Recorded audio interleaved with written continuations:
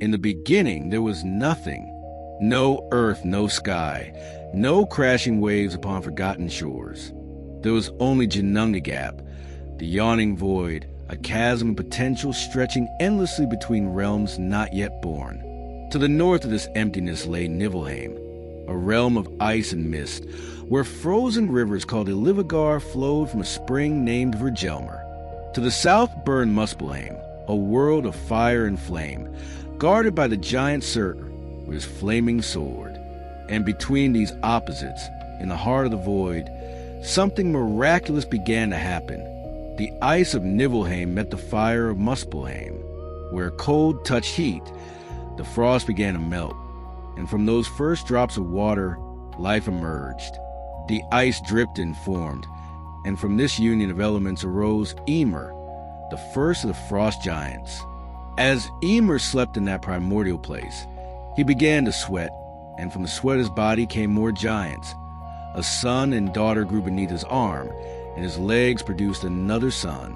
But Ymir was not alone in the melting ice. As the frost continued to thaw, it revealed Audhumla, the primeval cow, whose milk flowed in 4 rivers to nourish the giant. And as Audhumla licked the salty ice blocks for sustenance, something extraordinary happened. On the first day of licking, hair appeared in the ice. On the second day, a head emerged. And on the third day, a complete man stepped free. Buri, beautiful and strong, the first of the gods. Buri had a son named Bor, and Bor took as his wife Besla, a daughter of the giants. From this union came 3 brothers who would reshape all of existence: Odin, Vili, and Ve. Odin, Vili, and Ve, the world shapers. The 3 brothers looked upon the chaos of the void and the endless procreation of frost giants, and they knew something had to change. In an act that would echo through all the ages, they rose up against Ymir, the forefather of giants, and slew him.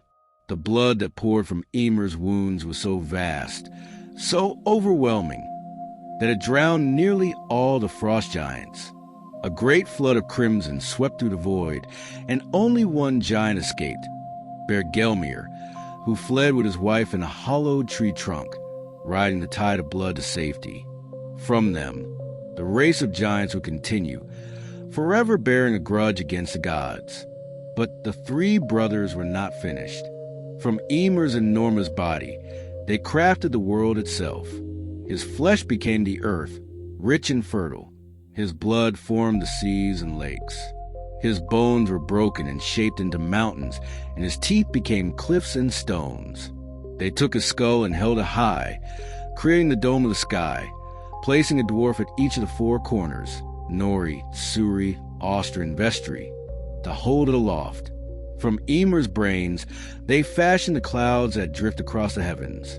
The brothers then took sparks from Muspelheim and flung them into the sky, creating the stars. They captured the brightest flames and set them on paths across the heavens. These became the sun and moon, forever chased by wolves through the sky, which is why they move so swiftly and never rest. One day, as the 3 brothers walked along the seashore of their newly formed world, they came upon 2 trees that had washed ashore, an ash and an elm. The brothers saw potential in these fallen trees and decided to grant them life. Odin breathed into them the gift of spirit and life itself. Vili gave them consciousness, understanding, and the ability to move. Ve granted them faces, speech, hearing, and sight. And thus were born Ask and Embla, the first man and woman, ancestors of all humanity. To protect these fragile humans from the chaos of giants, the brothers built a great fortress from Ymir's eyebrows, creating a stronghold they called Midgard, the Middle Earth, a realm for mortal kind. And for themselves high above, they constructed the golden halls of Asgard, connecting it to the human world by a shimmering rainbow bridge called Bifrost. Odin, the All-Father, seeker of wisdom of the 3 brothers, it was Odin who would become the All-Father, the chief of the gods. But Odin was never content with what he had. His hunger for knowledge and wisdom was insatiable, and he would sacrifice almost anything to obtain it. In the center of the cosmos stood Yggdrasil, the great world tree, an enormous ash whose branches stretched over all the 9 realms and whose roots delve into the deepest wells of existence. At the base of this tree lay 3 roots, each reaching to a different well. One reached to Asgard, where the Norns, the Weavers of Fate, watered it daily from the well of Urd. Another reached to Jotunheim, the realm of giants, where the well of Mimir resided. And it was to this well that Odin came on his first great quest for wisdom. Mimir was an ancient being of immense knowledge, and his well contained the waters of wisdom itself. Odin approached and asked for a single drink from the well, knowing it would grant him understanding of all things hidden. But Mimir's price was steep. "The well demands sacrifice," Mimir said, his voice like grinding stones. "Knowledge must be bought with pain." Without hesitation, Odin drew his knife and cut out his own eye, casting it into the well's depths. The pain was excruciating, but as Odin drank from the waters, knowledge flooded into him. Secrets of the past, glimpses of the future, understanding of magic and mysteries. From that day forward, Odin wore his missing eye as a badge of his dedication, often hiding beneath a wide-brimmed hat or hood. But even this sacrifice was not enough for the All-Father. Odin knew of runes, the magical symbols that held power over reality itself. But they existed beyond the reach of gods and mortals alike, hidden in the realm between life and death. To claim them, Odin would have to travel to that liminal space. For 9 days and 9 nights, Odin hung himself from a branch of Yggdrasil, pierced by his own spear Gungnir. He hung there, wounded and alone, forbidden by his own decree from receiving help. No food passed his lips, no water soothed his throat. He gazed downward into void, dying yet not dead, until finally, in his extremity, he saw them, the runes, glowing with inner power. With a great cry that shook the branches of the world tree, Odin grasped the runes and fell. He had won them through sacrifice, and now their power was his. He could carve them to bring love or death, to heal or to harm, to bind or to free. The runes became the greatest of mysteries, shared only with those Odin deemed worthy. There came a time when Odin desired to understand the magic of seer, a practice of divination and fate-weaving usually reserved for women and considered unmanly by most. But Odin cared nothing for these conventions. He traveled to the realm of Vanaheim to learn from Freya, the goddess of magic, love, and war. Freya taught him the ways of seer, how to journey between worlds in spirit form, how to see the strand of fate, and, in some small ways, alter them. Though other gods whispered that this magic was beneath the All-Father's dignity, Odin mastered it. For to him, wisdom was worth any price, any sacrifice, any shame. He would wander the world in disguise, wearing a cloak and his wide-brimmed hat, seeking knowledge in the halls of giants, the homes of dwarves, and the hearts of humans. Thor, thunder and protector, where Odin sought wisdom, his son Thor embodied strength. Born of Odin and Jr., the personification of the earth itself, Thor was the strongest of all the gods, a protector of both Asgard and Midgard, forever standing between the ordered world and the chaos of giants. Thor's most prized possession was his hammer Mjolnir, forged by the dwarf brothers Sindri and Brakr. This hammer, though its handle was slightly too short due to a mishap during its creation, could level mountains and always return to Thor's hand when thrown. He wore iron gloves to grasp its handle, and a belt called Megingr that doubled his already immense strength. The story of how Thor acquired Mjolnir involves Loki's mischief, as so many tales do. One night, while Thor slept, Loki crept into his chamber and cut off all the golden hair of Thor's wife, Sif. When Thor awoke and discovered the deed, his rage was terrible to behold. He seized Loki and would have broken every bone in his body had Loki not sworn to fix what he had done. Loki traveled to Svartalfheim, the realm of the dwarves, and convinced the sons of Ivaldi to forge new hair for Sif, hair of real gold that would grow like natural hair. While he was there, he also had them create Gungnir, Odin's spear that never missed its mark, and Skablanr, a ship that could be folded up and placed in a pocket. But Loki, ever the gambler, then approached the dwarf brothers Sindri and Brock, wagering his head that they couldn't make treasures as fine as those the sons of Ivaldi had created. The brothers accepted the challenge. While Sindri worked the bellows, he instructed Brock not to stop pumping no matter what. Loki, desperate to win his wager, transformed into a fly and stung Brock repeatedly. Despite the pain, Brock continued pumping. Though when Loki stung him on the eyelid during the final creation, he faltered for just a moment. The result was 3 incredible treasures: Gullinbursti, a golden boar that glowed in the dark; Draupnir, a ring that created 8 new gold rings every 9th night; and Mjolnir, the hammer, though Mjolnir's handle was shorter than intended due to that momentary lapse. The gods agreed it was still the finest treasure, for it would be their greatest weapon against the giants.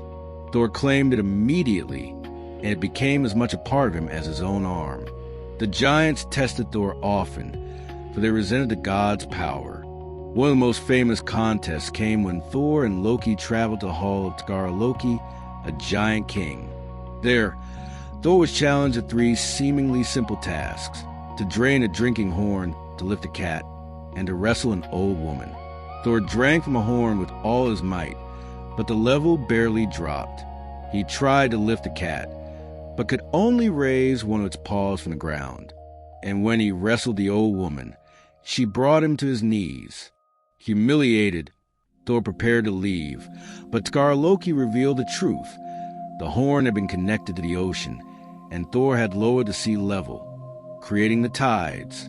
The cat was actually Jormungand, the world serpent that encircles Midgard, and Thor had nearly pulled it from the sea. And the old woman was old age itself, whom no one can defeat. What seemed like failure was actually a demonstration of Thor's immense power. But Thor would have his true confrontation with the world serpent. On another journey, Thor went fishing with the giant Hymir.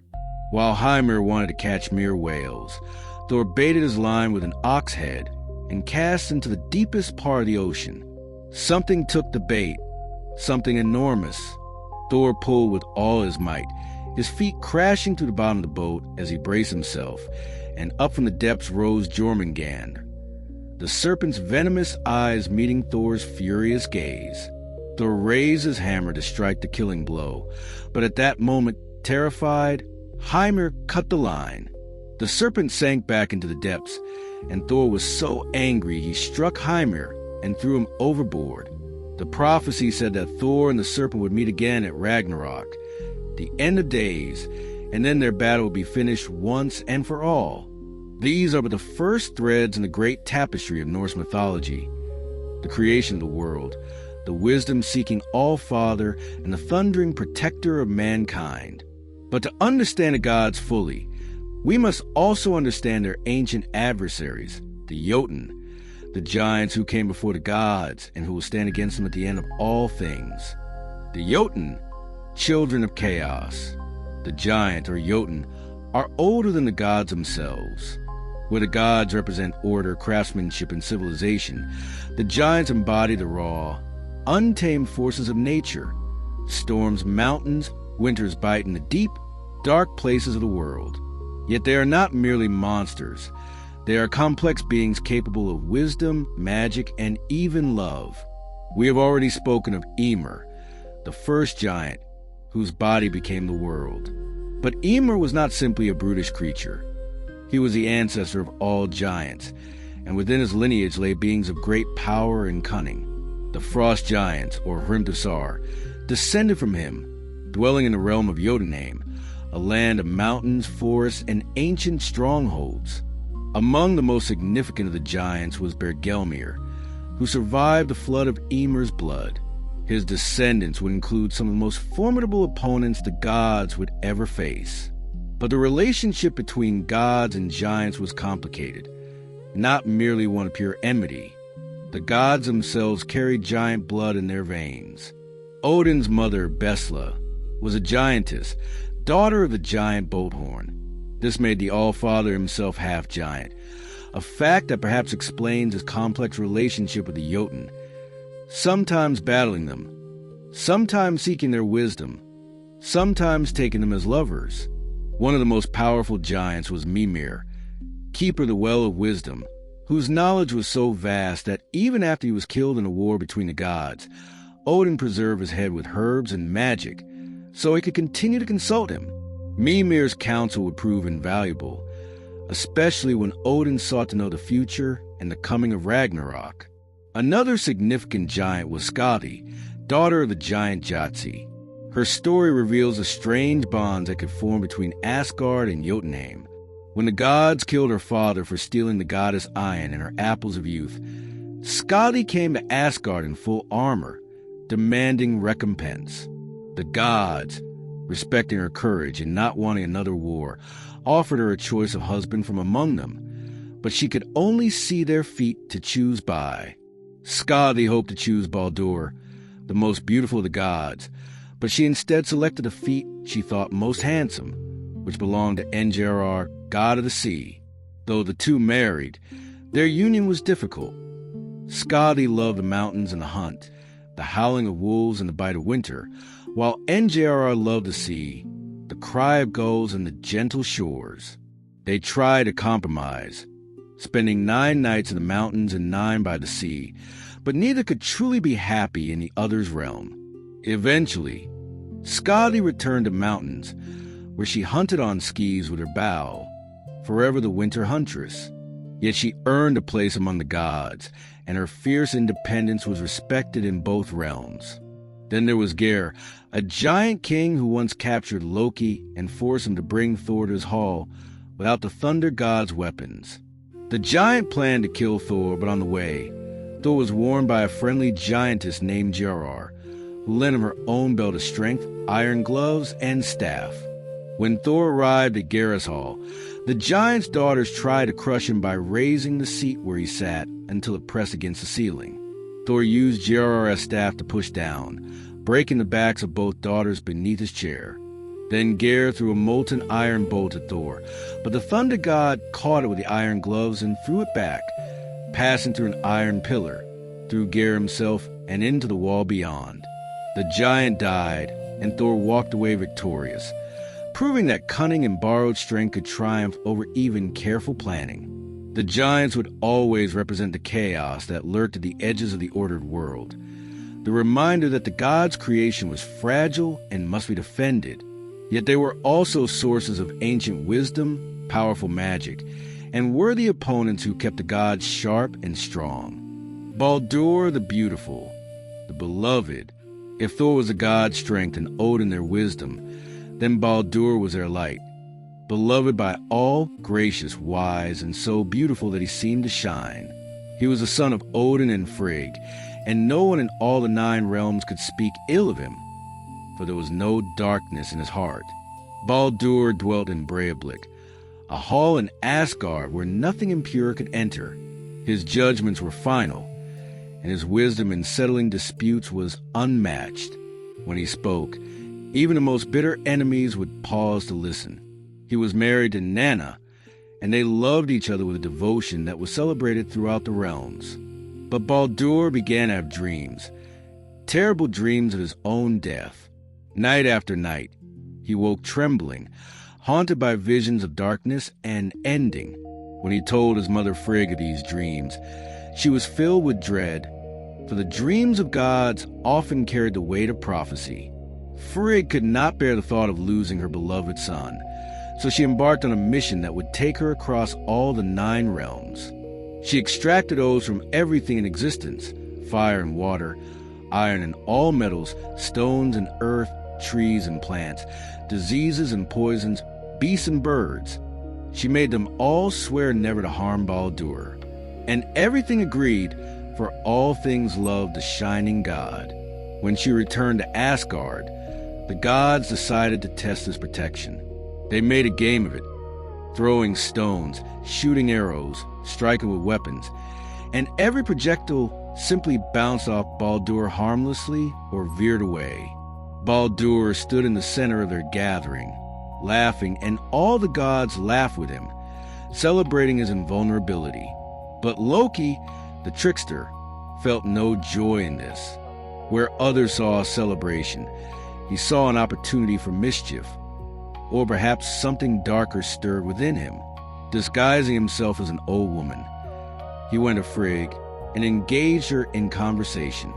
How wonderful that Baldur cannot be harmed, Loki said in his disguise. Did truly everything swear to protect him?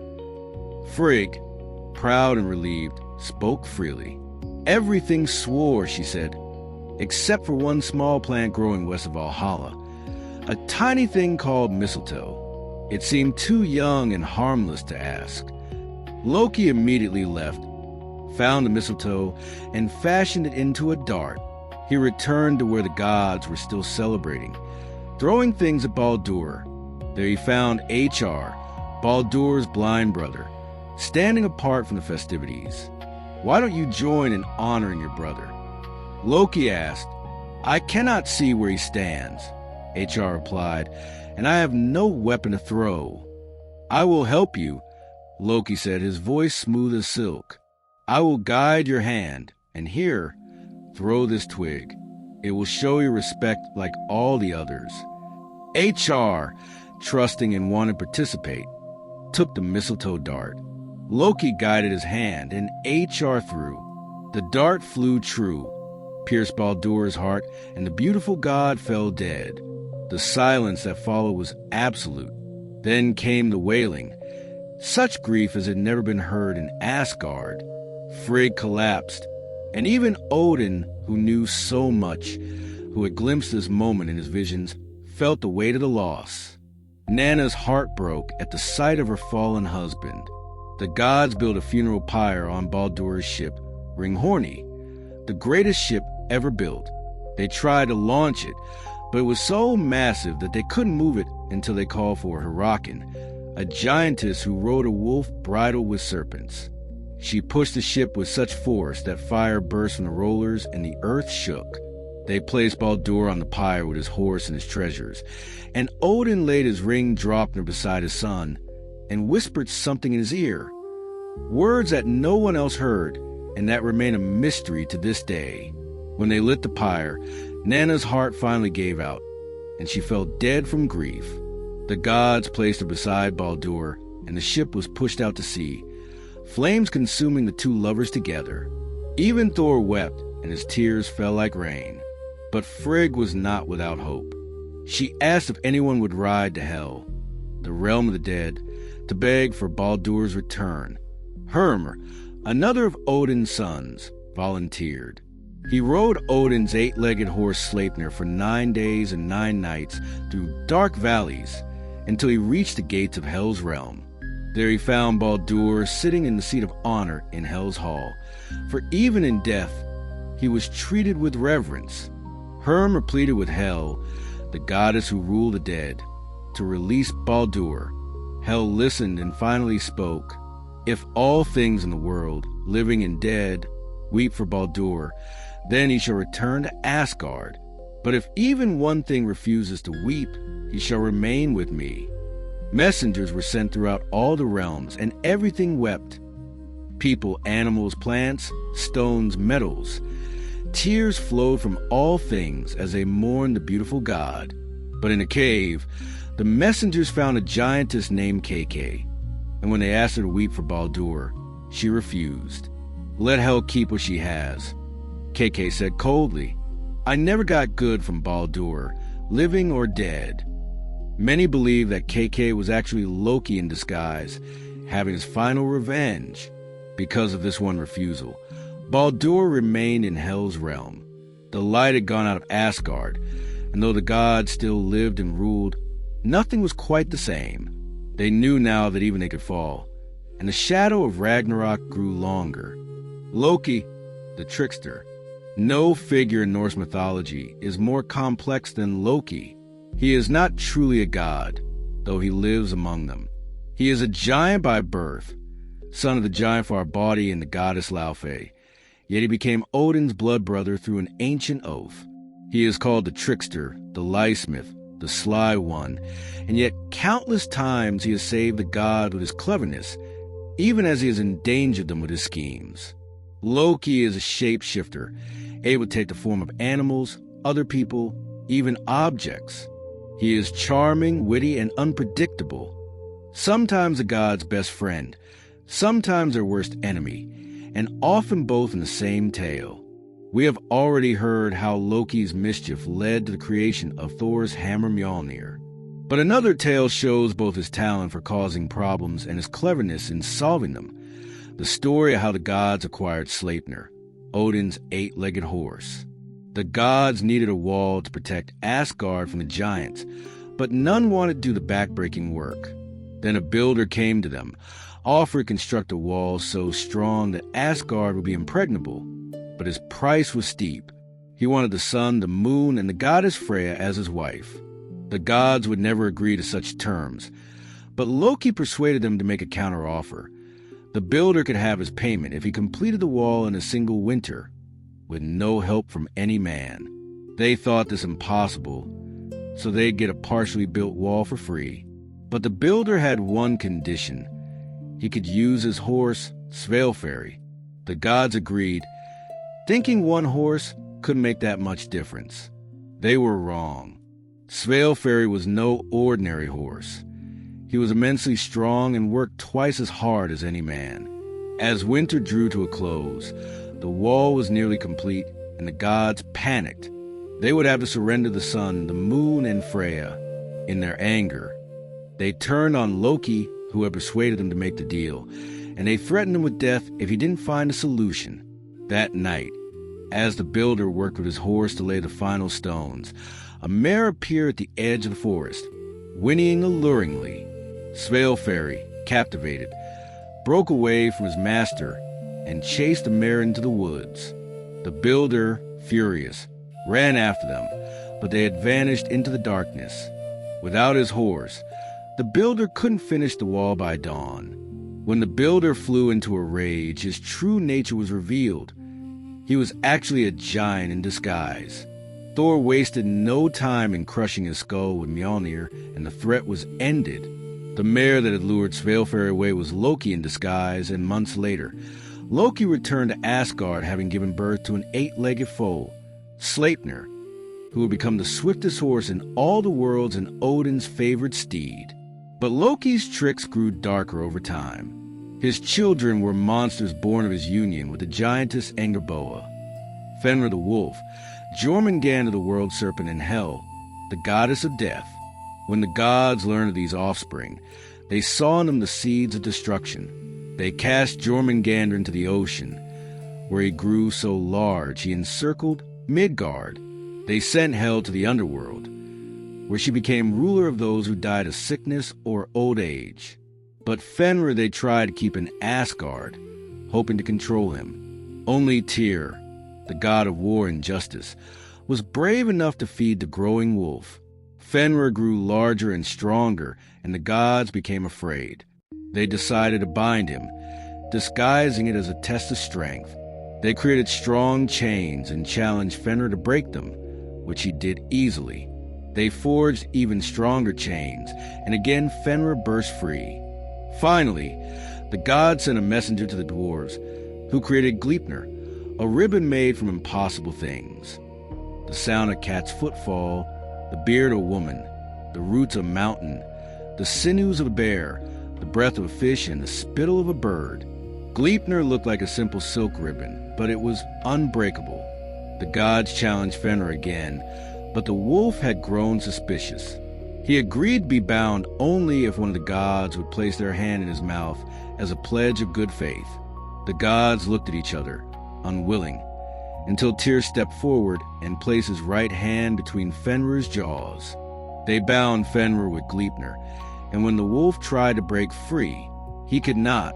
Realizing he had been tricked, Fenrir bit down, severing Tyr's hand at the wrist.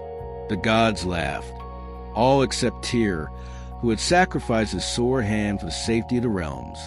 Fenrir was bound to a rock deep in the earth, and there he would remain until Ragnarok, when he would break free to devour Odin himself. After the death of Baldur, the gods finally had enough of Loki's treachery. They hunted him across the realms, and though he transformed himself into a salmon and hid in a waterfall, they caught him. They bound him to 3 rocks with the entrails of his own son Nari, which the gods turned to iron. Above his head, they placed a serpent that dripped burning venom onto his face. Loki's faithful wife Sigyn sits beside him even now, holding a bowl to catch the venom. But when the bowl fills and she must turn to empty it, the venom falls on Loki's face, and his writhing causes earthquakes throughout the world. There he will remain until Ragnarok, when all bonds will break, and Loki will sail with the giants and monsters against the gods in the final battle. Freya, goddess of love, war, and magic, among all the goddesses, none is more powerful or more complex than Freya. She is a goddess of love and beauty, fertility and passion, but also of war, death, and magic, a combination that speaks to Norse understanding that life and death, creation and destruction, are forever intertwined. Freya came to Asgard as part of a peace exchange after the war between the Aesir and the Vanir, 2 tribes of gods. She is Vanir by birth, sister to Freyr and daughter of Enjarar, and she brought with her knowledge of seer magic that would change the gods forever. Freya wears the Brisingmen, a necklace of such beauty that it seems to capture the light of stars. The story of how she acquired it shows her determination and the price she was willing to pay for what she desired.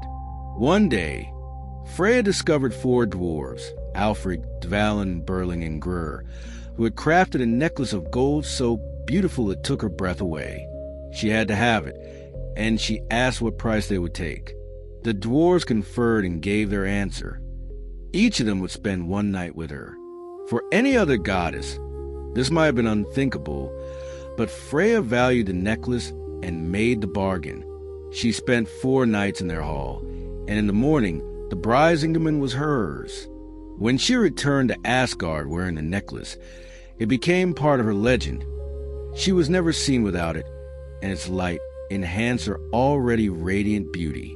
But Loki, ever the troublemaker, told Odin of how she had acquired it, and Odin demanded Loki steal it from her as punishment. Even Freya must sleep, and Loki transformed into a flea, slipped into her hall, and unclasped the necklace while she slept. When Freya discovered the theft, her rage was terrible. She confronted Odin, and eventually they came to an agreement. He would return the necklace if she would agree to cause strife between 2 mortal kings, creating a conflict that would never end. Freya agreed, for the Brisingmen was worth any price. But Freya is not merely a goddess of beauty and desire. She is also a goddess of battle, who rides to war and claims half of those who die in combat. While Odin takes half the slain to Valhalla, Freya brings her half to her hall Folkvanger.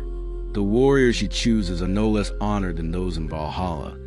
For Freya is as much a warrior goddess as Odin is a war god. She rides in a battle in a chariot pulled by 2 cats, or sometimes on her boar Hildisvini. And the sight of her strikes both fear and awe into the hearts of those who see her.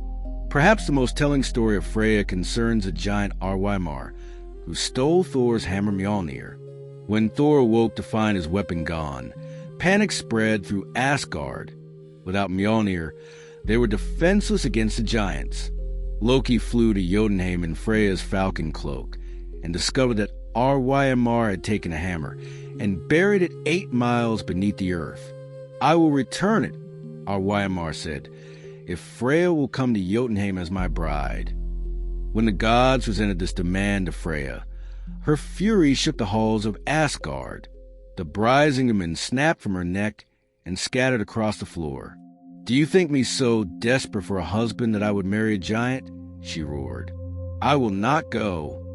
The gods held council, for without the hammer, Ragnarok might come sooner than prophesied. Finally, Heimdall suggested a plan. Thor would disguise himself as Freya and go to the wedding, and Loki would accompany him as a bridesmaid. Thor hated the plan, but saw no alternative. They dressed him in a bridal gown and veil, and hung the Brisingmen around his neck. When they arrived in Jotunheim, Arwaimar was delighted, though he was surprised when Freya ate an entire ox, 8 salmon, and 3 barrels of meat at the feast. Loki quickly explained that the bride had been so excited she hadn't eaten for 8 days. When Arwaimar lifted the veil to kiss his bride and saw Thor's fierce eyes glaring back, he recoiled, but Loki again made excuses about the bride's eager anticipation.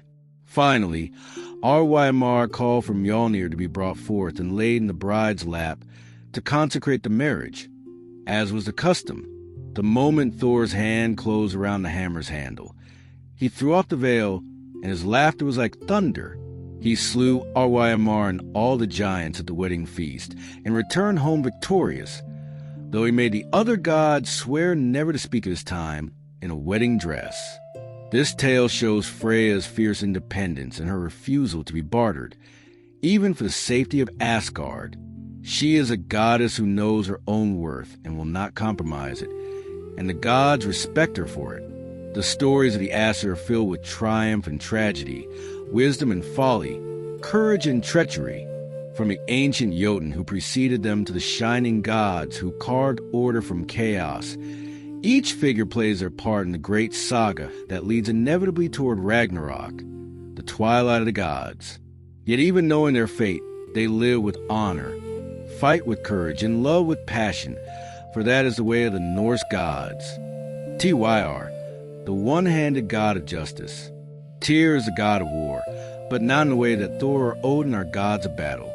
Where Thor represents the thunderous clash of combat and Odin the cunning strategy of warfare, Tyr embodies something more fundamental: justice, law, and the honor of keeping one's word even at terrible cost. He is the god that warriors invoke when swearing oaths, the divine witness to binding agreements, and the embodiment of the principle that some things are worth any sacrifice. In ancient times, before Odin rose to prominence, Tyr may have been the chief of the gods. His name shares roots with other sky father deities, Zeus, Jupiter, and in the oldest stories, he held a position of supreme authority. But as ages passed and Odin's wisdom and cunning proved more suited to a changing world, Tyr became instead the keeper of law and right conduct, the god whose word was absolute and whose judgment was final.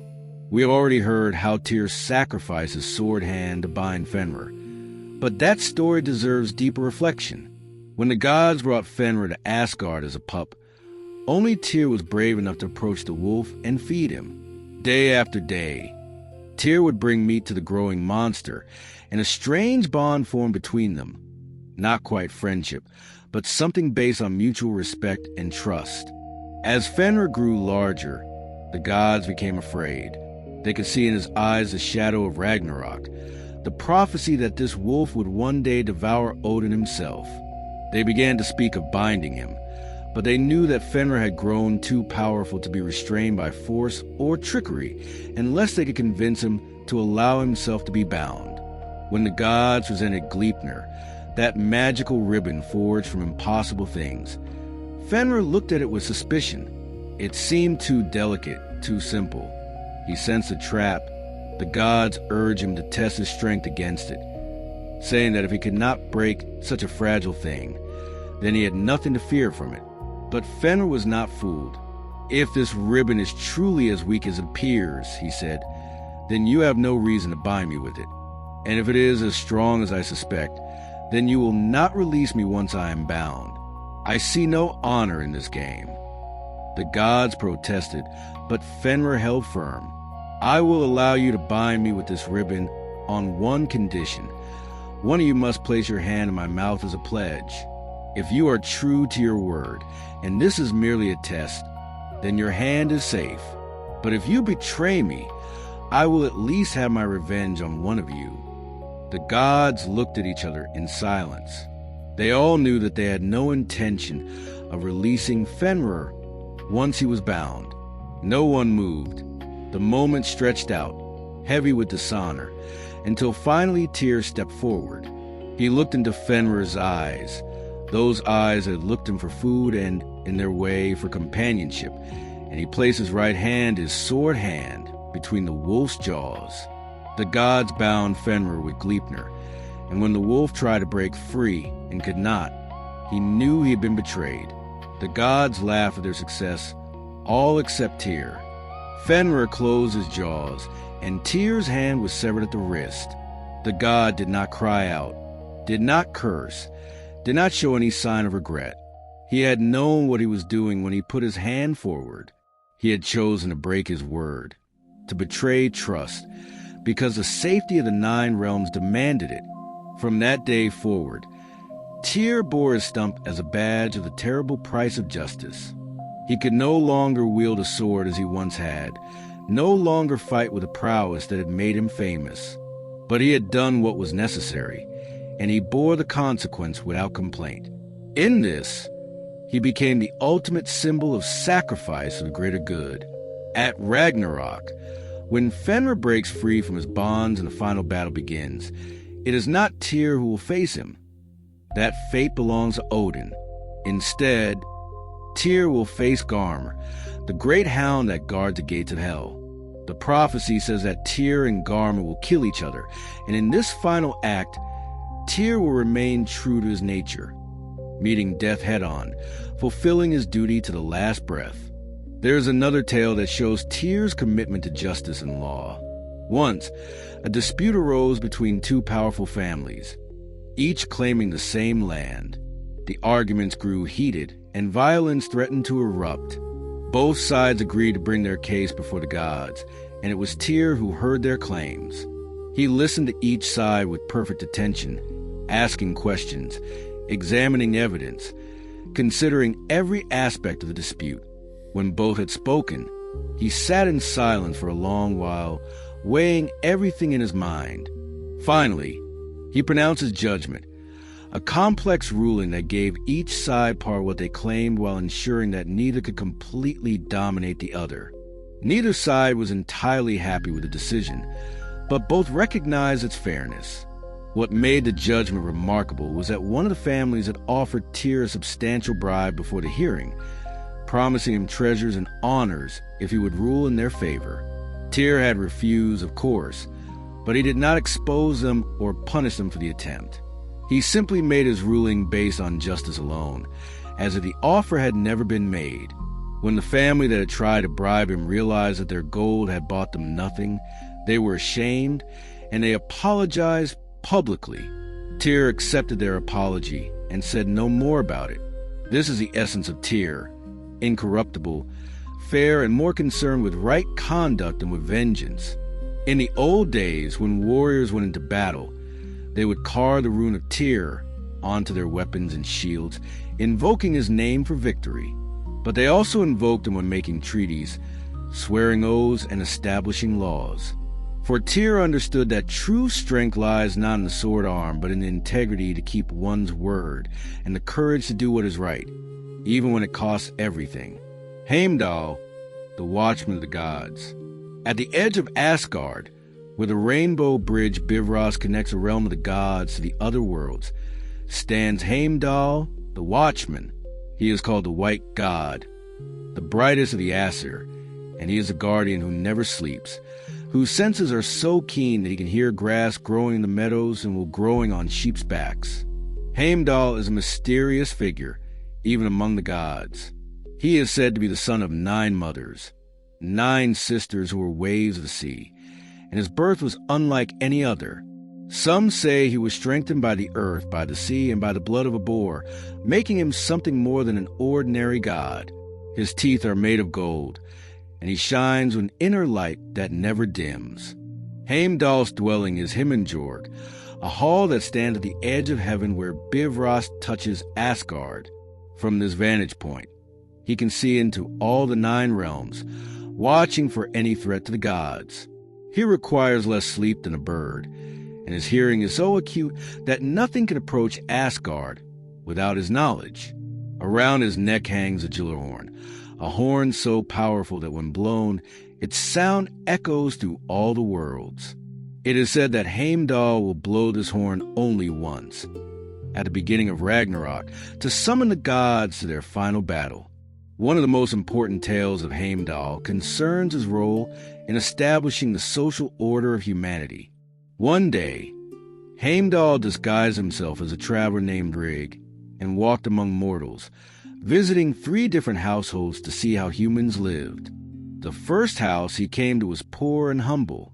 An elderly couple named Ai and Edda welcomed him in, offering him the simple food they had, coarse bread and broth.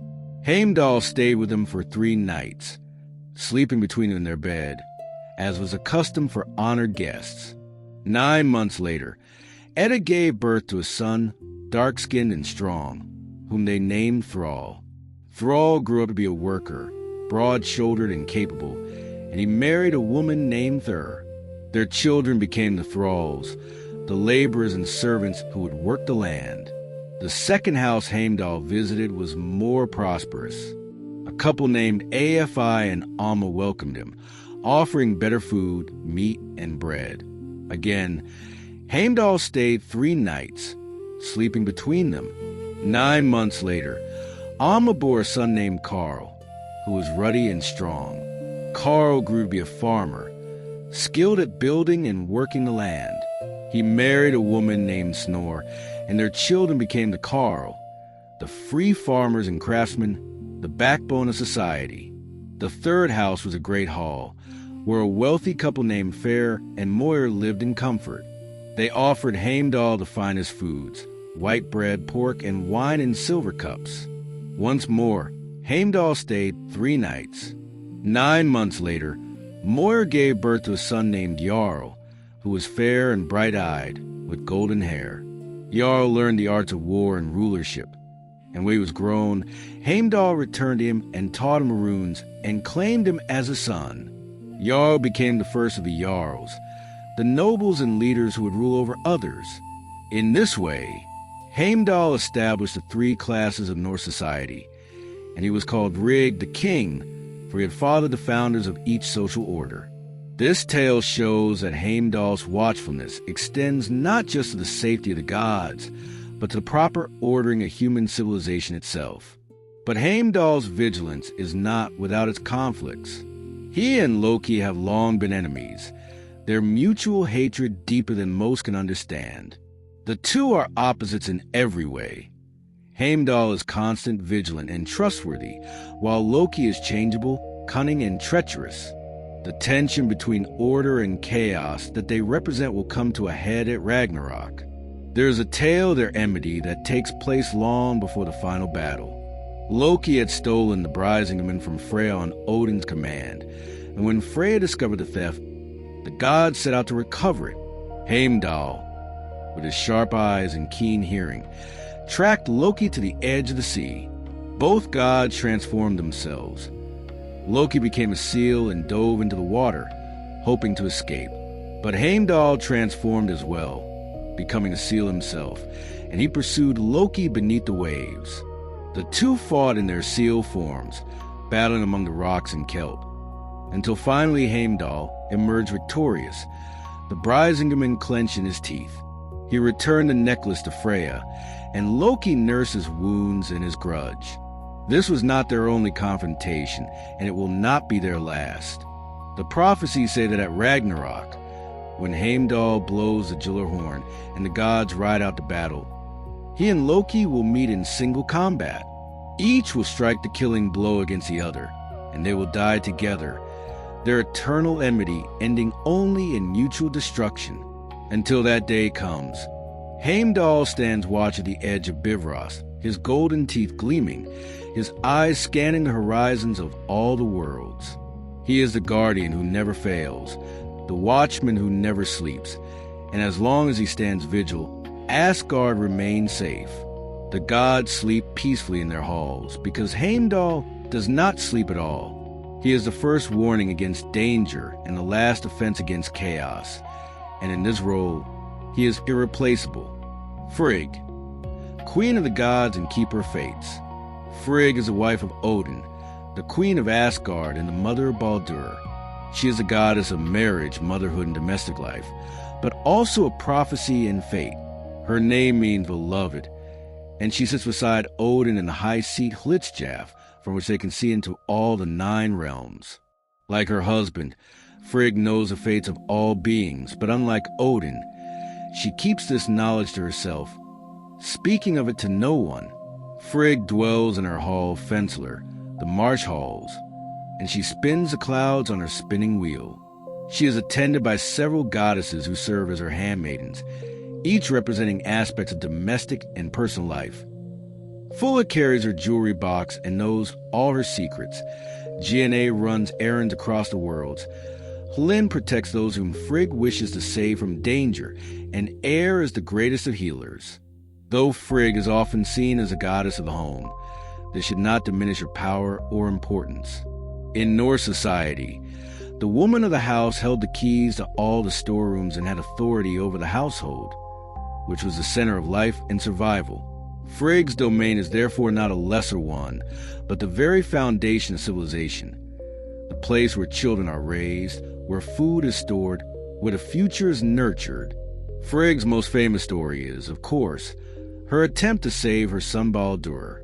When Baldur began having dreams of his death, Frigg's maternal instinct drove her to extraordinary lengths. She traveled throughout all the 9 realms, extracting oaths from everything in existence, every plant, animal, stone, and element, making them promise never to harm her beloved son. The care with which she did this shows the depth of her love. She did not simply command or threaten. She spoke to each thing personally, explaining her fear and asking for their help. And everything agreed, moved by her love and by their own affection for Baldur. Only the small mistletoe plant seemed too young and insignificant to bother with, a decision that would haunt her forever. When Baldur died despite her efforts, Frigg's grief was absolute. She had used all her power, traveled to the ends of existence, and still failed to save him. In her agony, she called for a volunteer to ride to Hell's realm and beg for Baldur's return. This shows another aspect of Frigg. Even in the depths of despair, she does not give up. She seeks solutions. She makes plans. She takes action. When Herm returned with Hell's condition that all things must weep for Baldur, Frigg again sent messengers throughout the realms. And again, almost everything complied. The stones wept, the trees wept, the metals wept. All things that she had once asked to spare Baldur now wept for his loss. But one giantess refused, and Baldur remained in Hell's realm. Whether that giantess was truly Loki in disguise, or whether she genuinely bore no love for Baldur, we cannot know. But Frigg's second attempt to save her son failed, and she had to accept what even the Queen of the Gods could not change.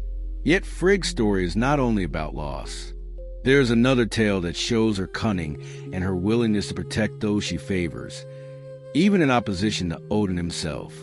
2 brothers, Agnar and Girith, were once lost at sea as children. They came ashore on an island where an old couple took them in. The old man favored Agnar, while the old woman favored Girith. These were, of course, Odin and Frigg in disguise, testing the boys. When spring came and the boys could return home, Odin and Frigg sent them off in a boat. But Frigg whispered to Girith, warning him that his father the king had died, and that if he wanted the throne, he should return quickly. Girith, heeding this advice, pushed his brother Agnar out of the boat and sailed home alone, becoming king. Agnar washed ashore and lived as a wanderer. Years later, Odin and Frigg were sitting in Hlidskjalf, looking out over the worlds. Odin boasted about Girith, now a great king, while mocking Agnar's misfortune. Frigg countered by suggesting that Girith was stingy with his hospitality, a grave fault among the Norse. Odin, stung by this criticism of his favored mortal, made a wager with Frigg. Odin disguised himself and went to Girith's hall to test his hospitality. But Frigg sent her handmaiden Fulla ahead with a message for the king, warning him that a dangerous sorcerer would soon arrive, and suggesting he could be identified by the fact that even the fiercest dogs would not attack him. When Odin arrived and the dogs indeed did not attack him, Girith had him seized and placed between 2 fires, torturing him for 8 nights without food or water. Only Agnar, who had survived and now served in his brother's hall unrecognized, took pity on the old man and brought him a horn of ale. Odin then revealed himself and condemned Gareth for his lack of hospitality. In his shock and shame, Gareth stumbled and fell on his own sword. Dying dishonorably, Agnar became king in his place. This story reveals that Frigg is not merely Odin's wife, but is equal in cunning and power. She can scheme as well as he can, manipulate events to her desired outcome, and even defeat the All-Father in their contests.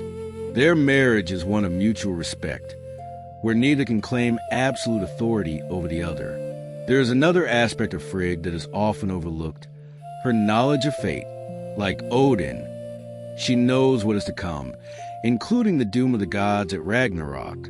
But where Odin seeks constantly to delay or alter fate, gathering warriors in Valhalla and seeking wisdom that might change the outcome, Frigg simply knows and accepts. She does not speak of what she knows, but she carries it within her, a quiet burden that she bears with dignity. This acceptance does not mean passivity.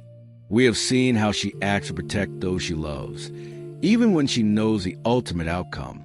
Perhaps this is Frigg's greatest wisdom: to know the future, to understand that some things cannot be changed, and yet still to love fiercely, still to fight for those moments of grace and beauty that can be preserved, still to spin the threads and tend the hearth, because that is what gives meaning to existence. At Ragnarok, when the final battle comes and the world burns, Frigg will lose not only her beloved son Baldur, who is already gone, but also her husband Odin, devoured by Fenrir. Yet the prophecies say that after Ragnarok, when a new world rises from the ashes and Baldur returns from hell to help rule it, perhaps Frigg too will be there, having endured even the ending of all things, still spinning her threads, still tending her hall, still providing the foundation upon which the new world can be built. These three gods, Tyr with his unwavering justice, Heimdall with his eternal vigilance, and Frigg with her quiet strength, represent virtues that sustain the Norse people through harsh winters and uncertain times.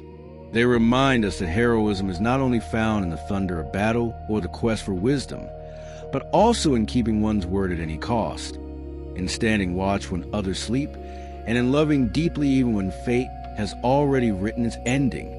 Yet the Norse understood that the cosmos contains more than the shining halls of Asgard and the heroic deeds of the Aesir. There are darker realms, colder truths, and gods who dwell in the spaces between light and shadow, life and death, summer and the endless winter. Hel, goddess of the dead, in the darkest reaches of Niflheim, in a realm that bears her name, dwells Hel, the goddess of death and keeper of those who die of sickness or old age. She is the daughter of Loki and the giantess Angerboa, sister to Fenrir the wolf and Jormungandr the world serpent.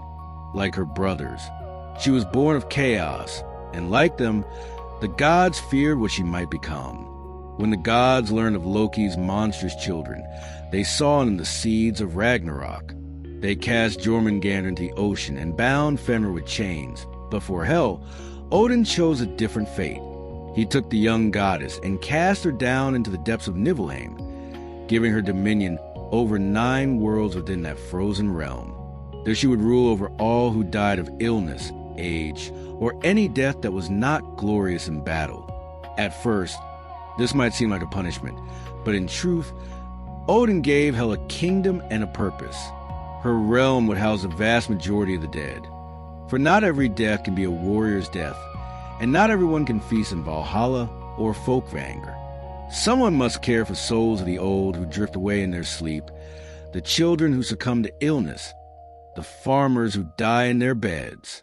And so Hel became the queen of the quiet dead, the keeper of those whose endings were gentle or sad rather than glorious.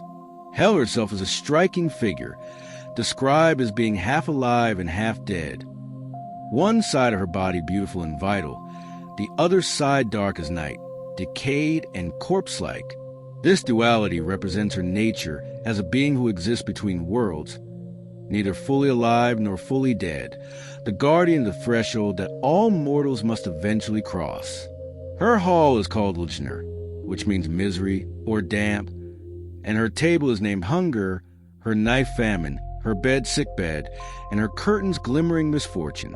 These grim names speak to the suffering that often accompanies the end of life, but they also reveal a deeper truth.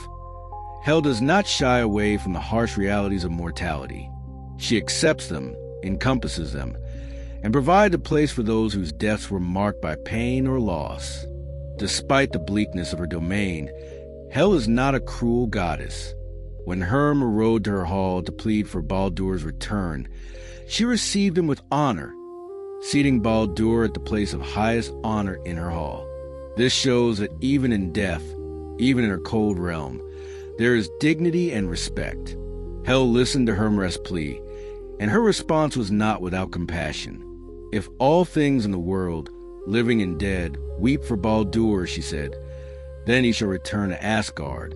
But if even one thing refuses to weep, he shall remain with me. This was not an impossible condition.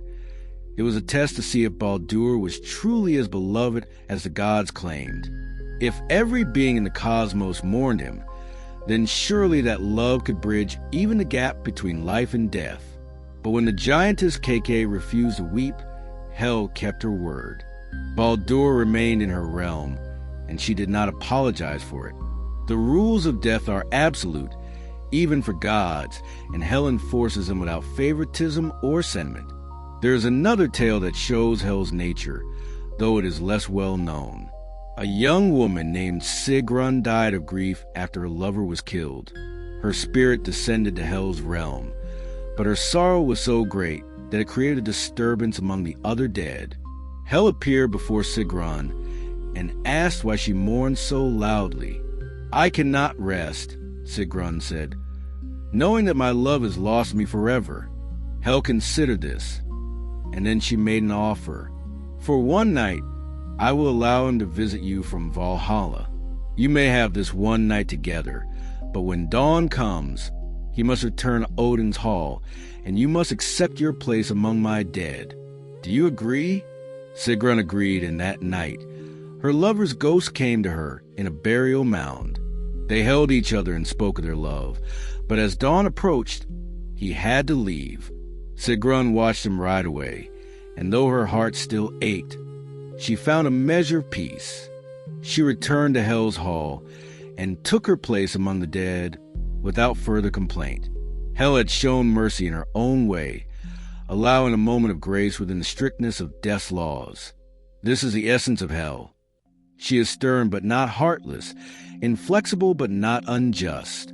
She understands that death is a necessary part of existence, that all living things must eventually come to her realm, and she accepts this responsibility without seeking to make it crueler than it needs to be.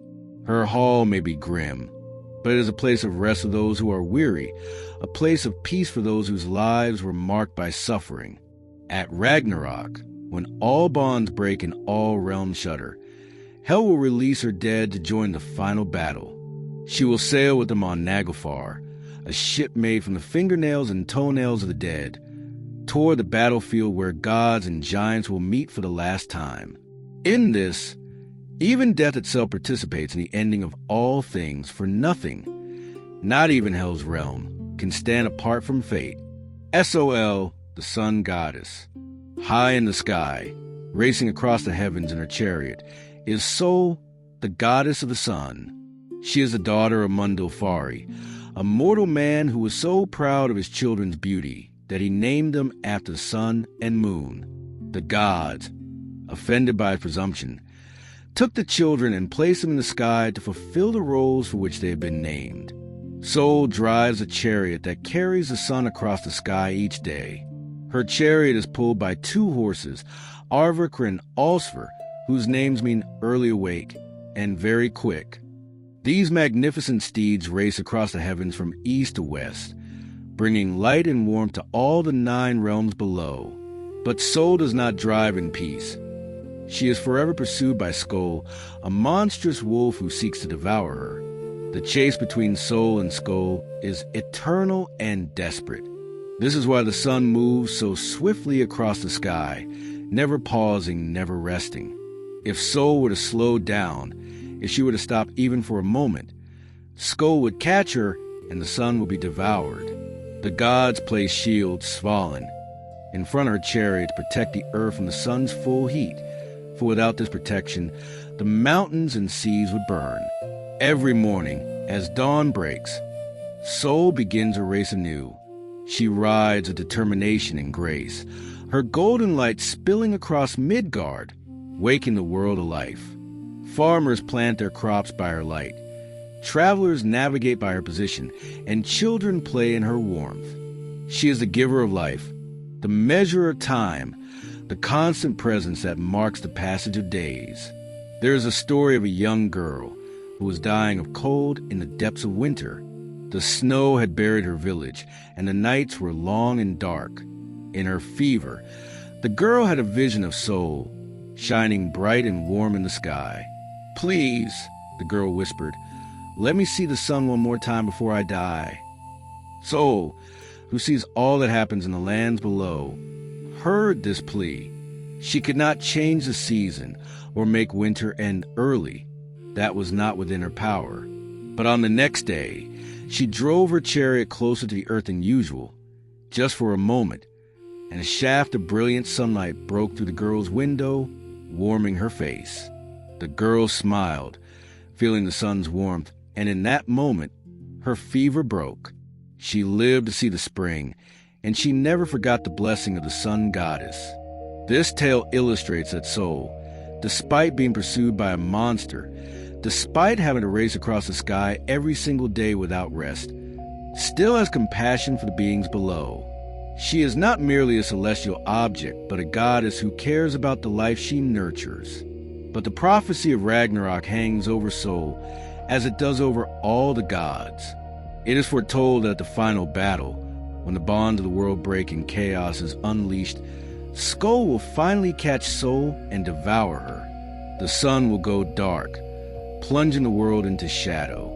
This is one of the signs that Ragnarok has truly begun, when the sun that has raced across the sky since the beginning of time is finally caught and consumed. Yet even in this dark prophecy, there is hope. Before Skoll devours Sol, she will give birth to a daughter, a new son, as bright and beautiful as herself. When the world is reborn after Ragnarok, when the fires have cooled and the floods have receded, this daughter will take her mother's place in the sky. She will drive her chariot across the heavens just as her mother did, bringing light to the new world, ensuring that even after the end of all things, the sun will rise again. This is Sol's legacy, not just her daily journey across the sky, but the promise that light will always return, that darkness is never permanent, that even when devoured by wolves and consumed by the ending of the world, the sun's daughter will rise. In this way, Sol represents not just a physical sun, but the principle of renewal, the eternal return of light after darkness, hope after despair. Ullr, god of winter, hunting and duels. In the deep forests and snowy mountains of the north, where winter reigns for much of the year, dwells Ullr, a god often overlooked in the grand tales of Asgard, but deeply revered by those who hunt, ski, and survive in harsh conditions. He is the son of Sif and the stepson of Thor, a quiet god who speaks little, but whose skills are unmatched. Ullr is the master of the bow, the greatest archer among gods and mortals alike. His arrows never miss their mark, whether he is hunting elk in the forest or defending against threats to Asgard. He is also the god of skiing and ice skating, moving across the frozen landscape with grace and speed that makes him seem to fly over the snow. In ancient times, warriors would invoke Ullr's name before duels, asking for his blessing of accuracy and skill. Ullr lives in Idalir, the Valley of Yews, trees prized for making the finest bows. His hall is simple and practical, built for function rather than display, much like Ullr himself. He is not a god of grand speeches or dramatic gestures. He is a god of action, of quiet competence, of skills honed through practice and discipline. There's a tale of how Ullr once rescued a village trapped by an avalanche. The snow had buried their homes in the deep of winter, and the survivors huddled together, facing starvation. They prayed to the gods for deliverance, but Asgard seemed far away and no help came. Then one morning, they saw a figure skiing down from the mountain peaks, a man moving with impossible speed and grace, barely touching the snow. It was Ullr. He had heard their prayers and come to help. He taught the villagers how to make skis from the wood of nearby trees, how to move across the snow without sinking, how to hunt the winter animals that could sustain them. He showed them which plants could be eaten even in winter, how to read the signs of coming storms, how to survive when the world was frozen and harsh. For 3 weeks, Ullr stayed with the villagers, teaching them the skills of winter survival. When he finally left, skiing back up into the mountains from which he had come, the villagers had everything they needed to survive until spring. They built a shrine to him, and from that day forward, their descendants were known as the finest hunters and skiers in all the North. This story reveals Ullr's nature. He is a god of practical wisdom, of skills that keep people alive in difficult conditions. Where Thor might smash through obstacles with his hammer, and Odin might solve problems with cunning or magic, Ullr teaches people to rely on themselves, to develop the competence and discipline needed to face challenges head-on.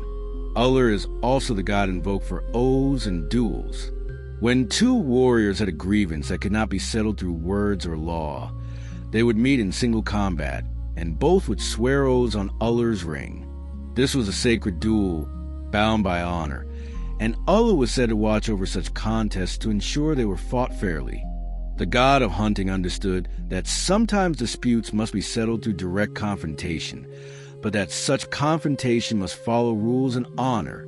There is a curious legend that once, when Odin was away on one of his long journeys, Ullr temporarily ruled as king of Asgard. The prose Edda mentions this briefly, saying that Odin was gone for so long that the other gods needed someone to lead, and they chose Ullr. He ruled well and fairly, maintaining order without drama or conflict, and when Odin returned, Ullr simply stepped aside and returned to his hall in the mountains without complaint or resentment. This brief reign tells us much about Ullr's character. He was capable of leadership when needed, but he did not seek power for its own sake. He did what was necessary, did it well, and then returned to the life he preferred. The quiet life of the hunter, the skier, the archer. He is content with his role, secure in his abilities, needing neither recognition nor praise. At Ragnarok, the sagas do not speak much of Ullr's role, which is fitting for a god who prefers action to words. But it is said that when the final battle comes, Ullr will be there with his bow, his arrows flying true, defending Asgard alongside his stepfather Thor and the other gods. And if anyone can strike accurately in the chaos of the final battle, it is Ullr, whose arrows have never missed their mark. In a way, Ullr represents the everyday heroism that sustained the Norse people. Not the dramatic battles or grand quests, but the quiet competence of survival, the ability to hunt in deep snow, to ski across frozen landscapes, to provide for family in the harshest conditions, to settle disputes with honor, to lead when necessary without seeking glory. These are the virtues Ullr embodies, and they are no less important than the thunder of Thor or the wisdom of Odin. These three figures, Hel with her acceptance of mortality, Sol with her eternal journey and promise of renewal, and Ullr with his quiet mastery of winter's challenges, remind us that the Norse cosmos is vast and varied. Not all gods dwell in golden halls or seek glory in battle. Some rule over necessary sorrows, some race eternally across the sky, and some simply master the skills needed to survive and thrive in a harsh world. Yet there are still more gods whose stories must be told. The Vanir who came to Asgard as hostages and became honored members of the Aesir, the gods of sea and fertility, of poetry and inspiration, and others whose presence shapes the 9 realms in ways both subtle and profound. Freyr, god of fertility and abundance. Freyr is the brother of Freya and the son of Indrar, one of the Vanir gods who came to Asgard after the war between the 2 tribes of deities. He is a god of fertility, prosperity, and peace, the one who brings good harvests, abundant crops, and fair weather. Whereas Sister Freya rules over love and war in equal measure, Freyr is associated with the gentle rain and sunshine that make things grow, with the virility of animals and the fruitfulness of the earth. Freyr is said to be the most beautiful of the gods, and he possesses several wondrous treasures.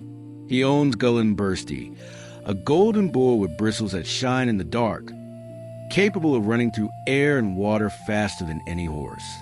He also possesses Splenir, the finest ship ever made, which always has a favorable wind and can be folded up small enough to fit in a pocket. Most importantly, he once owned a sword that fought by itself, a weapon that would fly through the air and strike down his enemies without him even needing to wield it. But Freyr's most famous story is a tale of love and longing, and it cost him dearly. One day, Freyr climbed into Odin's high seat Hlitskjaf, though he knew he was forbidden to sit there. From that vantage point, one can see into all the 9 realms, and as Freyr looked out across the worlds, his gaze fell upon Jotunheim, the land of giants. There he saw a beautiful maiden walking toward a great hall. When she lifted her arms to open the hall's doors, a light shone from her arms and hands so bright that it illuminated both the sky and sea. Her name was Geir, daughter of the giant Ymir, and in that moment, Freyr fell hopelessly, desperately in love with her. But his love brought him no joy, only anguish. He returned from the high seat and fell into such a deep melancholy that he would not speak, would not eat, would not sleep. He simply sat in silence, pining for a woman he had only glimpsed once, a giantess he could never have. His father, Njrr, grew worried and sent Freyr's servant Skirnir to discover what troubled his master. When Skirnir finally coaxed the truth from Freyr, he offered to travel to Jotunheim as a messenger to woo Geir on his master's behalf. But Skirnir asked for 2 things in payment: Freyr's horse that could ride through magic fire, and Freyr's sword that fought by itself. Freyr, mad with love, agreed without hesitation. He gave away his greatest weapon, the sword that could have protected him at Ragnarok, for the mere chance that Geir might agree to meet him. Skirnir rode to Jotunheim, and there he found Geir in her father's hall. He offered her 11 golden apples and Odin's ring Draupnir if she would consent to meet Freyr. Geir refused. She wanted nothing from the gods. Skirnir then threatened her with Freyr's wrath and the anger of all the gods. Still Geir refused, unafraid. Finally, Skirnir resorted to the darkest magic. He carved runes of curse and torment, threatening Geir with loneliness, with a life of isolation and misery, with being forever denied love and companionship unless she agreed. These curses were so terrible, so binding, that Geir finally relented. She agreed to meet Freyr in 9 nights' time in a grove called Bari. When Skirnir returned with this news, Freyr was overjoyed, but then he realized he would have to wait 9 nights, and he lamented. Long is 1 night, long are 2 nights, but how can I endure 3? Often a month has seemed less to me than half of this time of longing. But the 9 nights passed, and Freyr met Geir in the grove. What words they spoke, what promises they made, the sagas do not say. But Geir became his wife, and by all accounts, they were happy together. Yet the cost of this happiness was steep. Freyr had given away his sword, and at Ragnarok, when he faces a fire giant Surtr, he will have no weapon. The prophecy says that Freyr will fight bravely with a stag's antler, but without his magical sword, he will fall to Surtr's flaming blade. This is a tragedy of Freyr. He sacrificed his future for love, gave up his safety at the end of the world for a few years of happiness with Geir. Some might call this foolish, but others see into the very essence of what it means to choose love over survival, to embrace the moment rather than hoard one's power for a distant catastrophe. Freyr chose to live fully in the present. Consequences be damned, and there is a certain nobility in that choice. There is another tale that shows Freyr's generous nature. Once, during a harsh winter, a farming community was on the verge of starvation. Their crops had failed, their animals were thin, and they had nothing left to plant for the next year. They built an altar to Freyr and made offerings, praying for his help. Freyr heard their prayers and appeared to the village chief in a dream. "I cannot change what has already happened," Freyr said, "but I can give you a chance. Plant these seeds I leave for you, and I promise you will have a harvest unlike any you have known." When the chief awoke, he found a pouch of seeds beside his bed, seeds of a golden grain he had never seen before. The villagers planted them despite their doubts, and to their amazement, the seeds grew quickly even in the poor soil. By summer's end, they had a harvest so abundant that they could feed themselves through the winter and still have enough to trade with neighboring villages. They honored Freyr ever after, and that golden grain became one of their staple crops. This story illustrates that Freyr's power is not merely about fertility in the abstract, but about practical abundance, about ensuring that people have enough to eat and prosper. He is a god who cares about the daily welfare of mortals, who responds to genuine need with genuine help. Freyr also owns a dwelling called Alfheim, the realm of the Light Elves, which was given him as a tooth gift when he was young, a present given to a child when they cut their first tooth. This connection to the elves, beings of light and magic and natural beauty, reinforces Freyr's association with the life-giving forces of nature and the gentle, growing magic of the earth. Njord, god of the sea and winds. Engerar is the father of Freyr and Freya, one of the Vanir gods who came to live in Asgard after the war between the Aesir and Vanir. He is the god of the sea, of ships and sailing, of fishermen and coastal prosperity. Where Aegir represents the raw power of the ocean, its storms and depths, Engerar represents the sea as a source of wealth and sustenance, the provider of fish and safe passage for traders.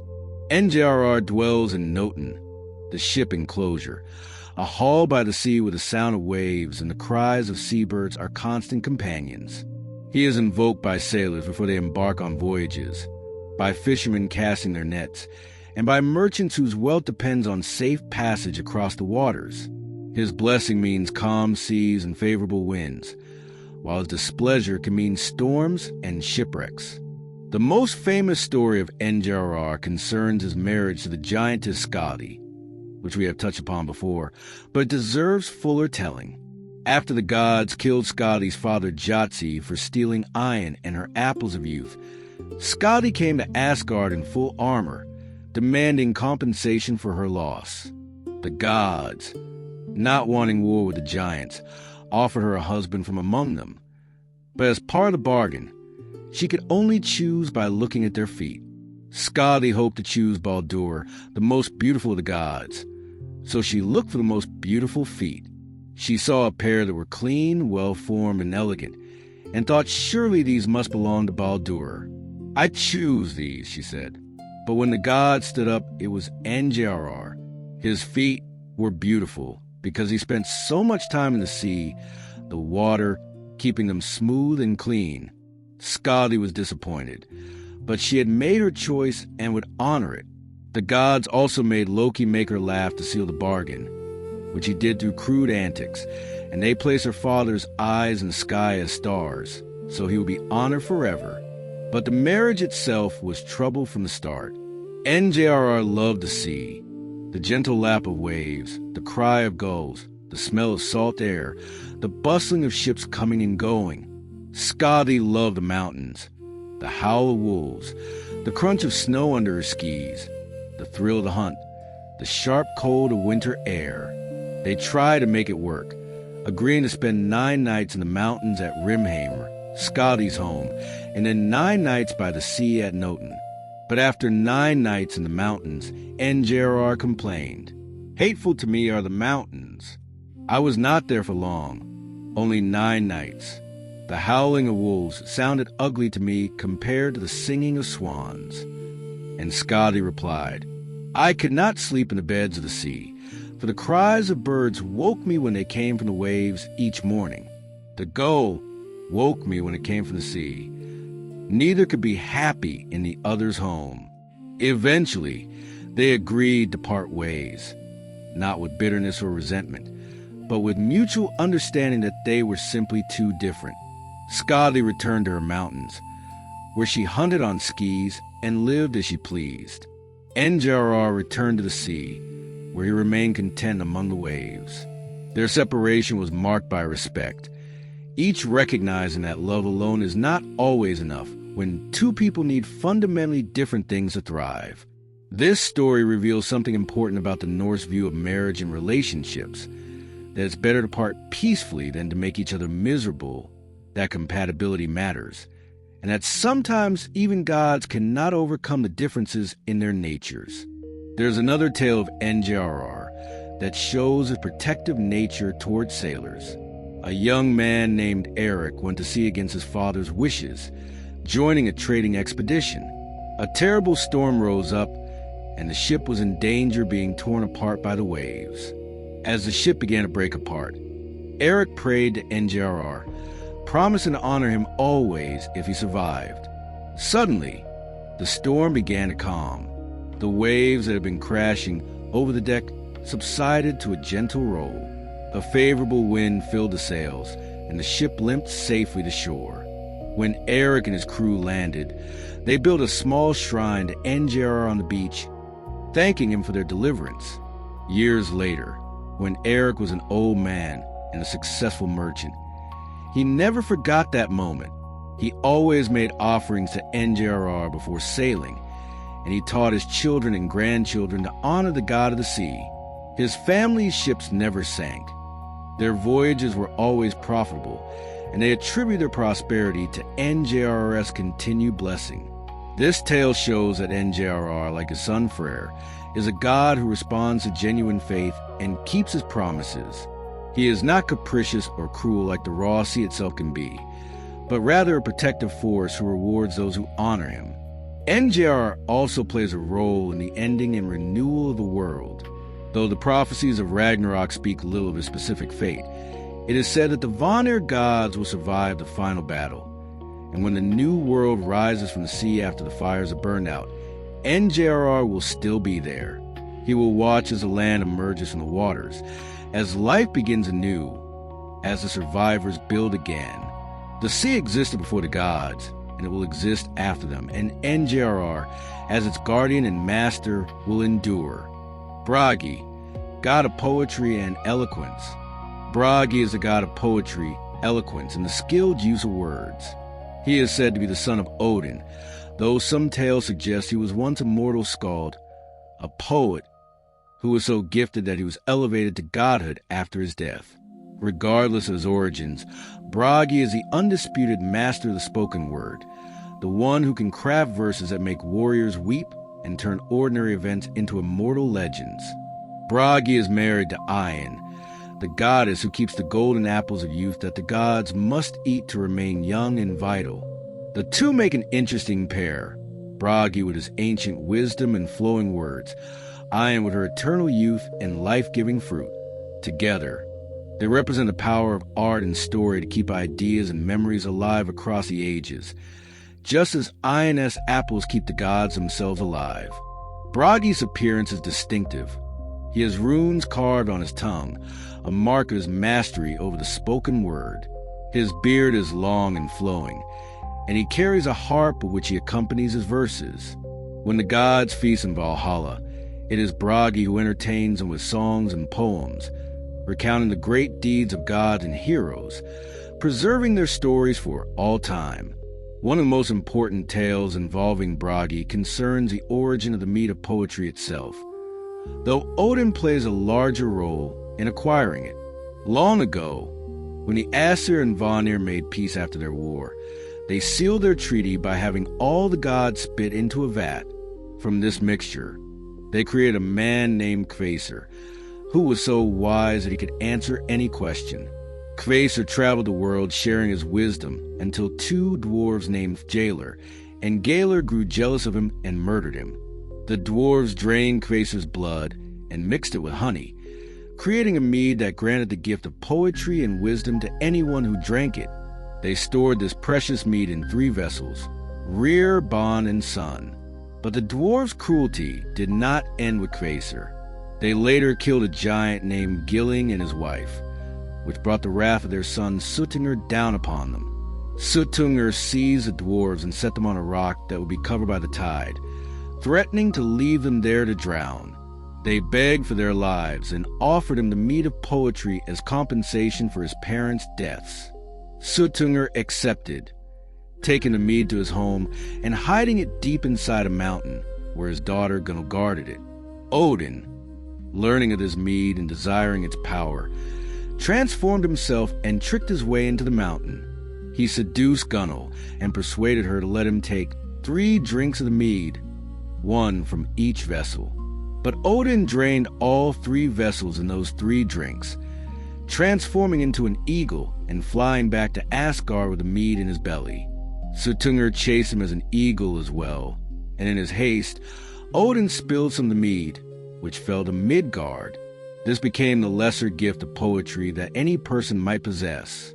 But the mead he brought safely to Asgard he spat into vessels there, and this became the true mead of poetry, the source of the greatest skald's inspiration. Bragi, as the god of poetry, is the keeper and dispenser of this mead among the gods. When a new warrior arrives in Valhalla, it is Bragi who greets them with a horn of mead and asks them to share the story of their greatest deeds. In this way, Bragi ensures that the honored dead are properly welcomed and that their stories are remembered. But Bragi is not merely a storyteller and entertainer. Words have power in the Norse world, and Bragi understands this better than anyone. There's a tale of how Bragi once used his poetry to end a conflict that threatened to erupt into violence. 2 chieftains had a dispute over land that was escalating toward bloodshed. Both sides were gathering warriors, and it seemed inevitable that many would die. But before the battle could begin, Bragi appeared at the boundary between their lands. He sat on a stone and began to play his harp and sing. His song was not about the dispute or the land. Instead, he sang of the families of both chieftains, of their ancestors who had been friends, of the times they had fought together against common enemies, of the marriages that had united their bloodlines, of the children who carried a heritage of both families. He sang of the waste of war, of the grief of widows and orphans, of the hollowness of victory when it comes at the cost of kinsmen's blood. As Bragi sang, the warriors on both sides lowered their weapons. They remembered the connections he spoke of, the shared history, the bonds that had once united their peoples. By the time his song ended, both chieftains were weeping. They met in the middle ground and resolved their dispute through negotiation rather than violence, dividing the land fairly between them. Bragi simply nodded, picked up his harp, and walked away, his work complete. This story shows that Bragi's power is not merely entertainment but transformation. He can change hearts and minds with his words, can make people see truth they have forgotten, can turn enemies into friends through the power of story and song. At Ragnarok, the sagas do not speak of Bragi's fate in the final battle. Some believe he will fall defending Asgard, while others think he will survive with the other gods who endure. But perhaps Bragi's true immortality lies not in whether his body survives, but in the fact that as long as anyone tells stories, as long as poets craft verses, as long as words have the power to move hearts and preserve memory, Bragi's influence will continue. He is the god not just of his own time, but of all times. For the power of poetry does not die when the poet dies. It lives on in every retelling, every verse, every story passed from one generation to the next. Idun, keeper of youth. Idun is the goddess who tends the golden apples that keep the gods young and vital.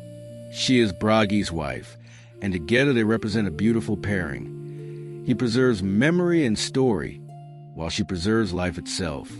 Without Idun's apples, the gods would age and weaken like mortals, eventually dying of old age. She is therefore essential to the continued existence of the gods, though she is often overlooked in the great tales of battle and adventure. Idun is portrayed as eternally young and beautiful, and she guards her apples carefully in a box made of ash wood. Each day, the gods come to her, and she gives them an apple to eat, which renews their youth and vigor. This is not a one-time gift, but an ongoing necessity. The gods must continually eat the apples to remain immortal. In this way, Iron holds power over even the mightiest of the Aesir, for without her, they would fade. The most famous story of Iron is the tale of her kidnapping by the giant Jotzi, which we have mentioned in other contexts, but it deserves to be told in full from her perspective. One day, Odin, Loki, and Honor were traveling through the wilderness when they tried to roast an ox for their meal. But no matter how long they cooked it, the meat would not cook through. They realized that magic was at work. Looking up, they saw a great eagle sitting in a tree above them. The eagle spoke, saying it had been preventing the meat from cooking, but it would release the spell if they allowed it to eat its fill first. The gods agreed, but when the eagle took more than its fair share, Loki grew angry and struck at it with a staff. The staff stuck to the eagle, and Loki's hand stuck to the staff, and suddenly the eagle took flight, dragging Loki through the air, bashing him against rocks and trees. The eagle was actually the giant Jotzi in disguise, and he told Loki he would only release him if Loki swore to bring him Iron and her apples. Loki, in pain and fear, agreed. When they returned to Asgard, Loki lured Iron out of the safety of the halls, telling her he had found a grove where even better apples grew, and she should bring her own apples for comparison. Trusting Loki, Iron followed him into the forest with her box of apples. There, Jotzi swooped down in his eagle form, seized Iron and her apples, and flew away with her to his home in Jotunheim. He kept her prisoner there, hoping to use the apples to become immortal himself or to bargain with the gods. But without Iron's apples, the gods began to age rapidly. Their hair turned gray, their skin wrinkled, their strength faded. Panic set in as they realized they were becoming mortal. They questioned everyone about when they had last seen Iron, and finally, they learned that she had been seen leaving Asgard with Loki. The god seized Loki and threatened him with torture and death unless he returned Iron. Loki, terrified, agreed to rescue her. He borrowed Freya's falcon cloak, which allowed the wearer to fly, and flew to Jotzi's hall in Jotunheim. He found Iron there, miserable and frightened. Jotzi was away fishing in the sea, so Loki transformed Iron into a nut, grasped her in his claws, and flew as fast as he could back to Asgard. But Jotzi discovered the escape and gave chase. His giant eagle formed faster and more powerful than Loki's falcon shape. As Loki approached Asgard with Jotzi close behind, the gods saw what was happening. They quickly built a great pile with shavings just inside the walls of Asgard. When Loki flew over the wall, they set the pile ablaze. Jotzi, unable to stop his pursuit, flew into the flames and his wings caught fire. He crashed to the ground inside Asgard, and Thor finished him with his hammer. Iron was restored to her true form, and she immediately gave the gods her apples. Their youth returned, their strength came back, and all was well again, except for the enmity this created with Jotzi's daughter Skadi. But that is another part of the story. What this tale shows us is how essential Iron is to the gods' existence. She may not wield a hammer or command thunder, but without her, even Thor and Odin would wither and die. Her power is a power of renewal, of the continuous gift of life, and she performs this service faithfully, day after day, without asking for recognition or reward. There is another lesser-known story about Iron that shows her compassion. A young woman, desperate to save her dying mother, prayed to the gods for help. She received no answer from Thor or Odin or Freya, but one night, Iron appeared to her in a dream. "I cannot give you my apples," Iron said gently, "for they are only for the gods, and a mortal who ate one will be changed in ways I cannot predict. But I can show you where to find herbs that will ease your mother's pain and perhaps extend her life." When the woman woke, she found a sprig of an unfamiliar herb on her pillow. She prepared it as tea and gave it to her mother, whose suffering eased and who lived comfortably for several more years. The woman planted seeds from the herb, and it grew in her garden, providing healing for her neighbors as well. This shows that Iron, though she cannot share her greatest gift with mortals, still cares about their suffering and finds ways to help within the limits of what is possible. She understands the value of life and wants to preserve it wherever she can. At Ragnarok, when the final battle comes and the world burns, it's unclear what becomes of Ian and her apples. Some believe she will be among the gods who survive, that her apples will be needed to restore the survivors in the new world. Others think that in the world reborn, the gods will no longer need her apples, that in the renewed creation, immortality will be inherent rather than maintained through constant renewal. But one thing is certain: Ian represents hope, the continuation of life, the daily choice to nurture and sustain, and these things will always be needed, whether in the old world or the new. From Freyr's willing sacrifice of love to NJR's understanding of incompatibility, from Bragi's transformative words to Ian's life-sustaining gifts, these gods represent the full spectrum of existence. They show us that power comes in many forms: in fertility and abundance, in eloquence and story, in the daily act of renewal, in the wisdom to know when to part ways peacefully. The Aesir are not a pantheon of uniformed warriors, but a complex family of beings, each with their own gifts, their own flaws, their own stories. Together, they create the rich tapestry of Norse mythology, a worldview that acknowledges both the glory and the tragedy of existence, the joy and the sorrow, the eternal and the fleeting. Yet no telling of the Norse gods would be complete without speaking of those who stand outside the cycle of divine action, those who weave fate itself, and those who guide the honored dead to their final rest. And we must speak, too, of the ending that awaits all things, and the hope that lies beyond it. The Norns, weavers of fate, beneath the great world tree Yggdrasil, beside the well of Urd, sit three figures who hold power over gods and mortals alike. They are the Norns, Urd, Verdandi, and Skuld, whose names mean fate, becoming, and necessity. They are the weavers of destiny, the ones who spin the threads of every life and determine when those threads will be cut. The Norns are ancient, perhaps older even than the gods themselves. Urd is often depicted as elderly, looking back at what has been. Verdandi is in the prime of life, aware of what is happening in the present moment. Skuld is young, her eyes fixed on what is yet to come. Together, they represent the three aspects of time: past, present, and future, and they weave these into the tapestry of fate. Each day, the Norns draw water from the well of Urd and mix it with the soil around the well, creating a mud that they spread on the roots of Yggdrasil to keep the great tree healthy. This daily ritual sustains the world tree, and through it, all of existence. Without their care, Yggdrasil would wither and the 9 realms would collapse. But the Norns' most important work is the weaving of fate itself. For every being born, god, giant, human, or creature, the Norns weave a thread. They determine the length of that life, the great moments that will define it, and the manner of its ending. Even the gods are subject to their weaving. When Odin seeks knowledge of the future, it is ultimately the Norns' design he glimpses. When Frigg tries to save Baldur, she is struggling against the fate the Norns have woven. This raises a question that troubled the Norse mind. If fate is predetermined, do our choices matter? The Norse answer was complex. Yes, fate is fixed in its broad outlines, but how we meet that fate, how we conduct ourselves along the path laid out for us, that is where honor and courage and virtue are found.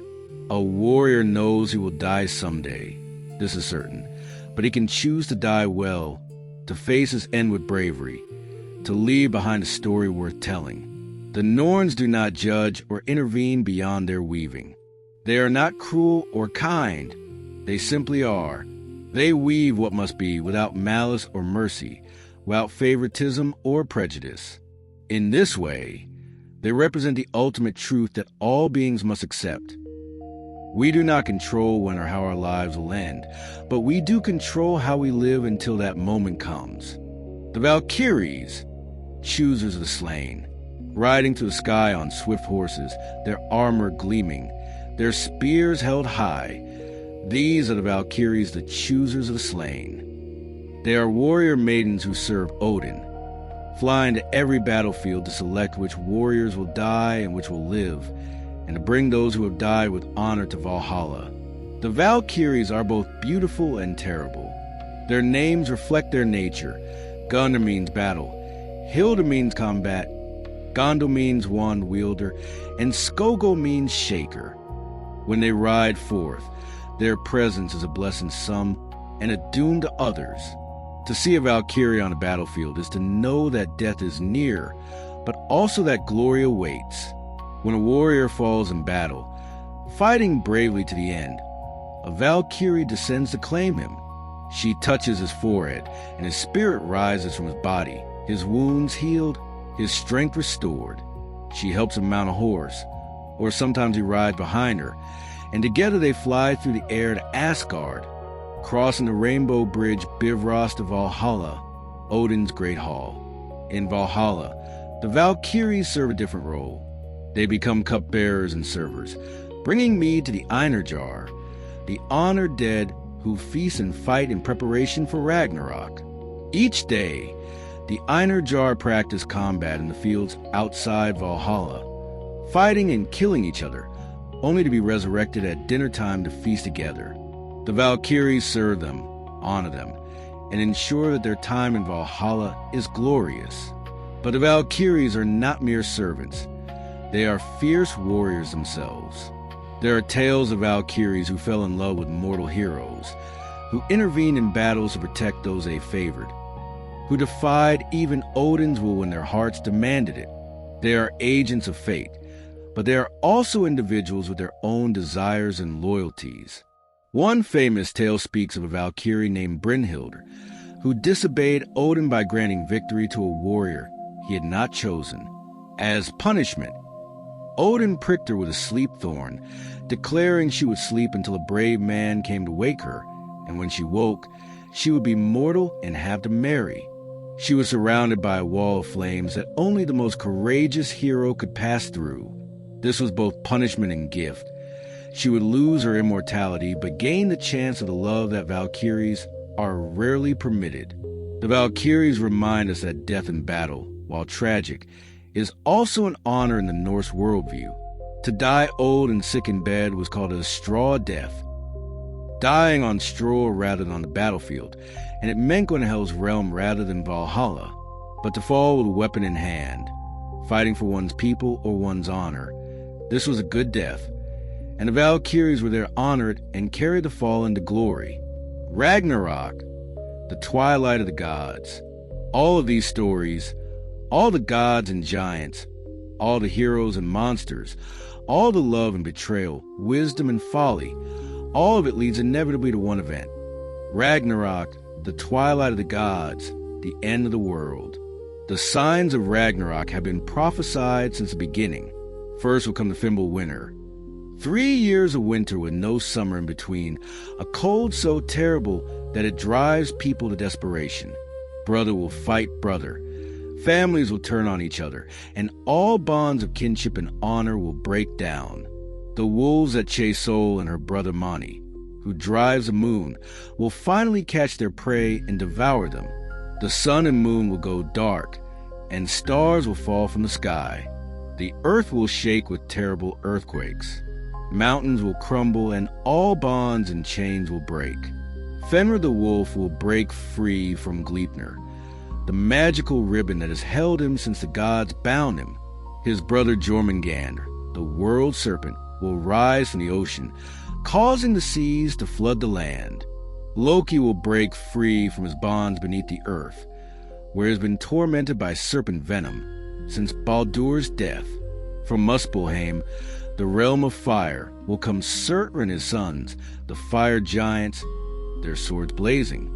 From Jotunheim will march the frost giants, led by H.R. Wham. From Hell's realm will sail Naglfar, the ship made of dead men's nails, carrying Hell's legions of the dishonored dead. And Loki will stand with them, finally and fully against the gods he once lived among. Heimdall, the watchman, will blow the Gjallarhorn, and its sound will echo through all the 9 realms. The gods will know that the moment they have always dreaded has come. Odin will ride to Mimir's well one last time to seek counsel. The Einarjar will pour out of Valhalla, armed and ready. The gods will don their armor and gather their weapons. And they will ride out to Vigrid, the great battlefield where the final confrontation will take place. The battles will be fierce and terrible. They will face Jormungandr, the serpent he has fought twice before. This time, he will succeed in killing the world's serpent with his hammer Mjolnir, but the serpent's venom will overcome him, and he will take 9 steps before falling dead. Odin, the All-Father, will face Fenrir, the wolf he once bound. The battle will be brief. Fenrir will open his massive jaws and swallow Odin whole, but Odin's son Vidar will immediately avenge his father, place his foot in the wolf's lower jaw and grabbing the upper jaw, tearing Fenrir apart. Freyr will face Surt, but without his magical sword, the one he traded away for love of Geir. He will fight with a stag's antler. He will fight bravely, but Surtur's flaming sword will cut him down. Tyr will battle Garm, the great hound of hell, and they will slay each other. Heimdall and Loki, ancient enemies, will finally have their reckoning. They will fight fiercely, and each will deal the other a mortal blow, falling together in mutual destruction. After all the gods have fallen, after all the heroes have died, Surt will spread fire across all the 9 realms. The world tree Yggdrasil will burn, though its roots will continue to writhe. The earth will sink into the sea, the stars will disappear, and steam and smoke will rise until even the sky is gone. This is Ragnarok, the doom of the gods, the end of all things. It is terrible and final, and the gods have always known it was coming. Odin has spent ages gathering warriors in Valhalla for this battle. The Norns wove it into the fabric of fate from the beginning. Every god knows their role in this final tragedy, knows how they will die, and yet they continue living, loving, fighting, because that is what it means to be divine, to know your fate and face it anyway with courage. Renewal, the world reborn. But the Norse did not believe that Ragnarok was the absolute end. They understood that destruction is often followed by rebirth, that spring comes after winter, that life finds a way to continue. The prophecy says that after the fires burn out and the floods recede, the earth will rise again from the sea. It will be green and fertile, more beautiful than before. The fields will grow crops without being sown, and all sickness will be healed. Some of the gods will survive. Vidar and Vali, Odin's sons, will live through Ragnarok. Modi and Magni, Thor's sons, will inherit their father's hammer Mjolnir and carry it into the new age. Hr and Baldur will return from Hell's realm, their old conflict forgotten, reconciled at last. They will sit together in the grass where Asgard once stood and speak of old times, of the world that was.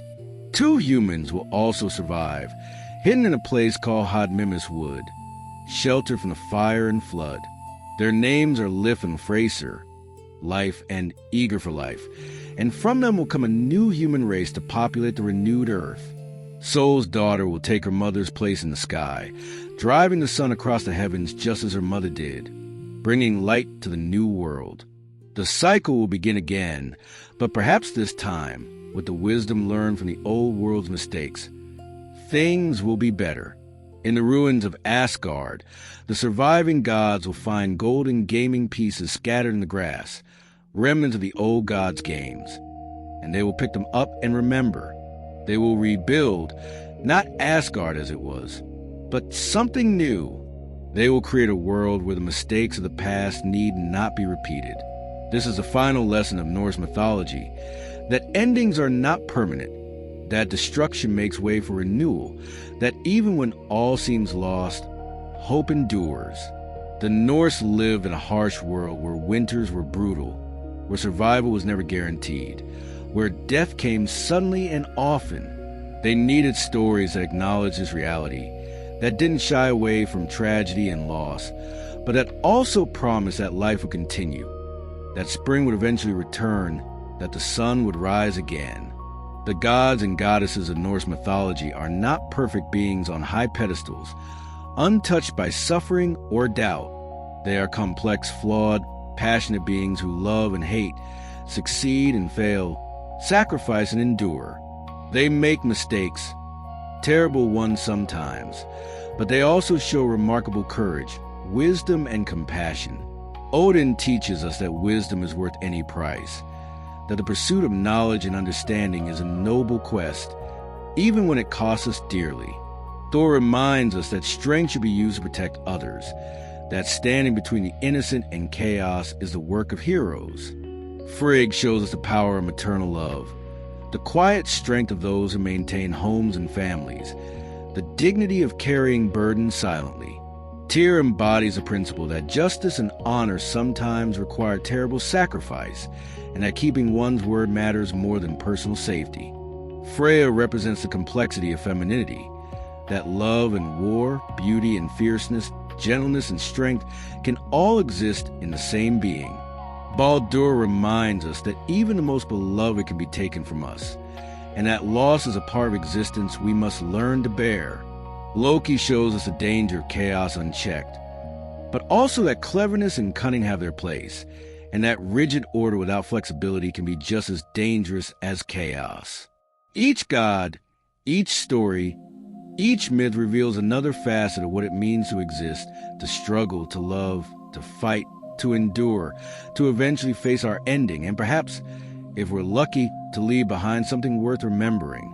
The Norse people told these stories around their fires on long winter nights. They told them to teach their children about courage and honor. They told them to make sense of a world that was often harsh and unforgiving. They told them to remind themselves that even the gods face struggles, that even divine beings must deal with loss and tragedy, and that if the gods can face their fates with courage, so can we. These stories have endured for over 1,000 years, passed down through generations, surviving conversion to Christianity, the passage of time, and countless retellings. They endure because they speak to something fundamental in the human experience. Our need for meaning, our struggle between order and chaos, our desire for glory and our fear of death, our love for those we hold dear and our grief when we lose them. The gods of Asgard still live in these stories. When we tell them, when we listen to them, when we find meaning in them, the gods continue their existence in our imagination and in our hearts. This is their immortality, not the apples of Aion, but the power of story itself, passed from one person to another, from one age to the next. As we leave the realm of Norse mythology, we carry with us the wisdom of the Aesir and Vanir, the lessons of the Eddas, the echoes of Odin's ravens and Thor's hammer, Freya's tears and Baldur's light. We understand a little better what it means to face fate with courage, to love despite inevitable loss, to create meaning in a world that will eventually end. The stories of the Norse gods and goddesses are not just ancient tales from a distant past. They are living wisdom, eternal truths clothed in the garb of myth and legend. They invite us to be brave, to be wise, to be honorable, to love deeply, to face our challenges without flinching, and to remember that even after the longest winter, spring will come again. And so, the tales are told. The gods have spoken. The 9 realms have been revealed. From Ginnungagap to Ragnarok, from creation to destruction to renewal, the great cycle turns.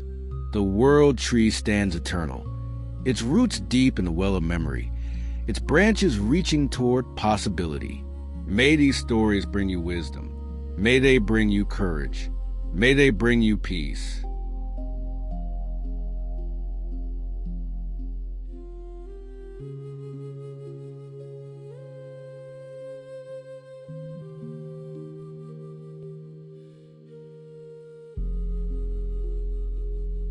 At the center of all existence stands Yggdrasil, the world tree.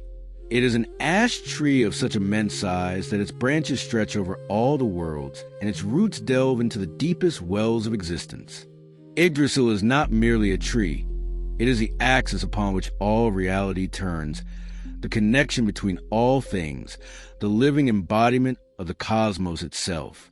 The name Yggdrasil means Odin's horse, or the terrible one's horse, referring to the time Odin hung himself from his branches for 9 days and nights to gain knowledge of the runes.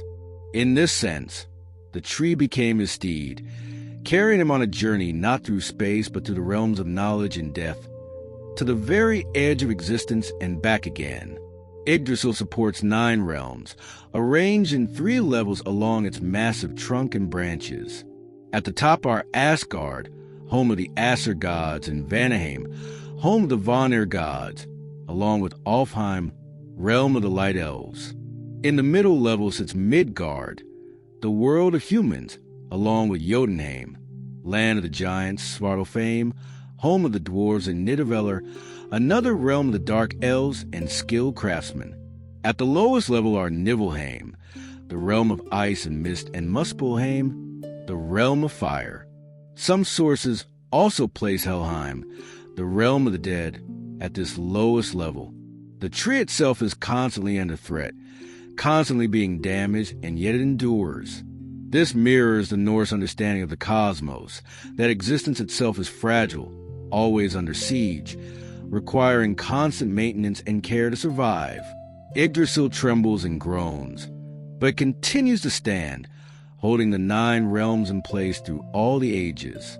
3 roots support Yggdrasil, each reaching to a different realm and drawing sustenance from a different well. The first root extends to Asgard, where it draws from the well of Urd. Here sit the 3 Norns, Urd, Verdandi, and Skuld, who weave the fates of all beings. Each day, these ancient beings draw water from the well and mix it with the white clay from around the well, creating a sacred mud that they spread upon the root to keep it healthy. Without their daily ministrations, this root would decay, and with it, the connection between fate and the divine would be severed. The second root reaches to Jotunheim, to the well of Mimir. This well contains the waters of wisdom and knowledge. It was here that Odin sacrificed his eye to drink from its depths. Mimir, the wise being who guards this well, was once a living god or giant, but after the war between the Aesir and Vanir, he was killed and his head preserved by Odin's magic. Now Mimir's head sits beside the well, still speaking wisdom to those who seek it, still guarding the deep knowledge that lies within those waters. The third root extends down into Niflheim, into the freezing mists and ice of that primordial realm. There it reaches Vergelmir, the roaring cauldron, a spring from which flow numerous rivers. But this root is under constant attack, for dwelling at Vergelmir is Nidhogg, a terrible dragon who gnaws perpetually at the root, trying to sever it and bring down the world tree. Nidhogg represents entropy, decay, and the destructive forces that seek to unmake creation. He will gnaw at that root until Ragnarok comes, and perhaps his patient work contributes to the final collapse of the tree when the end times arrive. Living within and upon Yggdrasil are many creatures, each playing their part in the ecosystem of the world tree. At the very top of the tree sits an eagle, a wise and ancient bird who surveys all the realms from his high perch. Between his eyes sits a hawk named Vedrfolnir, whose sharp gaze misses nothing. The eagle represents the highest perspective, the ability to see the grand patterns of existence from above. At the base of the tree, as we have mentioned, coils Nidhogg the dragon. Between these two extremes, the eagle at the crown and the dragon at the root, runs a squirrel named Ratatosk. This creature scurries up and down the trunk of Yggdrasil, carrying insults and messages between the eagle and the dragon, stirring up enmity between them. Ratatosk represents communication, but also the mischief and misunderstanding that communication can bring. He ensures that the eagle and Nidhogg remain enemies, that their conflict continues, that the tension between the heights and the depths never resolves. For stags also live among the branches of Yggdrasil, Dane, Dvalin, Dunir, and Durathr. These deer leap among the branches, eating the buds and leaves of the tree, causing damage that Yggdrasil must constantly heal from. They represent the natural process of consumption and renewal, the way that life feeds upon life, the necessary cycle of damage and healing that keeps existence dynamic rather than static. The trunk of Yggdrasil weeps with dew, a sweet liquid that collects on its bark. This dew falls down to Midgard, where it's called honeydew, and bees gather to make their honey. In this way, the world tree provides sustenance even to the smallest creatures, and its essence makes its way into the food that humans eat. Everything is connected to Yggdrasil, drawing life from it in one way or another. But Yggdrasil is not indestructible. As we have mentioned, Nidhogg gnaws at its root. The stags eat its leaves and bark. There is also mention of rot and decay affecting the tree, the natural processes of aging and deterioration that affect even the most mighty of living things. The Norns combat this decay with their daily applications of water and clay, but they cannot prevent it entirely. They can only slow it, maintain it, preserve it for as long as possible. This constant state of being under siege, of requiring maintenance and care, reflects the Norse worldview profoundly. The cosmos is not a perfect, unchanging creation that runs on its own. It is a living thing that requires effort to maintain, that is always threatened by forces of chaos and destruction, that endures only because there are beings willing to do the work of preservation. The Norns tend the root, the gods defend the realms. The tree itself strains and groans but continues to stand. This is the nature of existence, not permanence, but persistence in the face of constant threat.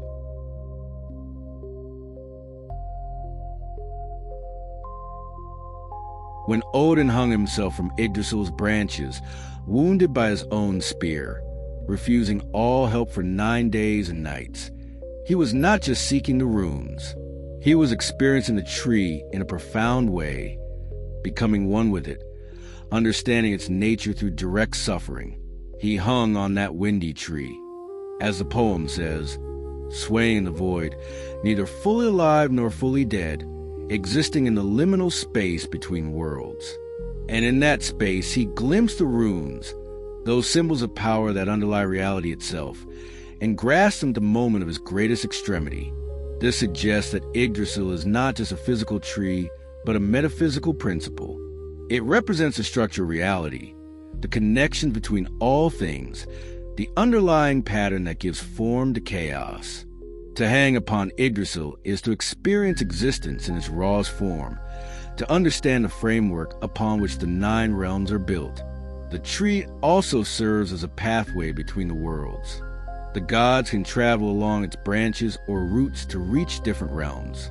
Odin's 8-legged horse Sleipnir can gallop along these pathways. The rainbow bridge Bifrost, which connects Asgard to Midgard, might itself be a visible manifestation of one of Yggdrasil's branches, a way for divine power to reach down into the human world. At Ragnarok, Yggdrasil will tremble and groan as it has never done before. The earthquakes that herald the end times are said to be the shaking of the world tree itself. Nidhogg will finally chew through the root he has been gnawing for ages. The tree will catch fire as Surtur spreads flames across the realms. And yet, even in the midst of this destruction, Yggdrasil will not entirely perish. Its roots will continue to writhe, suggesting that even after the end of this cosmic cycle, the tree's essence will remain, ready to support the new world that will rise from ashes. When the earth emerges green and fertile from the sea after Ragnarok's fires have cooled, Yggdrasil will stand again, or perhaps it will be a new world tree, grown from the seed of the old one. Life will return to perch in its branches, new roots will dig into new wells, and the cycle will begin again. The world tree is eternal not because it is indestructible, but because it is perpetually renewed, because the principle it represents, the interconnection of all things, the structure that holds reality together, cannot be permanently destroyed. There's a deep wisdom in the image of Yggdrasil. It teaches us that everything is connected, that the actions of gods affect mortals, and the actions of mortals ripple up to the gods. It shows us that existence requires maintenance, that decay is natural but can be combated through dedicated effort. It reveals that knowledge comes at a price, that understand the deepest mysteries, one must be willing to sacrifice, to suffer, to journey to the edge of death itself. The world tree stands as a testament to endurance. Gnawed by dragons, browsed by deer, bearing the weight of 9 worlds, threatened constantly by forces of destruction, and yet it stands. It bends but does not break. It is damaged but continues to grow. It faces its doom at Ragnarok, but will somehow persist beyond even that final catastrophe. In this way, Yggdrasil is the ultimate symbol of life itself, vulnerable, endangered, requiring constant care, and yet capable of enduring, of adapting, of surviving even the worst that chaos can inflict upon it. As we prepare to journey through each of the 9 realms that hang upon this mighty tree, we carry with us the understanding that they are not separate, isolated worlds, but interconnected parts of a greater whole. What happens in Asgard affects Midgard. The actions of giants in Jotunheim ripple across all the realms. The fires of Muspelheim and the ice of Niflheim, which created the cosmos at the beginning, will unmake it at the end. All is connected through Yggdrasil, all is held together by the world tree, and all will ultimately share the same fate when the time comes. But that time is not yet. For now, Yggdrasil stands, its branches reaching toward the heavens, its roots delving into the depths of mystery, its trunk connecting all the levels of existence. The Norns tend its roots. The eagle surveys from its crown. Ratatosk carries his messages. Nidhogg gnaws. The stags browse. And the 9 worlds continue their existence, held in place by the greatest tree that ever was or ever will be. High above all other realms, perched among the highest branches of Yggdrasil, lies Asgard, the realm of the Aesir gods. It is a place of golden halls and shining towers, of feasting and valor, of wisdom and power. To look upon Asgard is to see the pinnacle of divine civilization, the ordered world at its most glorious and refined. Asgard is encircled by a great wall, built to protect the gods from the giants and other threats. The story of this wall's construction is one of cunning and danger, involving Loki's trickery and the birth of Sleipnir, but the wall itself stands as a testament to the gods' need for protection. Even in their high realm, even with all their power, the gods understood that they were not invincible, that threats existed beyond their walls, and that vigilance was necessary. The most prominent structure in Asgard is Valhalla, the Hall of the Slain, Odin's great mead hall where the Einarjar, the honored dead, feast and fight in preparation for Ragnarok. Valhalla is enormous, with 540 doors, each wide enough for 800 warriors to march through side by side. Its rafters are made of spears. Its roof is thatched with shields, and mail coats are strewn across the benches. It is a hall built for warriors, decorated with the implements of war, celebrating the martial virtues that the Norse held in such high regard. Each morning, the Einarjar wake and arm themselves for battle. They march out to the fields and fight each other with all their skill and strength. Those who fall are resurrected when the dinner horn sounds, and all return a hall to feast together, their wounds healed, their energy restored. They eat the flesh of Saramnir, a boar that is cooked each day and returns to life each night, providing an endless supply of meat. They drink mead that flows from the udders of the goat Aaron, who stands atop Valhalla eating the leaves of Rar, a tree that grows there. In this way, the Einarjar train constantly for the final battle, building their skills and camaraderie, preparing for the day when they will march out to face the giants and monsters at Ragnarok. But Valhalla is not the only hall in Asgard. Each god has their own dwelling, each suited to their nature and purpose. Odin himself resides in Valhalla, a hall he built and roofed with silver. Within this hall sits Hlidskjalf, the high seat from which Odin can see into all the 9 realms. When he sits there, nothing escapes his gaze. He sees the actions of gods and giants, the struggles of humans, the movements of all creatures across all worlds. This is how Odin maintains his knowledge and his awareness, by watching constantly, by observing everything, by missing nothing. Freya dwells in Sessrumnir, her hall located in the field of Folkvanger.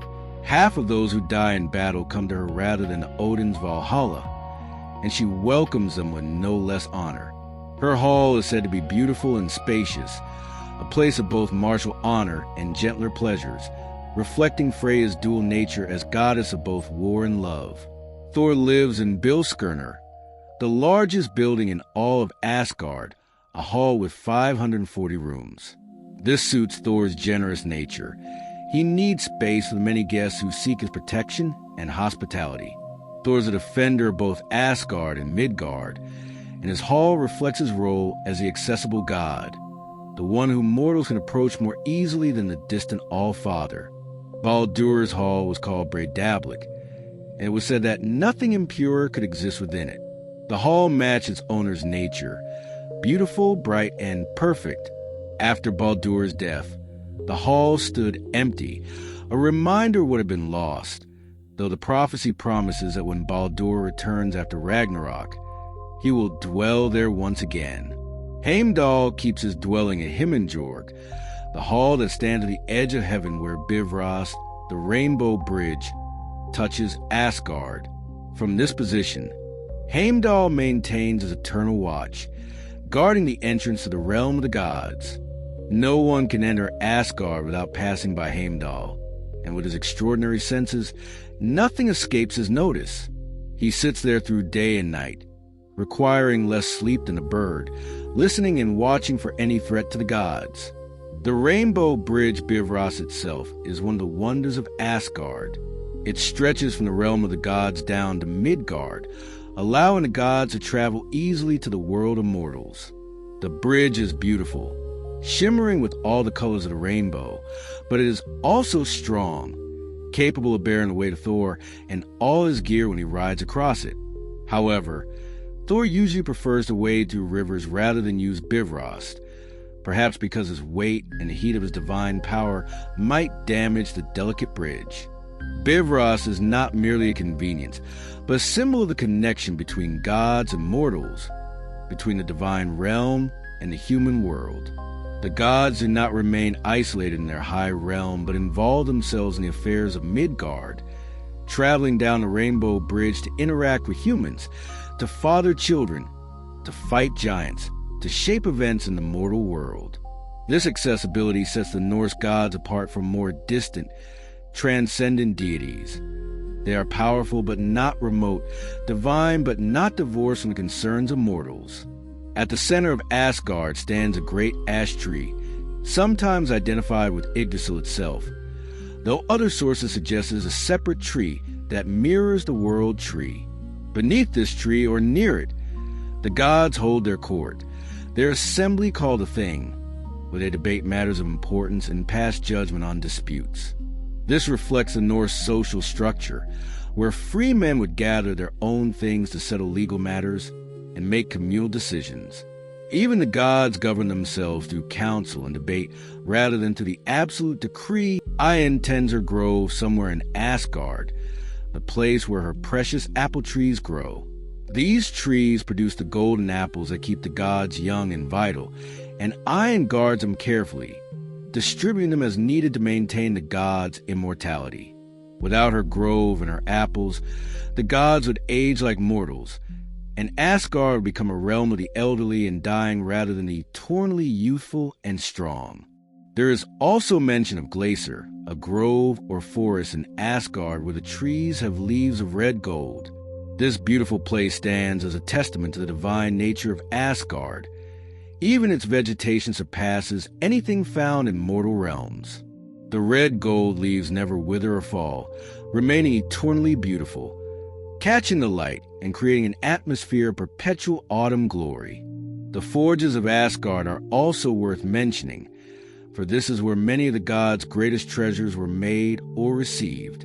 While the dwarves in their underground halls actually crafted items like Mjolnir and Gungnir, these weapons were brought to Asgard and presented to the gods. The Aesir understand the value of craft and artisanship, even if they must rely on others to provide the finest work. This shows a wisdom in the gods. They do not pretend to be masters of every skill, but instead honor expertise wherever they find it. Life in Asgard is not all preparation for war and solemn duty. The gods feast often, enjoying great banquets where they drink mead and ale, eat sumptuous food, and listen to Bragi's poetry and songs. They play games. There are mentions of golden gaming pieces of the gods' own, which they would find again in the grass after Ragnarok, suggesting that play and leisure were important parts of divine life. The gods love, quarrel, reconcile, and engage in all the emotional dramas that make existence rich and meaningful. Yet there is always an undercurrent of awareness in Asgard, a knowledge that this golden realm and its pleasures are not eternal. Odin knows the prophecies. He has seen the future in his visions and his consultations with Mimir's head. He knows that Ragnarok is coming, that Asgard will burn, that the gods will fall. This knowledge haunts him, drives his constant quest for more wisdom, motivates his gathering of the Einherjar. The other gods know it too, to varying degrees. Baldur's death was a stark reminder that even in Asgard, even among the immortal gods, loss and tragedy can strike. This awareness adds a poignant quality to life in Asgard. The gods feast and celebrate knowing that it cannot last forever. They build and create knowing that it will eventually be destroyed. They love knowing that they will lose those they love. And yet they do these things anyway, finding meaning and joy in the present moment rather than despairing over the inevitable future. This is perhaps the greatest lesson of Asgard. That knowledge of mortality, whether personal or cosmic, should not prevent us from living fully, from creating beauty, from forming bonds, from defending what we value. The gods of Asgard are not perfect beings ruling from a place of absolute security. They are powerful but vulnerable, wise but capable of mistakes, immortal but not immune to death. They face threats from giants, from the forces of chaos, from their own poor decisions, and ultimately from fate itself. And yet they persist. They defend their realm. They honor their oaths. They maintain order in the face of chaos. They live as God should live, with courage, passion, wisdom, and an acceptance of their ultimate fate. When Ragnarok comes, Asgard will be at the center of the destruction. The Einherjar will pour out of Valhalla for the last time, marching to their final battle. The gods will don their armor and take up their weapons and ride out to face the giants and monsters. Heimdall will blow the Gjallarhorn, and its sound will echo from Asgard across all the 9 realms. Surt will come with his flaming sword, and Asgard will burn. But in that burning, there is a kind of glory. The gods will not hide in their halls. They will not beg for mercy or try to bargain for their survival. They will face their doom head-on, fighting to the last breath, maintaining their honor and courage even in the face of certain defeat. This is the spirit of Asgard, not the refusal to acknowledge fate, but the determination to meet it with dignity. And after the fires died down, after the world sink into sea and then rise again, some of the gods will survive. They will return to where Asgard once stood and find the golden gaming pieces in the grass. They will remember what was, speak of the old times, and then begin to build anew. Asgard will rise again in some form, perhaps different from before, perhaps better, but carrying forward the essential spirit of the divine realm. The dedication to order, justice, beauty, and the defense of what is worth defending. To understand Asgard is to understand the Norse ideal of divine kingship and authority. It is not tyrannical or absolute, but communal and consultative. It is not distant and unconcerned, but actively engaged with the lower realms. It is beautiful and golden, but also fortified and defended. It is a place of celebration, but also of constant preparation. It embodies both the heights of what civilization can achieve and the awareness that all achievements are temporary, that entropy and chaos are always at work, that vigilance and effort are required to maintain what has been built. Asgard stands at the top of Yggdrasil, but it does not stand apart from the other realms. It is connected to them through Bifrost, through Odin's journeys, through the gods' various relationships with giants and mortals. The gods of Asgard shape events across all the 9 realms, and in turn, they are shaped by those events. When a giant steals Thor's hammer, it threatens Asgard's security. When humans offer prayers and sacrifices, the gods are honored and strengthened. Everything is interconnected, and Asgard, for all its height and glory, is part of that interconnected web rather than separate from it. As we leave Asgard and prepare to ascend to the next level of Yggdrasil's branches, we carry with us an image of golden halls and rainbow bridges, of warriors feasting and gods in council, of eternal vigilance and ultimate doom bravely faced. Asgard is the aspirational realm, the place that embodies what the Norse held most dear: courage, wisdom, beauty, loyalty, and the determination to stand against chaos no matter the cost. It is a shining city on the hill, knowing full well that even shining cities can fall, and choosing to shine anyway, for as long as the light lasts. On the same elevated tier as Asgard, but distinct in character and culture, lies Vanaheim, the ancestral home of the Vanir gods. Where Asgard gleams with golden halls and martial glory, Vanaheim is a realm of deep forests, fertile fields, and ancient magic. It is a place where the rhythms of nature hold greater sway than the structures of civilization, where the mysteries of growth and decay, life and death, are understood in ways that even the Aesir do not fully grasp. The Vanir are an older tribe of gods, perhaps predating the Aesir, certainly embodying more primal aspects of divinity. They are gods of fertility, prosperity, and natural magic, the forces that make crops grow, that bring abundance to the land, that govern the cycles of life. While the Aesir concern themselves with law, war, wisdom, and the ordering of civilization, the Vanir represent the wildness beneath that order, the untamed forces that civilization depends upon but cannot fully control. Very little is recorded in the surviving sources about Vanaheim itself, which is fitting for a realm associated with mysteries and secrets. The Vanir guard their knowledge carefully, particularly their mastery of seer, the magic of seeing and shaping fate. This is not the rune magic that Odin learned through his ordeal on Yggdrasil, but something older and perhaps more fundamental, a magic that works with the threads of destiny itself, that can see what is coming and, in limited ways, alter it.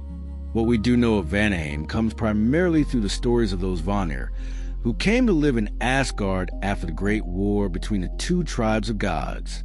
This war, the first war in all existence, arose from a misunderstanding and escalating conflict between the Aesir and the Vanir. The details of what sparked the war vary in the telling, but one version speaks of a mysterious figure named Govig, possibly a Vanir goddess or sorceress, who came to Asgard and stirred up trouble with her magic and her talk of gold and greed. The Aesir, disturbed by her presence and her powers, tried to kill Govig. They stabbed her with spears and burned her in fire 3 times, and 3 times she was reborn from the flames, each time more powerful than before. Some scholars believe Govig may have been another name for Freya, or perhaps a separate figure whose mistreatment sparked the Vanir's rage. Regardless, the Vanir responded to this violence against one of their own by marching to war against the Aesir. The war was long and terrible, with neither side able to achieve complete victory. The Aesir had their martial prowess, their weapons, their tactical skill. But the Vanir had their magic, their deep connection to natural forces, their ability to work spells that confounded and undermined their enemies. The walls of Asgard were broken down by Vanir sorcery. The Aesir struck back with weapons and strategy. The conflict dragged on with neither side gaining the upper hand, and both beginning to realize that complete victory was impossible. Finally, the 2 tribes met to negotiate peace. As part of the peace treaty, they agreed to exchange hostages. Prominent members of each tribe would go to live among the other, ensuring that both sides had a vested interest in maintaining the peace. From Vanaheim came Njrr and his 2 children, Freyr and Freya, along with the wise Kvasir, who was later murdered by dwarves and whose blood became the meat of poetry. From the Aesir went Honor and Mimir, though this exchange would eventually lead to complications.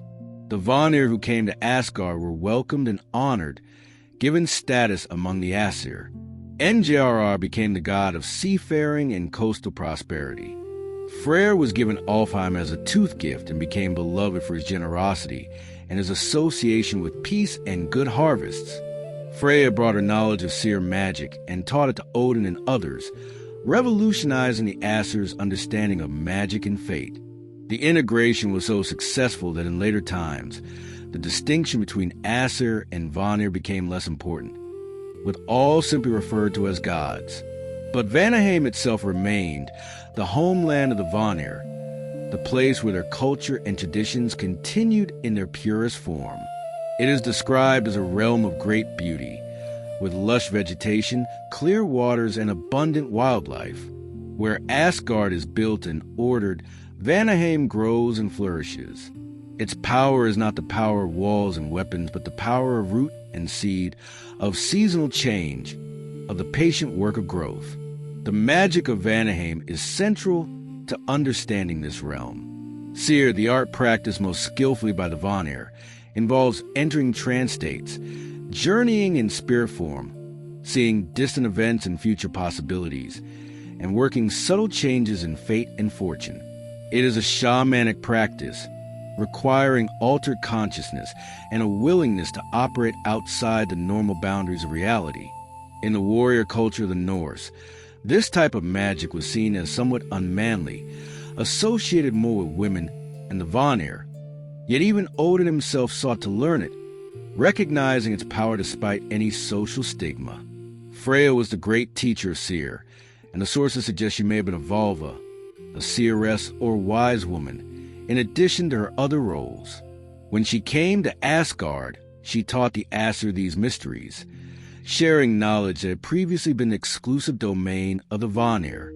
This suggests that Vanaheim is a place where such knowledge runs deep, where many practice the arts of divination and fate working, where seeing beyond the present moment is a common skill rather than a rare gift. The Vanir's association with fertility extends beyond just agriculture. They are gods of fruitfulness in all its forms, the fertility of soil and plants, of animals, of humans. They govern prosperity and abundance, the accumulation of wealth through successful harvests and herds. In this way, they represent the foundational prosperity upon which civilization is built. The Aesir might rule and defend, might create laws and wage wars, but without the abundance provided by the Vanir's influence, civilization would starve. Enderar, though he came to live by the sea in Asgard, originally hailed from Vanaheim. His association with coastal prosperity, with fishing, trading, and the wealth that comes from the sea, reflects Vanir concerns with practical abundance. The sea, like the land, can provide generously or withhold its gifts. NJRR's power lies in ensuring favorable conditions, good catches, safe voyages, and the resulting prosperity. Freyr embodies a Vanir ideal perhaps most completely. He is the god of peace and pleasure, of sunshine and rain in their proper measures, of harvest and prosperity. His sacrifice of his magical sword for love of Geir shows the Vanir priorities. Love and life take precedence over war and weapons. While this choice will cost him dearly at Ragnarok, it reflects a fundamentally different worldview from the martial culture of the Aesir. Freyr chooses fertility and union over security and violence, and in doing so, he remains true to his Vanir nature. Freya, too, represents Vanir complexity. She is a goddess of love and beauty, yes, but also of war and death. She claims half the battle slain for her hall Sesrumner. She practices Seer, the shaman's magic. She weeps tears of gold for her missing husband Ar. She refuses to be traded or bargained with, as shown when she raged against the suggestion that she be given to the giant Thrym in exchange for Thor's hammer. Freya contains multitudes, embodying the Vanir understanding that life and death, love and violence, pleasure and pain are all intertwined, all part of the great cycle of existence. The peace between the Aesir and Vanir, sealed by the exchange of hostages, represents a joining of two complementary approaches to divinity. The Aesir bring order, structure, law, defense, and wisdom gained through suffering. The Vanir bring growth, abundance, natural magic, and wisdom gained through connection with the cycles of nature. Together, they create a more complete pantheon, each tribe contributing what the other lacks. This integration suggests something important about Vanaheim's role in the cosmology of the Nine Realms. It is not opposed to Asgard, but complementary to it. The two realms exist at the same level on Yggdrasil because they represent equal but different aspects of divine power. Neither is superior to the other. Both are necessary. The Norse needed gods of war and wisdom, but they also needed God of harvest and prosperity. They needed rune magic and seer, weapons and plowshares, halls of warriors and fields of grain. In Vanaheim, the connection to Yggdrasil itself might be more deeply felt than in Asgard. The world tree, after all, is a living thing, growing and changing, damaged and healed, eternally reaching upward and downward. The Vanir, with their attunement to growth and natural cycles, likely understand the tree in ways the Aesir do not. They would feel its trembling when Nidhogg gnaws at its root, sense its need for the Norn's daily ministrations, recognize their own dependence on its health and vitality. There is a sense in which Vanaheim represents a more sustainable approach to existence than Asgard's constant preparation for war. The Vanir focus on renewal, on the cycles that repeat, on growth and harvest, and rest and growth again. This is not to say they are passive or weak. Freya is a fierce warrior goddess, and the Vanir fought the Aesir to a standstill in their war. But their strength lies in resilience, in the ability to renew and restore, in working with natural forces rather than imposing order upon them through force. The forest of Vanaheim will be thick and old, full of life in all its forms. Trees that stood for centuries, their roots deep and their branches high, streams and rivers flowing clear and cold, meadows bursting with flowers and herbs, animals moving to the woods, predator and prey in their eternal dance. The Vanir do not seek to tame this wildness, but to live in harmony with it, to understand it, to draw strength from it.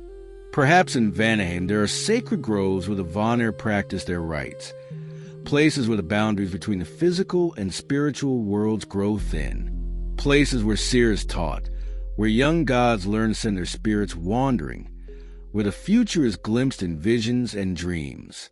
These will be places of power and mystery, where the deepest secrets of the Vanir are kept and shared only with those deemed worthy. The architecture of Vanaheim, if it could be called that, would differ markedly from Asgard's golden halls. Perhaps the Vanir dwell in structures that blend with the natural landscape, halls built among trees, using living wood that continues to grow, creating spaces that are both crafted and organic. Or perhaps they live more simply, finding shelter and comfort in ways that leave lighter marks upon the land. The Vanir have less need for defensive walls and fortifications, protected as they are by their magic and their understanding of the natural world. At Ragnarok, the fate of Vanaheim is uncertain. The sources focus primarily on Asgard's destruction and the deaths of the Aesir, but there are suggestions that the Vanir, or at least some of them, will survive the final battle. Their magic of renewal, their deep connection to life cycles, might allow them to endure what others cannot. When the new world rises from the sea after the fires die, when the earth turns green again, it will be the Vanir's domain, the realm of growth and fertility, that reasserts itself first. Perhaps Vanaheim itself will be less damaged than Asgard because it never relied so heavily on built structures that could be burned or walls that could be torn down. The forest might burn, yes, but forests have burned before and grown back. The land might flood, but land emerges from water. The cycles of Vanir understand are cycles of destruction and renewal, and they know in their bones that after every ending comes a new beginning.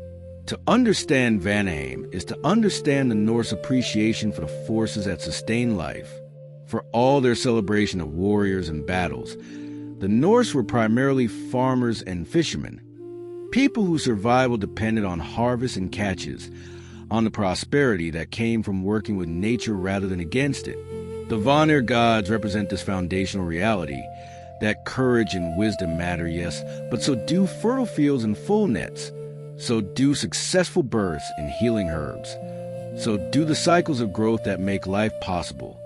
Vanaheim teaches us that there are different kinds of power, different kinds of wisdom, different kinds of magic.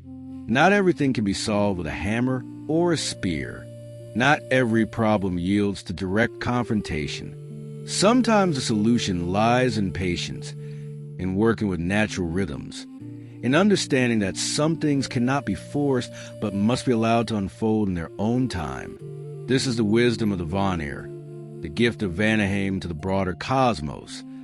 The knowledge that life, at its core, is about growth and connection, about the web of relationships that binds all living things, about the generous abundance that the world can provide when we work with it rather than simply trying to dominate it.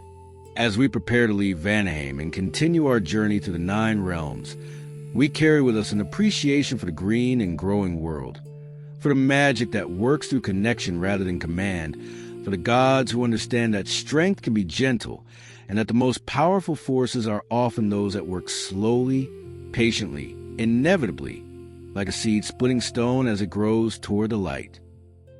Sharing the highest branches of Yggdrasil with Asgard and Vanaheim is Alfheim, the realm of the Light Elves.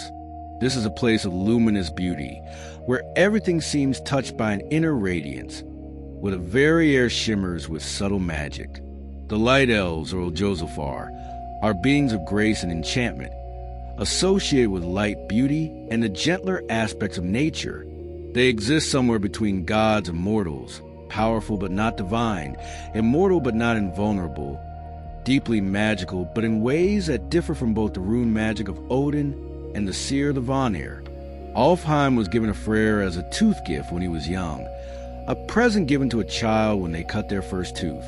This suggests the realm's connection to growth, to beginnings, to the early stages of life when everything is fresh and new.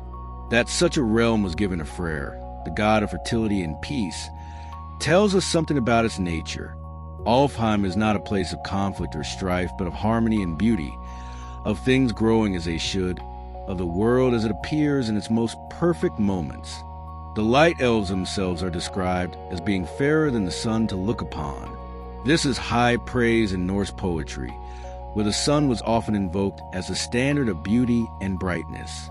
To say that the Light Elves surpass even the sun suggests beings of extraordinary loveliness, creatures whose very presence brings light and joy.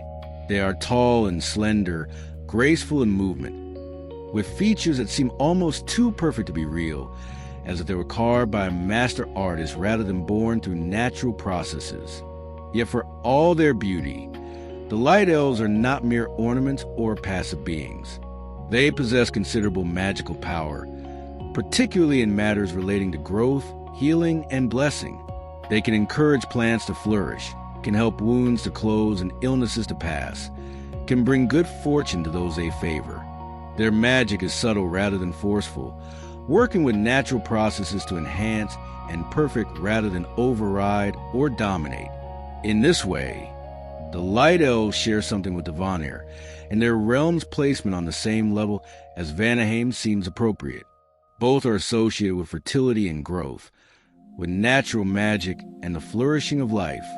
But where the Vanir represent the full cycle of nature, including death, decay, and renewal, the Light Elves seem to embody only the ascending part of that cycle, the spring and summer, the blooming and the ripening, before the harvest and the withering begin. Alfheim itself is described in the sources only briefly, but we can piece together an image from various references and from the nature of its inhabitants. It would be a realm of perpetual golden light, neither the harsh brightness of noon nor the dimness of twilight, but rather that perfect illumination of a spring morning when everything is clear and new. The landscape would be beautiful beyond mortal comprehension, rolling meadows dotted with flowers that never fade, forests where the trees are always in bloom, streams that run crystal clear over beds of smooth stones that catch and reflect the light. The architecture of Alfheim, if the Light Elves build structures at all, will be elegant and refined, incorporating natural forms elevated to their highest expression. Towers that spiral like seashells, bridges that arc like rainbows, halls whose walls are thin as flower petals yet strong as steel. Everything would be crafted with perfect attention to proportion and harmony, creating spaces that feel both grand and intimate, both substantial and airy. Music would fill Alfheim constantly, not the martial songs of Valhalla or the work songs of Midgard, but melodies of such beauty that they would bring tears to mortal eyes. The Light Elves are masters of all the arts, poetry, song, dance, the crafting of beautiful objects. They create not out of necessity, but out of love for beauty itself, for the joy of making something that captures and expresses the ideal form of what something could be. There are connections between Alfheim and Midgard, the realm of mortals, though these connections are subtle and often mysterious.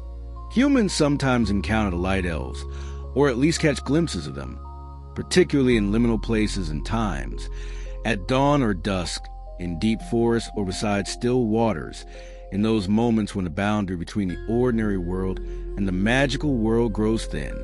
These encounters are generally beneficial, leaving humans blessed rather than cursed, though sometimes also change in ways they do not fully understand. The Light Elves are particular about courtesy and proper behavior. They reward respect and kindness, but they are offended by rudeness or carelessness. A farmer who honors the elves with small offerings, who treats the land gently and speaks well the unseen folk, might find that his crops grow better than his neighbors, that his livestock thrives, that small pieces of good fortune come his way. But one who mocks the elves or damages places sacred to them might find the opposite. Unexplained illnesses, crops that fail, a general sense of things going wrong. This is not malice on the part of the Light Elves, but rather a kind of natural consequence. They are beings of blessing and flourishing, and when someone aligns themselves with those principles through respectful behavior, the elves' nature flows toward them. But when someone opposes those principles through disrespect or harm, they place themselves outside the sphere of elvish blessing and may even draw negative attention. The Light Elves are also associated with the souls of the dead, or at least certain dead. There are references in the sources to some honored dead becoming like elves, joining them in Alfheim rather than going to Hell's realm or the halls of Odin or Freya.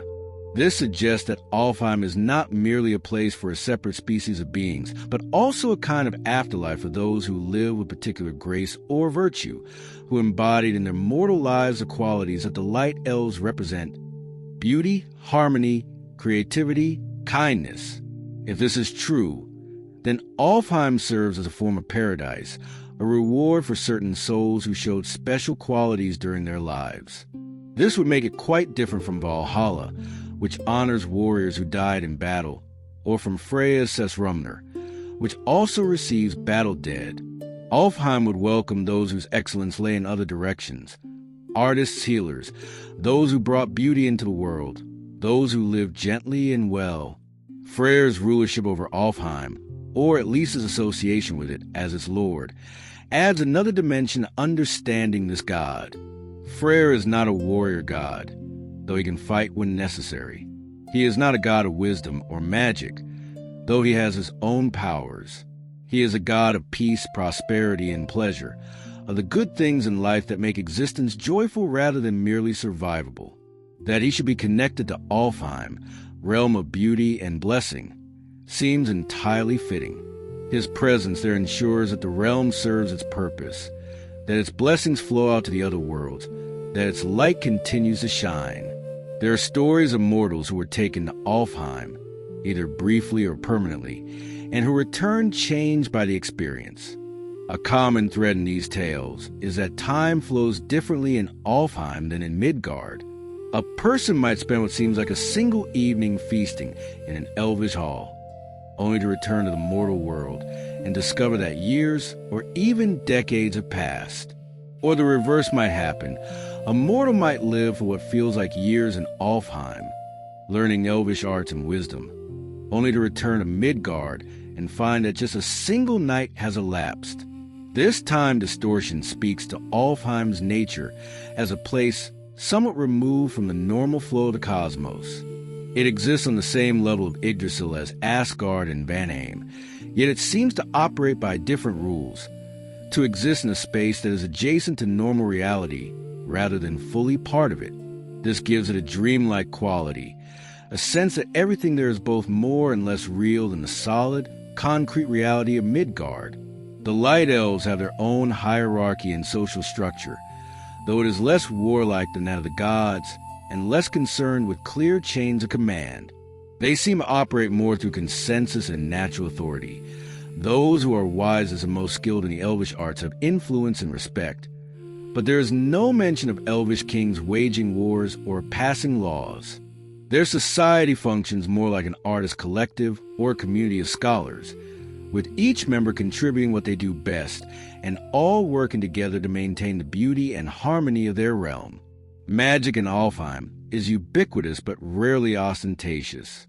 Rather than spectacular displays of power, elvish magic manifests as gentle enhancements of what already exists. A flower that blooms more perfectly than any flower should. A song that moves the heart more deeply than music ought to. A healing that happens more quickly and completely than nature alone would provide. The Light Elves work their will not through force, but through refinement, taking what is and making it closer to what it could ideally be. This approach to magic reflects a fundamentally different philosophy from the Aesir's use of power. The gods often work through dramatic action, Thor striking with his hammer, Odin hanging himself from Yggdrasil, Freya weeping tears of gold. The Light Elves work through subtle perfection, through the accumulation of small beauties and gentle influences that together create something greater than any single dramatic act could achieve. At Ragnarok, the fate of Alfheim is uncertain. The sources focus on the destruction of Asgard and the battles of the gods, with little mention of what happens to the Light Elves during the final cataclysm. Perhaps Alfheim, like Vanaheim, will be less affected by the cosmic destruction, protected by its somewhat removed position, its dreamlike quality that places it adjacent to rather than fully within the flow of violent events. Or perhaps the Light Elves will simply fade as the sun is devoured and darkness covers all, their nature too tied to light and beauty to survive in a world consumed by fire and chaos. Yet there is reason to hope that Alfheim will endure in some form, or at least that its essence will persist. When the new world rises in the sea after Ragnarok, when the surviving gods gather in the grass where Asgard once stood, that world is described as green and beautiful, as fertile and perfect. This sounds very much like a world infused with the qualities of Alfheim, as the Light Elves' influence will be woven into the very fabric of the renewed creation. Perhaps in that new world, the distinction between gods, elves, and mortals will be less sharp.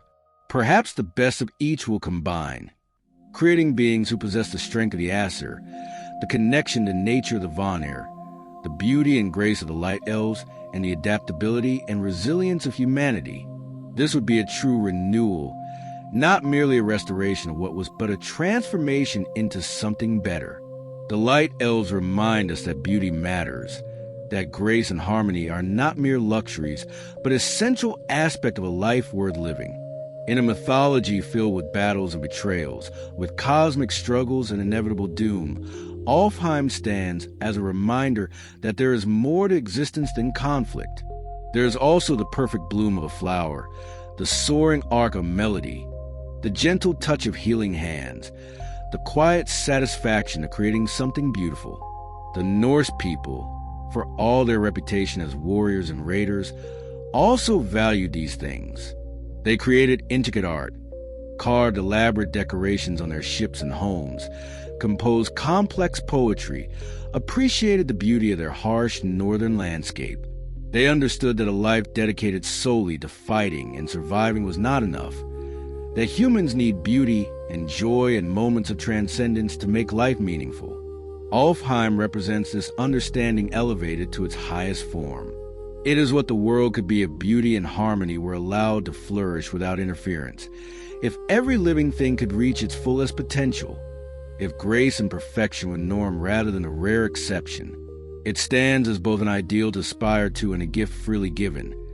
The light elves do not hoard their blessings, but share them with those who are receptive, spreading their influence across the realms, touching even Midgard with moments of unexpected beauty and inexplicable grace. As we prepare to descend from the highest branches of Yggdrasil to the middle level of the world tree, we carry with us the light of Alfheim, the memory of perfect beauty, the knowledge that even in a cosmos that will eventually end in fire and flood, there are places and beings dedicated to creating and preserving what is lovely, what is graceful, what brings joy and wonder to all who encounter it. This light may be subtle, but it is no less real or important for its gentleness. Indeed, perhaps it is in the gentle things that the deepest truths reside. In the middle branches of Yggdrasil, encircled by the great ocean and the coils of Jormungand of the world serpent, lies Midgard, the Middle Earth, the realm of humanity. This is our world, the place where mortal men and women live their brief lives, struggling against the elements, building their homes and communities, farming and fishing, loving and dying. Midgard is neither as glorious as Asgard nor as terrible as Nibelheim, neither as beautiful as Alfheim nor as chaotic as Jotunheim. It is, instead, the middle place, the realm of balance and struggle, where mortality gives meaning to every choice and every moment.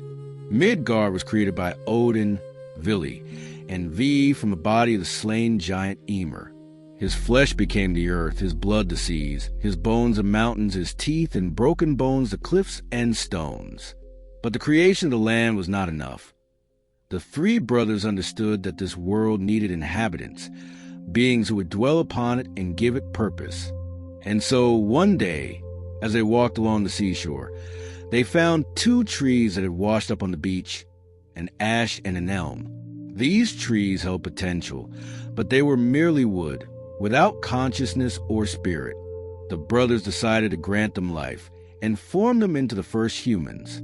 Odin breathed into them the gift of spirit and life itself, giving them On, the animating force that separates the living from the dead. Vili gave them our consciousness and thought, the ability to understand and reason and feel. Vi granted them the physical senses, sight and hearing, speech and appearance, giving them faces and voices, the ability to perceive the world and interact with it. And thus were born Ask and Embla, the first man and woman, ancestors of all humanity. The gods built Midgard specifically for these humans, creating a stronghold to protect them from the giants and other threats. Using Ymir's eyebrows, they constructed a great wall around the habitable lands, forming a fortress that would shield humanity from the dangers that lurk beyond. This wall, while not impenetrable, represented the gods' commitment to protecting their mortal children, to maintaining a space where humans could live with some measure of safety. Yet, Midgard is no paradise. It is a realm of harsh realities, where survival requires constant work, where winter brings cold and hunger, where the sea can be both provider and destroyer, where illness and injury claim lives with cruel regularity. The Norse who lived in Midgard knew this intimately. They inhabited lands where farming was difficult, where the growing season was short, where the dark winters tested endurance and resolve. Their mythology reflected this reality, creating a world that was beautiful but dangerous, fertile but harsh, filled with both blessings and threats. The connection between Midgard and Asgard is maintained by Bifrost, the rainbow bridge that arcs across the sky. The gods seem to send this bridge to walk in Midgard, to involve themselves in human affairs, to father children with mortal women, to teach and guide, and sometimes punish. This accessibility sets the Norse gods apart from more distant divinities.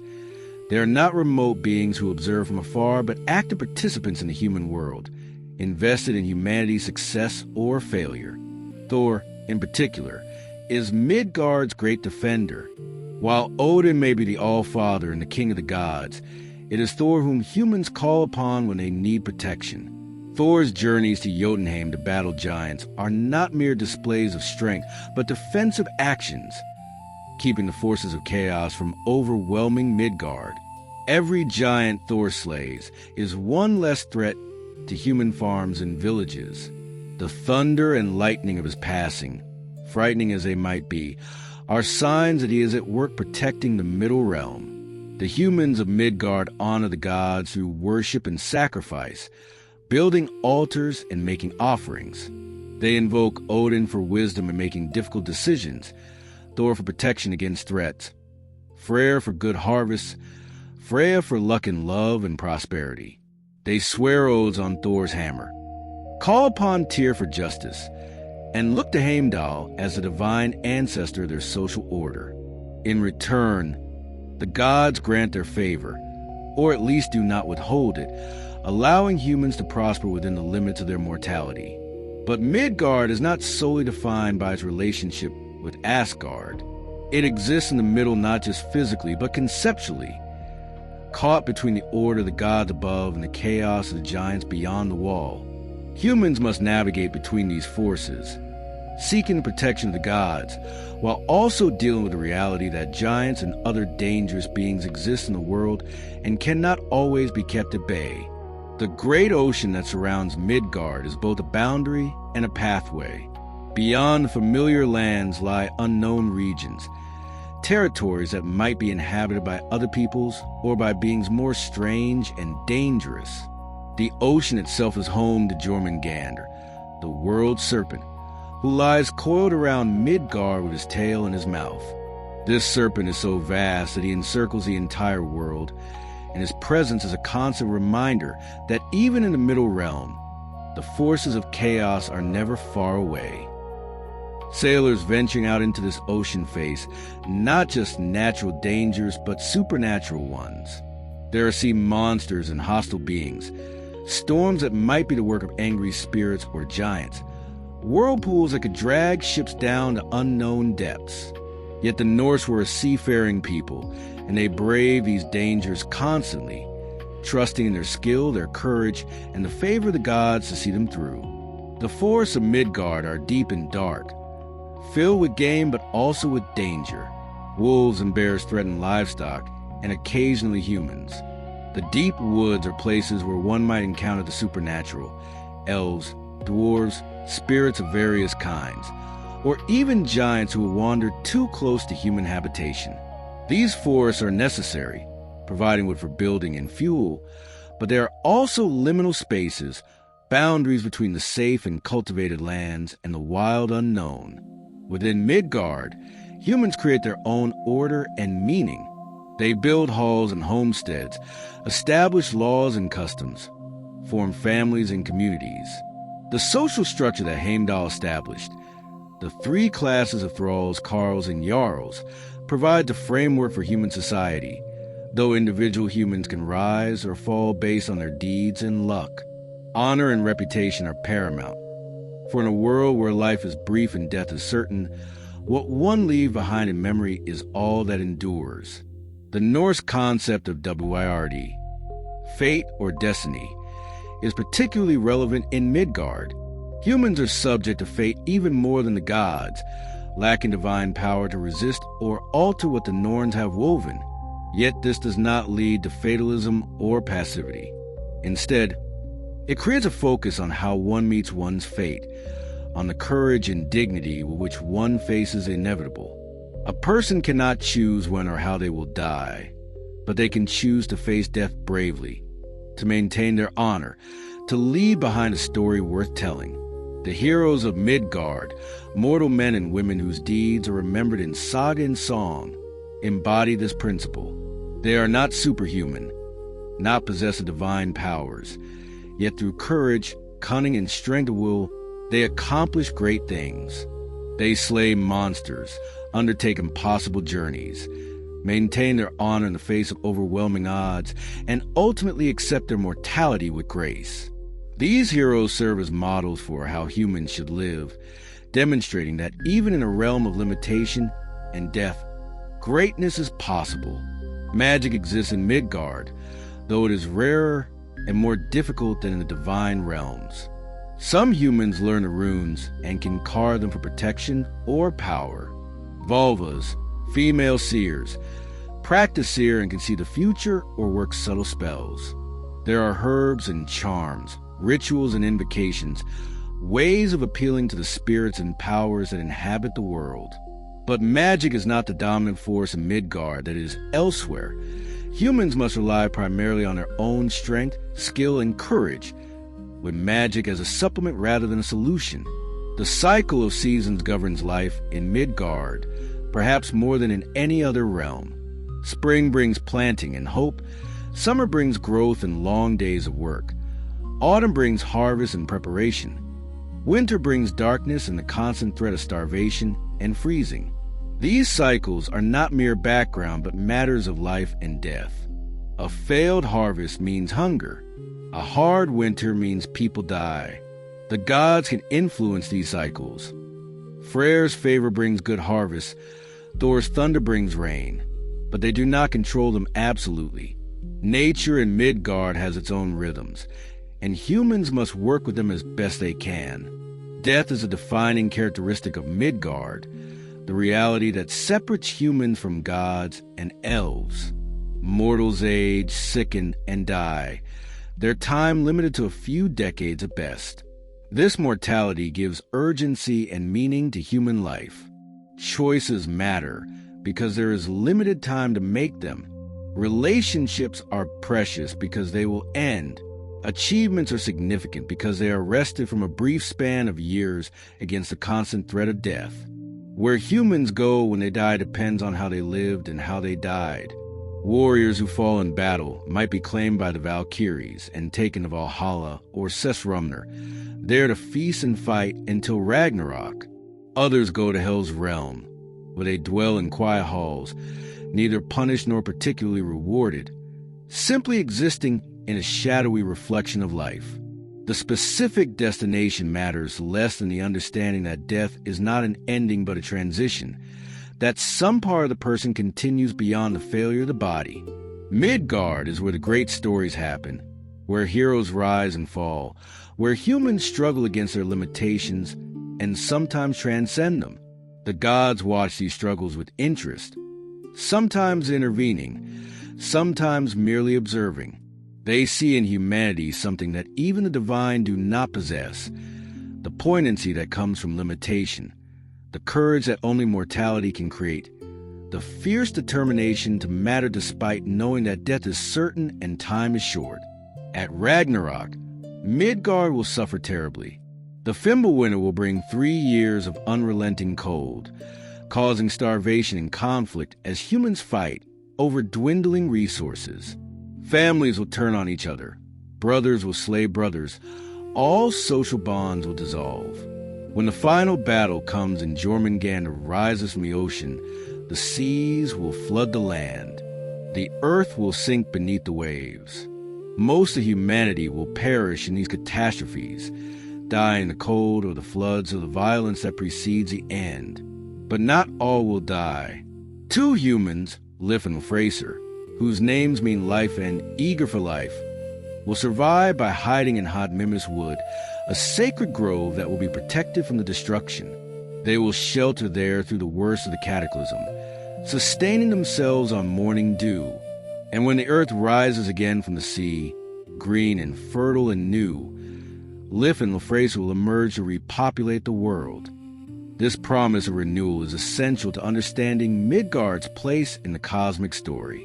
For all its hardships and limitations, Midgard endures. Humanity survives. The middle realm rises from the sea, ready to begin again. The gods may fall at Ragnarok. Most of them will. But humanity persists. In the new world, Lif and Fraser's descendants will live in a Midgard that is more beautiful and bountiful than before, where crops grow without planting, where suffering is lessened if not eliminated, where the harsh conditions that made life so difficult in the old world are softened. This suggests that Midgard is, in some sense, the most important of all the realms. The gods exist to protect and guide humanity. The giants threaten but also test humanity, forcing people to be strong and vigilant. The elves bless humanity with beauty and magic. Even the dead in Hell's realm were once living humans. Everything in the cosmic order relates, in some way, to Midgard and its inhabitants. The middle realm teaches us about limitation and what can be accomplished within it. It shows us that mortality, rather than being merely a curse, is what makes life meaningful and precious.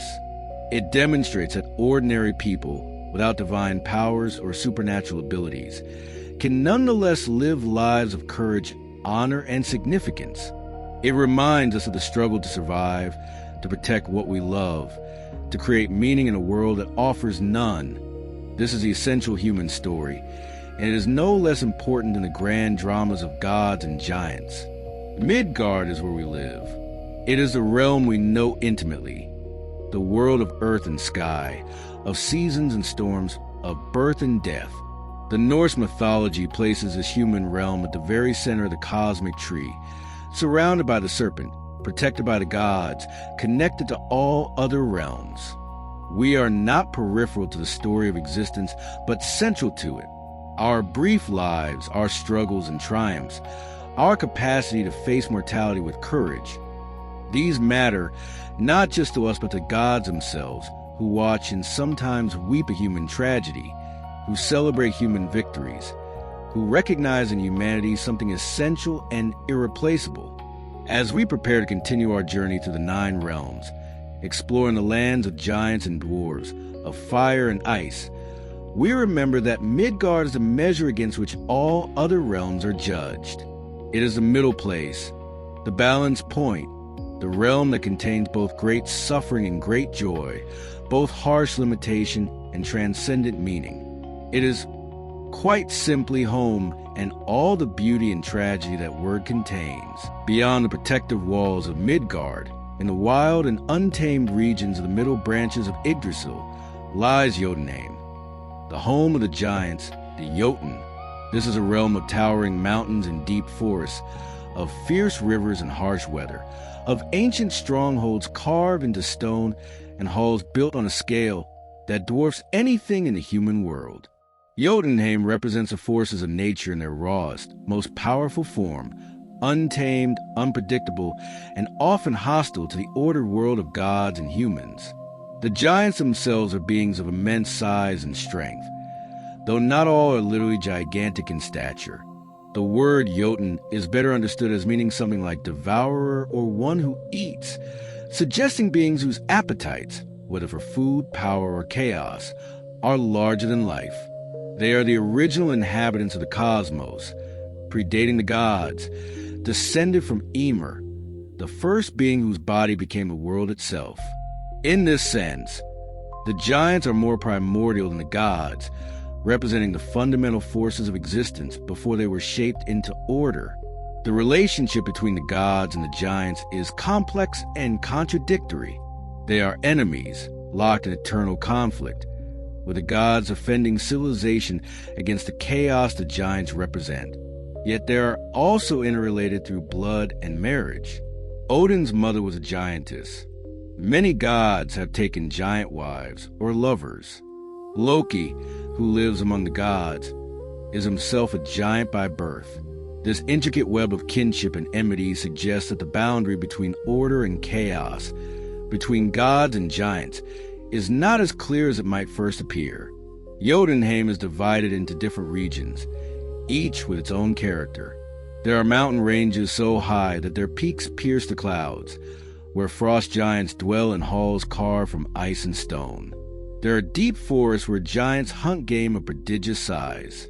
There are rivers that flow cold and swift, too dangerous for any but the strongest swimmers to cross. The landscape itself seems scaled for beings larger than human, with everything grander, more dramatic, more extreme than the measured lands of Midgard. The strongholds of the giants are impressive structures, often built with more concern for strength and beauty. Tgar, the fortress of Tgar-Loki, is described as being so large that Thor and his companions had to crane their necks back to see the top of its walls. The gates were so massive that Thor could walk through bars without opening them. Inside, the hall was vast enough to hold hundreds of giants feasting together. Their voices like thunder, their appetites enormous. Yet despite their strength and size, the giants are not merely brutish. Many possess great wisdom, particularly knowledge of ancient things, of secrets predating the current order of the world. Mimir, the wise being who guards a well of wisdom, is often identified as a giant, and his knowledge is so profound that even after his death, Odin preserved his head to consult it for counsel. The giant Vafnir was known for his wisdom, and Odin once disguised himself to engage in a contest of knowledge with him, each asking the other questions about the cosmos, the gods, and fate itself. This wisdom often takes the form of ancient memory. The giants remember what came before the gods, before the current order. They know the old ways, the original chaos, the time when existence was simpler and wilder. This makes them dangerous in a particular way. They are not merely strong, but also knowledgeable about things the gods would prefer remain forgotten or unknown. The giant women or giantesses are particularly interesting figures in the mythology. They are often portrayed as beautiful and powerful, possessing their own magic and wisdom. Skadi, who married Enjarar, was a formidable warrior and huntress. Ger, whom Freyr loved, was so beautiful that light shone from her arms. Gunnel, who guarded the meat of poetry, showed compassion even while being deceived. These giantesses are not mere monsters, but complex individuals with their own agency, desires, and power. Many giantesses possess magical abilities, particularly in the areas of prophecy and shape-shifting. They can see the future, cast illusions, transform themselves or others, work spells that confound even the gods. This magic is different from both the rune magic of Odin and the seer of the Vanir.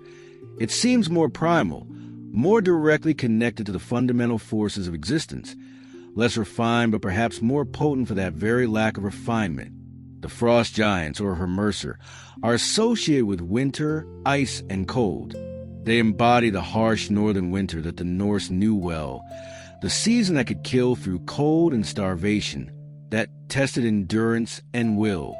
These giants threaten to bring eternal winter, to freeze the fertile lands, to end the cycle of seasons that makes life possible. Thor's battles against them are therefore not mere adventuring, but defensive actions against existential threats. There are also fire giants, though they dwell primarily in Muspelheim rather than Jotunheim proper. The mountain giants seem to be more neutral, neither inherently hostile nor friendly, simply existing in their remote strongholds, occasionally interacting with gods or humans, but mostly keeping to themselves. This diversity among the giants reminds us that they are not a monolithic force, but a varied collection of beings, each with their own nature and motivations. Jotunheim is separated from Asgard by the river Ifang, which never freezes. This river forms a boundary that helps protect the god's realm, though it is not impassable. Thor regularly wades through rivers to reach Jotunheim for his giant-slaying expeditions. The gods can visit Jotunheim when they choose, though they do so with caution, aware that they are entering hostile territory where they lack the home advantage they enjoy in Asgard. The journey to Jotunheim is often portrayed as difficult and dangerous. When Thor travels there, he must wade through deep rivers, cross mountains, navigate forests, deal with harsh weather. The landscape itself seems to resist intrusion, as if the very land of the giants works to discourage visitors from the ordered realms. This reflects the giants' nature as forces of wildness and chaos.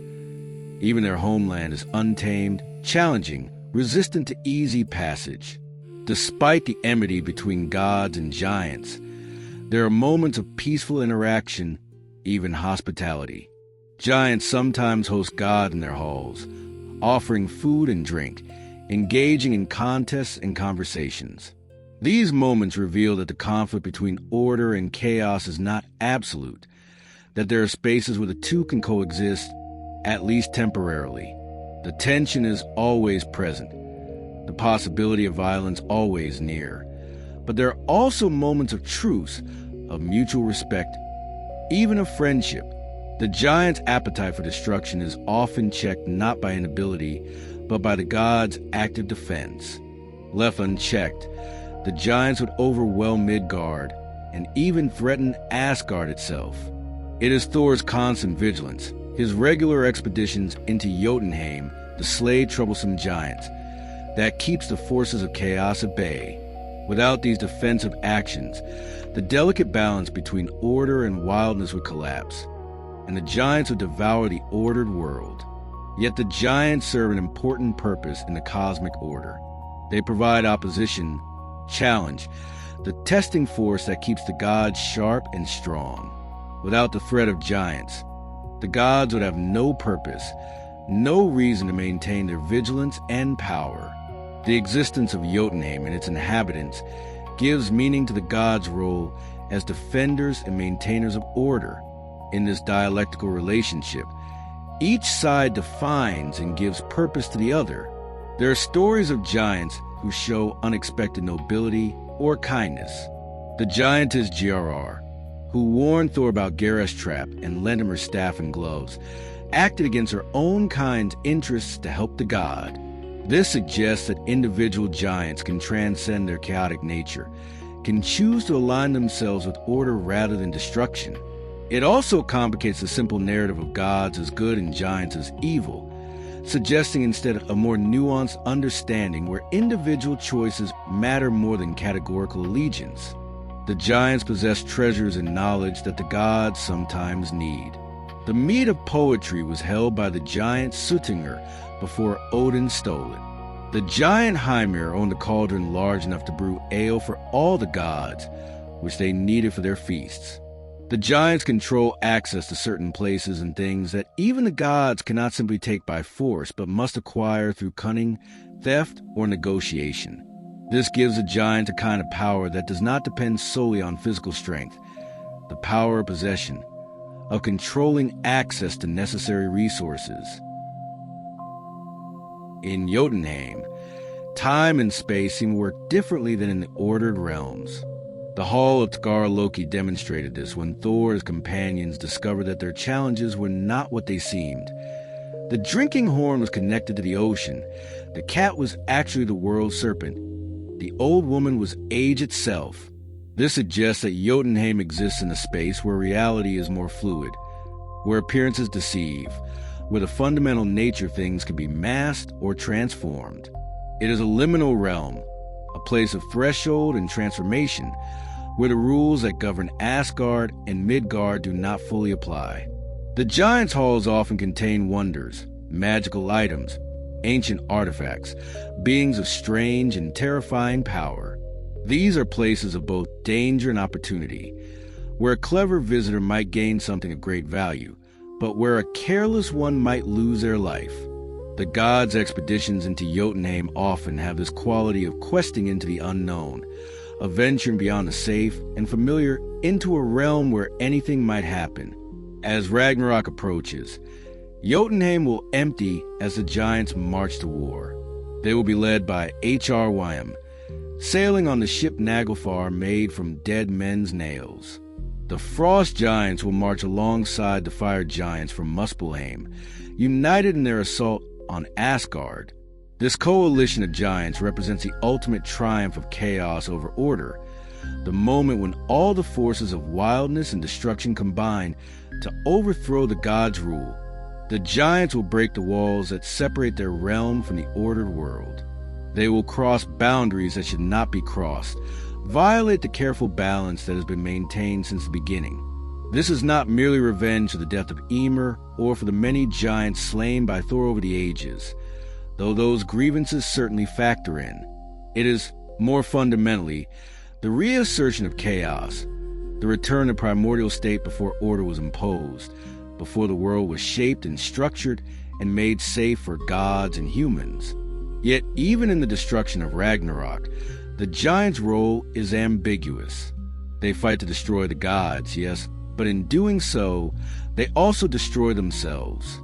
The mutual annihilation of gods and giants suggests that neither pure order nor pure chaos can exist alone, that each defines itself in opposition to the other, and that when one falls, the other must fall as well. The new world that rises after Ragnarok will presumably need to find a new balance, a new way of relating order to chaos that does not depend on eternal enmity. Jotunheim teaches us about the necessity of wildness, about the forces that resist order and structure. It reminds us that civilization is an achievement, not a given, that the order world exists only because it is constantly defended and maintained against forces that would tear it down. It shows us that chaos is not inherently evil, but rather a fundamental aspect of existence, necessary and even valuable in its proper place, dangerous only when it threatens to overwhelm everything else. The giants, for all their threat to Asgard and Midgard, are also ancestors and kin, sources of wisdom and power, beings whose existence gives meaning and purpose to the gods' actions.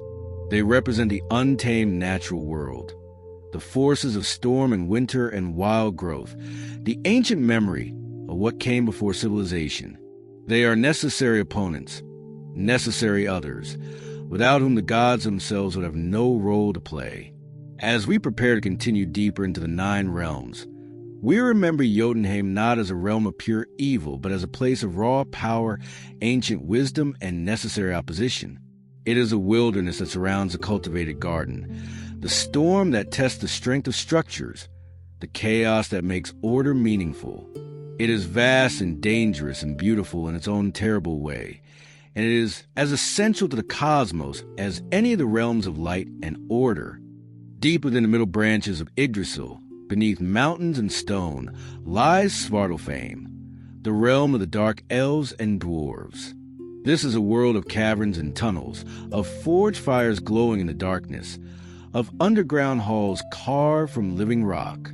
It is a place where the greatest treasures of the cosmos are crafted, where master smiths work metal and stone with such skill that their creations seem to possess life and will of their own. Svartalfheim is a realm of shadows and secrets, of craftsmanship elevated to the level of magic, of beings who dwell in darkness yet create objects of incomparable beauty and power. The relationship between dark elves and dwarves in the sources is somewhat unclear, with some texts treating them as the same beings and others as distinct. The dwarves, or Svartalfar, are described as beings who originated from the maggots that formed in Ymir's flesh after his death. The gods gave these creatures form and consciousness, granting them human-like shape and intelligence. Yet the dwarves retain something of their origin in decay and earth. They cannot abide sunlight, which turns them to stone, and so they remain always underground, in the darkness that is their natural element. Despite their grim origins, the dwarves are the finest craftsmen in all the 9 realms. Their skill surpasses that of gods, giants, and mortals alike. They can work any material, gold, silver, iron, stone, even substances that seem impossible to shape, and from these materials they create wonders. The greatest treasures of the gods were forged in dwarf workshops. Thor's hammer Mjolnir, Odin's spear Gungnir and ring Draupnir, Freyr's ship Splenir and Borgullen Bursti, Sis Goldenhair, and countless other items of power and beauty. The halls of Svartalfheim are described as being magnificent in their own dark way. They are not bright like Asgard or naturally beautiful like Alfheim, but they possess a different aesthetic. The beauty of perfect craftsmanship, of stone carved with absolute precision, of metal work to impossible thinness and strength, of gems that catch and reflect the light of forged fires. Everything in these halls speaks to mastery of material, to the transformation of raw substance into perfected form. The forge is the heart of dwarf culture and power. Here, in chambers deep beneath the earth, where the heat from the world's molten core can be harnessed, the dwarves work their craft. The ring of hammer on anvil echoes through stone passages. The glow of molten metal illuminates faces intent on their work. These are not mere blacksmiths, but artists and magicians, individuals who understand the fundamental properties of matter and can coax from it forms and functions that seem miraculous. The creation of Mjolnir demonstrates the dwarves' skill and the intense conditions under which they work. When the brothers Sindri and Brok forged Thor's hammer, Sindri worked the bellows while instructing Brok not to stop pumping no matter what happened. Loki, desperate to make them fail, transformed into a fly and repeatedly stung Brok, trying to make him pause. Brok endured the pain and continued pumping, though when Loki stung him on the eyelid during the final stage, he faltered for just a moment. This brief pause resulted in Mjolnir's handle being slightly shorter than intended, the only flaw in an otherwise perfect weapon. This story reveals that even in their underground realm, the dwarves must contend with interference from the gods and other beings, yet their dedication to craft allows them to create wonders. The dwarves are not generous with their creations. They must be bargained with, tricked, or compelled to part with their treasures. When Loki came to them seeking gifts to replace Sif's shorn hair, he played the dwarves against each other, challenging one set to create gifts and then wager with another set that they couldn't do better. This competition between craftsmen resulted in some of the gods' greatest treasures, but Loki nearly lost his head for his presumption when he tried to weasel out of paying the agreed price. This transactional nature of dwarf relationships reflects their character. They value their work and expect appropriate compensation. They are not malicious, but neither are they charitable. They understand the worth of what they create and will not be cheated of it. Many stories tell of those who tried to obtain dwarf treasures through deception or force, only to discover that the dwarves are more clever than they appear and that their creations sometimes contain hidden conditions or curses for those who acquire them improperly. The dwarves possess knowledge of runes and magic, though their approach differs from that of the gods. Where Odin's rune magic involves understanding cosmic principles, dwarf rune work is more practical and immediate. Runes of binding, of strengthening, of shaping material properties. They carve runes into their creations to give them special properties. Unbreakable strength, the ability to never miss a target, the power to return to the wielder's hand. This is magic as engineering, as a precise application of symbolic power to achieve specific, measurable results. Among the most famous dwarves are the brothers who created the gods' treasures. The sons of Ivaldi crafted Gungnir, Splanir, and Sif's golden hair. Sindri and Brok forged Gullinbursti, Draupnir, and Mjolnir. But there are many other named dwarves in the sources, each presumably a master of some craft or keeper of some knowledge. Andvari possessed a ring that could multiply gold, though it carried a curse. Dvalin was wise in rune lore. Alvis, whose name means all-wise, sought to marry Thor's daughter and had to prove his knowledge in a contest with Thor, who kept him talking until sunrise turned him to stone. This vulnerability to sunlight is one of the defining characteristics of the dwarves. They are creatures of the underground, of darkness and stone and forged fire. The sun represents everything they're not: bright, open, exposed, natural rather than crafted. To be caught in sunlight is to be transformed back into the stone from which they were originally formed, losing consciousness and agency, becoming merely part of the landscape. This keeps them bound to Svartalfheim and to the underground passages that connect different parts of their realm. The Dark Elves, when distinguished from dwarves, are described as similar in appearance but perhaps less focused on craftsmanship. They are associated with darkness and earth, with hidden things and secret knowledge. Some sources suggest they are spirits of the dead or beings connected to ancestor worship. Others portray them as simply another race of underground dwellers, sharing Svartalfheim with the dwarves but maintaining their own culture and concerns. Whether as separate races or different names for the same beings, both dark elves and dwarves represent aspects of existence that are hidden, that dwell beneath the surface, that work in darkness to create things of value. They are the miners and smiths, the craftsmen and engineers, those who transform raw material into useful or beautiful objects. In a cosmos that often emphasizes warriors and wise ones, they represent the equally important virtues of skill, patience, and the knowledge of how things work at a fundamental level. The tunnels of Svartalfheim extend far and deep, connecting different parts of the realm, and perhaps even reaching other realms. Some passages lead upward to Midgard, where dwarves occasionally emerge at night to trade or to recover materials they need for their work. Other passages delve down toward Nibelheim and the roots of Yggdrasil, where the oldest and strangest dwarf holds are said to exist. These deep places are shunned even by most dwarves, for what dwells in such depths is in these underground halls.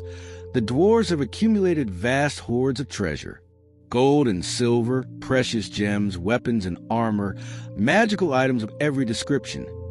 All the wealth created by countless generations of master craftsmen, plus tribute and payment received from gods and giants and mortals. Yet they do not display this wealth ostentatiously. It is kept in secured vaults, guarded carefully, used only when necessary. The dwarves are not motivated by greed in the simple sense, but by an appreciation for the value of well-crafted objects and the labor that goes into creating them. The social structure of Svartalfheim seems to be based on skill and mastery rather than hereditary rank. The greatest craftsmen command respect and authority. Those who can create the finest work or who possess the deepest knowledge are looked to as leaders. This creates a culture that values achievement and expertise, where status must be earned through demonstrated ability rather than claimed through birth or force. There are mentions of dwarf women in some sources, though they appear rarely in surviving stories. This has led to speculation about how dwarf society reproduces and continues, with various theories proposed but little definitive evidence. What seems clear is that the dwarves continue to exist generation after generation, maintaining their craft traditions, passing down techniques and knowledge from master to apprentice, ensuring that the skills that produce their wonders are not lost. The dwarves' relationship with the gods is complex and somewhat wary. The gods need what the dwarves can create and are willing to pay for it or bargain for it, but there is an underlying tension. The gods possess divine power and authority, but the dwarves possess skill and knowledge that the gods cannot duplicate. Neither can simply dominate the other, so they must deal with each other as something approaching equals, even though their natures and values are very different. When humans seek dwarf craftsmanship, they must be even more careful than the gods. A mortal who enters Svartalfheim seeking a dwarf-made weapon or magical item must be prepared to offer something of genuine value in exchange. Not just gold, which the dwarves have in abundance, but something unique or personal, something that represents real sacrifice. And they must be careful to fulfill any bargains exactly as agreed, for the dwarves have long memories and do not forget those who cheat or insult them. At Ragnarok, the fate of Svartalfheim and its inhabitants is largely unmentioned in the surviving sources. The focus is on the battles above ground, on the clash of gods and giants, on the burning of the world and its submersion beneath the waves. But the underground realm, deep within stone and earth, might be more protected than the surface world. The dwarves, in their deep halls, might endure what others cannot, emerging when the world is renewed to craft the treasures of the new age. This possibility is suggested by the nature of craftsmanship itself. It is a skill that can be taught and preserved that does not depend on divine power or natural magic, but on knowledge, technique, and practice. Even if the old world burns, the knowledge of how to work metal and stone remains. Even if the surface floods, the forges deep underground might still burn. The dwarves, as preservers of practical knowledge and makers of lasting things, seemed well-positioned to survive and to help rebuild. Svartalfheim teaches us about the value of craftsmanship, about the transformation of raw material into something greater, about the patience and skill required to create lasting beauty and utility. It reminds us that not all power comes from strength or magic, that there's profound power in understanding how things work and being able to make them better. It shows us that darkness is not always evil, that the underground is not always a place of horror, that what dwells in shadow can create things of great worth and wonder. The realm of the dwarves and dark elves is a testament to the Norse appreciation for skilled work, for the makers and crafters who build the tools and treasures that make civilization possible, for a culture that valued fine weapons, beautiful jewelry, well-built ships, and sturdy hulls. The dwarves represented the ideal of mastery over material, the ability to take what the earth provides and transform into exactly what is needed. As we prepare to ascend to the lowest branches of Yggdrasil, to the realms of ice and fire that represent the most extreme forces of existence, we carry with us an appreciation for Svartalfheim's contribution to the cosmic order. Without the dwarves' craftsmanship, the gods would lack their greatest weapons. Heroes would have no legendary arms. The stories themselves would be diminished. The underground realm, for all its darkness, is essential, a place where human hands or dwarf hands impose form and purpose on formless matter, creating order from chaos through the simple but profound act of making something well. At the lowest reaches of Yggdrasil, where the roots delve deepest into primordial darkness, lies Niflheim, the realm of ice, mist, and freezing cold. This is one of the two primordial realms that existed before creation itself, before the gods, before even Ymir the first giant. Niflheim represents the cosmic principle of cold, of stillness, of the frozen and the obscured. It is a realm of eternal winter, of darkness unbroken by sun or fire, of mist that conceal and confuse, of ice that preserves and imprisons. Niflheim existed in the beginning, to the north of Ginnungagap, the yawning void. For within this realm flowed the Livagar, the 11 rivers of ice that poured into the emptiness, their waters freezing as they flowed, creating layers of ice and frost that built up over uncounted ages. It was this ice, meaning the heat from Muspelheim to the south, that began the process of creation, the melting and dripping that formed Ymir and Audhumla, the first living beings, and set in motion all that would follow. At the heart of Niflheim lies Virgelmr, the roaring cauldron, a spring from which many rivers flow. This is not a warm spring, but a source of ice-cold waters that feed the rivers of Niflheim and spread throughout the cosmos. Virgelmr is one of 3 great wells connected to Yggdrasil's roots, and it is here that the dragon Nidhogg dwells, gnawing eternally at the root of the world tree, working to bring about its eventual destruction. Nidhogg is described as a terrible serpent or dragon, his name meaning malice striker, or one who strikes with hatred. He chews constantly at Yggdrasil's root, trying to sever it to bring down the great tree, and with it all the realms it supports. Surrounding him at Virgelmr are countless serpents, all gnawing at the root alongside their master, all contributing to the slow work of destruction. These serpents represent decay, entropy, the forces that work against creation and order, breaking down what has been built, returning complexity to simplicity, structure to chaos. But Nidhogg has another role as well. He is said to feed on the corpses of the dead who come to Niflheim, particularly those who were oath breakers, murderers, and adulterers in life, the most despised criminals in Norse society. He chews their bodies, and this is described as part of their punishment. Yet in doing so, Nidhogg also serves as a kind of cosmic recycler, breaking down what has died, returning it to its component parts, completing the cycle that allows for new creation. The landscape of Niflheim is harsh beyond mortal comprehension. It is a realm of glaciers and ice fields stretching endlessly in all directions, of mountains carved from frozen water, of caverns where stalactites and stalagmites of ice create forests of crystalline spears.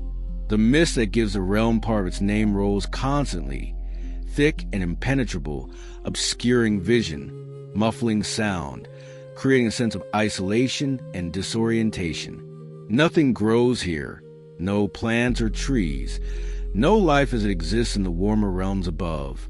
Niflheim is stillness and silence, cold and dark, the absence of warmth and light and vitality. Yet there is a terrible beauty to Niflheim as well. The ice formations catch what little light exists and refract it, creating subtle plays of color in the darkness. The frost that coats every surface forms patterns of exquisite complexity and delicacy. The mists sometimes part to reveal vistas of frozen magnificence, ice cliffs rising impossibly high, frozen waterfalls suspended in eternal stillness, fields of ice so smooth they reflect like mirrors. It is beauty without warmth, perfection without life, the aesthetic of pure form divorced from function. Time seems to move differently in Nibelheim, if it moves at all. The cold preserves everything, preventing decay in the ordinary sense. Things that fall into Nibelheim's depths remain frozen, unchanged, neither living nor decomposing, simply existing in a state of suspended animation. This makes Nibelheim a realm of memory and preservation, where the past is held intact, where nothing is truly lost but also nothing moves forward. It is stagnation elevated to a cosmic principle. Some sources place Helheim, the realm of the dead ruled by the goddess Hel, within or adjacent to Nibelheim. The connection makes sense. Both are realms of cold and darkness. Both are associated with death and endings. Both exist at the lowest level of Yggdrasil's structure. Whether they're the same place or separate but connected realms, there's clearly a relationship between the primordial ice realm and the land of the dead. The rivers that flow from Virgelmer carry the cold of Nibelheim outward, spreading its influence to other realms. These rivers, the Olivigar, are named in the sources: Svol, Gunthra, Fjorm, Fimmelthul, and others, each a stream of ice-cold water flowing to the cosmos. Where they flow, they bring winter's touch. They freeze and preserve. They remind the warmer realms that cold is always waiting, always ready to reclaim what warmth has taken. In the time before creation, before Ymir and the beginning of the world, Nibelheim simply was. It existed in darkness and cold, unchanging, eternal, complete in itself. There were no stories then because there was no change, no events, no time in the sense that we understand it. Nibelheim in its pure form is the antithesis of story, of history, of narrative. It is eternal stasis, the unchanging foundation upon which change can be built. The frost giants, the Hermerser, have some connection in Nibelheim, though they dwell primarily in Jotunheim. They embody Nibelheim's essence, cold, ancient, resistant to change, threatening to overwhelm the warmth and life of the ordered world with eternal winter. When they march at Ragnarok, they bring with them something of Nibelheim's nature, the threat of being frozen, stilled, preserved in ice until all warmth and life are extinguished. For mortals, Nibelheim represents the ultimate cold, the freezing that cannot be survived, the winter that never ends. The Norse, living in northern lands where winter was harsh and deadly, understood cold as an existential threat. To freeze to death was a real danger, and Nibelheim embodies that danger elevated to cosmic scale. It is the cold that killed the gods themselves at the beginning, before they learned to create fire and warmth, before they established the ordered world where life could flourish. Yet Nibelheim also represents necessity. Without cold, there would be no contrast with warmth, no appreciation for heat and light. Without the threat of freezing, the comfort of a warm hall would mean nothing. Without Nibelheim, Muspelheim would have had nothing to react against, no opposite to create the tension that generated the first life. The primordial ice realm is essential to existence, even though it is hostile to life in its pure form. The mists of Nibelheim obscure and confuse, but they also conceal and protect. Things hidden in the mist cannot be found by enemies, cannot be harmed by those who mean ill. The fog that rises from Nibelheim's depths creates boundaries and veils, separating realms, hiding what should not yet be revealed. In Norse culture, where knowing too much too soon could be dangerous, where some mysteries were meant to remain mysteries, Nibelheim's mists serve an important function. They mark the limits of knowledge, the boundaries beyond which even the gods should not peer. There is something pure about Nibelheim, an austere perfection in its simplicity. It is uncorrupted by life, unchanged by time, unaffected by story or event. It simply is, and in that being it provides a foundation, a baseline, a point of reference against which all other realms can be measured. The complexity and warmth and life of Midgard are meaningful precisely because they are not Niflheim, because they represent the triumph of creation over primordial stasis. The Norse concept of the Fimbul winter, the terrible winter that will precede Ragnarok, 3 years of cold with no summer in between, draws on Niflheim's nature. This is Niflheim asserting itself, spreading its cold beyond its usual boundaries, reclaiming the world for ice and darkness. When the Fimbul winter comes, it will be as if creation is being undone, as if the world is reverting to primordial state before warmth and life, returning to the frozen void that existed before the gods shaped it into the ordered cosmos. At Ragnarok itself, when the world burns and then sinks beneath the waves, Niflheim will presumably endure. Ice can melt, but the principle of cold, of stillness, of preservation, these are eternal. When the fires die down and the floods recede, when the new world rises green and beautiful from the sea, Niflheim will still exist at the lowest level, still sending out its cold rivers, still representing the primordial ice that balances the primordial fire, still serving as a foundation upon which existence rests. Nidhogg, too, will survive Ragnarok. The dragon is mentioned as flying over battlefield, bearing corpses on his wings, suggesting that even in the new age, there will be death, there will be endings, there will be the need for something to process and recycle what has lived and died. The eternal cycle requires both creation and destruction, and Nidhogg serves a necessary function of destruction, breaking down so that new creation becomes possible. Niflheim teaches us about endings and beginnings, about the cold that precedes warmth, about the darkness that makes light meaningful. It reminds us that stasis and preservation have their place, that not everything should be in constant flux, that sometimes the freezing of time allows for reflection and memory. It shows us that what seems hostile and barren can also be necessary and even, in its own way, beautiful. The realm of ice and mist is the foundation of the world tree, the place where the roots go deepest, where the oldest and most fundamental forces dwell. It is the cosmic basement, the underworld in the most literal sense, the place beneath all other places. Yet it is not evil or malicious. It simply is, existing according to its nature, serving its purpose in the great pattern of the 9 realms. As we prepare to turn from the realm of ice to the realm of fire, from Niflheim to Muspelheim, we carry an understanding that both extremes are necessary, that the cosmos requires both cold and heat, both stasis and change, both preservation and destruction. Niflheim, for all its harshness, is as essential to existence as any of the brighter, warmer realms above. It is the still point, the frozen moment, the cold eternity against which the warm brevity of life becomes precious and meaningful. At the opposite extreme from Niflheim, in the southernmost reaches of the lowest level of Yggdrasil, burns Muspelheim, the realm of fire, heat, and light. This is the second of the 2 primordial realms, existing before creation, before the gods, before time itself had meaning. Where Niflheim represents cold, stillness, and preservation, Muspelheim embodies heat, motion, and transformation. It is a realm of eternal flame, of molten rock and rivers of fire, of light so bright it sears the eyes, of heat so intense it can melt stone and metal. Muspelheim existed from the beginning.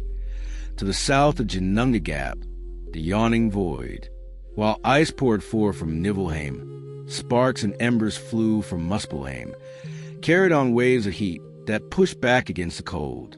It was a meeting of these 2 extremes, ice and fire, cold and heat, north and south, that created the conditions for life to emerge.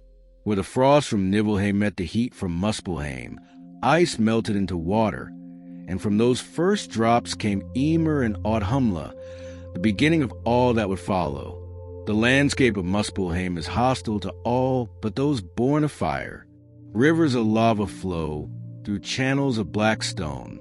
Volcanoes erupt constantly, spewing molten rock and ash into a sky that glows red and orange from reflected flames below. The ground itself radiates heat, and in places it is thin enough that the fires beneath can be seen glowing through cracks and fissures. The air shimmers with heat waves, distorting vision, making it difficult to judge distances or see clearly. Nothing that lives in the cooler realms could survive here. The heat would destroy flesh and bone, would melt metal and stone, would reduce everything to ash and cinder. Yet Muspelheim is not empty. It is inhabited by the fire giants, the sons of Muspel, beings born of flame who thrive in this inferno. These giants are creatures of pure elemental power, their bodies composed of or infused with fire itself. They do not fear the heat or the flames. These are their natural environment, as comfortable to them as a warm hearth is to mortals, or more so. The fire giants represent destruction through burning, the transformative power of flame that breaks down complex structures into simpler elements, that purifies through annihilation.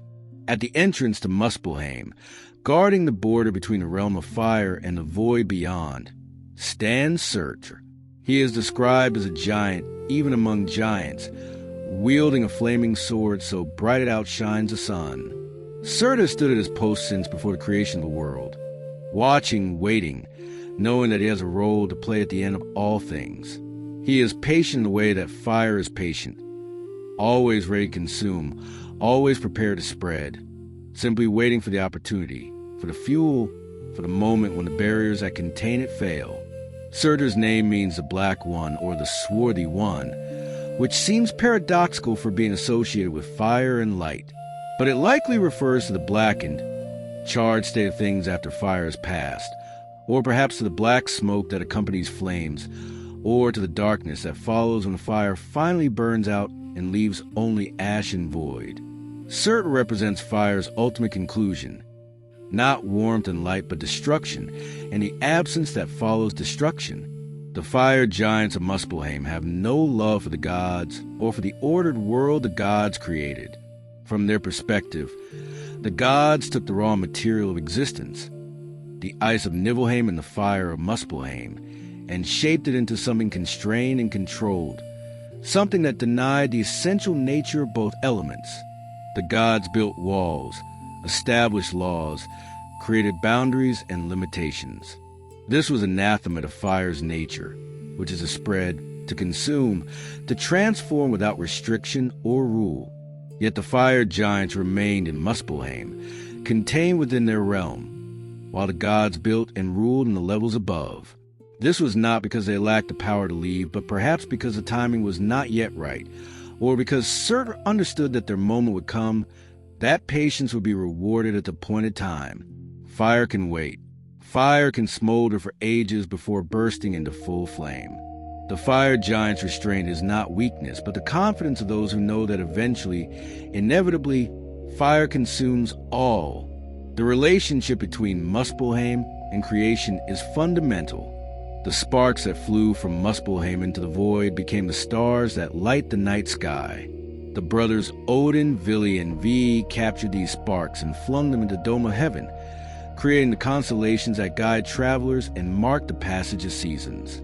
They took the brightest flames and set them on paths across the sky. These became the sun and moon, forever chased by wolves, forever racing to avoid being devoured. In this way, Muspelheim's essence is woven into the fabric of the cosmos. Every star, every sunrise, every warm summer day carries something of the primordial fire realm. The warmth that makes life possible, the light that allows growth, the heat that keeps the ice of Nibelheim from overwhelming everything. All of these depend on fire, on the power that originated in Muspelheim before the world was made. Yet fire is inherently unstable, inherently aggressive. It seeks to spread, to consume more fuel, to grow larger and hotter. This makes it dangerous, a force that must be contained and controlled or it will destroy everything. The gods understood this when they shaped the cosmos. They used fire's power but contained it, channeling it into useful forms, preventing it from spreading without limit. The sun and stars burn with Muspelheim's fire, but they are set on fixed paths, their power directed and bounded. This containment cannot last forever. The prophecy of Ragnarok promises that Surtur and his fire giants will eventually break free from Muspelheim, will march forth to join the final battle, and will ultimately spread flame across all the 9 realms. The careful order the gods established will be undone, and fire will return to its primordial state, uncontained, unrestricted, consuming everything in its path. The destruction Muspelheim represents is not malicious. Fire has no morality, no intention beyond its nature. It simply burns, transforms, destroys because that is what fire does. The fire giants do not hate the gods in personal sense. They simply oppose everything the gods created because it contradicts fire's essential nature. Where the gods built, fire seeks to burn. Where the gods establish permanence, fire brings change. Where the gods created complexity, fire reduces to simplicity. Yet fire is also creative. It transforms raw materials into new forms. The forged fire that allows the dwarves to craft their wonders originates ultimately from Muspelheim's heat. The cooking fire that makes food digestible and safe for humans carries Muspelheim's power in contained form. The hearth fire that warms a hall and provides light through long winter nights is a small piece of primordial fire realm. Tamed and useful, fire destroys, yes, but it also enables, facilitates, makes possible. This duality is essential to understanding Muspelheim's role in the cosmos. It is not simply a realm of destruction, but a realm of transformation and potential. The heat that can melt and destroy can also forge and create. The flames that can burn down forests also clear land for new growth. The same fire that will unmake the world at Ragnarok also made the world possible in the first place, melting Nibelheim's ice to create the conditions for life. The light of Muspelheim is worth considering. In the beginning, before the sun and stars, Muspelheim was the only source of light in existence. Its flames pushed back against the absolute darkness of the void, creating the first illumination, the first ability to see and perceive. Even now, all light in the cosmos ultimately traces back to Muspelheim. The sun, the stars, the lightning, every candle and torch, all carry something of that original fire. This makes Muspelheim, paradoxically, a realm of revelation as well as destruction. Fire illuminates, makes visible what was hidden in darkness. The flames that consume also expose, reveal structure and truth that can be seen only when surfaces are burned away and essence is exposed. Muspelheim's light is harsh and unforgiving, showing everything in stark clarity, without shadow or concealment. The heat of Muspelheim represents energy in its purest form, the power to move, to change, to act. Where Nibelheim is stasis and stillness, Muspelheim is motion and dynamism. Fire never rests, never pauses, never stops consuming and transforming. This restless energy is necessary to existence, providing the driving force that prevents the cosmos from freezing into eternal stillness, that keeps things moving and changing and alive. At Ragnarok, Muspelheim's true purpose will be revealed. When the bonds that hold the cosmos together break, when Fenrir slips his chains and Loki breaks free, when the giants march from Jotunheim and the dead sail from Hel, Surtur will lead the sons of Muspelfor from their realm of fire. They will cross the rainbow bridge Bifrost, and their passage will shatter it, severing connection between Asgard and Midgard. They will join the battle on the plain of Vigrid, and Surtur himself will face Freyr. Freyr, the god of peace and fertility, sacrificed his magical sword for love of the giantess Geir. Now he will face Surtur with only a stag's antler for a weapon, and though he fights bravely, he will fall to Surtur's flaming blade. This matchup is deeply symbolic. Fertility and growth facing annihilation, and fire, the god who represents life's flourishing cut down by the giant who represents its ending. It is not that Freyr is weak or cowardly, but that fire, in its full unleashed power, cannot be defeated by anything except time and the exhaustion of fuel. After the gods have fallen, after the battles are done, Surt will fulfill his ultimate purpose. He will spread fire across all the 9 realms. Asgard will burn, its golden halls consumed by flames. Midgard will burn, the forests and fields and human settlements all reduced to ash. Even Yggdrasil itself will burn, the world tree aflame from root to crown, though its roots will continue to writhe, suggesting that not even Surt can completely destroy it. The world will sink into the sea, extinguished and flooded, but this submersion comes only after the burning. Muspelheim's fire does its work first, reducing the complexity of the cosmos to its simplest elements, burning away everything that the gods built over uncounted ages. This is the fire's victory, not the establishment of Muspelheim's rule, but the return to primordial simplicity, the undoing creation, the restoration of the original state before the gods impose their order. Yet even in this destruction, there is a seed of renewal. Fire clears the old growth, making way for new life. The ash left behind enriches the soil. The heat breaks down rigid structures, releasing the potential for new forms. When the earth rises again from the sea, green and fertile, it will be land that has been purified by fire, cleansed of the old, ready for the new. This is Muspelheim's gift to existence. Not just destruction, but transformation. Not just ending, but transition. Fire is a force that allows change, that prevents stagnation, that ensures the cosmos does not calcify into unchanging permanence. It is harsh and terrible in its power, but it is also necessary and, in its own fierce way, life-giving. Muspelheim teaches us about energy and transformation, about the power that enables but also destroys, about light that illuminates but also burns. It reminds us that stability and permanence are not the highest goods, that change and transformation are essential to existence, that sometimes the old must be cleared away before the new can emerge. It shows us that fire, for all its danger, is also the source of warmth, light, and the energy that makes life possible. The realm of fire stands as the opposite pole to the realm of ice, and between these two extremes, all of existence plays out. Without Muspelheim, the cosmos would freeze into Niflheim's eternal stillness. Without Niflheim, Muspelheim's fire would consume everything instantly, leaving no structure, no form, no possibility for complexity. It is the tension between these two primordial realms that creates the space where life can exist, where the 9 realms can flourish, where gods and giants and mortals can live out their stories. As we prepare to turn to the final realm, to Helheim, the land of the dead, we carry an understanding that fire is both creator and destroyer, that Muspelheim's role in the cosmic order is as essential as any other realms, and that the flames that will one day consume the world are the same flames that made the world possible in the first place. Fire is not evil.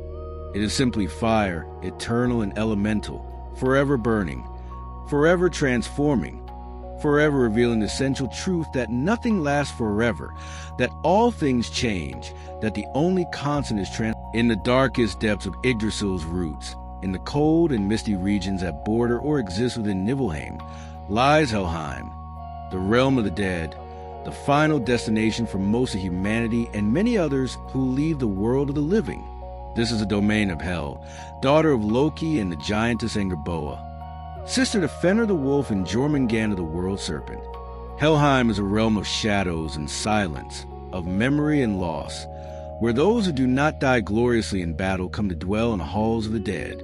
Hel herself was cast down into this realm by Odin when the gods learned of Loki's monstrous children and saw in them the seeds of Ragnarok, where her brothers were bound or cast away to prevent them from causing immediate harm. Hel was given sovereignty over the dead, dominion over 9 worlds within the frozen realm of Niflheim. In this way, Odin turned what could be mere punishment into purpose, giving Hel responsibility for one of the most essential functions of the cosmos, receiving and caring for the dead. The goddess appears as half living and half dead, one side of her body vital and beautiful, the other side dark and decayed. This duality represents her nature as the guardian of the threshold between life and death, neither fully one nor the other, existing in a liminal space where the living end and the dead continue in altered form. She is stern but not cruel, inflexible but not unjust, accepting what must be accepted and enforcing the rules that govern death with absolute consistency. The journey to Helheim is long and difficult. Even for the spirits of the dead, the soul must travel north and downward, through dark valleys and across cold rivers. One of these rivers is the Joel, which forms a boundary around Helheim, flowing near the gates of Hell's realm. This river must be crossed, and there is a bridge called Jalabru, covered with shining gold, though to what purpose such splendor exists in this cold realm is not entirely clear. Perhaps it is a reminder that death comes to all, even those who possess wealth and beauty, and that these things accompany the dead into the next realm. At the crossing of the Joel sits a maiden named Mgur, a guardian who challenges those who would enter Helheim. She asks their name and lineage, seeks to know how they died and whether they have the right to pass. For those souls who belong in Hell's realm, she allows passage. For others, the spirits of warriors claimed by the Valkyries, or those few who manage to journey here while still living, she may question more deeply or direct them elsewhere. Beyond the bridge lies the gate of Helheim itself, guarded by the great hound Garmr. This monstrous dog is chained in the cave of Valhalla, but his howling can be heard throughout the realm of the dead. He challenges all who approach, and his bark is said to be one of the most terrible sounds in all existence. Yet Garmr serves a necessary function. He keeps the living from entering where they should not go, and he prevents the dead from leaving before their time. At Ragnarok, his bonds will break, and he will join the final battle, fighting Tyr in combat that will claim both their lives. The landscape of Helheim is cold and dim, illuminated neither by sun nor by fire, but by a pale, sourceless light that allows sight but provides no warmth. There are no seasons here, no day or night in the ordinary sense, just the eternal twilight of a place removed from the cycles that govern the living world. The ground is covered with a thin layer of frost, and mist rises from the cold earth, giving everything a hazy, dreamlike quality. Hell's Hall is called Ulfsnir, which means damp or sprayed with snowstorms. It stands at the center of her realm, and those who come to Helheim gather there or in the surrounding settlements. The hall itself is described as being grim, with gates that are high and formidable. Inside, the furnishings bear names that reflect the sorrow and hardship that often accompany death. Her plate is called hunger, her knife famine, her threshold stumbling block, her bed sickbed, and her bed curtains glimmering misfortune. These grim names should not be understood as torments that hell inflicts, but rather as acknowledgments of realities that bring people to her realm. Many who die do so from hunger, illness, or age. They come to her having suffered, and her hall reflects that suffering. Yet in accepting them, in providing a place for them, hell offers what comfort is possible for the dead. They are not punished for failing to die in battle. They simply exist in a state that reflects the nature of their deaths. Not all areas of Helheim are equally bleak. There are halls where the honored dead who did not fall in battle may dwell in some comfort, where families are reunited, where the dead continue a kind of shadowy existence that mirrors their living days, but without the urgency and intensity of mortal life. These are not places of great joy, but neither are they places of torment. They are simply where the dead are, existing in memory and shadow, waiting for the end of the current cosmic cycle. But there is also Nastrand, the Corpse Shore, a place within Helheim reserved for the worst of the dead. This is where oath breakers, murderers, and adulterers are sent, those who violated the most sacred bonds of Norse society. Nastrand is described as a hall woven from serpents, with their heads facing inward, dripping venom. Here, the dragon Nidhogg feeds on the corpses of the dishonored dead, chewing them as he chews the roots of Yggdrasil. This is the closest thing to punishment in the Norse afterlife, reserved not for those who simply died poorly, but for those who lived dishonorably. The concept of Helheim challenges common misconceptions about the Norse afterlife. It is not primarily a place of punishment or suffering, but simply where most people go when they die. The Norse did not believe that everyone could or should die in battle. Farmers, craftsmen, women, children, the elderly, all these would come to Hell's realm, and this was natural and right. Only a select few would go to Valhalla or Sesrumner, and while this was an honor, it did not mean that everyone else was disgraced or damned. Life in Helheim is diminished compared to mortal existence. The dead retain their memories and identities, but their passions are muted, their concerns distant. They exist in a kind of half-state, neither fully gone nor fully present, like echoes or shadows of their living selves. This is not torment, but simply the nature of death in the Norse understanding. What made life vivid and meaningful was its intensity, its brevity, its urgency, and these qualities cannot survive the transition to death.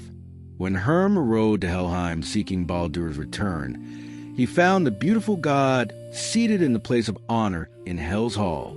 Even in death, even in the realm of shadows, Baldur's essential nature remained, and Hell respected it. This shows that Helheim does not strip the dead of all dignity or significance, that what they were in life continues to matter, even if in attenuated form. Hell's response to Hermrest's plea reveals her character. She did not refuse outright to release Baldur, nor did she demand an impossible price. She set a condition that was difficult but not unfair. If all things in the world would weep for Baldur, then clearly he was as beloved as claimed, and such universal love might justify his return. When one refused to weep, Hel kept her word. Baldur remained in her realm, and she made no apology for enforcing the rules that govern death.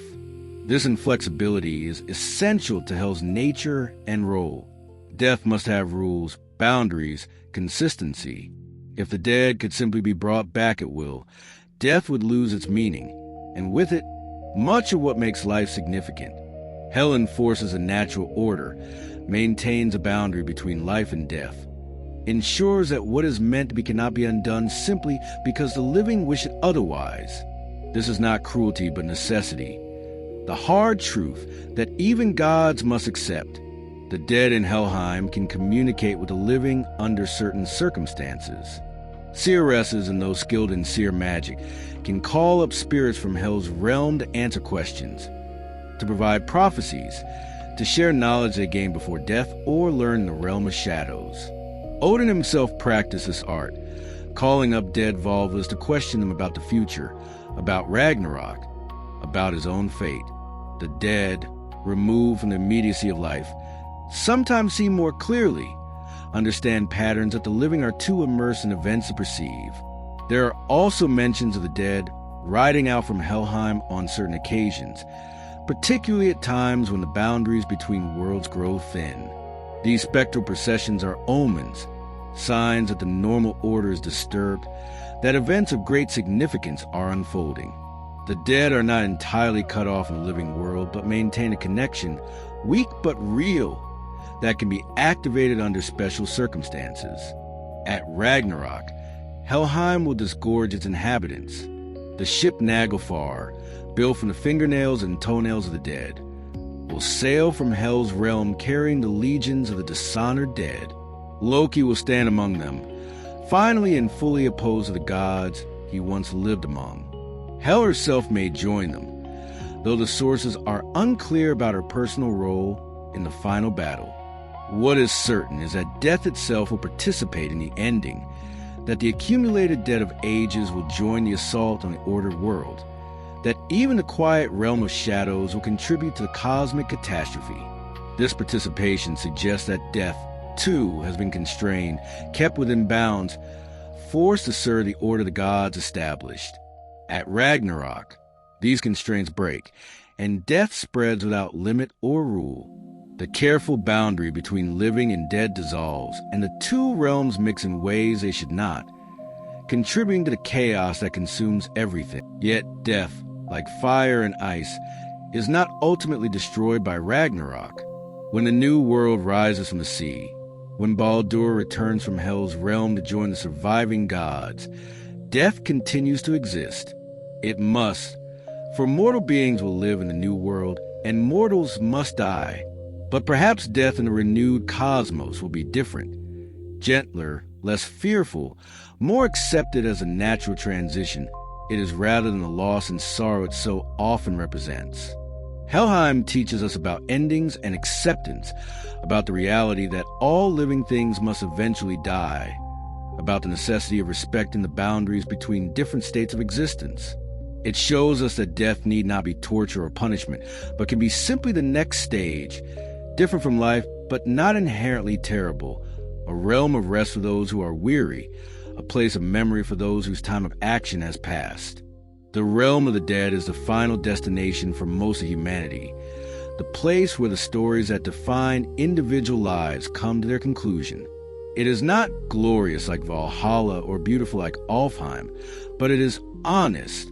It acknowledges that most deaths are not heroic, that most people die in beds or from illness, that the end comes not with battle glory but with quiet fading. And Helheim received these dead without judgment, provides them a place, allows them to continue in diminished form until the cosmos itself ends and begins anew. Hel, as the ruler of this realm, embodies compassion within strictness. She does not torment her charges, but neither does she coddle them. She maintains the rules of death because someone must, because the boundary between living and dead is essential to the functioning of existence. Her hall may be grim, her names may speak of hardship, but she provides what the dead need: a place to be, an acknowledgement of their existence, a continuation beyond the ending of mortal life. As we complete our journey to the 9 realms, having traveled from the bright heights of Asgard to the cold depths of Helheim, we understand that death is not the opposite of life, but its conclusion, its necessary ending that makes the story complete. Without Helheim, the dead would have nowhere to go, would remain trapped between existence and non-existence, unable to rest, unable to let go. Hel's realm, for all its shadows and chill, serves the vital function of receiving what life releases, of providing the final home for those whose time in the upper realms has ended. The 9 realms are complete, from Asgard's gold to Helheim's shadows, from Muspelheim's fire to Nibelheim's ice, from the beauty of Alfheim to the craft of Svartalfheim, from the order of the gods to the chaos of the giants, with Midgard at the center where mortals live their brief, intense lives. All are connected through Yggdrasil, all are part of the great pattern, all are necessary to the functioning of the cosmos. And understanding each realm helps us understand the whole, the Norse vision of existence as a complex interplay of opposing forces, all held in tension, all essential, all moving toward the inevitable end that is also, somehow, a new beginning.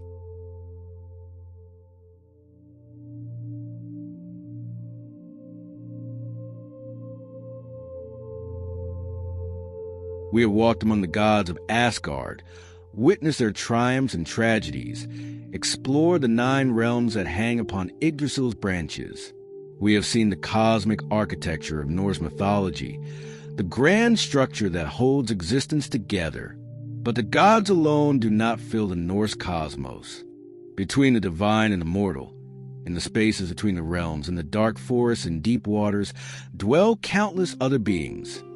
Heroes who achieve legendary status through their deeds, monsters that embody primal fears and natural forces, spirits that inhabit the land and follow individual lives. These are the stories of the Norse told around their hearth fires on long winter nights. Tales that warned of dangers lurking beyond the circle of firelight, that celebrated those brave enough to face such dangers, that explained the unseen forces that shaped luck and fate. These are not the grand cosmic dramas of Ragnarok or the creation of the world, but the stories that felt immediate and personal, that helped people understand their relationship with the land they lived on, the creatures they might encounter, the invisible forces that could help or hinder their lives. Heroes in Norse tradition are not demigods or divinely blessed champions, though they may have divine ancestry somewhere in their lineage. They are mortals, or at least mortal enough to die, who through courage, cunning, and will achieve deeds worthy of eternal memory. They slay dragons, win impossible treasures, love and lose with passion that echoes through generations. Their stories are tragic as often as triumphant. For the Norse understood that even the greatest hero must eventually fall, that glory is won through struggle and often purchased with life itself. The creatures of Norse mythology range from the cosmic, serpents that encircle the world, wolves that chase the sun, to the intimate and personal, spirits that follow individual families, beings that dwell in specific groves or stones. Some are malevolent, actively hostile to humans and gods alike. Others are neutral, concerned with their own purposes, dangerous only when provoked or encountered unwisely. Still others can be beneficent, offering aid and blessing to those who treat them with proper respect.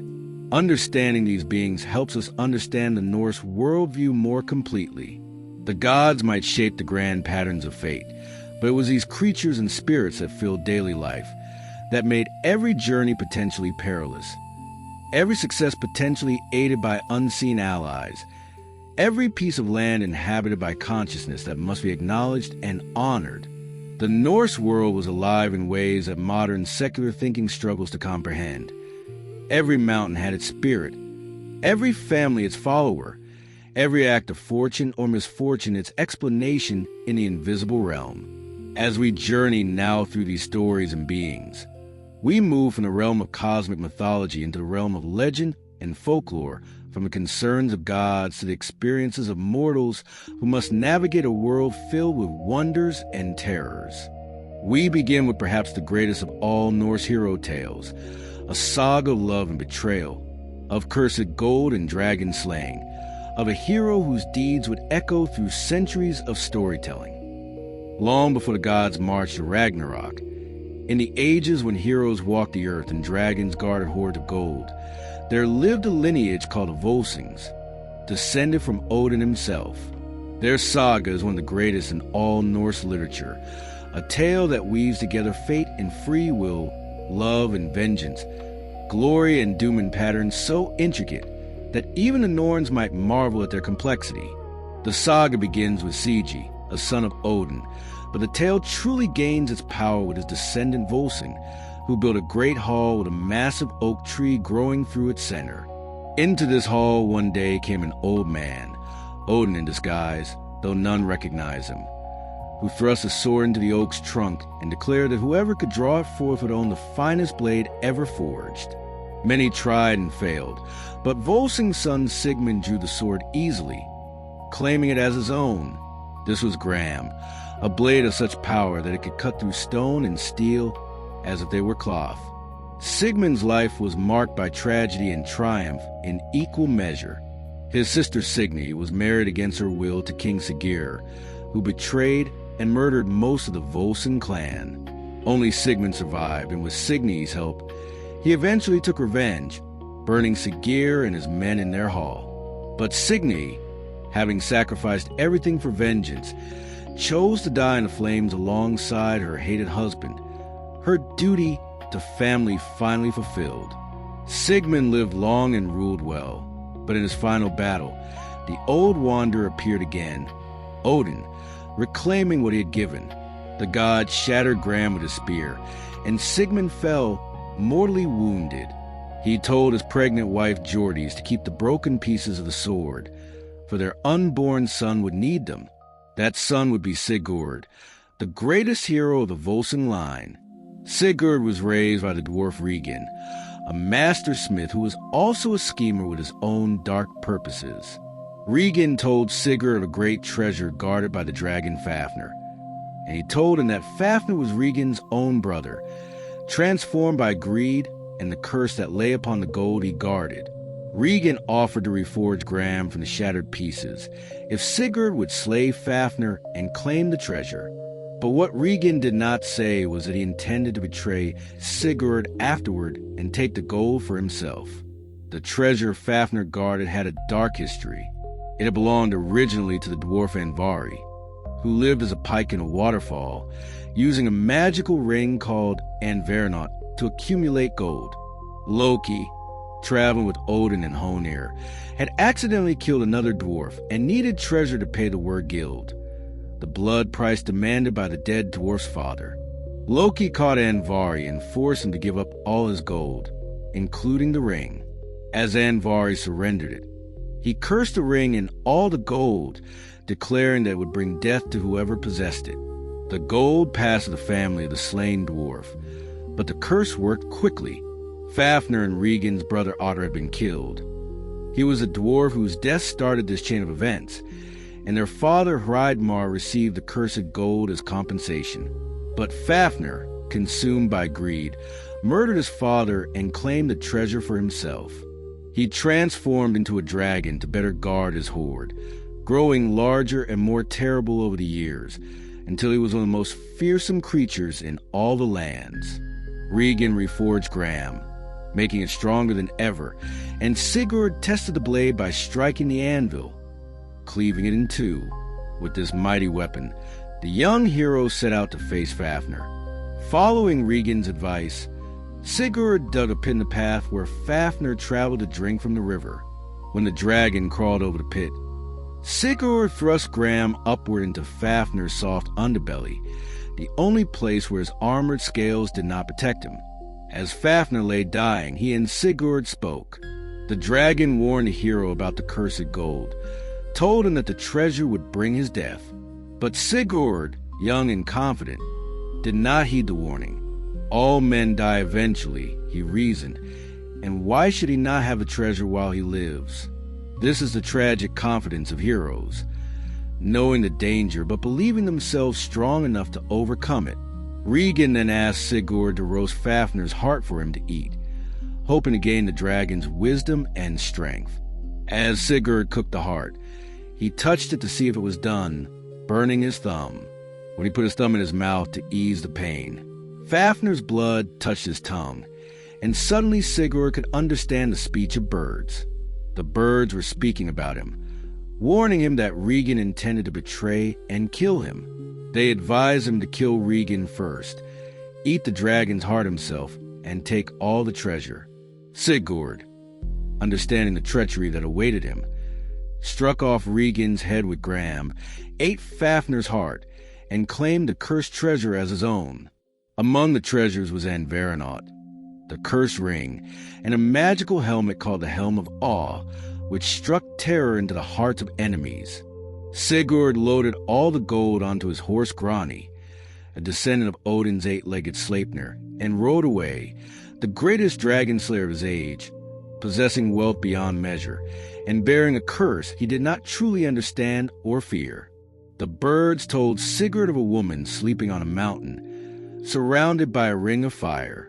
This was Brynhildr, a Valkyrie who had disobeyed Odin by granting victory to the wrong warrior in battle. As punishment, Odin pricked her with a sleep thorn and decreed she would sleep until a hero brave enough to cross the flames came to wake her. When she woke, she would be mortal and must marry. Sigurd rode to the flames without fear, his courage protecting him where others had turned back. He found Brynhildr in her armor and cut it from her body with Gram, freeing her from the enchanted sleep. When she woke, she and Sigurd pledged their love to each other, exchanging oaths and rings.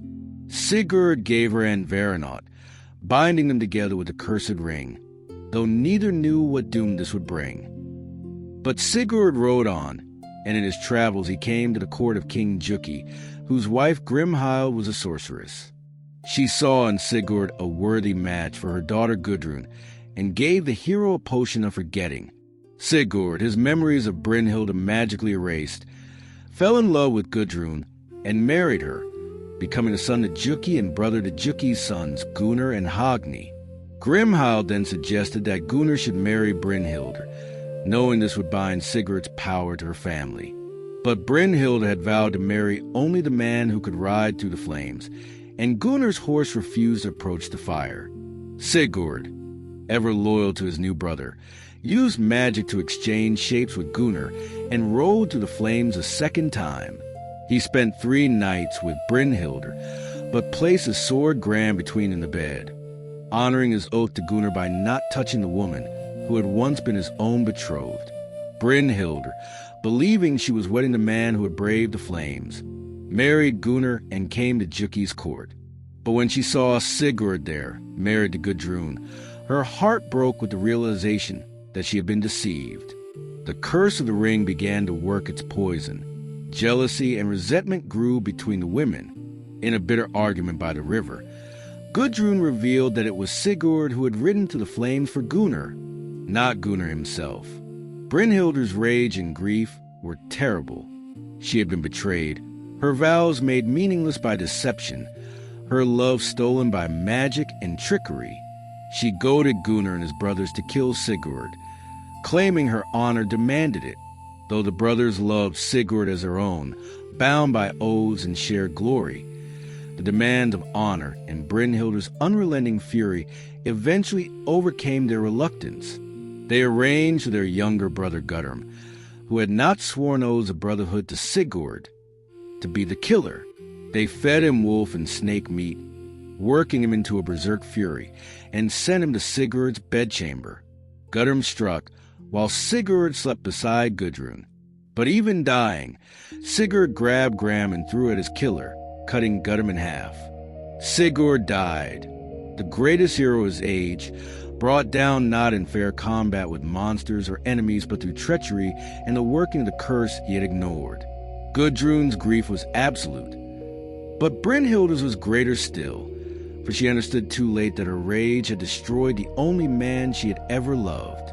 She had demanded his death but found no satisfaction in it, only emptiness and the knowledge that she had destroyed her own happiness.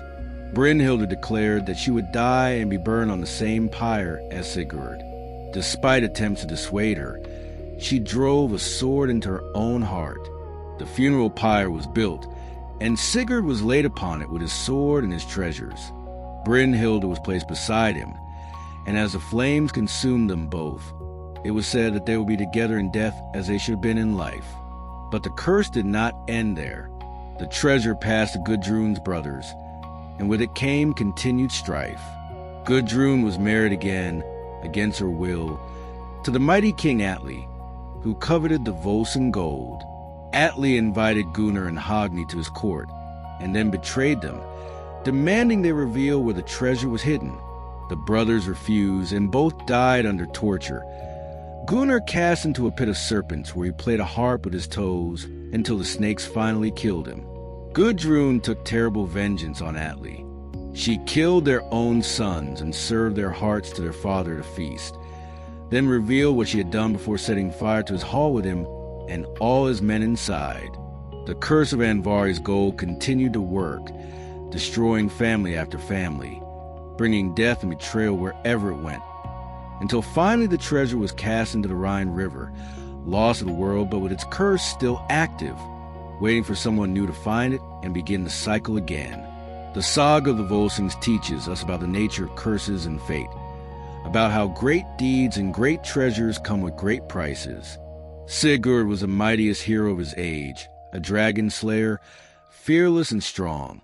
Yet he fell not to any monster but to machinations of those close to him, to the curse woven into the gold he claimed, to the inexorable working of fate that even heroes cannot escape. The saga reminds us that in the Norse world, glory and tragedy are inseparable, that the brightest flames burn briefly, that even the greatest love can be twisted into the instrument of destruction. The sea held a special place in Norse life and Norse fears.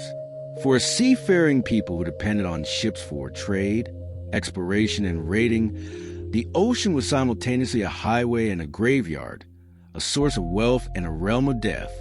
The Norse understood the sea as inherently dangerous, unpredictable, inhabited by creatures of terrible power that could destroy ships and devour crews with ease.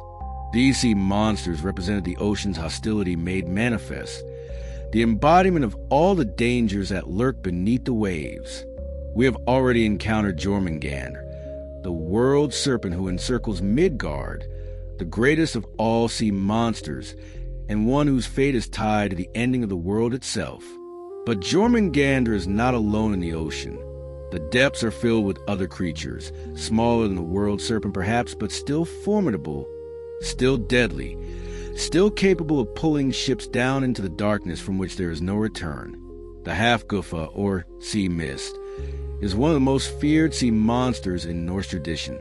It is described as being so massive that sailors might mistake it for an island, drawing near what they think is land only to discover too late that they are approaching a living creature. The Hafgufa would remain still on the surface, mouth open, attracting fish and other sea life into its maw through some unknown means, perhaps through the smell of its breath, perhaps through some form of lure or attraction. When enough prey had gathered, or when a ship came too close, the mouth would snap shut and the creature would dive, taking everything with it into the depths. This monster represents one of the particular terrors of deep ocean sailing: the inability to trust what one sees, the possibility that any apparent refuge or landmark might be a trap, the reality that the sea contains things so large that human scale becomes meaningless. A creature that could be mistaken for an island suggests something of unimaginable size, something so vast that the human mind struggles to comprehend it as a living being. The Lyngbak, or Hedabak, is described similarly to the Hafgufa, sometimes as the same creature or related type. This sea monster would lie on the surface, so still and for so long that sand and seaweed would accumulate on its back, creating the appearance of a small island. Sailors desperate for land might pull their ships up onto this island, might even try to light fires for cooking or warmth. The heat of the fire would wake the creature, which would then dive, taking the ship and crew with it, or at least stranding them far from any true land.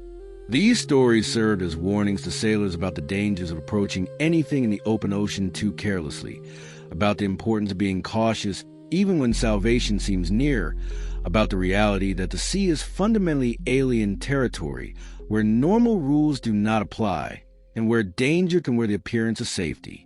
They encode practical wisdom: be wary of what floats, test before trusting, maintain vigilance even when rest seems possible. The Kraken, though the name itself is more common in later Scandinavian folklore, represents a type of massive cephalopod that appears in Norse monster accounts.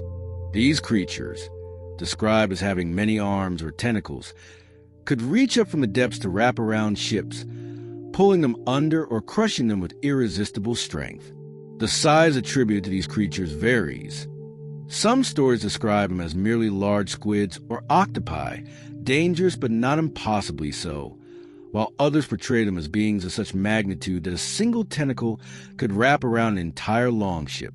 The existence of actual giant squid, unknown to modern science until relatively recently, suggests that at least some sea monster stories were based on real encounters with creatures that were indeed monstrous by any reasonable standard.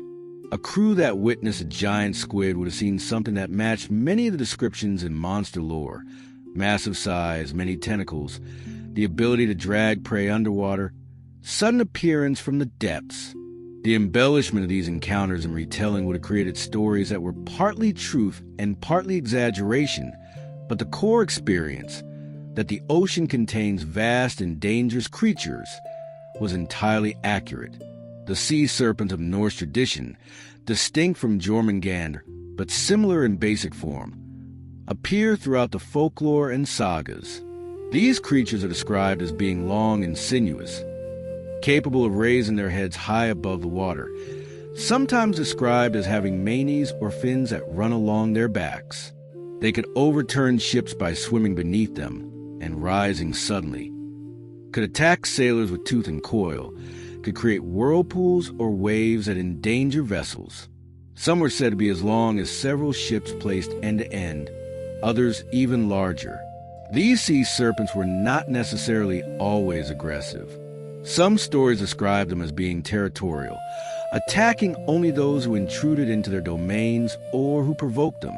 Others suggest they were merely large sea creatures going about their business, dangerous not from malice, but simply from their size and power. A ship in the wrong place at the wrong time might be destroyed not through any intention, but simply as collateral damage to the creature's movement. The Midgard serpent's offspring or relatives were sometimes blamed for particularly dangerous stretches of water. a region known for frequent shipwrecks, might be said to be inhabited by one of Jormungandr's children, a serpent that had inherited its parents' hostility to humanity. These local sea monsters gave specific identity to general danger, allowed sailors to conceptualize and discuss threats, perhaps to feel some small measure of control through knowing what they faced even if they could not defeat it. Draugr could also haunt the sea, particularly those who had died at sea and whose bodies were never properly buried. These sea Draugr would attack ships, trying to drag sailors overboard to join them in death, or would appear as omens warning that a voyage was doomed. A crew that saw one of their dead companions standing on the ship or swimming alongside it knew they faced disaster. The dead were trying to claim the living, to bring them down into the cold depths where proper rest was impossible and only the restless dead endured. The Margig or sea giantess represents another type of sea monster, humanoid in basic form but of enormous size, dwelling in the ocean, occasionally rising to threaten ships. These beings were described as being ugly and terrible, with features that were recognizably human-like but distorted, oversized, grotesque. They might grab at ships, might call out to sailors in voices that could drive men mad, might simply be cited as omens of coming storms or disaster. Some sea monsters were more ambiguous in their relationship to humans. The mermen and mermaids of Norse tradition could be helpful or harmful, warning sailors of coming dangers or luring them to their deaths. These beings were neither fully human nor fully monster, but something in between, capable of communication, sometimes even a relationship with humans, but ultimately belonging to the sea rather than the land, following their own laws and purposes rather than caring about human concerns. Selkies, creatures that could take the form of seals in the water and humans on land, appear in Norse folklore, particularly in stories from the northern islands. These beings were generally not hostile, but could be tragic figures. Selkie women who were trapped on land when their seal skins were stolen. Selkie men who fell in love with human women only to be drawn back to the sea.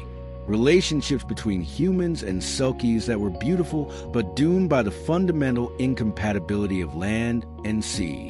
The horse of the sea, the Bakist or Enwykar, was a shape-shifting creature that could appear as a beautiful horse near water, tempting people, particularly children, to mount it.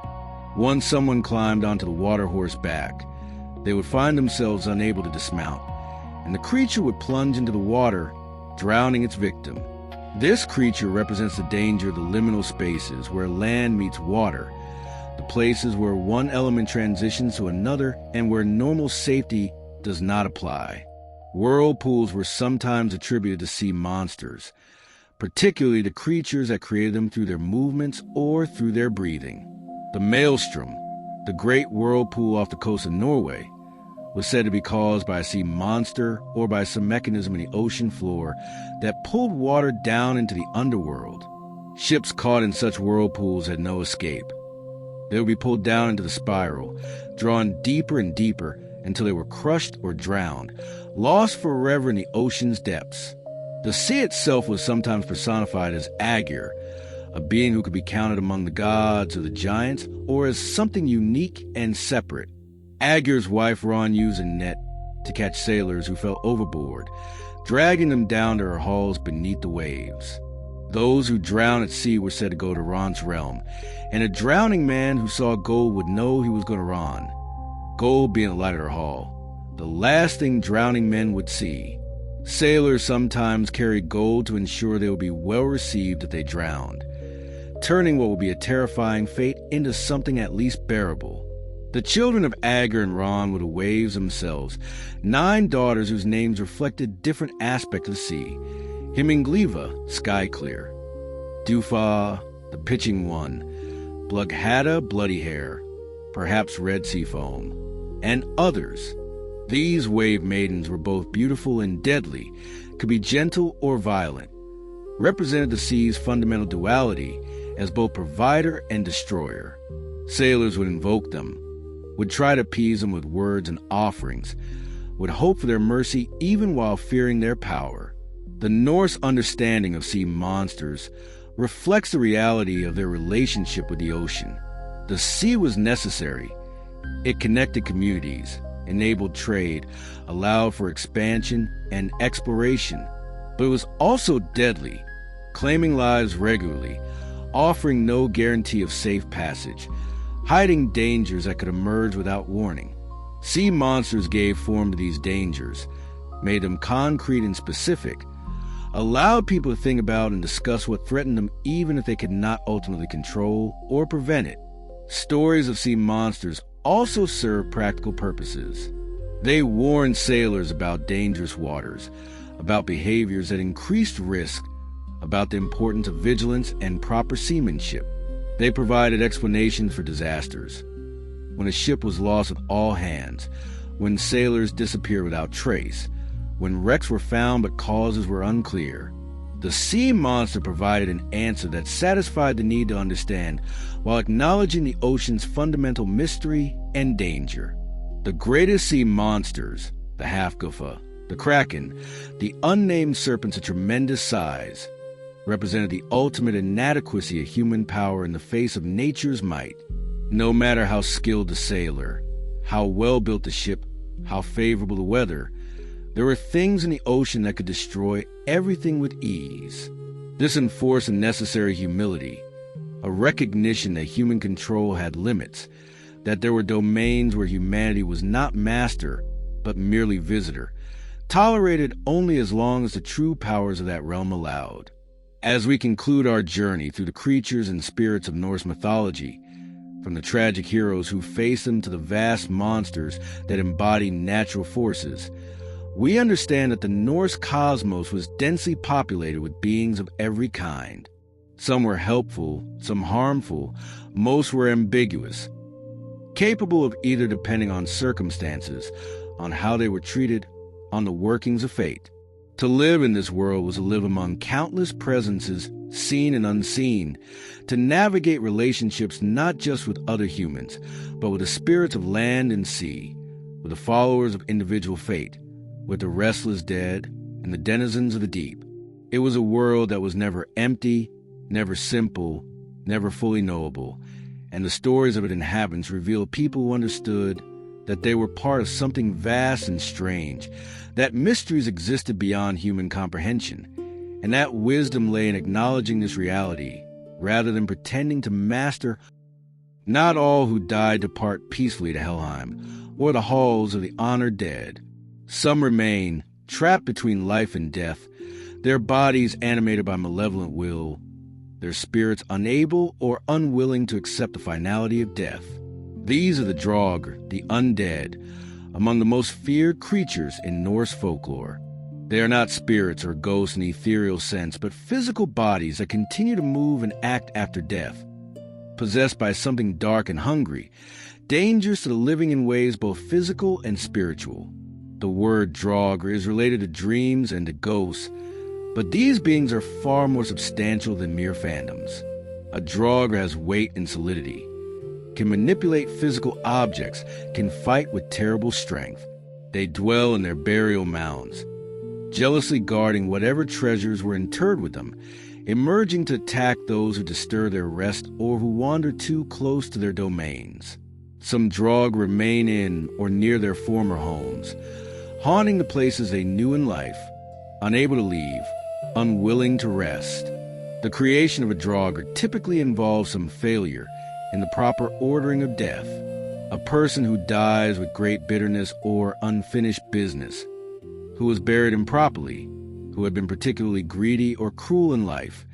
These are most likely to become Draugr. The transition from life to death requires proper rituals, proper burial, proper acceptance of mortality. When these conditions are not met, when the ties binding a person to life are not properly severed, the possibility of becoming Draugr arises. Greed is particularly associated with Draugr creation. Those who were excessively attached to their possessions in life, who cannot bear to leave their wealth behind, may cling to existence as Draugr to continue guarding their hoards. This is why burial mounds containing rich grave goods are particularly dangerous. The dead within may be watching, waiting, ready to destroy anyone who attempts to rob them. The Draugr does not need or use its treasure. cannot spend or enjoy it, but cannot allow others to take it either. The appearance of Draugr is universally described as horrifying. They have the pallor of death, with skin that has taken on a corpse-like hue, deathly pale or tinged with blue or green. Their bodies are often swollen, bloated with some dark power that animates them, giving them unnatural size and strength. Their faces are twisted with malice and hatred, their eyes gleaming with an unnatural light. Some Draugr show signs of decay, with rotting flesh and exposed bone, while others appear more intact but fundamentally wrong, uncanny, clearly not alive despite their animation. Draugr possess strength far beyond what they had in life. Stories tell of Draugr who could break down doors, lift horses, crush men to death with their bare hands. This supernatural strength makes them formidable opponents in physical combat. They are difficult to kill because they are already dead. Ordinary wounds that would stop a living person have little effect on them. Dismembering them may only provide temporary relief, as the pieces can rejoin or continue to move independently. But the Draugr's threat goes beyond mere physical danger. They can bring madness to those who see them, can curse those who approach their mounds, can spread disease and misfortune throughout a region. A Draugr active in an area might cause crops to fail, livestock to sicken, people fall ill with mysterious ailments. The presence of the undead is a corruption, a wrongness that affects everything nearby, a violation of natural order that spreads like a disease. Some Draugr possess magical abilities beyond what they had in life. They might be able to enter people's dreams, sending nightmares and visions that drive victims to madness or death. They might be able to change size, growing huge to inspire terror, or shrinking small to slip through cracks and openings. They might be able to control the weather around their burial mounds, summoning fog or darkness to confuse travelers and lure them to their doom. They might be able to shapeshift, taking the forms of animals or appearing as they did in life to deceive those who knew them. Certain Draugr are more powerful and dangerous than others. Those who were great warriors or leaders in life often retained something of their skill and cunning as undead, making them particularly formidable opponents. There are stories of Draugr who lead bands of lesser undead, who organize them for particular purposes, who plan and scheme rather than simply lashing out in mindless rage. These intelligent Draugr are the most dangerous, for they combine physical power with strategic thinking and magical abilities. The most famous Draugr in Norse literature is perhaps Glamr from Grettir Saga. Glamr was a shepherd who was killed by an unnamed supernatural creature while watching his flock. He rose as a Draugr and proceeded to kill or drive away anyone who attempted to take over his former position. The farmstead where he had worked fell into ruin, as no one could survive there, with Glamr haunting it. When the hero Grettir finally confronted Glamr, the Draugr was described as being enormously strong and terrifying to behold. Grettir managed to defeat Glamr in a fierce wrestling match, dragging the Draugr outside the farmhouse. A significant act, as Draugr were often more powerful within enclosed spaces. But even in defeat, Glamr cursed Grettir, laying a curse of fear and misfortune upon him that would plague the hero for the rest of his life. This demonstrates that even a defeated Draugr can be dangerous, that their malice extends beyond physical threat, that they can poison a person's fate even in their destruction. Dealing with Draugr requires specific knowledge and courage. Simply killing them is often insufficient, as they are already dead. They must be properly destroyed in ways that prevent their resurrection. This typically involves decapitation and placing the head at the feet or buttocks, preventing the Draugr from reuniting its parts. The body might then be burned, the ashes scattered or buried in unconsecrated ground, or weighted down with stones. Some stories describe driving wooden stakes through the Draugr's chest or cutting off their toes to prevent them from walking. The proper burial of a person to prevent them from becoming Draugr is also important preventative knowledge. The eyes should be closed, symbolizing acceptance of death and preventing the dead from watching the living. Heavy stones might be placed on the chest to keep the body in the grave. The big toe might be tied to prevent walking. Christian burial practices later included prayers and holy water, but the underlying concern remained the same, ensuring that the dead stayed dead, that they accepted their state and did not attempt to return. Some individuals were known to be particularly at risk of becoming draugr and were treated accordingly. Those who died violently with vengeance on their minds, those who had sworn great oaths they could not fulfill in life, those who were particularly wicked or cruel.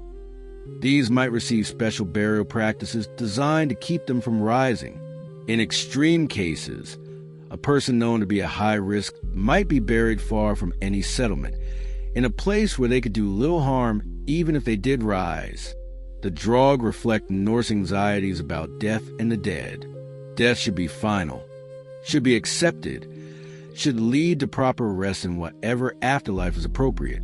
When this natural order is violated, when the dead do not remain dead, it creates profound unease.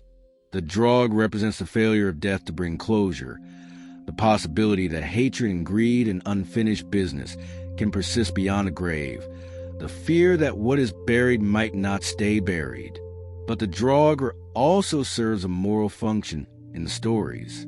Those who become draugr are typically those who lived selfishly, who were too attached to material possessions, who could not accept immortality, who harmed others without remorse. The fate of becoming draugr is therefore both punishment and warning. It shows what happens to those who live in certain ways, who hold certain values, who cannot let go of the world even when their time in it has ended. There is something pitiful about the draugr as well as terrifying. They are trapped, unable to move on, condemned to an existence that is neither truly alive nor properly dead. They guard treasures they cannot use, dwell in mounds they cannot leave, lash out at the living from envy or rage or simple inability to do anything else.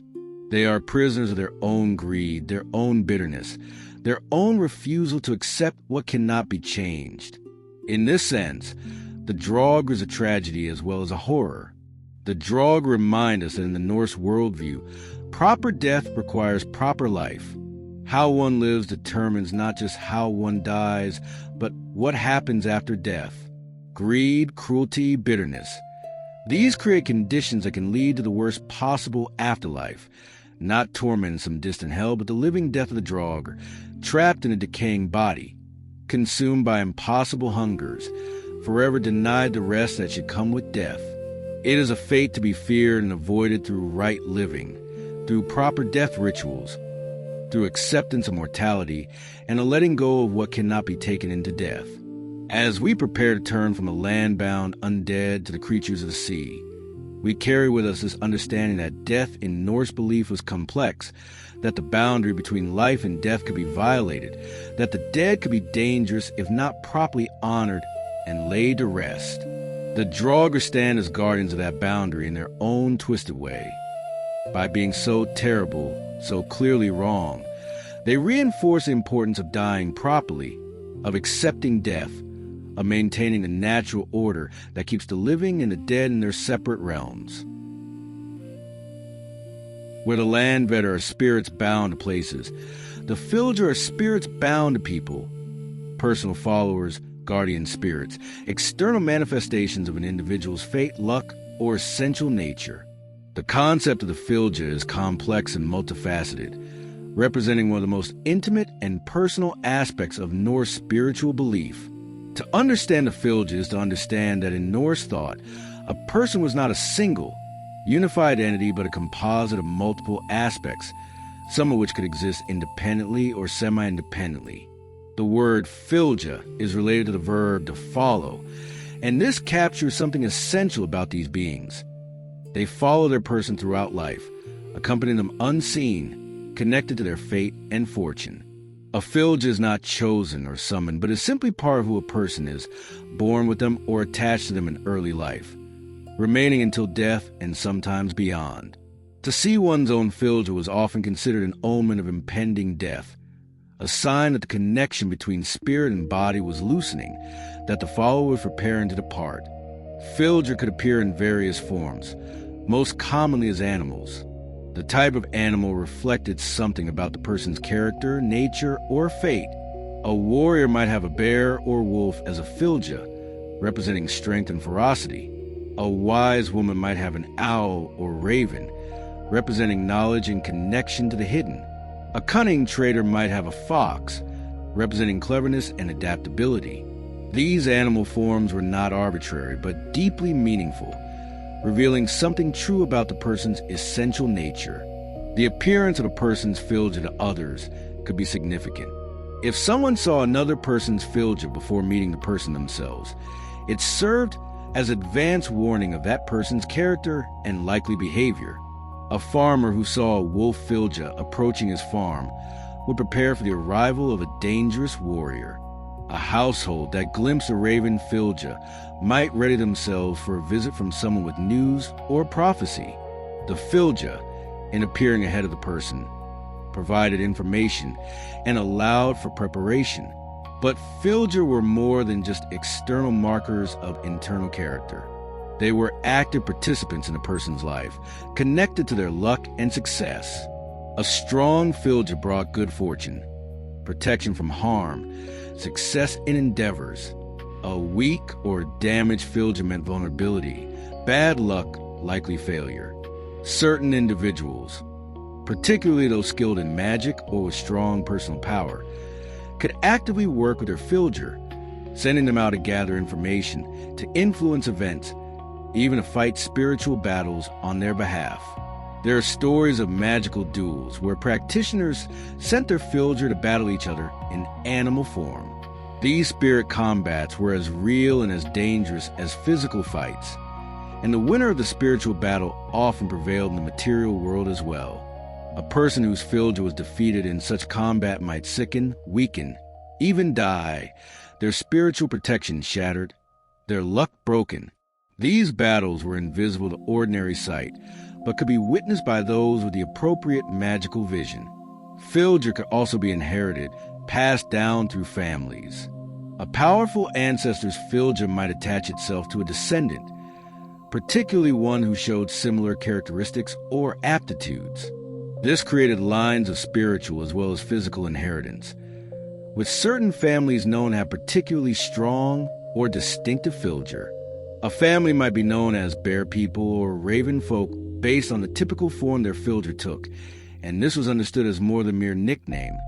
It reflected a genuine spiritual reality about that lineage. Women's filja were sometimes described as appearing in human form, as beautiful women in white or silver, rather than as animals.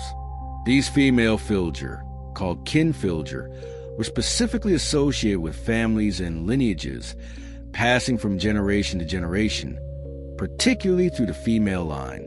They were protectors of the family, guardians of the bloodline, ensuring continuity and prosperity for their descendants.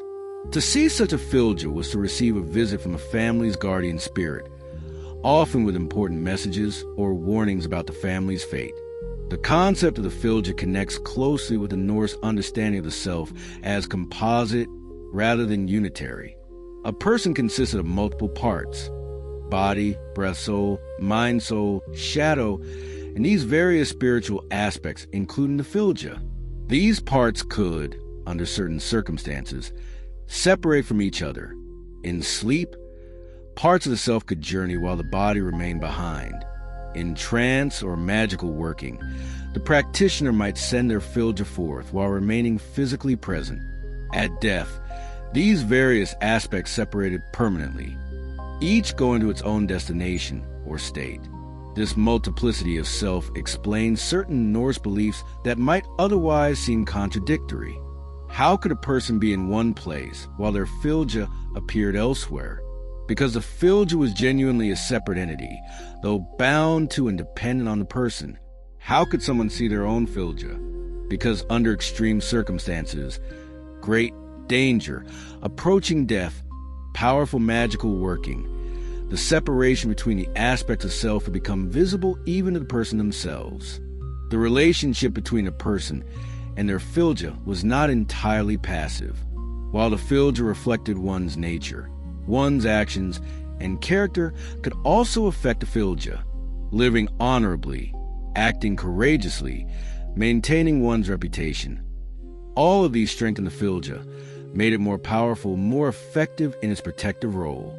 Conversely, shameful actions, cowardice, broken oaths, these weakened the Fylgja, diminished its power, left the person more vulnerable to misfortune and harm.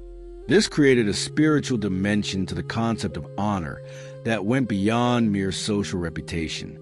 To damage one's honor was not just to lose standing in the community, but to literally weaken one's spiritual protection, to diminish the Fylgja that helped ensure success and survival. This is why the Norse were so concerned with maintaining honor, why insults and accusations were taken so seriously, why shame could literally be deadly. It was understood that one's spiritual state, one's luck, one's protection were all bound up with one's standing and character. Certain actions were understood to be attacks not on the physical person, but on their Fylgja. Curses and magical attacks often targeted the Fylgja rather than the body directly. A curse that weakened or drove away a person's Fylgja would leave them vulnerable, unlucky, prone to accidents and illness, even if no direct physical harm had been done. Conversely, blessings and protective magic often worked by strengthening the Fylgja, by reinforcing the spiritual aspects of a person that helped ensure their well-being. The death of the Fylgja before the person's physical death was the worst possible omen. There are stories of warriors who saw their Fylgja killed in battle, and who knew immediately that their own deaths were imminent and inevitable. The Fylgja's destruction meant that the person's luck was exhausted, their fate sealed, their spiritual protection shattered beyond repair.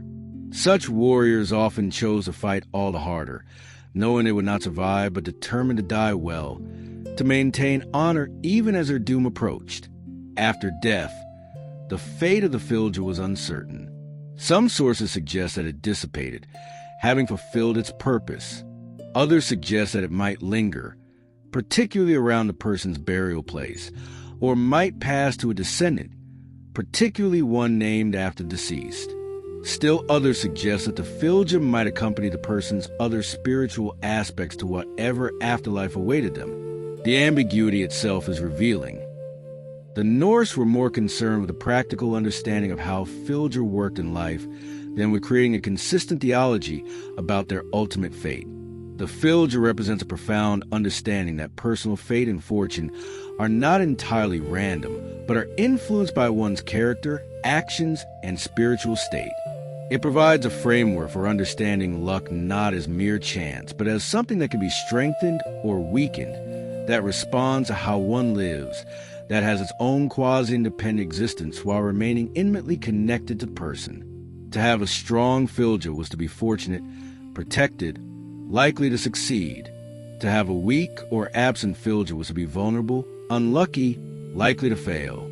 This belief in Fylgja also reinforced community values and social cohesion. Since one's Fylgja was affected by one's reputation and honor, and since Fylgja could be visible to others with the sight, there was a spiritual dimension to social standing.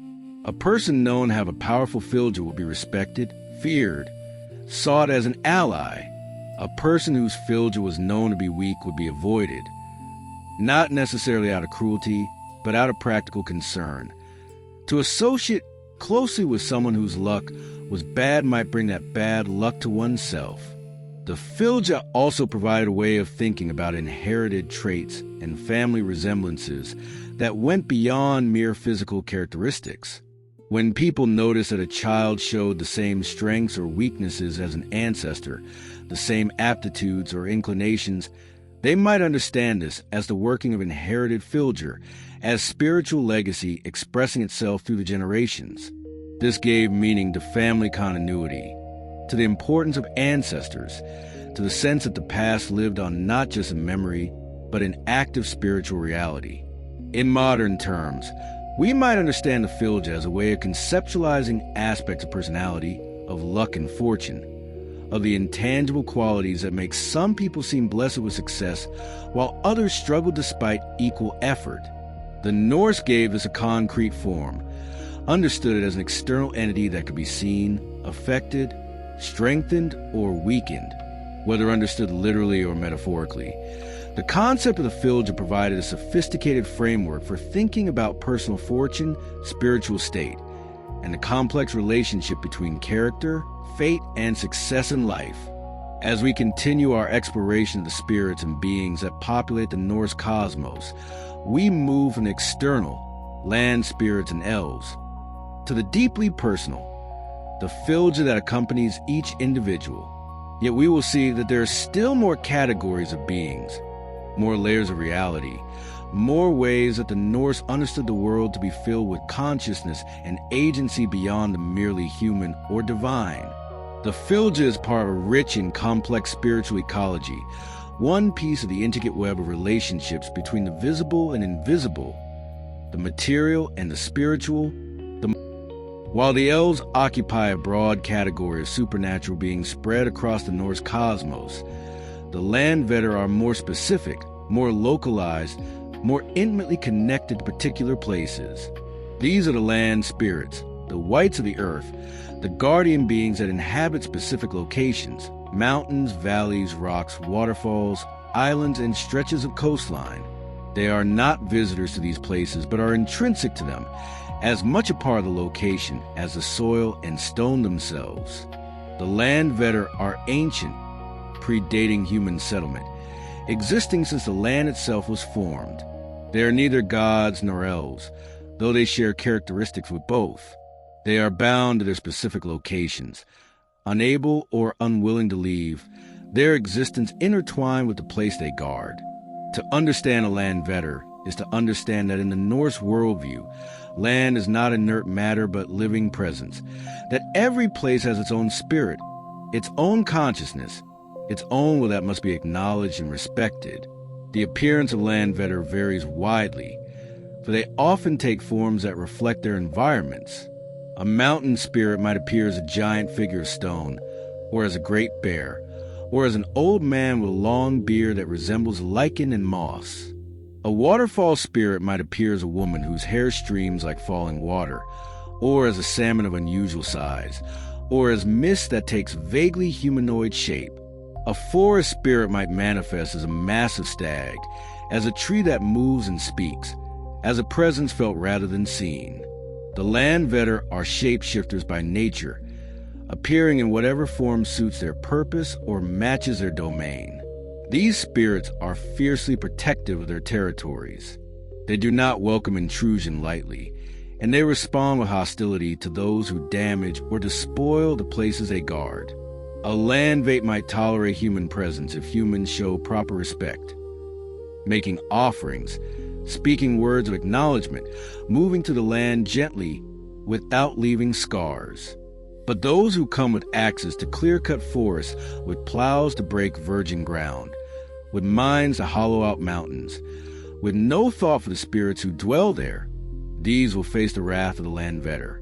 That wrath can take many forms. Crops might fail in fields torn from a Landvate's domain. Livestock might sicken and die. Buildings might collapse or burn.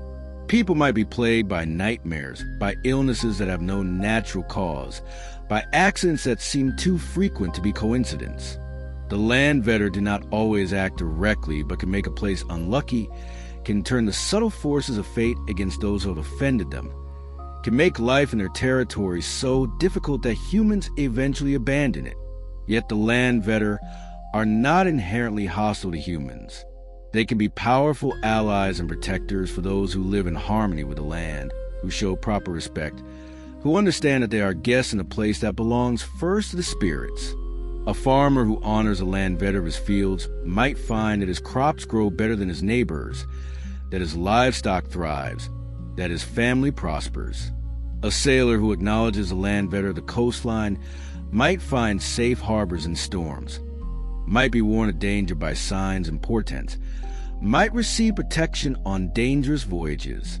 The key to maintaining good relationships with the Landvetter lies in acknowledgement and offering before settling a new piece of land. Before beginning any major work that would change the landscape, the wise would make offerings to the spirits of that place.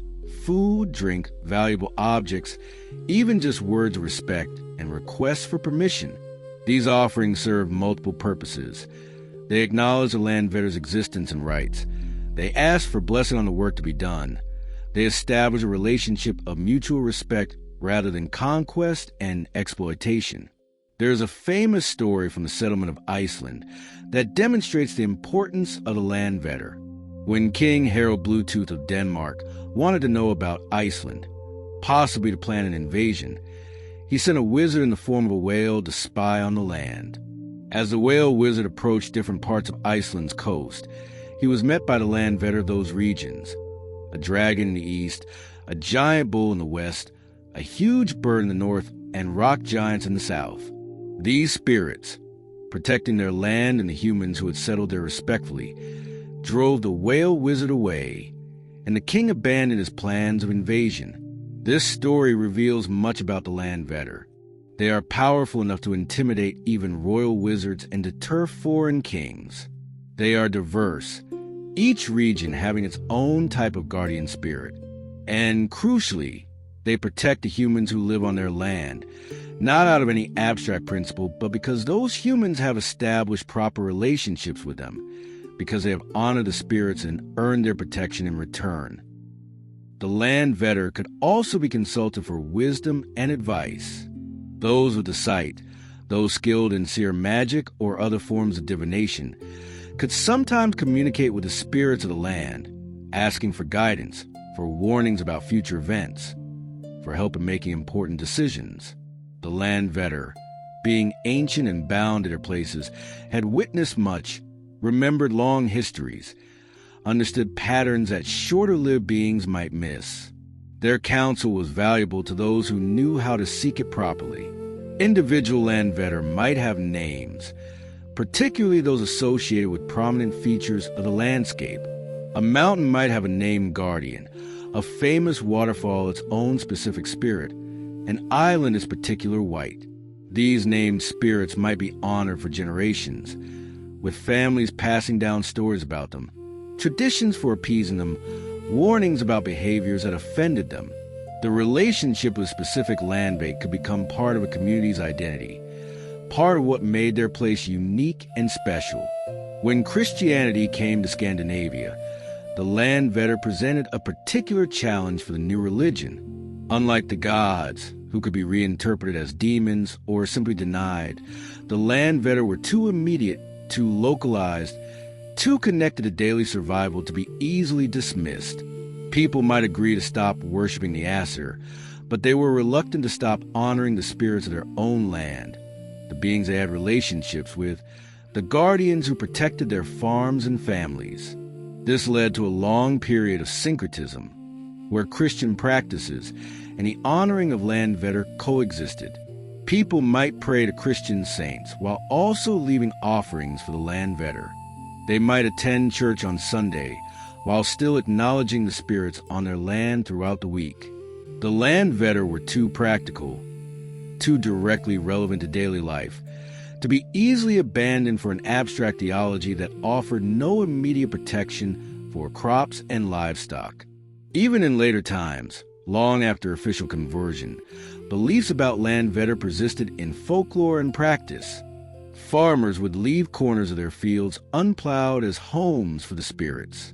Specific rocks or trees would be considered sacred, not to be moved or cut. When building new structures, care would be taken to avoid certain locations where the land vetter were known to dwell.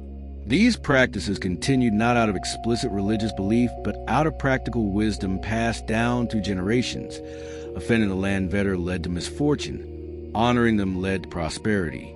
And this was knowledge that transcended any particular theological framework. The land vetter also served an important ecological function, though this was not how the Norse would have understood it. By demanding respect for the land, by punishing those who despoiled or overexploited their territories, by encouraging sustainable relationships with nature, the land vetter helped maintain the health of ecosystems. A farmer who feared offending the land vetter would be more careful about how much forest he cleared, how he managed the soil, how he treated the water sources on his land. The spirits, in their way, enforced a kind of environmental stewardship. This practical benefit suggests that the land Vetter, whether understood as literal spirits or as cultural mechanisms for encoding ecological wisdom, serve an important function in Norse society. They provide a framework for thinking about humanity's relationship with the land that emphasized respect, reciprocity, and restraint rather than unlimited exploitation. They taught that the land had its own rights, its own consciousness, its own capacity to respond to how it was treated. The land Vetter remind us that in the Norse worldview, humans were not the sole owners or rulers of the land, but participants in a complex web of relationships with other beings, some visible, many invisible. Every rock might house a spirit. Every stream have its guardian. Every mountain its ancient watcher. To move through the world was to move through territories that belonged to others, to be constantly aware that one was being watched, being judged, being responded based on the respect or disrespect shown. This creates a very different relationship with nature than one based purely on ownership and use rights. The land is not property to be exploited, but community to be honored, not resource to be extracted, but relationship to be maintained. The land Vetter are the other parties in these relationships, the beings with whom humans must negotiate, whose rights must be acknowledged, whose power must be respected. They are the spirits that make the land alive, that give it personality and agency, that transform geography into living, conscious presence. As we continue to explore the spirits and beings that populate the Norse cosmos, we carry forward this understanding that the world is densely inhabited, that consciousness exists in many forms, that humans share existence with countless other beings whose natures and purposes we can only partially understand. The land Vetter are perhaps the most immediately relevant of these beings, for they are tied to the very ground we walk on, the places we call home, the land we depend on for survival. To ignore them, to disrespect them, was to court disaster. To honor them, to maintain proper relationships with them, was essential wisdom for living well in the Norse world. We have spoken of the light elves of Alfheim, those radiant beings who dwell in the upper branches of Yggdrasil, fairer than the sun to look upon, associated with beauty, blessing, and the gentler aspect of magic. But the elves of Norse tradition are more diverse and complex than this single category suggests. They exist in multiple forms, occupying different realms, serving different functions, embodying different aspects of the supernatural that exists alongside but separate from the gods and giants. The division between light elves and dark elves is the most fundamental, but even this is not as simple as it first appears. The light elves, the Josefar, are beings of ethereal beauty and beneficent power. They are associated with light, growth, fertility, and blessing. They live in Alfheim under Freyr's lordship, and they represent the positive, life-affirming aspects of nature's magic. When humans speak of elvish blessings, of crops that grow better in certain fields, of illnesses that heal mysteriously, of good fortune that seems to follow certain families, they are speaking of the influence of the light elves. The light elves are not gods, but they are closer to divine than to mortal. They do not age as humans do not sicken or die from natural causes.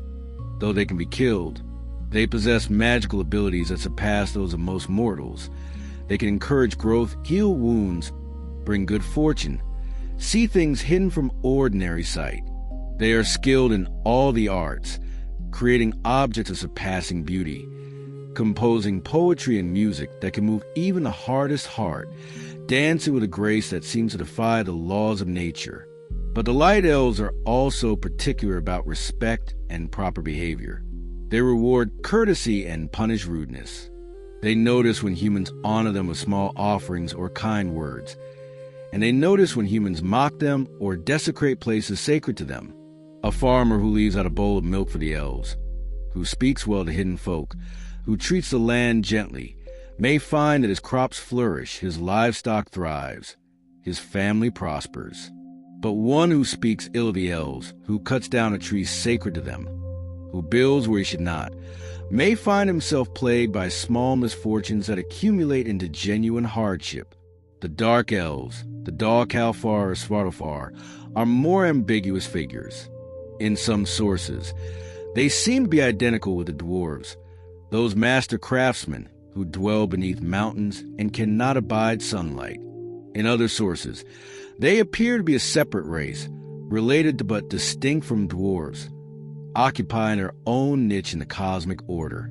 The dark elves dwell in Svartalfheim, in caverns and underground halls, in the darkness beneath the earth.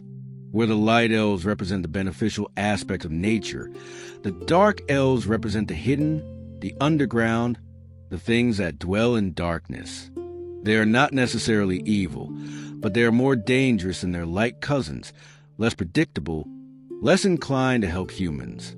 They are associated with the earth and its more threatening aspects, with caves that collapse, with mines that flood, with seams of or that peter out just when they seem most promising. They know the secrets of metals and stones, understand the hidden properties of the earth, can work magic that affects the very ground beneath one's feet. Dark elves are skilled in a different kind of magic than the light elves practice. Where light elves work with growth and blessing, dark elves work with binding and transformation, with the magic of earth and stone, with enchantments that last for ages because they are woven into permanent materials rather than living things. A dark elf's curse might be carved in stone, might be worked into the very foundation of a building, might persist long after the elf who placed it has been forgotten. Encounters with dark elves are generally less pleasant than encounters with light elves. They are more likely to trick travelers, to lead them astray in underground passages, to demand high prices for any assistance they provide.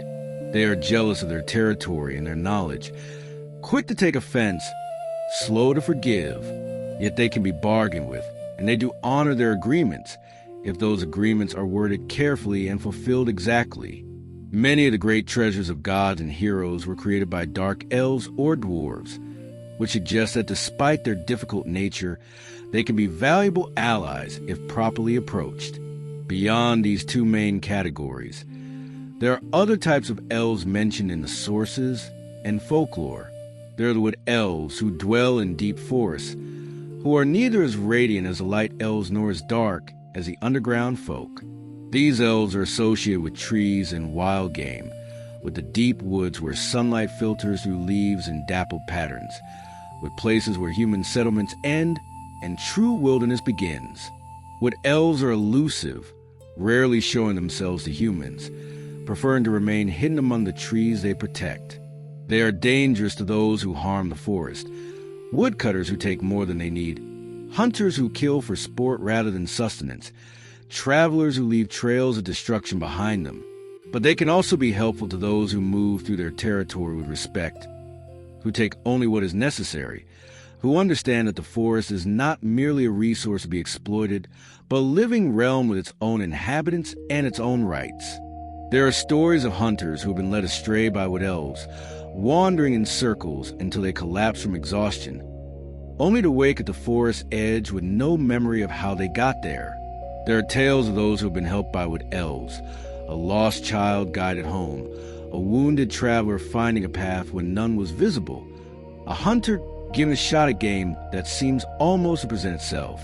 The wood elves are neither consistently helpful nor consistently harmful, but they are always present in the deep forest, always watching, always aware of who passes through their domain. Then there are the water elves, associated with rivers, lakes, and streams. These beings are sometimes described as beautiful beyond mortal reckoning, appearing on the banks of waterways, singing songs that can enchant listeners, sometimes luring the unwary into the water to drown. But they can also be protective of those who respect their waters, who do not pollute or overfish draw too much, who acknowledge the spirit of the water before crossing or sailing upon it. Water elves are mercurial, changing like the water itself, calm and serene one moment, turbulent and dangerous the next. They have been known to fall in love with mortals, and these relationships rarely end well, for the water elf eventually returns to the water, unable to remain on land permanently, leaving a human lover to grieve. Children born of such unions are said to be strange and beautiful, neither fully human nor fully elvish, often possessing unusual abilities related to water and weather. There are also the mountain elves, dwelling in high peaks, associated with snow and ice and the thin air of altitude. These elves are rare and seldom seen, appearing only to those who venture into the highest, most remote regions. They are said to be neither friendly nor hostile, but simply indifferent, concerned with their own affairs in high places, occasionally helping or harming humans almost by accident as a side effect of whatever they were actually doing. The relationship between elves and the dead is another complex aspect of elvish nature. In some sources, there are suggestions that the honored dead might become like elves, that there is some connection between the ancestors and the elvish folk. Certain funeral mounds were called Alfolar, elf hills, and sacrifices were made to the elves at these burial sites. This has led scholars to suggest that in the earliest forms of Norse belief, the elves might have been understood as the spirits of the dead, or at least that there was significant overlap between ancestor veneration and the honoring of elves. This connection makes sense when we consider that both the dead and the elves dwell beneath the earth. The dead in their burial mounds, the dark elves in their caverns and halls. Both require offerings and respect from the living.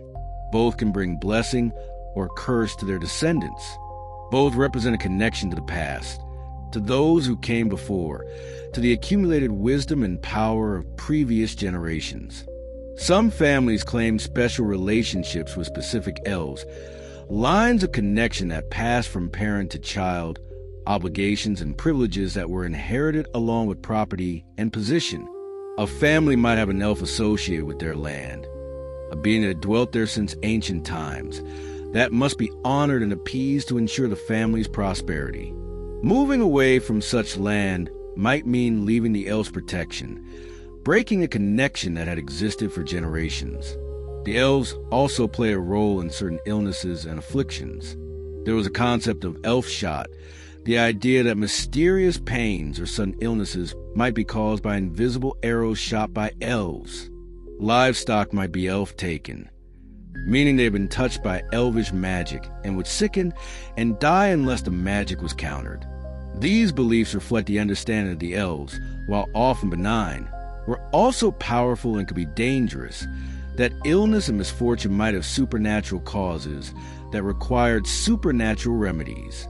Healing from elf shot required specific rituals, often involving counter magic, offerings to the elves, or journeys to places sacred to them to make amends for whatever offense had been committed.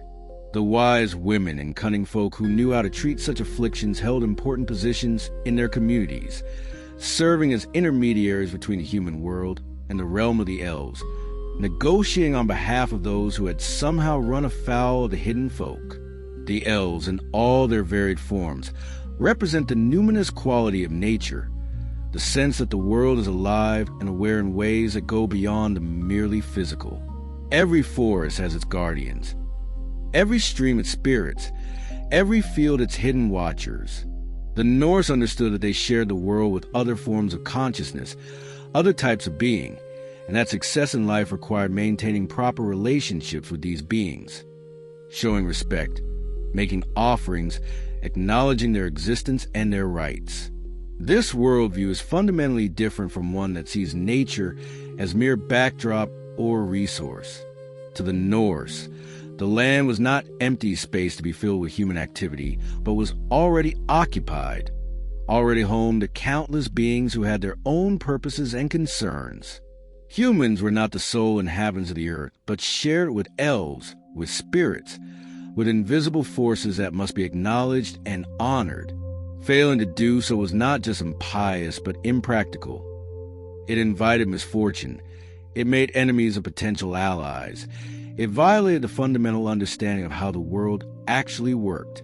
As we move forward to explore other types of spirits and beings that populate the Norse cosmos, we carry with us this understanding of the elves, beings that are neither gods nor mortals, neither fully benign nor fully threatening, that occupy the spaces between the human world and the divine, that serve as reminders that we are not alone, that the world is fuller and stranger and more alive than any purely material understanding would suggest. The elves are the hidden folk, the good neighbors, the beings who share our world but remain mostly unseen, influencing our lives in ways both subtle and profound, requiring from us respect, courtesy, and the acknowledgement that the world contains mysteries we cannot fully comprehend or control. In the Norse cosmos, dragons and serpents occupy a place of particular significance, representing both the threat of destruction and the allure of treasure, both the cosmic and the personal, both the end of the world and the challenges that heroes must face to prove their worth. These creatures are not mere beasts, but beings of power and intelligence, often possessing wisdom, speech, and cunning that matches or exceeds that of gods and humans. We have already encountered Fafnir, the dwarf transformed by greed into a dragon, whose slaying by Sigurd became the defining deed of the greatest hero of the Volsung line. But Fafnir represents only one type of dragon, one manifestation of the WIRM that appears throughout Norse legend. Dragons in the Norse tradition are fundamentally creatures of the earth, of caves and barrows, of deep places where treasure accumulates and where the old, powerful things dwell. The typical Norse dragon is a serpentine creature, long and sinuous, with scales that turn weapons, claws that can rend armor, and breath that may be fire or poison or simply the corruption of death. Unlike the winged dragons of later medieval tradition, Norse dragons often move by slithering along the ground or swimming through earth, as if it were water. They are ancient, living for centuries or even millennia, accumulating knowledge along with their hordes, understanding the world in ways that shorter-lived beings cannot. Dragons are fundamentally associated with treasure, with the hoarding of gold and precious objects. This is not mere animal instinct, but something deeper. Dragons seem to understand the value of what they guard, to take pleasure in possession, to be corrupted by the same greed that motivates humans. A dragon's hoard is not random but curated, built up over ages, each piece chosen or claimed for its worth. The dragon knows every coin, every ring, every sword in its collection, and the theft of even a single cup can drive it to murderous rage. This association between dragons and treasure creates a fundamental tension. The dragon guards wealth that could be used, that could benefit kingdoms and heroes, but keeps it locked away, useless except as an object of possession. The hero who seeks to claim dragon treasure is both brave and greedy, both serving his people by removing a threat and serving himself by gaining wealth and glory. The curse that often accompanies dragon gold, as it accompanied Andvari's treasure that Fafnir guarded, suggests that this tension cannot be easily resolved, that dragon wealth carries with it something of the dragon's own corrupted nature. Fafnir himself demonstrates the transformative power of dragon nature. He was not born a dragon, but became one, his form shifting to match his inner corruption, his greed literally remaking his body into something that could better guard and contain his hoard. This suggests that dragon is not just a species, but a state of being, that the hoarding of treasure and the isolation it requires can turn even other beings into something dragon-like. The dragon is what greed becomes when taken to its ultimate extreme.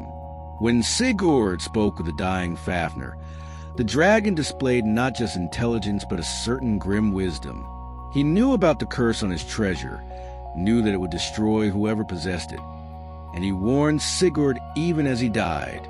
This is characteristic of Norse dragons. They are not mindless beasts, but thinking beings who understand fate and doom, who see patterns and consequences, who possess knowledge gained through their long lifespans and their position outside the normal flow of society. But Fafnir is not the only dragon of significance in Norse tradition. There is Nidhogg, the terrible WIRM who dwells at Virgelmer, the spring at the root of Yggdrasil. Nidhogg gnaws constantly at the world tree's root, working to bring down the cosmic structure, to undo creation itself. He is accompanied by countless smaller serpents who aid in this work, all chewing and tearing at the root, wearing away grain by grain, year by year, age by age. Nidhogg represents entropy, decay, the forces that work against order and creation not through dramatic assault, but through patient, relentless undermining. While gods and giants clash in open battle, while heroes fight monsters and win glory, Nidhogg works in darkness and cold, never resting, never stopping, always gnawing.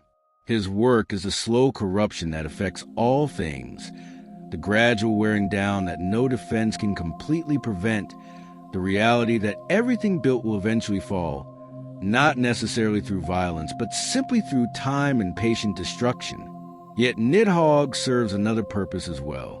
He feeds on the corpses of the dishonored dead who come to Nastrin in Helheim, particularly oath-breakers, murderers, and adulterers. In this role, he is not just destroyer but cleanser, not just corrupt but corrupting that which has already fallen into dishonor. He processes death, breaks down what was, makes way for what will be. His gnawing at the root and his feeding on corpses are two aspects of the same function, the necessary destruction that makes renewal possible. At Ragnarok, Nidhogg will be present, flying over the battlefield bearing corpses on his wings. This image is both terrible and appropriate. The dragon of death and decay is there at the world's ending, harvesting the fallen, performing his function even as everything else collapses. And after Ragnarok, the dragon will presumably continue, for even in the new world there will be death, there will be decay, there will be the need for someone to process endings and make way for beginnings. Then there is Jormungandr, the world serpent, the Middle-earth serpent, Loki's monstrous son who was cast into the ocean by Odin and grew so vast that he encircles all of Midgard with his tail in his mouth. Jormungandr is cosmic in scale, a creature so immense that his movements create whirlpools and storms, whose very existence defines the boundary of a human world. He lies at the bottom of the deep ocean, largely unseen, largely dormant, but always present, always there at the edge of the known world. Thor's relationship with Jormungandr is one of destined enmity. They have encountered each other twice before Ragnarok, and each time the confrontation has been dramatic and dangerous. The first encounter was during Thor's visit to Tgar Loki, when the thunder god was challenged to lift what appeared to be a cat, but was actually Jormungandr in disguise. Thor managed to lift the serpent high enough that one paw left the ground, which meant he had nearly pulled the world's serpent from the ocean, a feat so impressive that even the giant king was terrified, though he concealed it with mockery. The second encounter came when Thor went fishing with the giant Hymir, using an ox head as bait. Thor caught Jormungandr and began to pull the massive serpent from the ocean depths. The world serpent rose, its head breaking the surface, its eyes meeting Thor's in a moment of recognition and mutual hatred. Thor raised Mjolnir to strike the killing blow, but Hymir, terrified by what was happening, cut the fishing line. Jormungandr sank back into the ocean, and Thor's fury at being denied his victory was terrible to behold. At Ragnarok, Thor and Jormungandr will have their final confrontation. The world serpent will rise from the ocean, causing the seas to flood the land. Thor will face him with Mjolnir, and this time he will succeed in killing the great serpent. But Jormungandr's poison will be too much even for the thunder god, and Thor will manage only 9 steps before the venom overcomes him, and he falls dead beside his enemy. It is a Pyrrhic victory, both combatants slain, neither truly triumphant. Jormungandr represents the boundary, the limit, the line that must not be crossed. He encircles Midgard, holding it separate from the outer chaos, but also constraining it, limiting it. His presence is both protective and threatening. The world is defined by his coils, but should he release his tail, should the circle break, the boundaries dissolve and chaos can flood in. At Ragnarok, this is exactly what happens. The serpent releases his tail and rises, and with that rising, the protection that separated Midgard from the outer void is breached. Beyond these named dragons and serpents, there are others mentioned throughout the sources. There are sea serpents of various sizes, creatures that threaten ships, that create dangerous waters, that embody the ocean's hostility to human travel. There are serpents that dwell in lakes and rivers, guarding their territories, occasionally demanding tribute or sacrifice. There are the serpents of Nastrin, whose venom drips on the dishonored dead, and the serpent that drips venom onto Loki as part as punishment. All these serpents share certain characteristics. They are long-lived, often effectively immortal unless slain. They are associated with poison or venom, with a corrupting, killing power of toxins. They are territorial, defending their domains against intrusion. They are greedy, hoarding treasure or food or simply their own isolation. And they are intelligent, capable of speech and cunning, not mere animals, but thinking beings with their own purposes and perspectives. The Dragon Slayer is a recurring figure in Norse legend, with Sigurd being the most famous, but not the only one. Ragnar Lothbrok, whose nickname means hairy breeches, earned his epithet by wearing special leather pants to protect himself when he killed a serpent that was threatening his future wife's homeland. Frodo, in Danish legend, slew dragons as part of his quest to prove his worth. The act of dragon slaying is the ultimate test of a hero. It requires courage to face such a creature, strength to stand against it, cunning to exploit its weaknesses, and luck to survive the encounter. But dragon slaying is never without cost. Fafnir warned Sigurd that the treasure would destroy him, and it did. The dragon Beowulf faced killed him even as he killed it. Dragon gold is cursed gold, carrying with corruption of greed and the doom of those who seek it. The hero who slays a dragon may win glory and wealth, but he also inherits the dragon's curse, takes on something of the dragon's nature, begins a path that may ultimately lead to his own destruction. This suggests that dragons are not simply obstacles to be overcome, but represent something within humans themselves. The greed that isolates, the pride that corrupts, the desire for wealth and power that can transform a person into something monstrous. The hero who slays a dragon but then succumbs to the same greed that created it has not truly triumphed, but merely continued the cycle. True victory over the dragon would require not just killing it, but resisting corruption of its hoard, using the treasure wisely or renouncing it entirely. Dragons and serpents in Norse mythology are liminal creatures, existing between life and death, between the civilized and the wild, between the world and the void. They are powerful and ancient, wise and dangerous, necessary evils that heroes must face, cosmic forces that shape the destiny of worlds. They remind us that some threats cannot be negotiated with or avoided, only confronted, and that even in victory over them, the cost may be more than can easily be borne. They are the WRMS in the earth, the serpents in the sea, the dragons in the dark, forever gnawing, forever coiling, forever waiting for the moment when their ancient hunger can be satisfied. We have spoken of the Jotun before, the giants who dwell in Jotunheim and other wild places, who represent the forces of chaos and untamed nature. But the Jotun are not a single, uniform race of beings. They are as varied as the natural forces they embody, as diverse as the landscape of the North itself. To understand a Jotun is to understand that chaos takes many forms, that the threats facing order and civilization come from many directions, that wildness expresses itself in countless ways. The frost giants, the Hermerser, are perhaps the most familiar to us.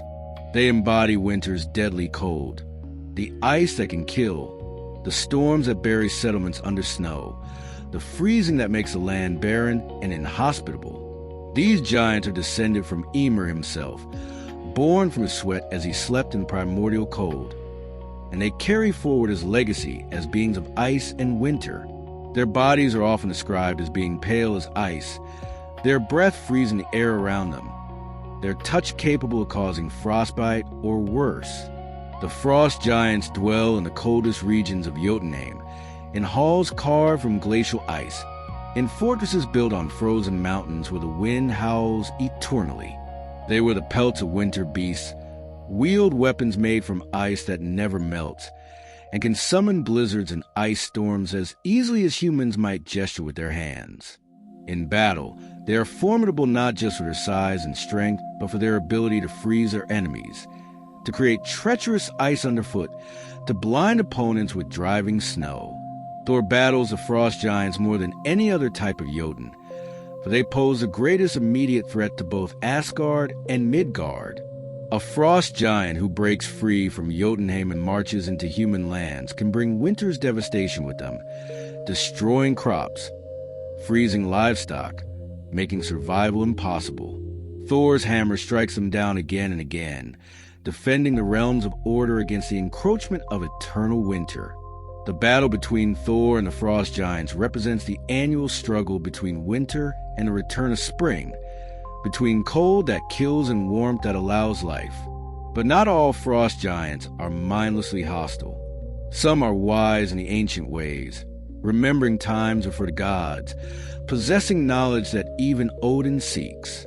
Vafnir, whom Odin visited in disguise to test his wisdom, was a frost giant of great learning.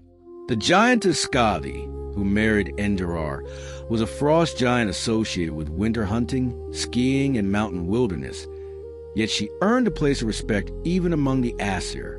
These frost giants remind us that winter, while dangerous, is also a natural part of the cycle, that cold preserves as well as destroys, that the ice realm has its own beauty and wisdom.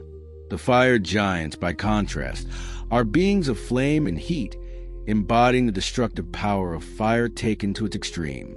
They dwell primarily in Muspelheim, the realm of primordial fire, though some are said to wander in volcanic regions or places where the Earth's inner heat reaches the surface. Their leader is Surt, the giant with a flaming sword who has guarded Muspelheim since before creation and who will lead the final assault at Ragnarok. Fire giants radiate heat that can melt steel, their bodies composed of or infused with living flame. They do not build in the traditional sense. Their halls are caverns where lava flows create natural chambers, where the heat is so intense that stone runs like water. They are fewer in number than the frost giants, perhaps because fire is more immediately destructive, consuming its own fuel, unable to sustain itself without constant feeding. But what they lack in numbers, they make up for in raw destructive power. Unlike the frost giants, who threaten through gradual encroachment and overwhelming cold, the fire giants represent sudden, total destruction. Where they walk, things burn. Where they strike, things are reduced to ash. At Ragnarok, when Surtur spreads fire across all the 9 realms, it will be the ultimate expression of the fire giant's nature, consuming everything, leaving only emptiness and potential for new growth from the ashes. The mountain giants, or Burgusar, are perhaps the most neutral of the Jotun. They are giants of stone and earth, dwelling in the highest peaks and deepest caves, moving through solid rock as easily as humans move through air. They are ancient and slow, thinking in terms of geological time, concerned with matters that play out over centuries rather than days or years.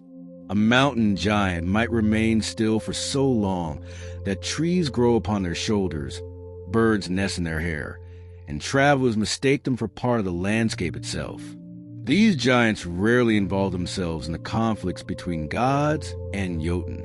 They are neither allies nor enemies, but simply exist, as mountains exist, indifferent to concerns of smaller, faster beings. But when roused to anger, perhaps by mining that cuts too deep, by blasting that breaks sacred stone, by disrespect shown to the mountain itself, they can be terrible enemies. A mountain giant's anger manifests as earthquakes, as avalanches, as stone falling from great heights to crush whatever lies below. Some mountain giants possess great wisdom, having observed the world for uncounted ages, seeing the patterns that shorter-lived beings miss. They might answer questions if properly approached, might share knowledge of ancient times, might even help those who show proper respect for the stone and the deep places. But they are slow to trust and slow to forgive, and their help always comes with conditions, with prices that might not be clear until much later. There are also the storm giants, or Verisar, who embody the wild weather of the north, the sudden squalls that capsize ships, the lightning that strikes without warning, the winds that tear roofs from halls. These giants are less substantial than others, sometimes appearing almost like living storms rather than physical beings. Their bodies composed of wind and rain and thunder. They move across the sky, bringing tempests in their wake, and sailors and farmers alike fear their passage. Storm giants are mercurial and unpredictable, changing direction as suddenly as the weather itself, calm one moment and raging the next. They cannot be reasoned with in any conventional sense, for they lack the patience or interest to engage in dialogue. They respond to offerings and sacrifices, to rituals that acknowledge their power, but even then, their help is uncertain. A storm giant might spare a ship one day and sink it the next, not from malice, but from the simple unpredictability. That is, the troll wives or Urser represent another aspect of the Jotun. These giantesses are often portrayed as particularly hostile to humans and gods alike, practicing dark magic, devouring travelers, stealing children. They dwell in caves and dark forests, in places where sunlight rarely reaches, and they are cunning and cruel. But the troll wives are also mothers and protectors of their own kind, and their hostility often stems from legitimate grievances. Their lands encroached upon, their children killed by heroes, their way of life threatened by the spread of human settlement. Some giantesses transcend the simple category of monster. We have already spoken of Skadi, of Geir, of Gunnel, giantesses who possess beauty, wisdom, and their own agency. There are others, Jarr, who helped Thor, Jarnsaxa, mother of Thor's sons Magni and Modi, Grid, a prophetess whose wisdom rivaled any Volva's. These giantesses remind us that the Jotun are not simply enemies to be destroyed, but a diverse people with their own culture, their own values, their own capacity for nobility and wisdom. The sea giants, or Agrikin, are associated with the ocean's depths and dangers. While Agr himself is sometimes counted among the gods, or at least as a neutral power, there are other giants of the sea who are less benign. They dwell beneath the waves, in trenches and abyssal depths, and they are responsible for whirlpools, for sudden storms that rise without warning, for the mysterious disappearances of ships that sail out and never return. These sea giants are alien in their thinking, adapted to an environment where humans cannot survive, where pressure crushing cold would kill in moments. They have their own kingdoms beneath the waves, their own treasures of drowned ships and lost cargo, their own concerns that rarely intersect with those of surface dwellers.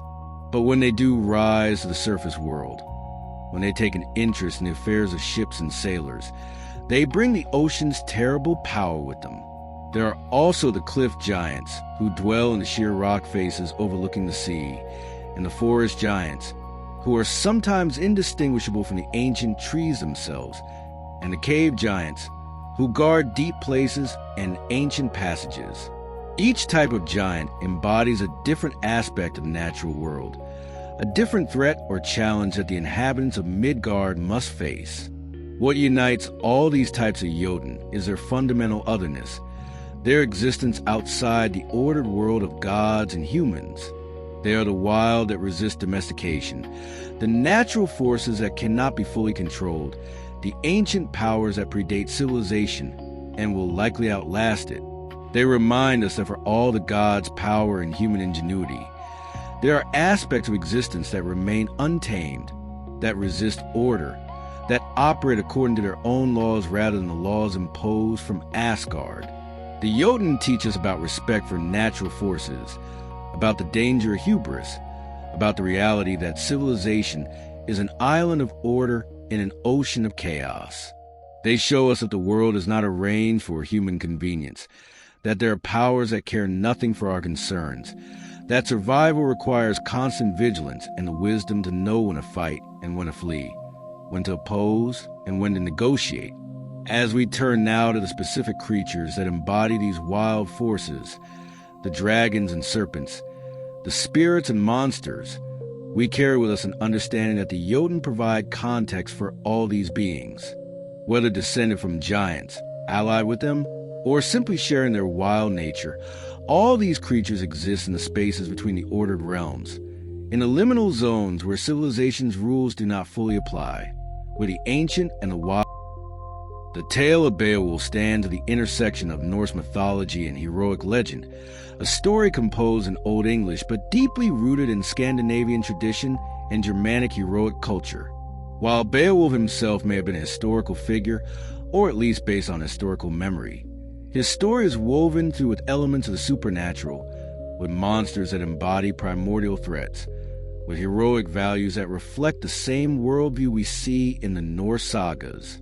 Beowulf was a Geat, a people who lived in what is now southern Sweden, and his story takes place in the kingdom of the Danes, in a hall called Heorot built by King Hrothgar.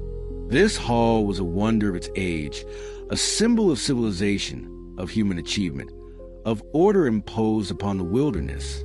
Every night, Hrothgar's warriors would feast there, celebrating their victories, cementing their bonds of loyalty and kinship, creating through their words and songs a bulwark against the chaos of the outside world.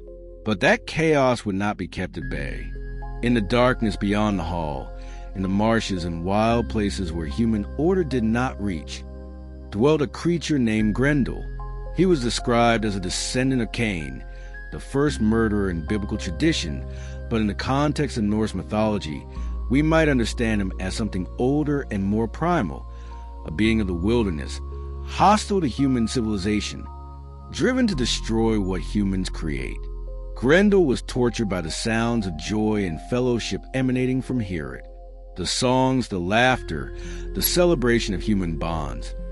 All of this was agony to him, for he was excluded from such fellowship, marked as an outsider, doomed to loneliness and rage. And so he came in the night, breaking into Heorot, seizing warriors in their sleep and devouring them, carrying their bodies back to his lair in the marshes. For 12 years, Grendel terrorized Heorot. The Danes tried to fight him, but their weapons could not harm him. Whether through some natural immunity or through magic, the creature was invulnerable to normal blades. The warriors tried staying awake to guard the hall, but Grendel always found a way to kill. Eventually, Hrothgar's men began sleeping elsewhere, abandoning the great hall at night, and Heorot stood empty in the darkness, a symbol of human achievement defeated by the monstrous. News of this tragedy reached Beowulf in Geatland, and the young warrior decided to sail to Denmark with a band of his chosen men to face this monster that weapons could not harm. This is the essence of the hero, not the absence of fear, but the willingness to face what terrifies others, to step forward when others step back, to seek out danger rather than waiting for it to come. When Beowulf arrived at Heorot, he announced his intention to face Grendel without weapons. If the monster was immune to blades, then Beowulf would fight him with his bare hands, matching strength against strength, mortal courage against monstrous power. This was not bravado but strategy. Beowulf understood that this fight required more than conventional warfare, that facing the supernatural demanded a willingness to meet it on its own terms. That night, Beowulf and his men lay down in Heorot as if to sleep, but the hero remained alert, waiting. Grendel came, as he always did, breaking through the door with terrible strength. He seized one of Beowulf's men and devoured him quickly, then reached for Beowulf himself. But the hero was ready. He grabbed Grendel's arm with a grip so strong that the monster had never felt its equal. For the first time in his raids on Heorot, Grendel knew fear. The two struggled to the hall, smashing benches and pillars, their combat so fierce that the building itself seemed ready to collapse. Grendel tried desperately to escape, to flee back to his marsh, but Beowulf held fast, using not weapons but his own strength and will. Finally, with a terrible tearing sound, Grendel's arm ripped from his shoulder, and the monster fled, mortally wounded, leaving a trail of blood to his lair where he would die in agony. Beowulf hung Grendel's arm from the rafters of Heorot as a trophy, and the Danes celebrated, believing their torment was over. But they celebrated too soon. Grendel had a mother, a creature even older and more terrible than her son, and she came the next night seeking vengeance for his death. She broke into Heorot, killed one of Hrothgar's most trusted advisors, and took back her son's severed arm before disappearing into the darkness. Beowulf knew that the threat was not truly ended. A monster's mother demanded vengeance, as any mother would, and she would not stop until she had taken her revenge on all the Danes or been killed herself. Hrothgar's men led Beowulf to the mere, the dark lake where Grendel and his mother dwelt. The water was foul and blood-stained, and when they looked into its depths, they could see serpents and strange creatures swimming in the darkness below. Beowulf armed himself with a sword called Hrunting, lent to him by Unferth, a Danish warrior who had initially doubted the hero, but now acknowledged his courage. Then Beowulf dove into the mere, swimming down to the cold, dark water, deeper and deeper, until Grendel's mother sensed his presence and grabbed him, dragging him into her underwater lair, a cave somehow protected from the water, filled with air, lit by a strange fire. The two fought, and Beowulf discovered that Hrunting, though a famous blade that had never failed, could not pierce the monster's hide. Her skin was as proof against weapons as her son's had been, perhaps more so. She wrestled Beowulf to the ground, drew a knife, and would have killed him, but his armor, the mail coat that had been given to him as a gift, turned her blade. In desperation, Beowulf looked around the cave and saw, mounted on the wall, an ancient sword gigantic size, forged by giants in ages past. With strength born of desperation, Beowulf seized his sword and struck Grendel's mother with all his might. The ancient blade, forged by supernatural hands, cut through her neck where mortal weapons had failed. The monster fell dead, and the cave was suddenly illuminated with light, as if her evil presence had been casting shadow over everything. Beowulf saw Grendel's corpse lying nearby and cut off his head as well, taking it as proof of his victory. But when Beowulf tried to take the giant's sword with him, he found that its blade had melted from contact with the monster's poisonous blood, leaving only the hilt, richly decorated and covered in ancient runes. He took this in Grendel's head and swam back to the surface, where his companions had almost given up hope of his return, seeing the blood that had risen to the surface and assuming he had been killed. Beowulf returned to Geatland as a hero, celebrated for his defeat of the monsters that had plagued the Danes. He lived a long life and eventually became king of the Geats, ruling wisely for 50 years. But in his old age, a new threat emerged. A dragon had been awakened when a thief stole a cup from its hoard, and now the dragon was ravaging the land with fire, burning villages and farms in its rage. Beowulf, though aged, knew that as king it was his duty to protect his people. He went to face the dragon, though many of his companions abandoned him when they saw the creature's terrible power. Only one, a young warrior named Wiglaf, remained by his side. Together they fought the dragon, and Beowulf struck a mortal blow, but not before the dragon's fangs sank into the hero's neck, poisoning him with venom that no skill could cure. As Beowulf lay dying, he asked Wiglaf to bring him some of the treasure from the dragon's hoard, so he could see what he had won for his people with his final deed. He looked upon the gold and ancient treasures and declared that his death was worthwhile, that he had served his people to the end. He asked that a great mound be built for him on a headland overlooking the sea, so that sailors would see it and remember Beowulf's name. The story of Beowulf connects to Norse mythology in many ways. The monsters he faces, Grendel, Grendel's mother, the dragon, are all creatures of the wilderness, beings that exist outside human order, that threaten the civilized world from the darkness beyond. They represent the same chaos that the Norse giants represent, the same threat that makes heroes necessary, the same forces that the gods themselves must constantly battle to preserve the ordered cosmos. Beowulf embodies the heroic ideal shared by both Anglo-Saxon and Norse culture: the willingness to face overwhelming odds, the importance of reputation and glory, the duty to protect one's people even at the cost of one's own life, the understanding that death comes to all, but that how one faces death is what matters. His story is not primarily about gods and cosmic battles, but about a mortal man who, through courage and strength, defend civilization against the monsters that would destroy it. The poem also reflects the Norse understanding of WIRD, of fate. Beowulf knows that he will die someday. All men do. What matters is that his death has meaning, that it serves his people, that it will be remembered. When he chooses to face the dragon in his old age, he is not trying to escape death, but to meet it on his own terms, to make his death as meaningful as his life has been. This is the essence of the heroic ideal in both Norse and Germanic tradition. The monsters of Beowulf, dwelling in marshes, in dark waters, in barrows guarding hoards of gold, are the same types of beings that populate Norse sagas and folklore. They are creatures of liminal spaces, of boundaries between the civilized and the wild, of places where human control is tenuous and the old, wild things still hold power. To face such creatures is to venture beyond safety, to test oneself against forces that exist outside the laws and structures that make human society possible.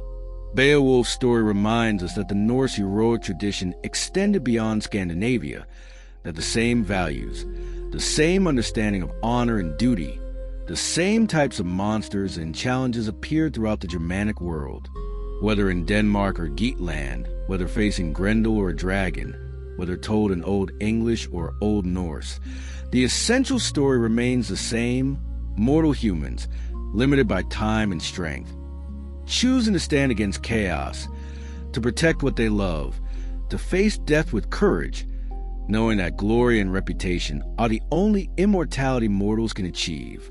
As we move forward to explore the creatures and spirits that filled the Norse cosmos, we carry with us the understanding that these beings were not mere fantasy, but represented real fears and real truths about existence, that the wilderness is dangerous, that civilization is fragile, that courage matters, that some threats can only be faced by those willing to risk everything, and that the monstrous exists not just in distant realms, but in the darkness beyond every human settlement, waiting for the light to fail and the guards to sleep.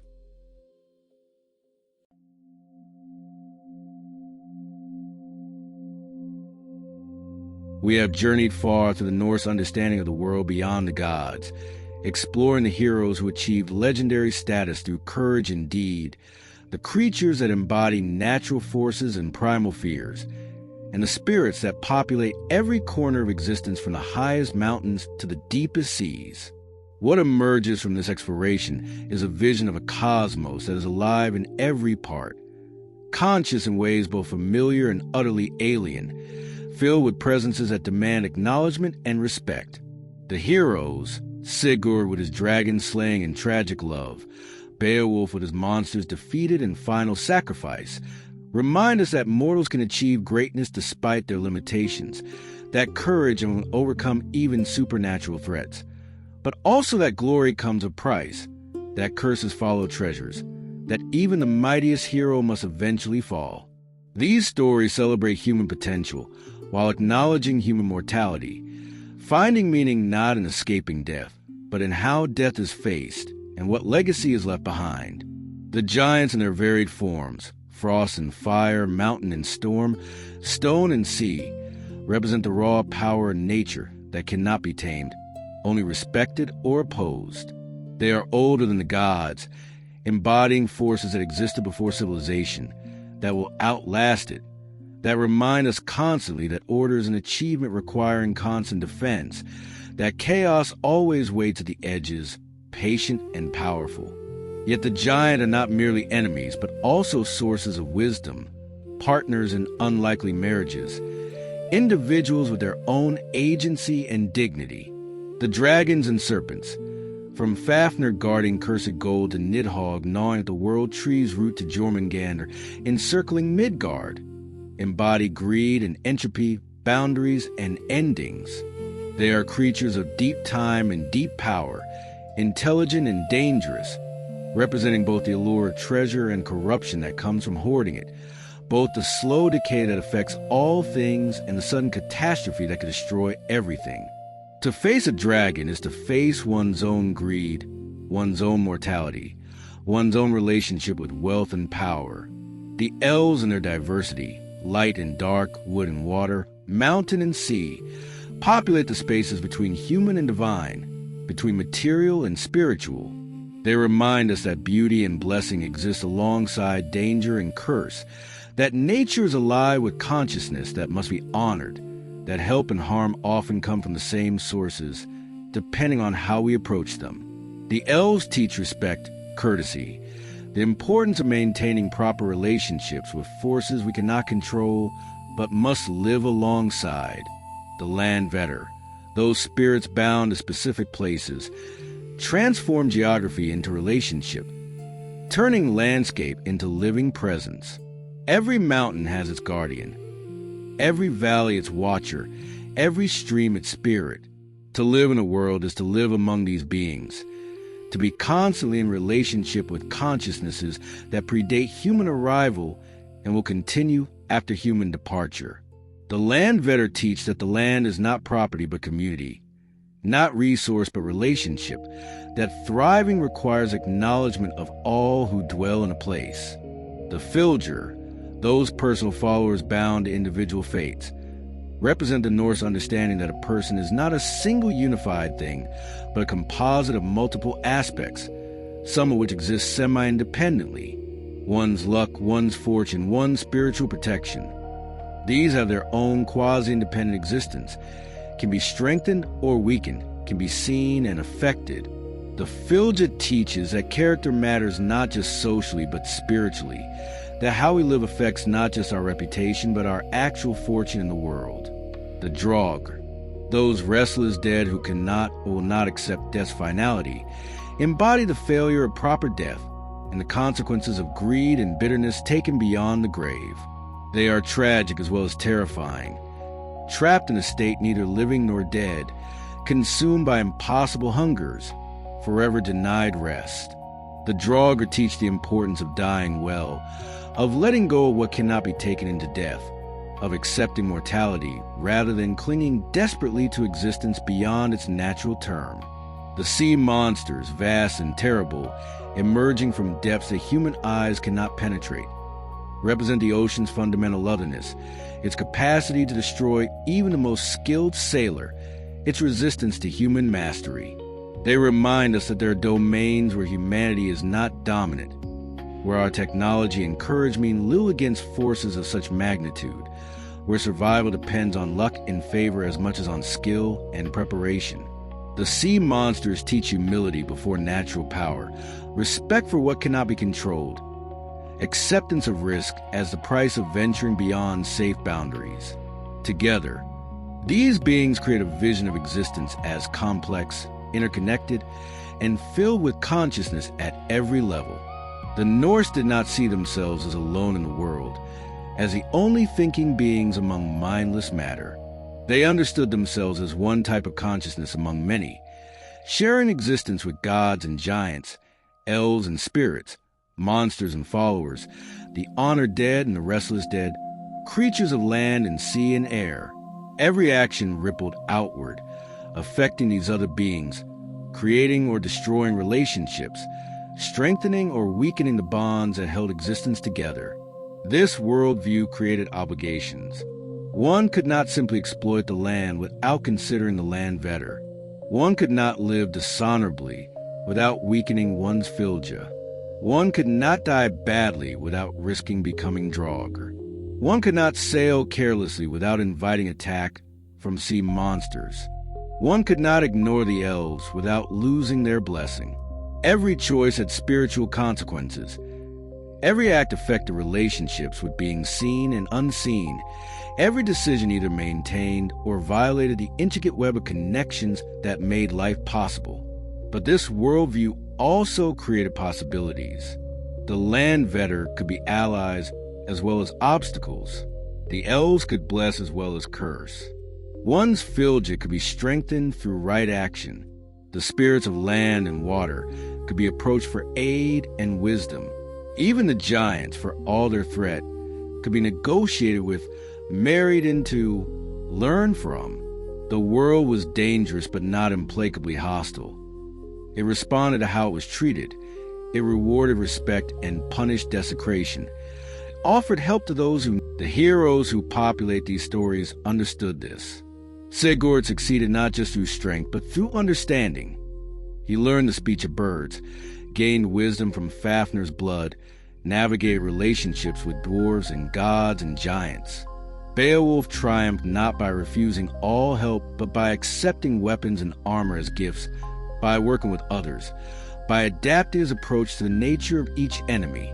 The greatest heroes were those who understood that the world was full of powers and beings beyond themselves, who knew how to navigate relationships with these beings, who combined courage with wisdom and strength with respect.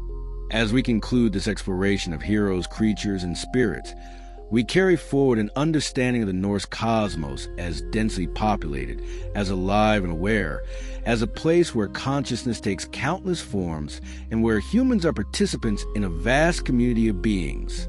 To the Norse, the world was never empty, never simple, never fully knowable.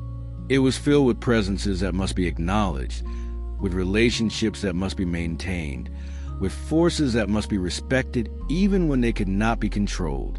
This is the world that produced the great heroes, that populated the sagas and folklore, that shaped how people understood their place in existence. It is a world where courage matters but is not enough, where wisdom matters but cannot solve everything, where relationships with the seen and unseen shape fortune and fate, where the boundary between possible and impossible is permeable and constantly shifting, where mortals can achieve legendary status but never escape their mortality, where the dead do not always rest and the living share the world with countless others. May these stories of heroes who faced monsters, of creatures that embodied natural forces, of spirits that populated every corner of existence, bring understanding of how the Norse experienced their world. May they inspire appreciation for a worldview that saw consciousness everywhere, that demanded respect for all beings, that understood humans as part of a vast community rather than masters of an empty world. May they remind us that courage and wisdom, respect and relationship, proper action and acceptance of consequences, these virtues transcend any single culture and speak the truths about how to live well in a world that is larger, stranger, and more alive than we can fully comprehend. The heroes have had their tales told. The creatures have been named and described. The spirits have been acknowledged and honored. The living cosmos of Norse mythology stands revealed in all its complexity and beauty, all its danger and promise. And we, who listen to these stories and learn from them, become part of that continuation, part of the tradition that keeps these truths alive, part of the community that spans generations and realms, living and dead, human and other, all connected to the stories we tell and the wisdom we carry forward. We have walked among the gods and explored their realms. We have met the heroes who achieved legendary status and the creatures that populated the Norse cosmos. Now we turn to something more subtle and perhaps more profound, the magic and ritual practices that allowed mortals to interact with the invisible forces shaping their lives, the metaphysical understanding that explained how fate worked and what constituted a person, the ceremonies and observances that maintained proper relationships between the human and the divine, the living and the dead, the visible and the hidden. Magic in the Norse world was not the province of rare wizards dwelling in isolated towers, nor was it considered unnatural or separate from the ordinary world. It was woven into the fabric of daily life, a set of skills and knowledge that some possessed more than others, but that everyone acknowledged as real and powerful. The boundary between the magical and the mundane was permeable, constantly crossed, never absolute. A farmer might know simple charms to protect his livestock. A woman might practice divination to guide her family's decisions. A warrior might carve runes on a sword to ensure victory. A chieftain might perform sacrifices to secure the favor of gods and spirits. The Norse had multiple words for different types of magic, reflecting their understanding that supernatural power manifested in various forms and served different purposes.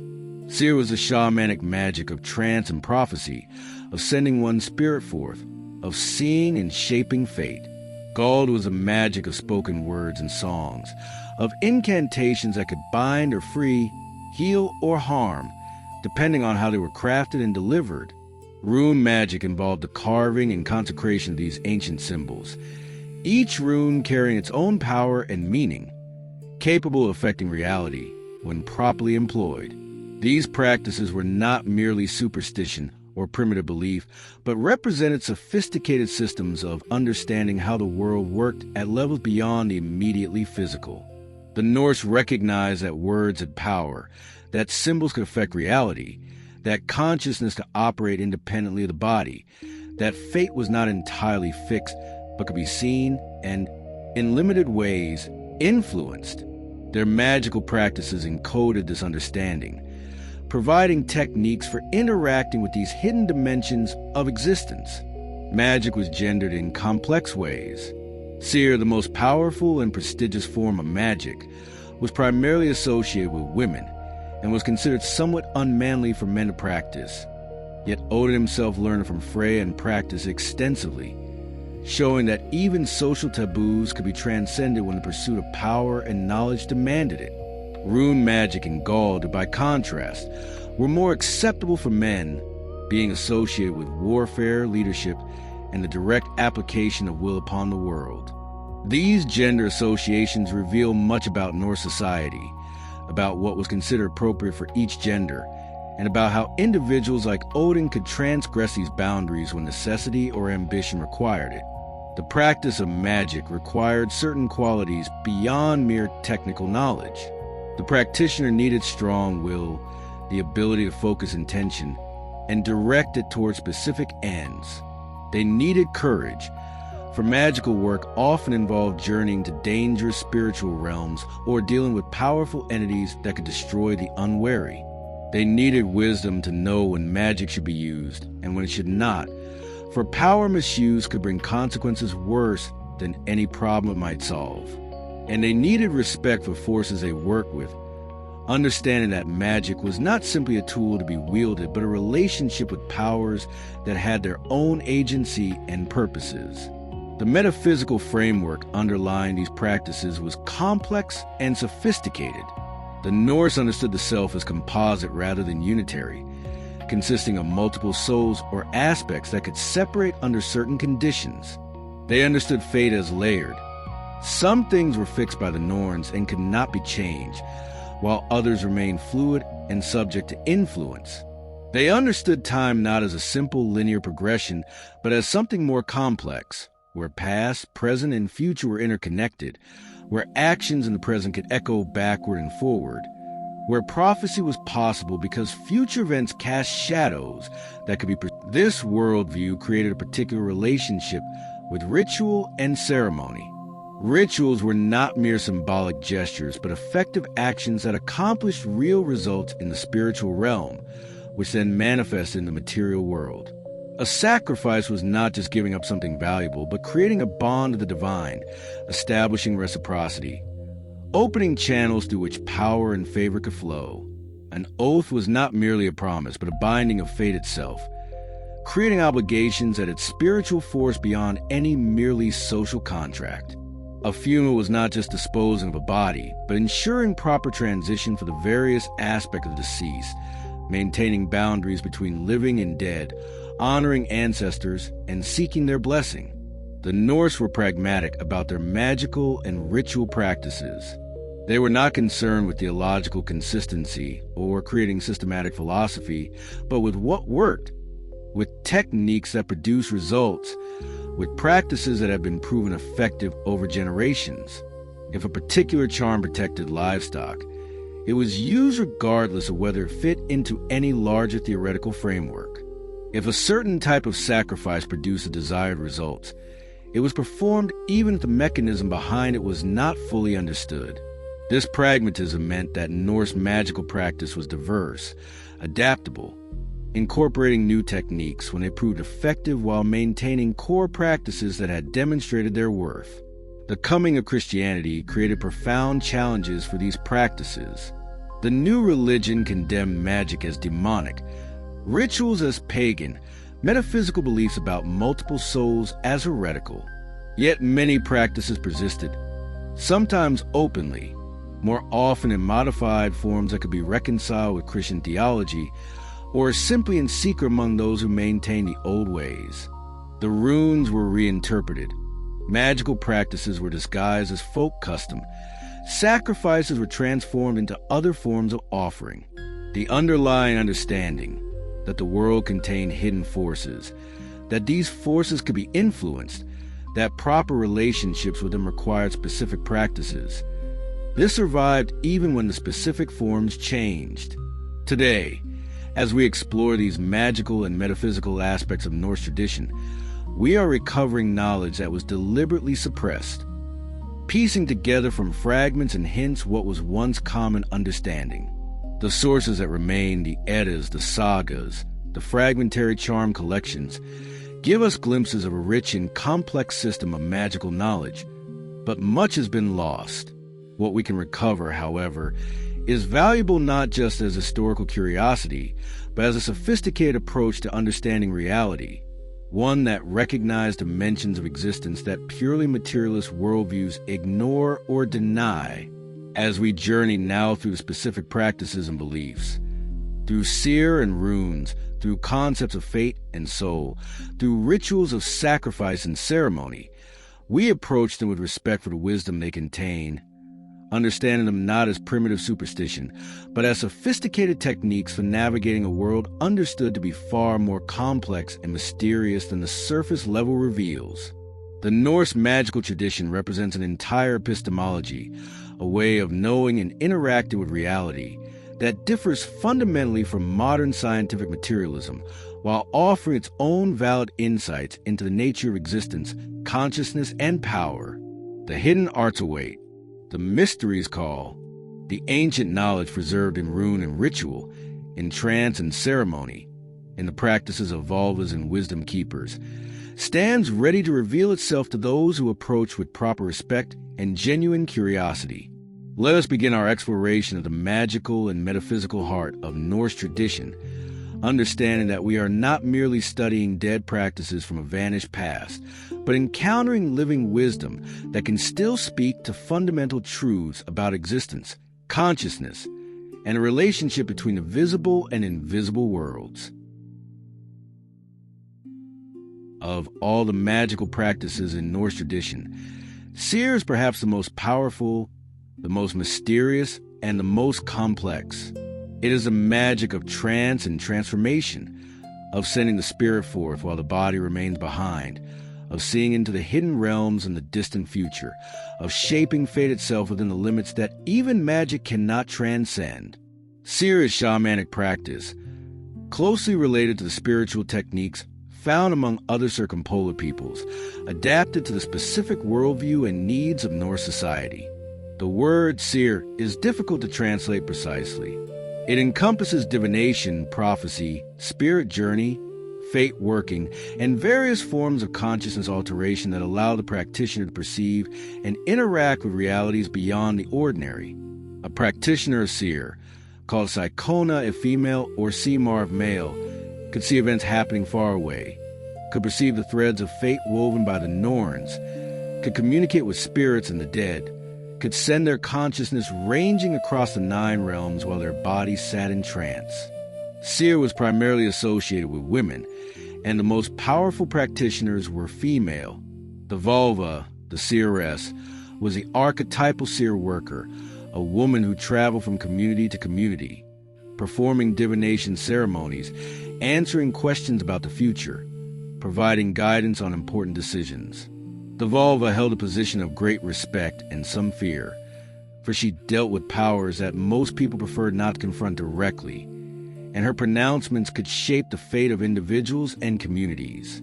The practice of seer was considered urgy, unmanly, effeminate, for men to engage in. This was not merely social prejudice, but reflected deeper beliefs about the nature of the magic and its relationship to gender and power. Seer involved a kind of receptivity, an opening of the self to external influences, allowing of one's consciousness to be penetrated by visions and spirits.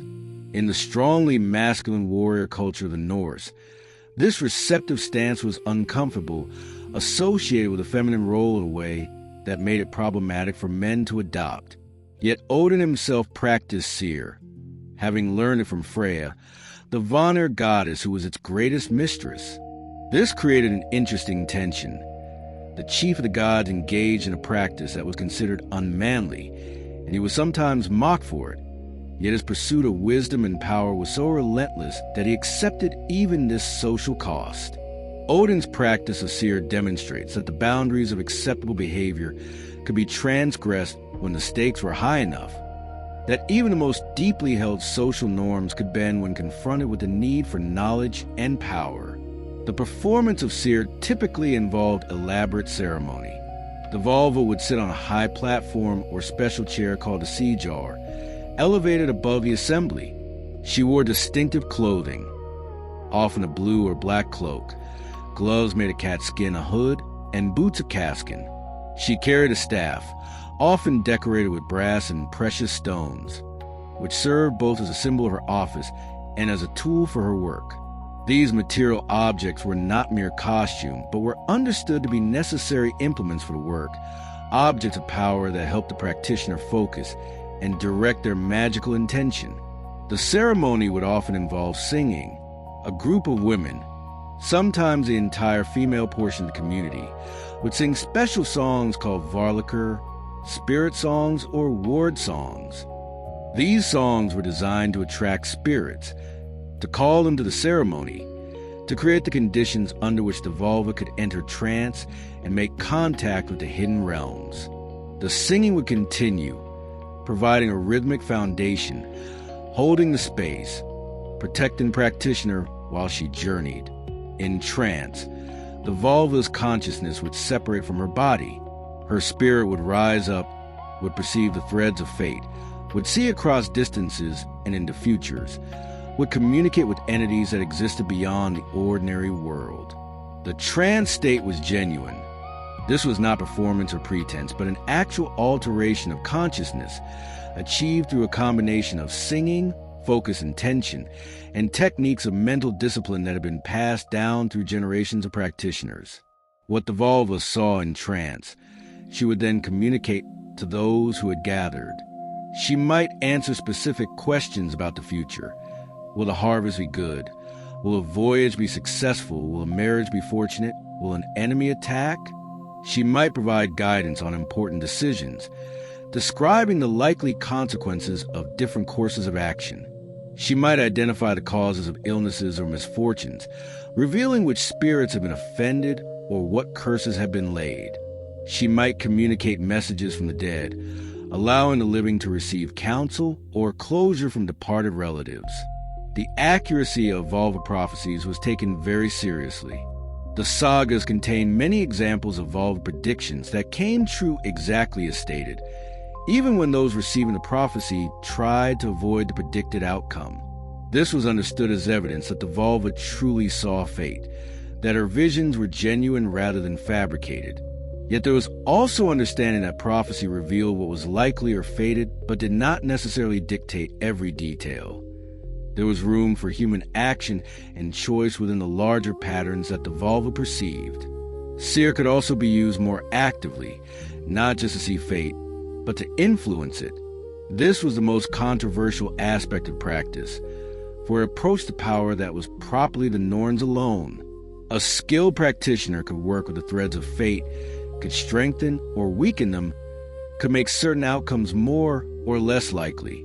This fate working was dangerous, for interfering with WIRD could have unintended consequences, could create new problems while solving old ones, could anger the Norns or other powers that maintain the cosmic order.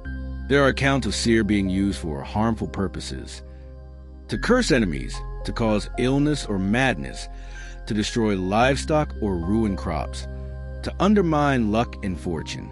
These negative applications were called seer in malevolent sense, and those who practiced such dark arts were feared and sometimes hunted. The same techniques that could be used to heal and help could be turned to harmful ends, and a seer practitioner who chose to work evil was a formidable and dangerous enemy. The practice of seer also involved interaction with various spirits and entities. The vulva might call upon her helping spirits, her allies in the hidden realms who assisted her work. She might communicate with the land vetter, seeking their cooperation or blessing. She might speak with the dead, calling up spirits from their rest to answer questions or provide guidance. She might even encounter hostile entities, spirits that oppose her work, that try to confuse or harm her, that had to be dealt with through skill and power. This spirit interaction aspect of seer is what marks it most clearly as shamanic. Like shamans in Siberian and other circumpolar cultures, the Norse seer practitioner journeyed to other realms in spirit form, dealt with entities that existed in those realms, brought back knowledge from those journeys, and could work healing or harm through their relationships with spirits. The specific details differ from other shamanic traditions, adapted to Norse cosmology and culture, but the fundamental pattern was the same. The training of a seer practitioner was lengthy and demanding. It required natural talent. Not everyone had the ability to enter genuine trance, to perceive the hidden, to work with fate. It required instruction from an experienced practitioner who could teach the techniques, the songs, the ways of navigating the spirit realm safely. It required practice, repeatedly entering trance, learning to control the experience, developing relationships with helping spirits, understanding how to interpret what was seen in vision. And it required dedication, for this was not a hobby or casual interest, but a vocation that would shape the practitioner's entire life. Those who became skilled in seer often lived somewhat apart from ordinary society. The vulva traveled, moving from community to community, never settling in one place for long. This mobility served practical purposes.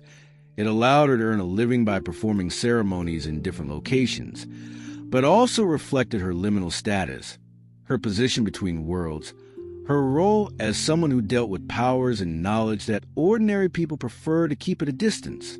She was respected, sought after, rewarded for her services, but she was also other, marked by her abilities and her dealings with the hidden, never quite part of the normal social order. The practice of seer declined with the coming of Christianity, which condemned it as demonic. The vulva, who had been an honored figure, became a witch to be persecuted. The ceremonies that had been public gatherings became secret meetings that could result in execution if discovered. Yet the knowledge did not entirely disappear. It went underground, was preserved in fragmentary form, influenced folk practices and folk magic, continued in altered forms among those who maintained the old ways despite the new religion's prohibitions. What seer represents, beyond its specific techniques and applications, is a sophisticated understanding that consciousness is not confined to the physical body, that there are dimensions of reality beyond the immediately material, that the future casts shadows that can be perceived, that fate is real but not entirely fixed, that the boundary between the possible and impossible is more permeable than ordinary experience suggests. The vulva demonstrated through her practice that a trained and gifted individual could operate in these hidden dimensions, could bring back knowledge from them, could use that knowledge to help or harm, and that such abilities were not supernatural in the sense of being beyond nature, but were natural capacities that could be developed through proper training and practice. Seer reminds us that the Norse worldview included sophisticated forms of consciousness exploration, that they understood trance states and visionary experiences as valid ways of knowing, that they had techniques for deliberately entering such states and using them for practical purposes. The vulva was not deceiving herself or others, but was genuinely accessing information and capabilities that existed outside ordinary consciousness, and her work was valued precisely because it provided knowledge and power that could not be obtained through ordinary means. In this, Norse culture was far more advanced than later Western culture, which denied the validity of such experiences and lost the techniques for producing and utilizing them. As we move forward to explore other forms of Norse magic, we carry with us this understanding of seer as the deepest and most powerful of the magical arts, the one that came closest to the divine powers themselves, the one that allowed mortals to perceive, and work with the fundamental structures of fate and reality. All other forms of magic operate within a cosmos that Seer reveals and, in limited ways, shapes. Where Seer involved trance and spirit journey, working through altered consciousness and direct perception of fate, rune magic operated through symbols, specific shapes that carried meaning and power that could be carved into wood or stone or metal that could affect reality through their very presence.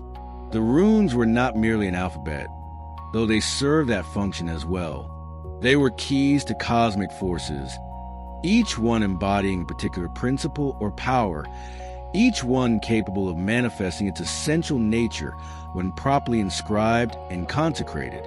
The Elder Futhark, the oldest runic alphabet used by the Norse and other Germanic peoples, consists of 24 runes divided into 3 groups of 8, called Ets.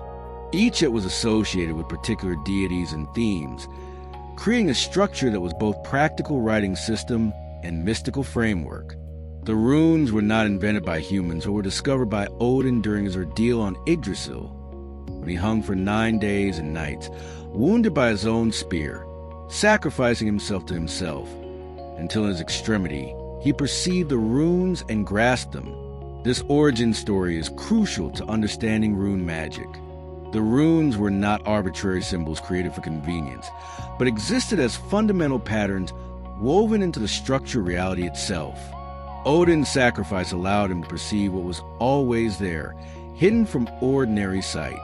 When someone carved runes, they were not creating power but accessing it, tapping into forces that existed independent of human will or understanding. The rune carver was working with something older and more fundamental than humanity itself.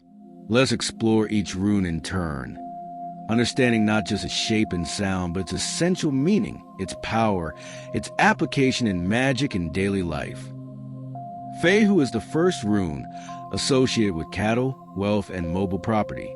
Its name means cattle or wealth, and in a society where cattle were a primary measure of prosperity, this rune embodied abundance, prosperity, and the successful increase of resources. Carved on objects, Fehu could attract wealth, could help ensure successful business dealings, could protect property from theft or loss. But it also carried warnings. Wealth must be tended, must be protected, must be shared appropriately, or it will be lost. Fehu reminds us that prosperity requires active maintenance, that wealth comes and goes, that security is always temporary.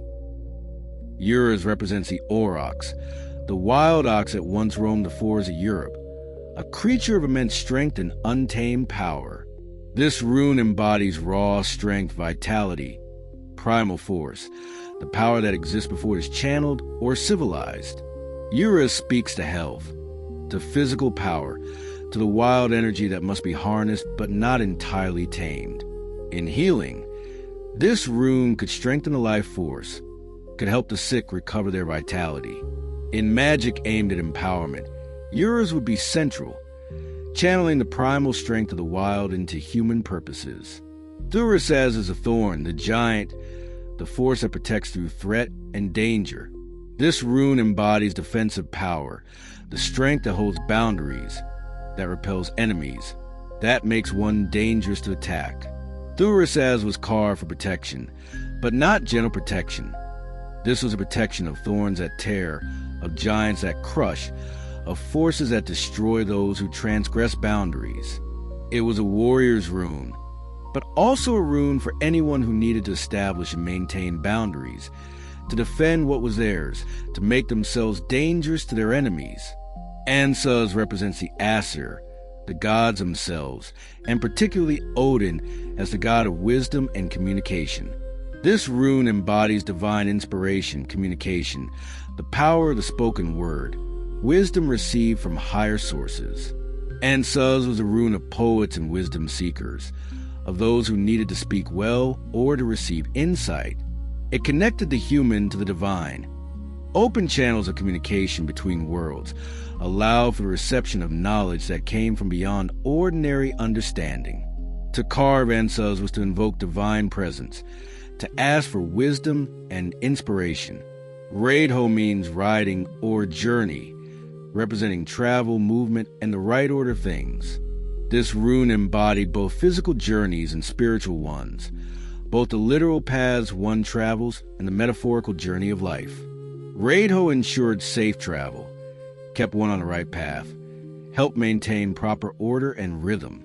But it also reminded that life is journey rather than destination, that movement and change are constant, that stagnation is death. This rune was carved by travelers for protection on the road, but also by those seeking to maintain proper order in their lives, to keep things moving as they should. Kenas is a torch, the controlled fire that illuminates darkness, that provides warmth and light, that transforms raw materials through heat. This rune represents knowledge, skill, creativity, the fire of inspiration and craft. Kenas was a rune of smiths and craftsmen, of artists and poets, of anyone who transformed raw material into something more through the application of skill and fire. It embodied illumination, the light that reveals what is hidden, the fire that transforms and purifies, the warmth that sustains life. In healing, Kenas could burn away disease. In wisdom-seeking, it could illuminate mysteries. Gibo means gift, but represents more than simple generosity. This rune embodies a principle of reciprocity, of exchange, of the bonds created through giving and receiving. In Norse culture, gift-giving was not charity but relationship building. To give was to create obligation. To receive was to accept connection. Gibo represented this complex web of exchange that bound society together, that created alliances, that maintained balance. In magic, this rune could strengthen bonds, could ensure fair exchange, could create or maintain relationships, but also reminded that all gifts require reciprocation, that receiving creates obligation, that nothing is truly free. Wonjo is joy, harmony, the state of being in alignment with oneself and one's surroundings. This rune represents not just happiness, but the deeper satisfaction that comes from things being as they should be, from conflicts resolved, from harmony achieved. Wonjo was carved to bring joy and peace, to create harmony in households, to resolve disputes, to restore balance after conflict. It reminded that true joy comes not from constant pleasure, but from alignment with WIRD, from accepting one's place in the pattern, from relationships properly maintained and obligations properly fulfilled. This completes the first et, the et of Freyr and Freya, concerned with wealth, strength, protection, communication, order, skill, reciprocity, and joy, the fundamental forces that make life possible and bearable. Hagalaz begins a second et with the force of hail, a destructive natural power that cannot be controlled or prevented. This rune represents disruption, destruction, the forces that break what has been built, that test through hardship. Hagalaz reminds us that destruction is part of the cycle, that what is built will be broken, that testing and ordeal are necessary for growth. In magic, this was a difficult rune. It could be used to break curses or obstacles, but it could also bring harsh trials. It embodied the reality that growth requires destruction, that renewal requires clearing away, that sometimes things must be broken before they can be remade. Nauthas is need, necessity, the constraints that force action and choice. This rune represents hardship and the growth that comes from it, the lessons learned through want and struggle.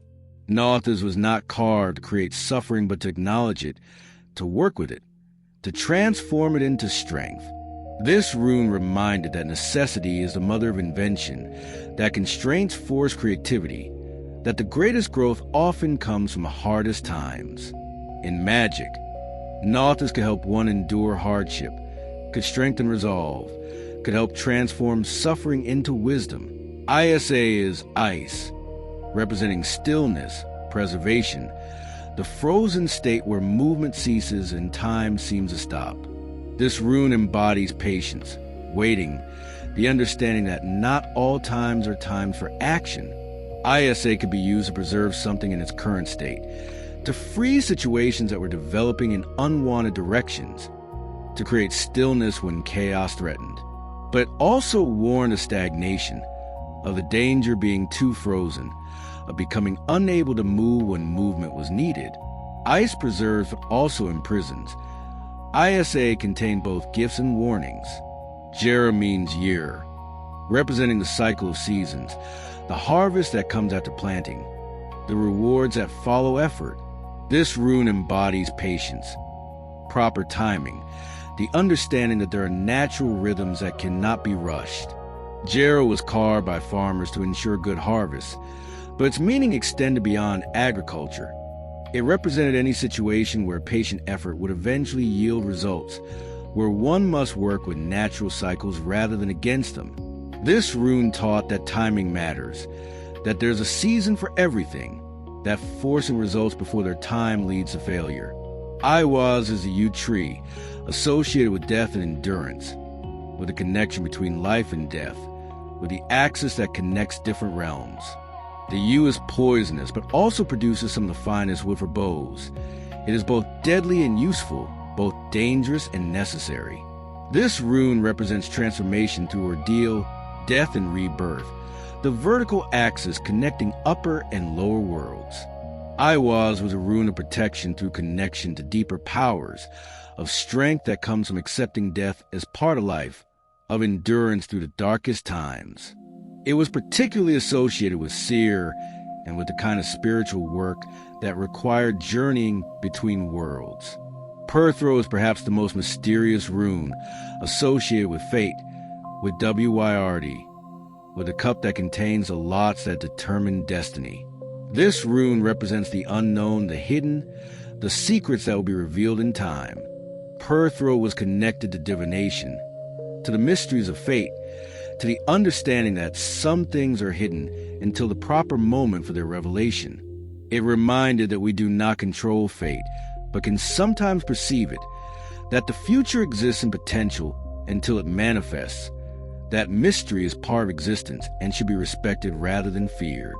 All Jais represents protection, the raised hands warding off danger, the antlers of the elk that defend against predators, the connection to divine protection. This rune embodies spiritual protection, the defense that comes from connection to higher powers, from proper relationship with gods and spirits. All Jais was one of the most commonly carved protective runes, offering defense not through weapons but through sanctity, through connection to divine, through alignment with cosmic order. It was a rune carved by those who sought protection from forces that physical defenses could not stop, from curses, from hostile magic, from spiritual dangers. Soilo is the sun, representing victory, success, the light that dispels darkness, the power that cannot be withstood. This rune embodies triumph, achievement, the force that prevails against opposition. Soilo was carved by warriors seeking victory, by anyone undertaking difficult challenges, by those who needed the strength and confidence to succeed. But it also represented enlightenment, the light of understanding, the clarity that burns away confusion and reveals truth. This rune reminded that victory comes not just through force, but through clarity, through seeing clearly and acting decisively. The second Et, the Et of Heimdall, deals with trials and tribulations, with cycles and transformations, with mysteries and protections, teaching that hardship is part of growth, that timing matters, that protection and victory are possible through proper understanding and action.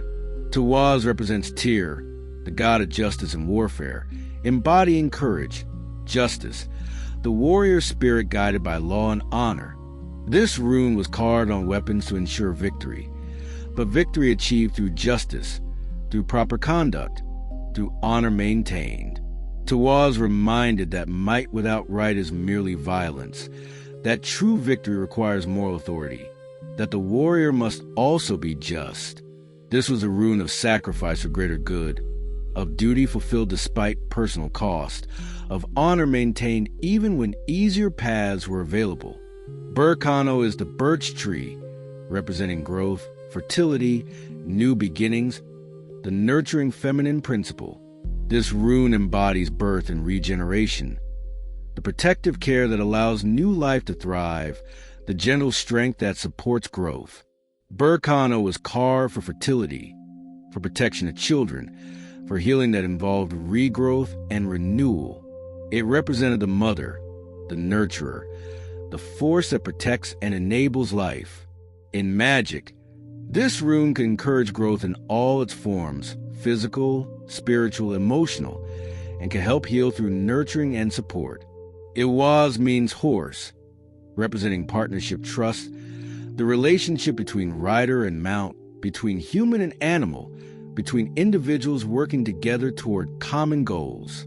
This rune embodies cooperation, loyalty, the power that comes from proper partnership. Iwaz was not about domination, but about relationship. The horse that trusts its rider, the allies who work together, the partnerships that multiply strength through unity. This rune could strengthen bonds, create trust, facilitate cooperation, remind that the greatest achievements come through working together rather than alone. Manaz represents humanity, the human community, the self within society. This rune embodies social consciousness, the understanding of oneself as part of a larger whole, the balance between individual and community. Manaz reminded that humans are social beings, that identity is formed through relationships, that one's actions affect the entire community. In magic, this rune could strengthen social bonds, could help resolve conflicts within communities, could foster understanding between people. It taught that we are defined not just as individuals, but through our relationships and our place within the Laguz is water, representing flow, intuition, the unconscious, dreams, and the hidden depths of psyche. This rune embodies the fluid, the changeable, the force that flows around obstacles, that takes the shape of whatever contains it. Laguz was associated with seer and other forms of intuitive magic, with the realm of dreams and visions, with the unconscious knowledge that surfaces when the conscious mind is quiet. This rune taught flexibility, adaptation, the power of yielding rather than resisting, of flowing rather than forcing. It reminded that some knowledge comes not through reason, but through intuition, through the deep waters of the unconscious mind. Ingwaz represents Ing, another name for Freyr, the god of fertility and peace, embodying stored potential, the seed that contains future growth, the rest between cycles. This rune was associated with periods of gestation, when growth happens invisibly, when potential builds toward manifestation. Ingwaz taught patience, the understanding that some processes cannot be rushed, that rest and waiting are not wasted time, but necessary preparation. In magic, this rune could protect during vulnerable periods, could help store energy for future use, could facilitate the hidden work that precedes visible results. Daggers is day, representing dawn, breakthrough, transformation, the moment when light returns after darkness. This rune embodies awakening, enlightenment, the sudden clarity that resolves confusion. Daggers was carved at moments of transition, when old patterns were breaking and new ones emerging, when consciousness was expanding, when understanding was dawning. This rune taught that darkness is temporary, that light always returns, that transformation is possible, that new beginnings follow endings. It represented hope, renewal, the promise that today can be different from yesterday. Valhalla is the ancestral home, the inherited land, representing heritage, tradition, the accumulated wisdom of ancestors. This rune embodies connection to the past, to family, to the land one comes from. Valhalla reminded that we are not isolated individuals, but links and chains that extend backward to ancestors and forward to descendants. In magic, this rune could strengthen connection to ancestral wisdom, could protect family and property, could help maintain tradition while allowing for necessary adaptation. It taught that we stand on the shoulders of those who came before, that our actions will affect those who come after, that identity is rooted in continuity. The third et, the et of Tyr, deals with justice and community, with cooperation and humanity, with intuition and transformation, teaching that we are social beings with responsibilities to others, That flexibility and flow are as important as strength and structure, that endings lead to beginnings, that we are part of continuums that extend beyond our individual lives. The power of the runes did not lie merely in their individual meanings, but in how they could be combined. A rune master might carve several runes together, creating a binding or a bind rune that combined their powers. Display. Example of the simple bind rune. The order in which runes were carved mattered, as the material they were carved upon, the intention held while carving, the words spoken during consecration. Rune magic was a sophisticated practice requiring knowledge, skill, and proper understanding of how the forces embodied by each rune could be combined and directed. The carving of runes was itself a ritual act. The practitioner would prepare themselves, would focus their intention, would understand clearly what they sought to accomplish. The carving would be done with care and precision, for the shape had to be exact. A rune incorrectly carved might not work, or worse, might work in unintended ways. After carving, the runes would be consecrated, often by being colored with red ochre or with blood, by being breathed upon, by being named and empowered through spoken words or galled, sung incantations that activated the rune's power. Runes could be carved on anything: weapons to give them power, jewelry for protection, doorways to ward homes, ships to ensure safe voyages, tombstones to honor the dead and bind them to rest. They could be carved on wooden lots and cast for divination, each rune drawn revealing something about the situation being examined. They could be carved temporarily in earth or snow for immediate purposes, or permanently in stone for lasting effects. The decline of rune use came gradually. As Christianity spread, runes became associated with paganism and were suppressed. The knowledge of their magical properties was lost or driven underground. Runes continued to be used for writing in some regions, but their mystical dimension was deliberately forgotten or denied. Yet they never entirely disappeared. And in modern times, there's been a revival of interest in rune magic, an attempt to recover what was lost and to reconnect with this ancient system of symbolic power. What the runes represent is a sophisticated understanding that symbols of power, that certain shapes embody certain principles, that carefully crafted signs can affect reality through their very existence. The rune master worked not just with marks on wood or stone, but with the fundamental patterns of existence, accessing through these simple shapes the deep structures that underlie all manifest reality. To carve a rune with proper knowledge and intention was to tap into cosmic forces, to direct them toward specific ends, to participate in the shaping of reality itself. If runes were symbols of power carved into physical matter, and seer was the magic of trance and spirit journey, then Gald was the magic of the spoken and sung word, the understanding that sound itself carries power, that words properly crafted and delivered can affect reality, that the human voice, when used with knowledge and intention, becomes a tool for shaping the world. Gald was incantation, spell singing, the art of using rhythm, tone, and meaning together to manifest magical effects.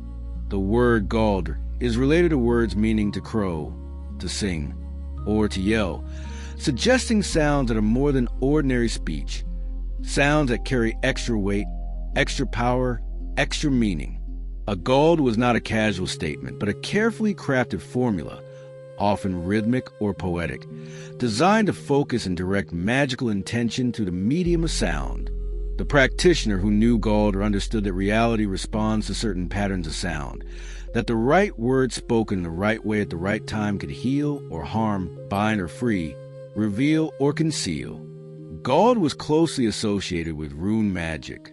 Many of the most powerful Galdra involved the chanting or singing of rune names, the vibration of sounds producing effects related to the rune's meanings.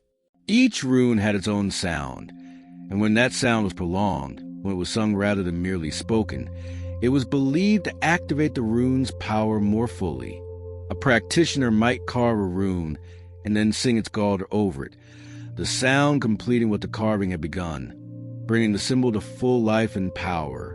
The technique of Galdra involves several elements working together.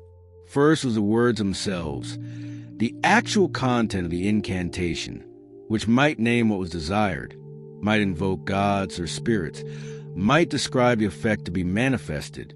Second was the rhythm.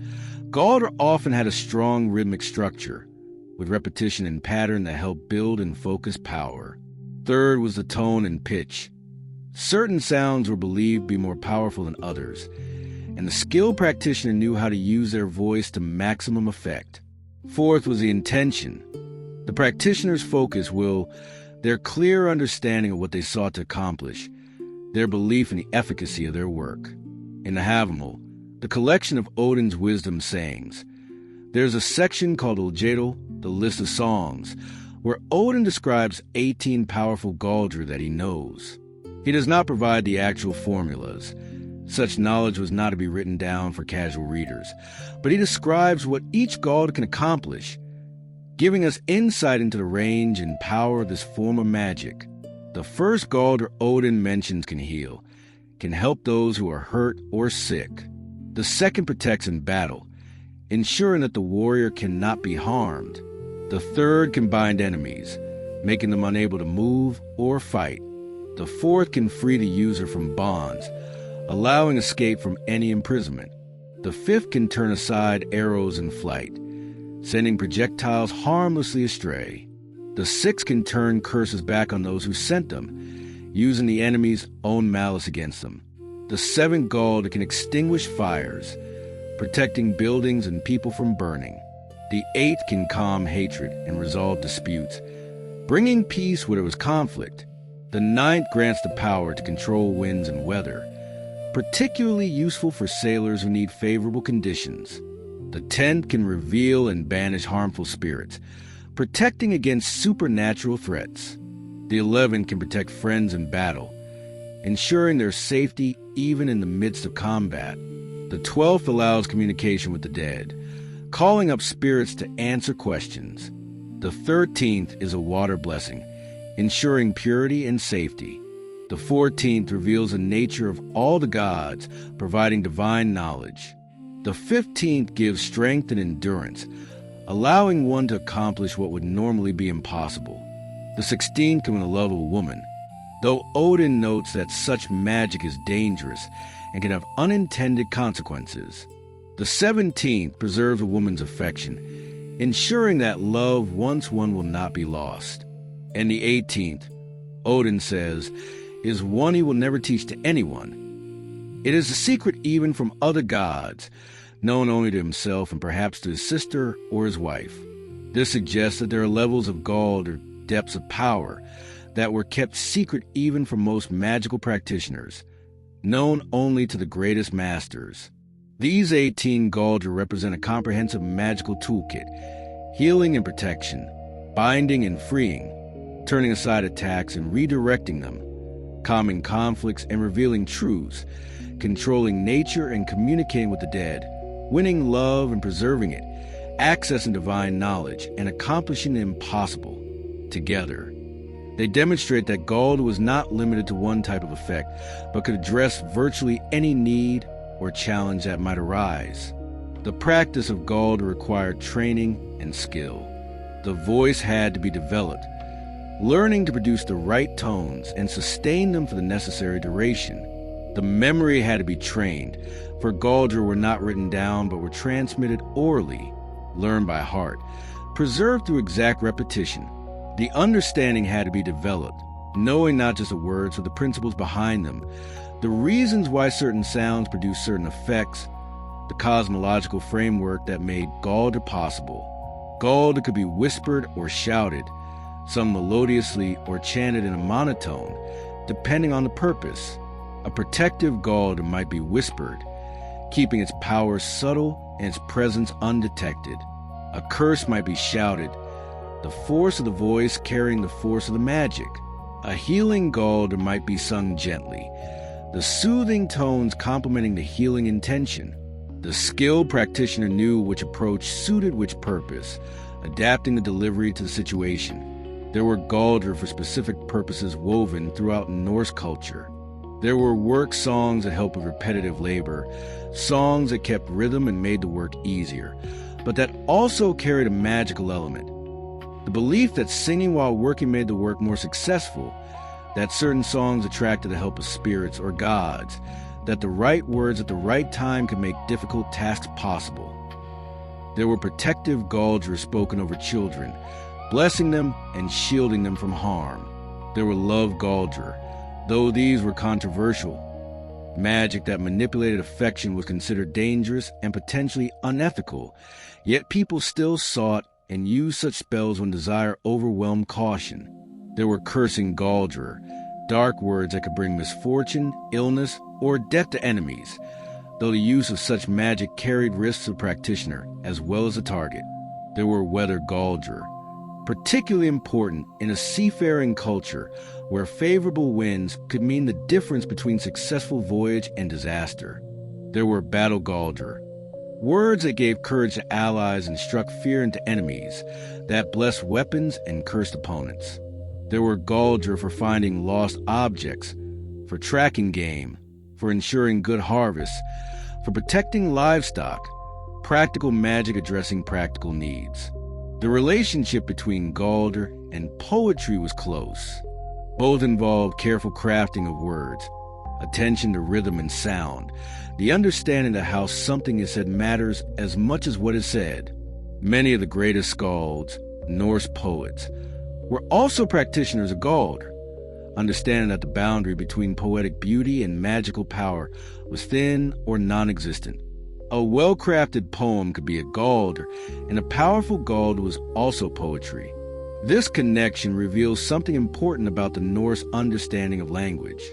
Words were not merely conventional signs, arbitrary labels attached to things by human agreement. Words had inherent power, were connected to what they named in fundamental ways, could affect reality through their proper use. To name something truly was to have power over it. To speak words of power was to manifest their meaning. Language was not separate from reality, but was part of the fabric of reality.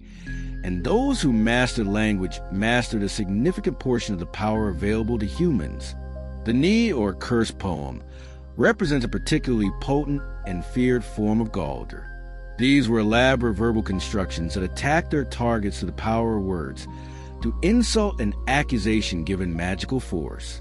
To compose a Ni against someone was to do them real harm, not merely social embarrassment, but actual damage to their luck, their health, their fortune.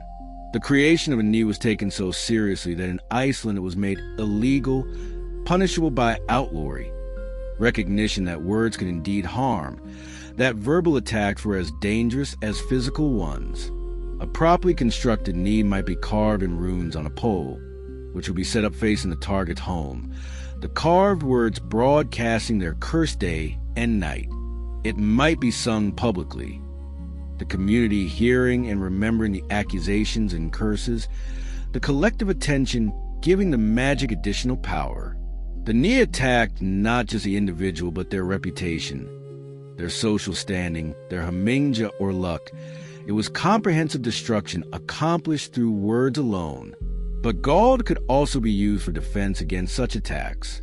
There were counter Galdr words and songs that could deflect curses, that could turn hostile magic back on its sender, that could shield against verbal assaults. The practitioner who knew protective Galdr could ward themselves and others, could create zones of safety where harmful magic could not penetrate, could maintain their integrity against magical attack. The seer practitioners used Galdr as part of their work.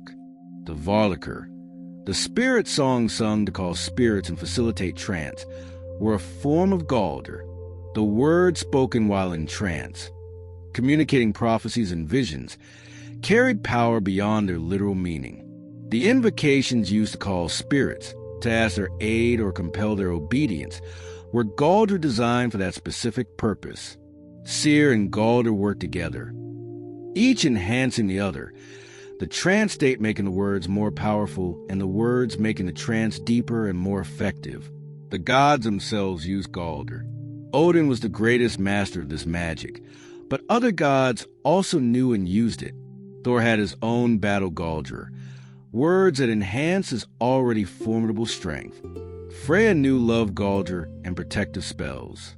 The Vanir, masters of natural magic, used Galdra that worked with growing things, with weather and fertility, with the rhythms of the natural world. The practice of Galdra was not limited to humans, but was a fundamental technique used throughout the cosmos by all thinking beings who understood the transmission of Galdra knowledge was carefully controlled. The most powerful Galdra were not shared freely, but were taught only to those who had proven themselves worthy, who had the strength of will to use them properly, who had the wisdom to understand when to use them and when to refrain. A Galdra used incorrectly could harm the practitioner, could produce unintended results, could anger the spirits or gods invoked. This was knowledge that required maturity, judgment, and proper training to wield safely.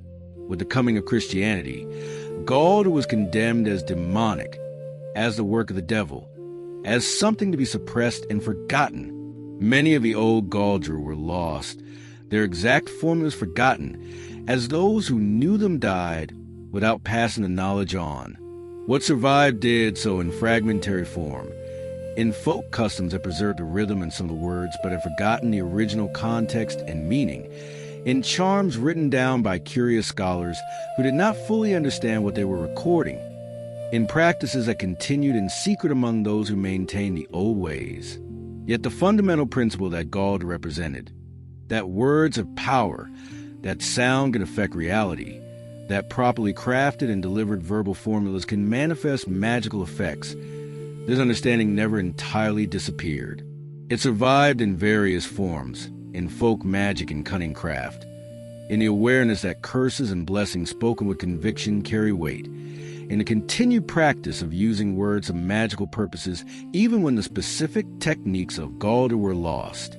Galdra reminds us that language is not merely descriptive but creative, that speaking can be a form of action that changes the world, that the boundary between saying and doing is more permeable than we usually acknowledge.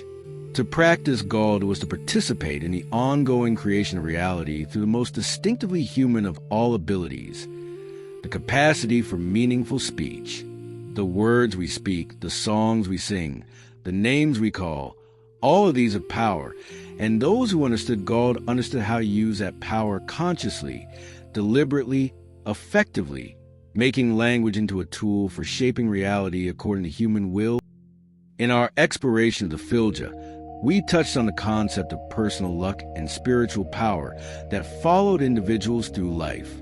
Now we delve deeper into Hamingja, a related but distinct concept that represents something both more abstract and more fundamental.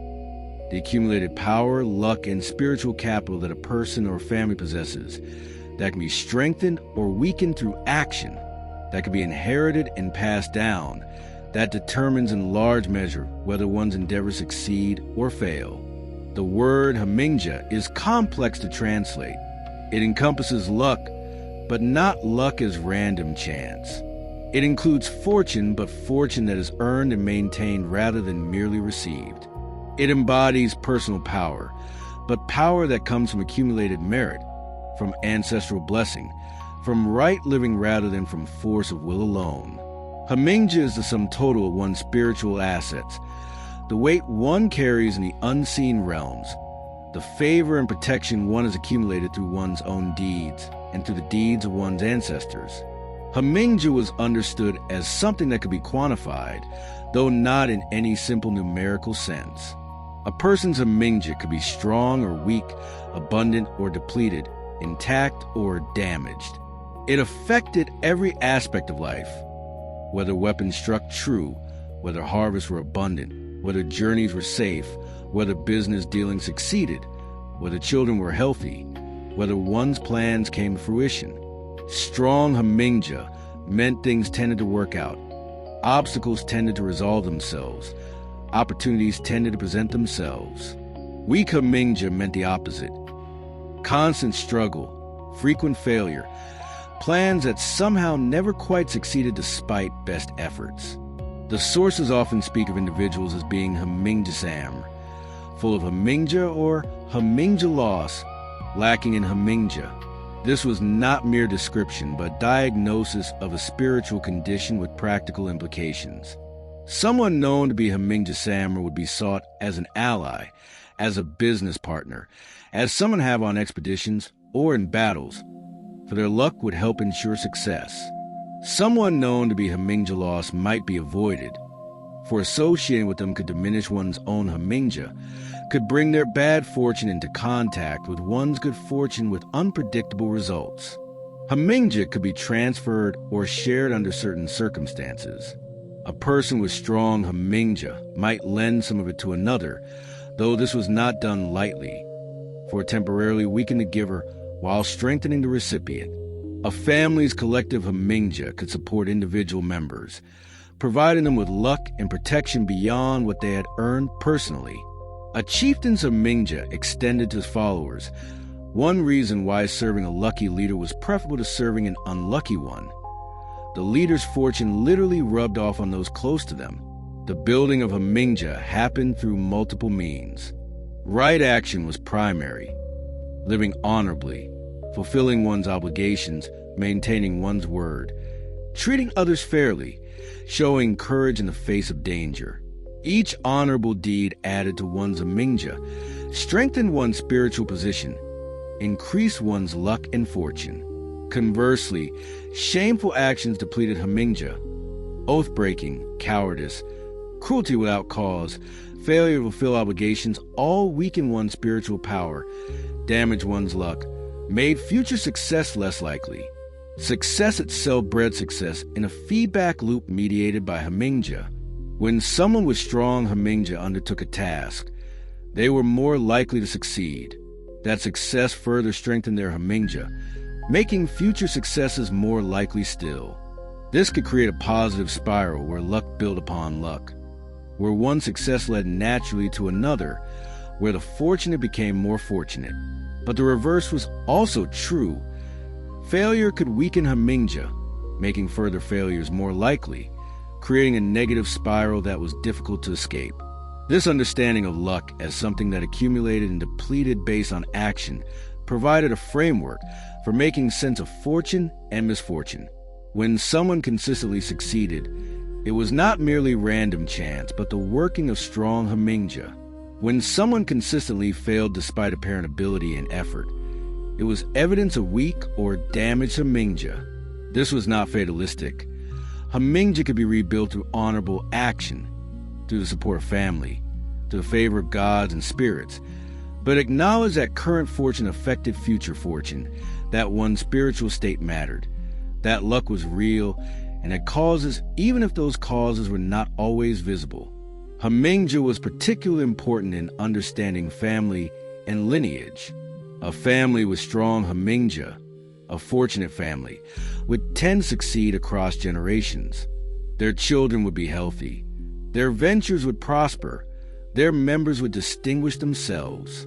This family Hamingja was built up over time through the accumulated honorable deeds of ancestors, through the family's reputation, through the spiritual capital that each generation added to the collective store. To be born into such a family was to inherit not just material wealth, but spiritual wealth, to begin life with advantages that went beyond the merely physical or social. But family Hamingja could also be damaged or depleted. If members of the family acted dishonorably, if they brought shame upon the family name, if they broke faith or failed in their duties, they damaged not just their own personal Hamingja, but the family's collective spiritual capital. This created powerful incentives for individuals to maintain family honor, for their actions affected not just themselves, but all their relatives, present and future. The family's Hamingja was a shared resource that all members drew upon, and all members were responsible for maintaining. The relationship between Hamingja and the Filja was close but distinct. The Filja was the external spirit form that followed and protected an individual, often appearing as an animal. Hamingja was more abstract, the accumulated luck and spiritual power rather than a separate entity. Yet the two were related. A person with strong Hamingja would typically have a strong Filja, and damage to one often meant damage to the other. Some sources suggest that Hamingja might appear in female form, as a protective ancestral spirit, particularly in the context of family Hamingja rather than individual luck. There were rituals and practices aimed at maintaining or strengthening Hamingja. Offerings to ancestors were understood to be, in part, requests for their Hamingja to continue protecting and blessing their descendants. The ancestors, having passed beyond mortal concerns, possessed a kind of spiritual capital that they could share with the living, and maintaining proper relationship with them through offerings and honor ensured that this capital remained available to the family. Certain objects could be imbued with Hamingja or could serve as focal points for it. A family's heirloom weapons, jewelry, or other treasures were understood to carry accumulated luck, to be more than mere physical objects. These items had participated in the family's successes, had been present at important moments, had absorbed something of the family's Hamingja. To possess such items was to have access to the spiritual power they contained, to benefit from the luck they carried. The giving of gifts was another way Hamingja could be shared or strengthened. When a person of strong Hamingja gave a gift to another, particularly a valuable or significant gift, they were not merely transferring a physical object, but were also sharing something of their luck and fortune. The gift carried with it a portion of the giver's Hamingja, blessing the recipient with the giver's fortune. This is why gifts from fortunate, successful people were particularly valued. They brought luck as well as material value. Names were also connected to Hamingja, to be named after a deceased relative. Particularly one who had been fortunate and successful was to inherit something of their Hamingja along with their name. The name carried spiritual weight, connecting the child to the ancestor, allowing the ancestor's luck to flow to the new bearer of a name. This practice of naming children after deceased relatives was not sentimental but practical. It was a way of preserving and transmitting the family's spiritual capital across generations. The loss of Hamingja was serious and could happen through various means. Suffering a great dishonor without responding appropriately could severely damage Hamingja. Being cursed by someone with strong spiritual power could weaken it. Consistently failing at important tasks could deplete it. Breaking important oaths could shatter it. Once Hamingja was significantly damaged, rebuilding it was difficult though not impossible. It required sustained honorable action, often over extended periods, to restore what had been lost. There were individuals known as Hamingja men, men of luck, whose strong personal Hamingja made them valuable as leaders, advisors, and companions. These were people who seemed blessed with fortune, whose ventures succeeded, who survived dangers that killed others, who prospered where others struggled. To have such a person as an ally was valuable. To have them as an enemy was dangerous, for their luck meant they were difficult to defeat or harm. The sagas often mention whether people were Hamingja Sam or not, treating it as a relevant and observable characteristic like courage or strength. Conversely, there were Hamingja people, those lacking in luck, the unfortunate. These individuals struggled despite their best efforts, faced constant obstacles, rarely succeeded in their ventures. The sagas sometimes show pity for such people, recognizing that their condition was not entirely their fault, that sometimes Hamingja could be damaged through no fault of one's own, through the actions of ancestors, through curses from enemies, through simple misfortune that created a downward spiral. Yet there was also wariness. Association with the unlucky could bring their misfortune into contact with one's own fortune, a spiritual contagion that wise people avoided. The gods themselves had Hamingja, though being divine their luck was generally stronger and more stable than that of mortals. Odin's Hamingja was immense, built through his countless successes, his wisdom, his sacrifices. Thor's Hamingja in battle was legendary. He was fortunate in combat, his luck ensuring that his hammer found its target, that his enemies' blows missed or failed to harm him seriously. Freyr's Hamingja brought prosperity and abundance to those he favored. To have a god's blessing was to have access to divine Hamingja, to be supported by luck that was more powerful and stable than any mortal could possess alone. The concept of Hamingja reveals a sophisticated understanding of how success and failure work, one that acknowledges both the role of action and the role of accumulated spiritual capital that recognizes that current state affects future outcomes, that honors the past while empowering individuals to shape their future through their choices.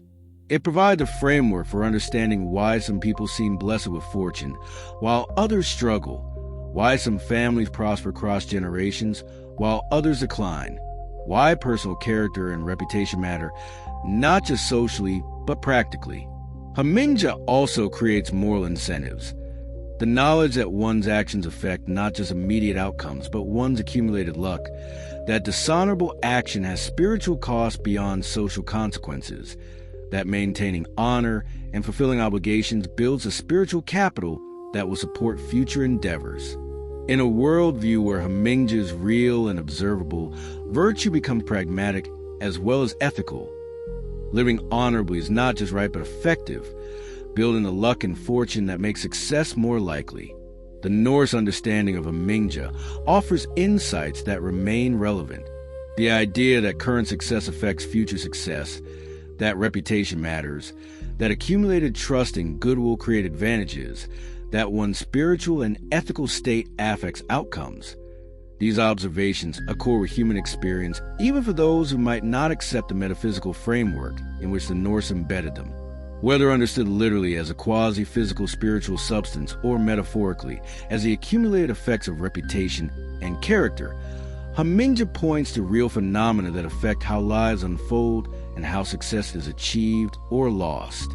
As we move forward to explore other aspects of Norse metaphysical understanding, we carry with us this concept of Hamingja as a key piece of how the Norse understood the self and its relationship to fortune. It was not just luck in a modern sense, but something that could be built, maintained, damaged, inherited, and transmitted.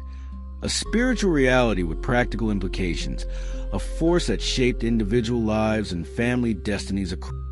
If Hamingja represents personal luck and spiritual power, then WYRD represents something more fundamental and far-reaching.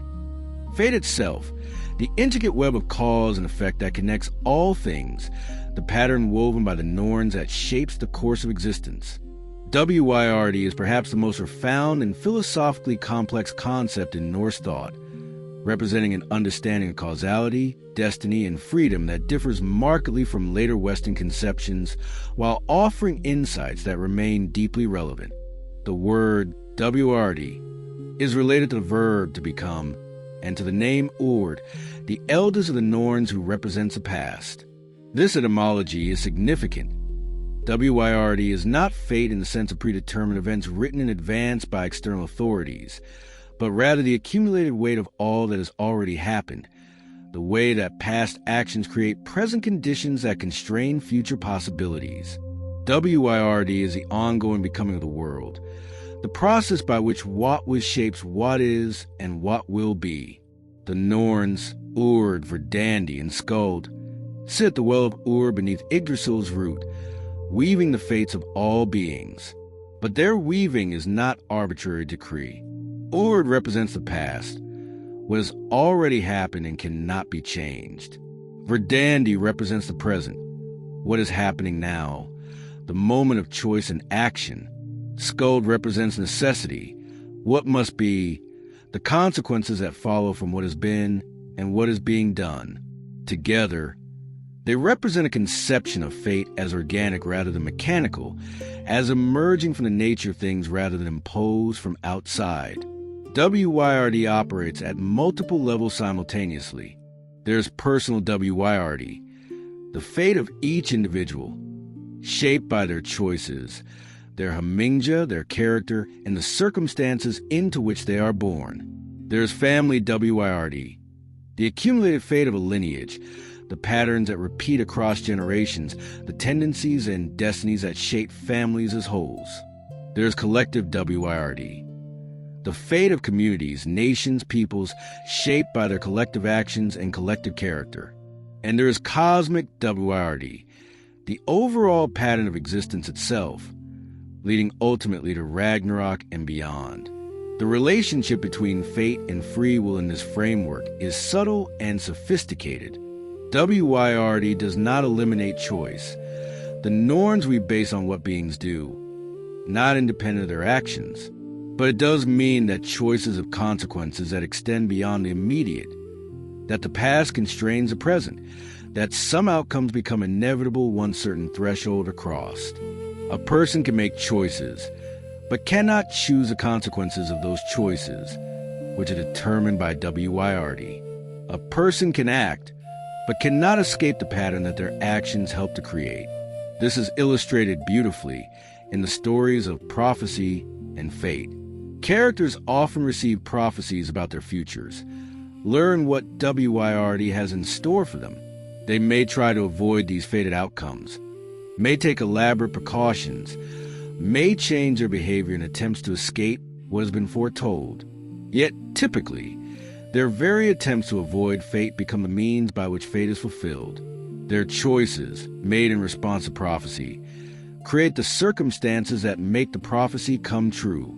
This is not determinism in a crude sense, but rather demonstrates how WYRD operates through the natural consequences of actions to the web of causality that connects all things. The story of Odin and his knowledge of Ragnarok exemplifies this perfectly. Odin knows that Fenrir will kill him at the world's ending. He knows that his gathering of warriors in Valhalla cannot prevent this doom. Yet he acts anyway. He binds Fenrir, he gathers the Einarjar, he seeks wisdom and prepares for battle. His actions do not change his fate, but they define how he meets it, with courage and preparation rather than with resignation or despair. This is the Norse approach to WYRD, accepting what cannot be changed while still acting with full effort and commitment, living as if one's choices matter even while knowing the ultimate outcome. WYRD was visualized as a web, with each person, each being, each thing as a node in this web, connected to all others through threads of relationship and consequence. Actions sent vibrations through the web, affecting not just the actor, but all those connected to them. This interconnection meant that no one was truly isolated, that every action affected the whole, that the fate of each was bound up with the fate of all. The web metaphor captures both the constraint of fate. One is caught in the web, cannot simply fly free. In its complexity, the pattern is intricate with multiple threads, not a single simple line.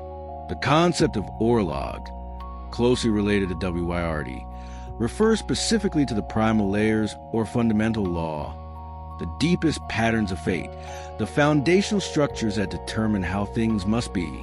Where WYRD is the overall web, orlog is the basic framework of that web, the core patterns from which everything else follows. One's orlog is set at birth, the fundamental nature and destiny that comes from one's circumstances, ancestry, and essential character. Yet within this framework, there remains room for variation, for choice, for the shaping of specific outcomes. Understanding WYRD did not lead the Norse to passivity or fatalism. Quite the opposite. Knowing that fate was woven from actions made action more important, not less. Every choice contributed to the weaving. Every deed sent ripples through the web. Every decision shaped what would become. The difference from a simple free will model was a recognition that one could not control outcomes entirely, that the web constrained what was possible, that past actions, one's own and others, limited present choices. This created a particular ethical stance.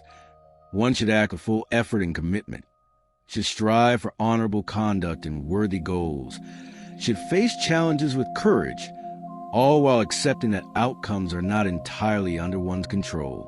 This is not resignation, but realism combined with valor, doing what one could while acknowledging that WYRD ultimately determines how things unfold. The heroic ideal in Norse culture embodies this perfectly. The hero knows his doom but fights anyway, maintains honor even when victory is impossible, lives fully and courageous. The Volva who practiced seer could perceive WYRD, could see the threads of fate and how they were woven. Her prophecies revealed not what might happen, but what will happen. What must happen given the pattern that has been established. Yet even this knowledge did not eliminate all uncertainty. Fate revealed through prophecy was not always fully specific.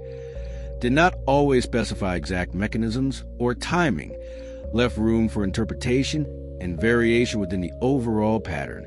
The vulva saw the essential shape of what was to come, but not necessarily every detail of how it would manifest. WYRD could be influenced in limited ways, though this was dangerous and required great skill. The practice of fate working through seer involved attempting to strengthen certain threads and weaken others, to make desired outcomes more likely without claiming to control fate entirely. This was working with WYRD, rather than against it, helping to shape how the pattern manifested rather than trying to impose an entirely different pattern. Even the gods could not simply override WYRD. Odin could not prevent Ragnarok. Frigg could not ultimately save Baldur. They could act within the pattern, but not step outside it. The relationship between WYRD and the gods was complex. The gods were subject to fate. They knew their doom at Ragnarok, knew they could not prevent it, yet prepared for it anyway. But they were also shapers of fate. Their actions affected the WYRD of others. Their judgments and blessings and curses influenced how the web was woven. This apparent contradiction resolves when we understand that WYRD is not external to the gods, but includes them. They participate in the weaving, affect how it unfolds, yet are also part of what is woven. Humans could appeal to the gods to influence their WYRD, to strengthen certain threads of fate, to help bring about desired outcomes. This was not asking the god to override fate, but to work within it, to add their power and influence to the human effort, to help shape how the pattern manifested. A sailor praying for safe voyage was not asking Thor to violate WYRD, but to use his influence to strengthen the threads that led to successful return, to add divine power to human skill and effort. The concept of WYRD also explains the Norse attitude toward omens and signs. An omen was not a prediction of what might happen, but a glimpse of what was already woven, a perception of the pattern that was unfolding. To see ravens circling before a battle was not just symbolism, but an actual indication of what fate had in store. The bird sensing the death that was already present in the web, even if not yet manifest in physical reality. Omens were taken seriously because they revealed WYRD, showed what the pattern contained, allowed for preparation, even if not for prevention. The threads of WYRD were particularly strong and visible at certain moments, at births, at deaths, at marriages, at oaths sworn, at great decisions made. These were moments when the web was being actively woven, when major threads were being laid down, when the pattern was being significantly shaped. This is why such moments were treated with such seriousness, why ritual surrounded them, why their proper conduct mattered so much. These were moments when WYRD was most malleable, when choices had the greatest impact on the pattern that would unfold. WYRD operated through natural consequences rather than supernatural intervention. If one acted dishonorably, WYRD would manifest through the loss of reputation, the weakening of alliances, the reduction in Hamingja, the natural results of having violated social and spiritual norms. If one acted honorably, WYRD manifested through increased reputation, stronger relationships, enhanced Hamingja, the natural benefits of right conduct. The web of cause and effect was not arbitrary, but followed from the nature of things, from the way actions generate consequences, from the organic unfolding of patterns.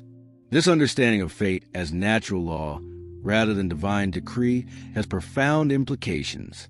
It means that one's fate is not imposed from outside, but emerges from within, from one's character and choices, and the accumulated weight of past actions. It means that changing one's fate requires changing oneself, changing one's actions, changing how one relates to the web of relationships and consequences in which one is embedded. It means that fate is not something to rail against as unfair, but something to work with, to understand, to shape through the choices and actions that remain available. The Norse did not ask, "Why me?" when misfortune struck, did not see themselves as victims of arbitrary divine cruelty. They understood misfortune as WYRD manifesting, as a web producing outcomes based on past actions, their own, their ancestors, their communities. This did not eliminate sympathy for suffering, but it did provide a framework for understanding it, for seeing it as part of a larger pattern rather than as meaningless chaos. And it empowered response. If WYRD is shaped by action, then new action could begin shaping new patterns, could start weaving threads that would lead to different outcomes. The acceptance of WYRD did not mean accepting every particular outcome as unchangeable. What was woven could sometimes be unwoven or rewoven, though this became harder as patterns solidified, as consequences became manifest, as events moved from possible to actual. The earlier one perceived the pattern, the more room for influence. The later one waited, the more fixed things became. This is why wisdom was so valued. The wise person could perceive WYRD earlier, could see patterns forming before they became set, could act to shape outcomes while there was still flexibility in the web. At the deepest level, WYRD represents a Norse understanding that reality is not chaotic but patterned, that cause and produce effect according to natural law, that the universe operates according to principles that can be understood even if not controlled. The Norns weaving fate are not arbitrary tyrants, but represent the lawful unfolding of causality, the way that what has been determines what can be. The organic process by which time moves forward and potentials become actualities. To understand WYRD is to understand how reality works at its most fundamental level. As we continue to explore Norse metaphysical concepts, we carry forward this understanding of WYRD as central to the entire worldview, the recognition that we exist within a web of relationships and consequences, that our actions matter precisely because they contribute to the weaving, that freedom and fate are not opposites but aspects of the same reality. That courage consists not in denying fate, but in meeting it well. WYRD is a pattern, the web, the process, and we are both weavers and threads, both shapers and shaped, participants in an ongoing creation that includes us but extends far. In modern Western thought, we typically conceive of the self as unitary, a single consciousness inhabiting a body, a unified I that persists through time. The Norse understanding was radically different and far more complex. They recognized multiple components to what we might call the soul, each with its own nature and function, capable under certain circumstances of existing or operating independently. To understand the Norse conception of personhood is to understand that a human being was not one thing, but many things together, a composite that could, in death or trance or magical working, separate into its constituent parts. The Norse did not have a single word equivalent to our soul, but had multiple terms for different aspects of the self. These aspects were not merely theoretical distinctions, but were understood as genuinely separate components that could, under the right conditions, be perceived and affected individually. The complexity of the system reflects a sophisticated psychological and spiritual understanding, one that recognized a multiplicity within apparent unity, the many voices within the single self. Hammer is perhaps the most straightforward to understand. It is the physical form, the shape, the body as it appears. But hammer is more than mere flesh and bone. It is the form principle, the pattern that makes a body what it is rather than something else. In ordinary circumstances, hammer is stable. A person has the shape of a human being and maintains that shape. But under certain conditions, hammer could change. Shapeshifters, those with the ability to take animal forms, were changing their hammer, literally altering their physical shape to match a different pattern. The concept of hammer, literally strong in shape, describes someone whose hammer could separate from their body while maintaining form. While the physical body slept, the hammer could go forth as a double, appearing at distant locations, manifesting physically even though the person's body remained elsewhere. This was not merely astral projection in the sense of sending consciousness forth. The hammer could be seen, could interact with physical objects, could even be injured. Damage to the separated hammer would manifest as damage to the physical body when they reunited. There were also those who were hamstolen, shape-stolen, or shape-shifted, able to change their hammer into animal forms.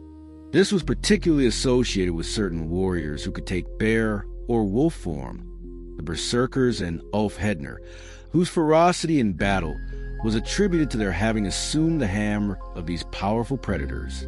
Whether this shape-shifting was literal physical transformation or a kind of possession by animal spirit, or something between these interpretations, the sources are not always clear. What is clear is that it was understood as a real change in hammer, not mere metaphor or psychological state. Hugr is more abstract. It is the thought, the mind, the conscious awareness. But like hammer, Hugr was not necessarily confined to the physical body. It could be sent forth, could operate at a distance, could perceive things happening elsewhere. When we speak of someone's heart or mind going out to someone, we are using dead metaphor for what the Norse understood as actual possibility. The Hugr could literally travel while the body remained behind. A person with a strong Hugr could send it forth to gather information, to see what was happening at distant locations, to communicate with others without physical presence. This was a more subtle operation than sending forth a hammer. The Hugr traveling did not manifest in physical form, but operated as pure consciousness, perceiving and thinking and returning with knowledge. Those skilled in magic, particularly in seer, could project their Hugr with great facility, using it to see across distances and into the future, to perceive the hidden and the distant. The relationship between hammer and Hugr was crucial. In ordinary waking consciousness, they were united. The thinking mind operated through physical form, inseparable and coordinated. In sleep, they could partially separate, the Hugr experiencing dreams while the hammer rested. In trance or magical working, they could separate more completely, the Hugr journeying while the hammer remained in place, or both separating and traveling together as a kind of spirit double. At death, they separated permanently, each going to its own fate. Filja, which we had discussed before, was the following spirit, the external manifestation of one's fate and fortune, often appearing in animal form.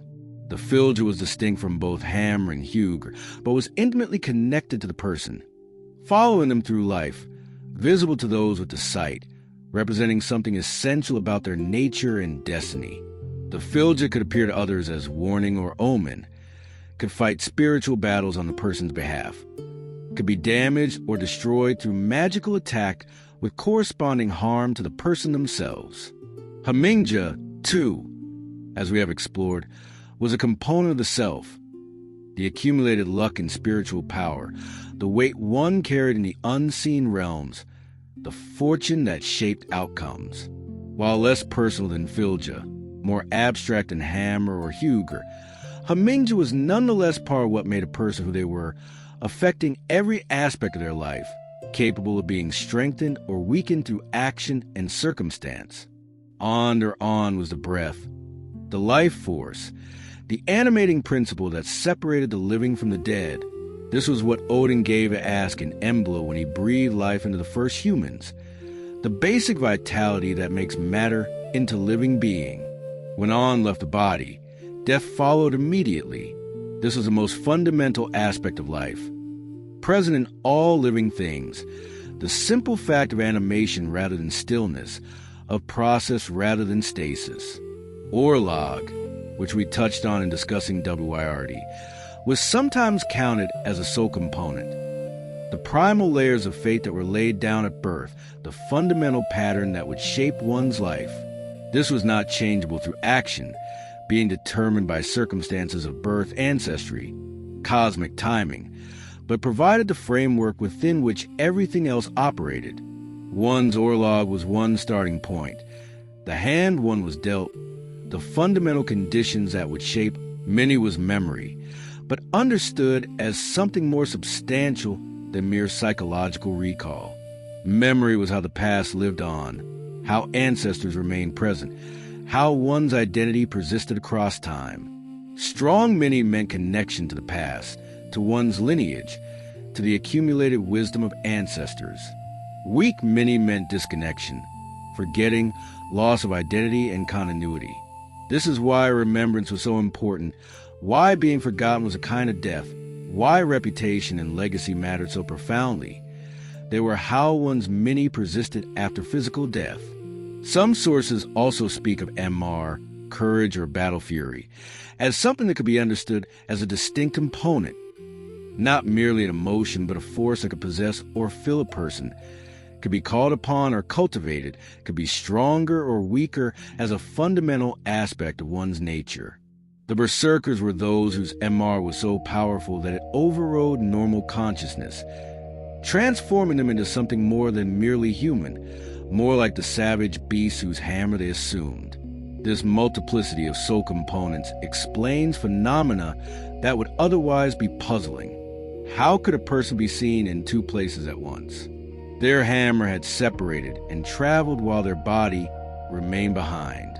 How could someone know things happening far away?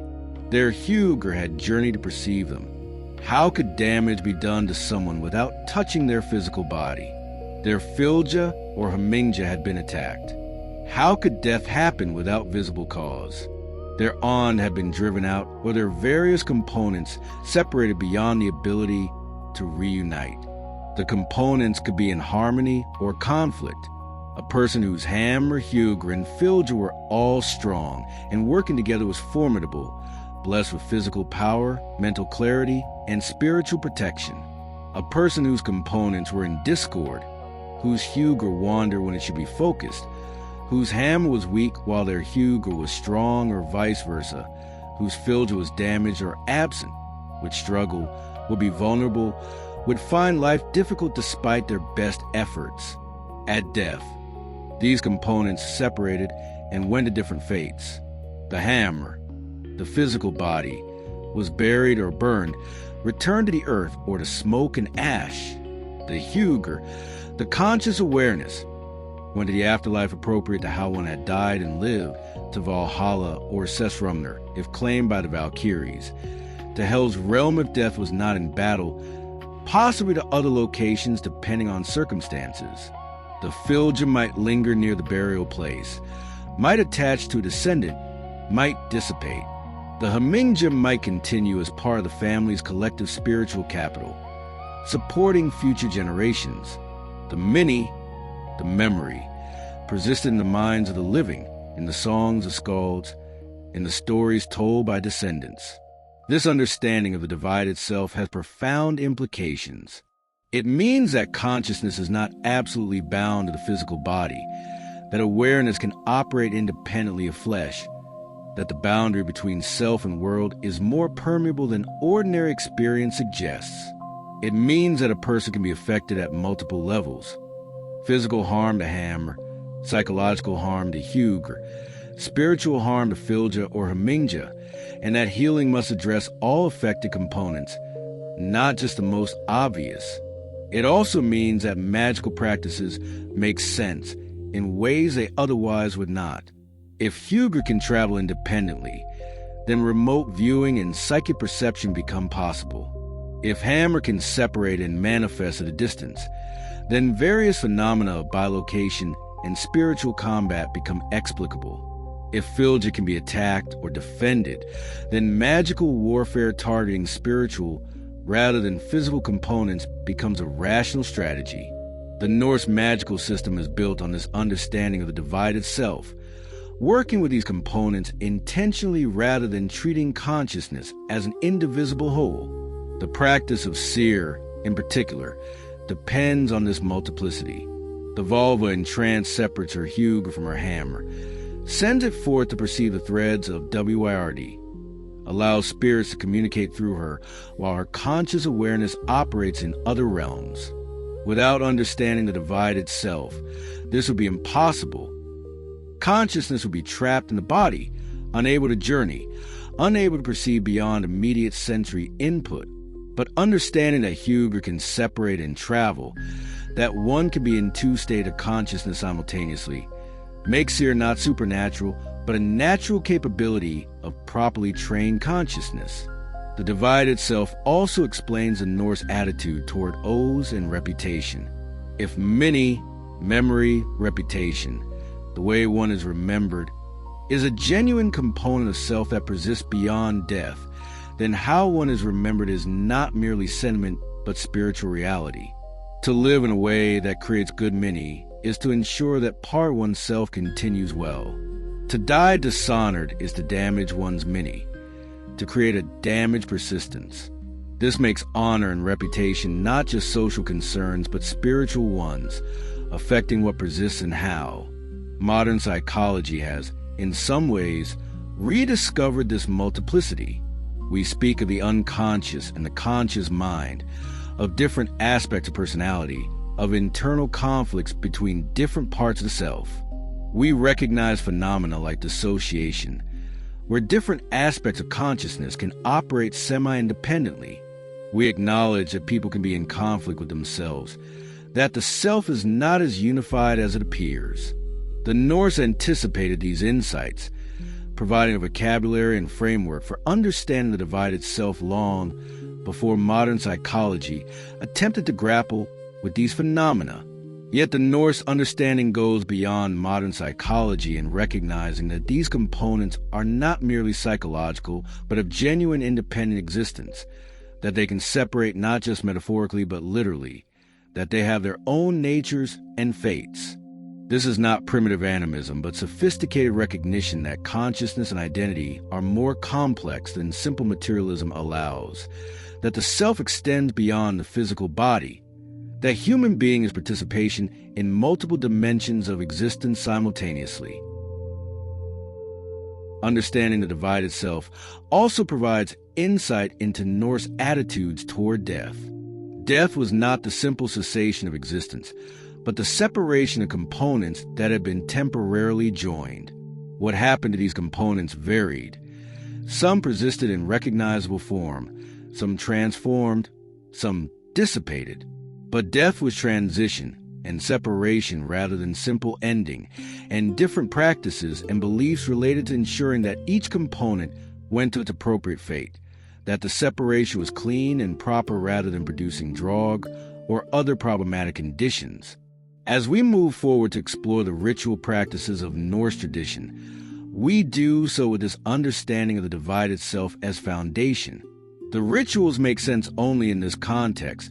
Why certain things must be done at birth, at death, at key transitions, why oaths matter so much, why names and reputation are so important.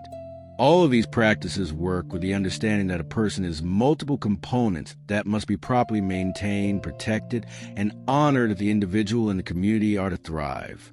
The Norse vision of personhood challenges us to reconsider our own assumptions about consciousness, identity, and the nature of the self.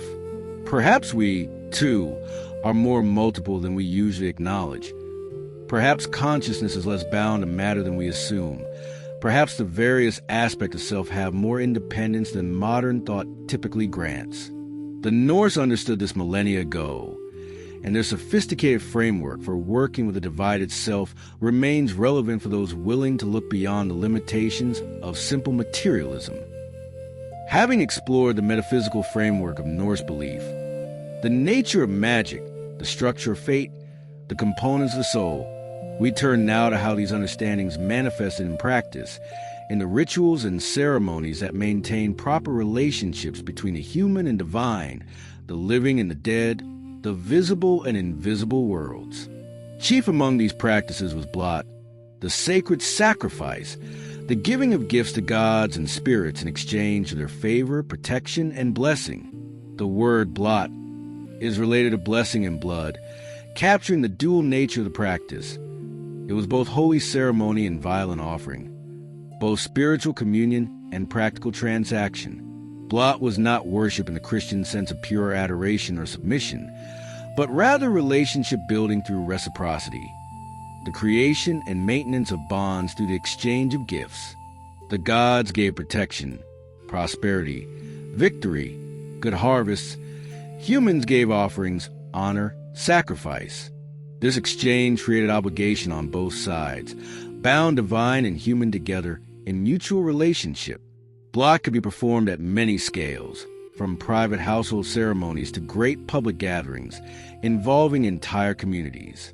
The basic structure remained similar: the selection and consecration of an offering, the sacrifice itself, the distribution of the blessing, the sharing of the sacrificial feast. But the details varied depending on the occasion, the deity being honored, the specific needs or purposes of the ceremony.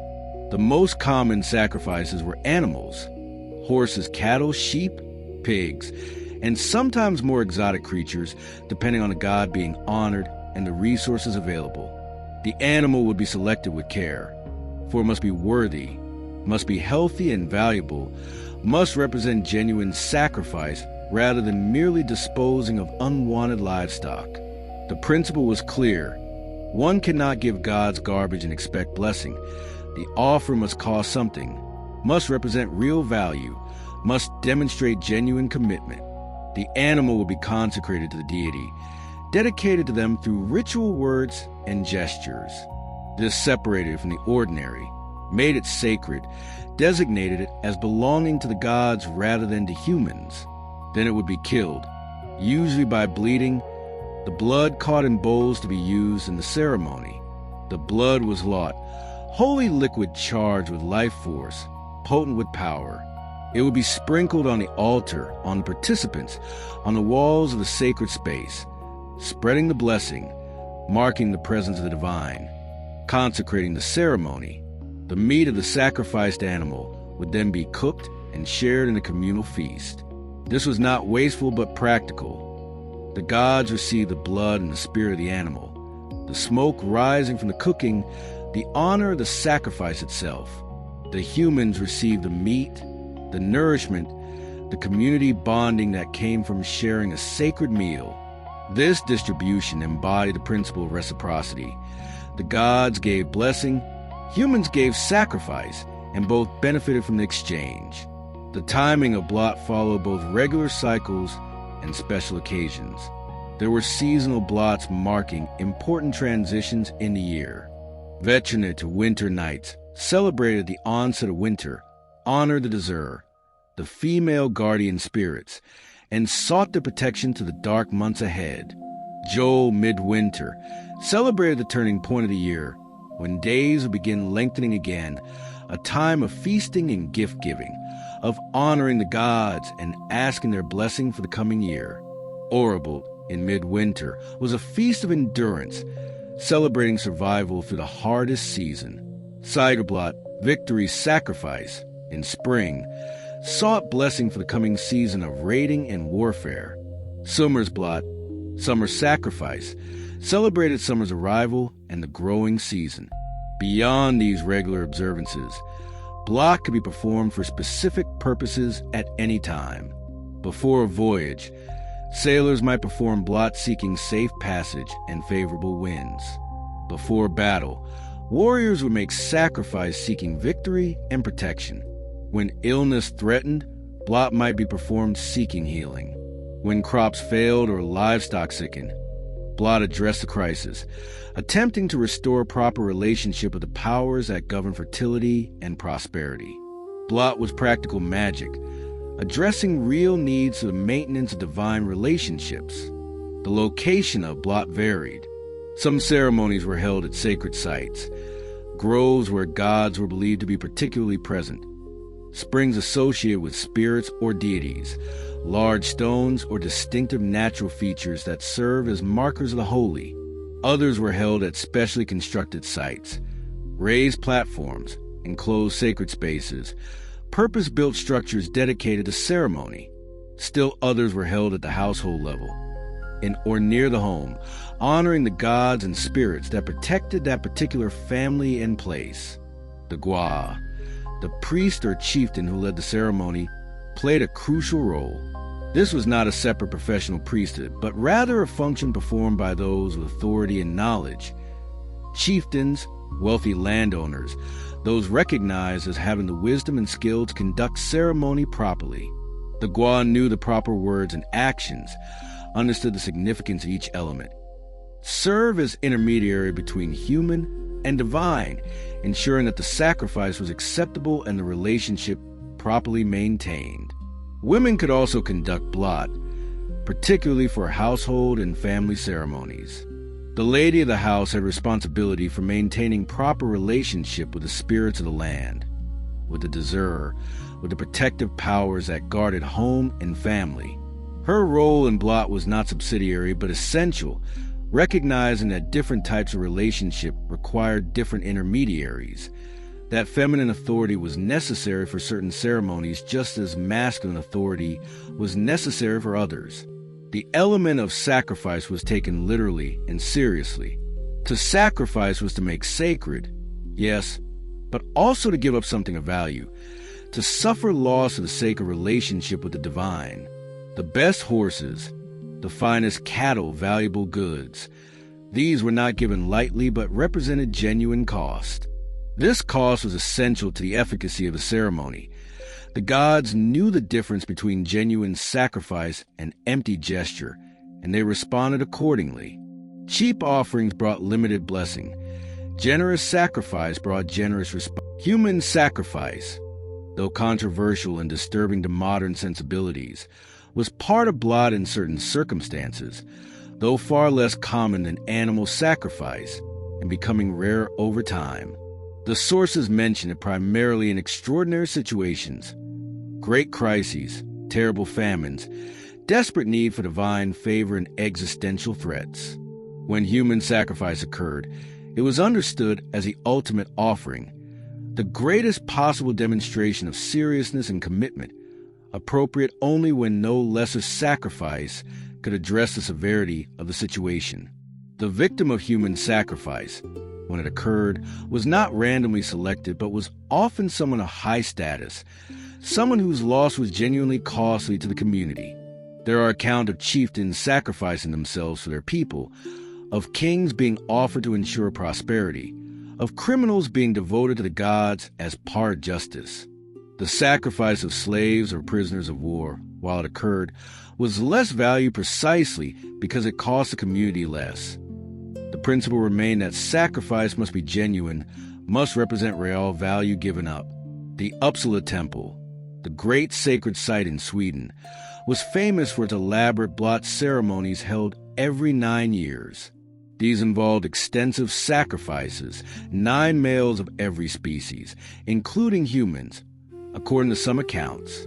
Whether these descriptions are entirely accurate or were exaggerated by Christian chroniclers eager to portray pagan practices as barbaric, the Uppsala blot represented the most elaborate and important ceremonies, drawing participants from across the region, demonstrating communal commitment to maintaining divine favor at the highest level. Blot to different gods required different approaches and offerings. Thor, as protector and warrior god, received goats and sometimes cattle, with emphasis on strength and vigor. Odin, as god of wisdom and death, received more complex offerings, sometimes including horses, which were particularly associated with him. Freyr, as god of fertility and prosperity, received offerings related to agricultural abundance, grain, fruits, and animals associated with fertility. Freya received offerings related to love and beauty, gold and treasures, recognition of her status as goddess of wealth as well as a desire. The land vetter and other spirits require their own forms of blot. These were typically smaller, more frequent offerings. Food left at significant stones or trees, milk poured out at boundaries, simple gifts acknowledging the presence and power of local spirits. These small ceremonies maintained ongoing relationships, kept the channels of blessing open, ensured that the spirits remained friendly or at least neutral toward the humans who shared their territory. The dead also received offerings, a practice that blurred the line between blot and ancestor veneration. At funeral feasts and anniversary commemorations, offerings were made to the deceased, maintaining connection, asking their blessing, ensuring their benevolence toward the living. The dead were not wholly separate from the living, but remained part of the community, and maintaining proper relationship with them required ongoing attention and offering. The concept of frith, the peace and prosperity that comes from proper relationships, was central to understanding blot. The ceremony created and maintained frith with the gods, with spirits, with the dead, with community itself. The shared feast following sacrifice was as important as the offering itself, for it created bonds among participants, demonstrated community solidarity, established a web of relationships that made thriving possible. Blot was social glue as well as spiritual practice, binding people together through shared ceremony and shared commitment to divine relationship. Christianity, when it came, condemned blot as pagan devil worship and worked to suppress it. The practice went underground, continued in secret, or was transformed into forms that could be reconciled with the new religion. Some elements were simply renamed. Christian feast days were placed on traditional blot dates. Saint veneration replaced God honoring. Church offerings replaced blood sacrifice. But the underlying principle, maintaining proper relationships with divine powers through offering and ceremony, this persisted, adapted, continued in forms both recognized and unrecognized. The modern recovery of Norse religious practice has, in some quarters, attempted to revive blot, creating contemporary versions that honor ancient principles while adapting to changed circumstances. These modern ceremonies typically avoid blood sacrifice, using mead, bread, and other offerings instead, but maintain the structure of consecration, offering, and shared feast. Whether these adaptations capture the essence of ancient practice or represent something genuinely new is debated, but they demonstrate the continuing power of the concept. That relationship with the divine requires action, requires sacrifice, requires the building and maintenance of bonds through reciprocal exchange. Blot reminds us that the Norse relationship with their gods was not passive but active, not based on faith alone but on deeds, on the giving and receiving that creates and maintains any relationship. The gods were not distant authorities demanding worship, but partners in a complex web of reciprocity, beings who could be approached, negotiated with, given to, and received from. This created a very different religious sensibility than that of religions emphasizing faith and submission. The Norse approach was practical, transactional in the best sense, based on the realistic understanding that relationships require maintenance, that giving creates obligation, that the divine and human are bound together through mutual need. Death, in the Norse worldview, was not an ending but a transition, a journey from one state of being to another. The funeral rites that accompanied this transition were not merely disposal of a body or expression of grief, but essential ceremonies that ensured the proper separation of the soul's components, that helped the deceased reach their appropriate afterlife, that maintained boundaries between the living and the dead, and that honored the person while transferring their power and possessions to those who remained. These rites were complex, layered with meaning, crucial to the well-being of both the deceased and the living community.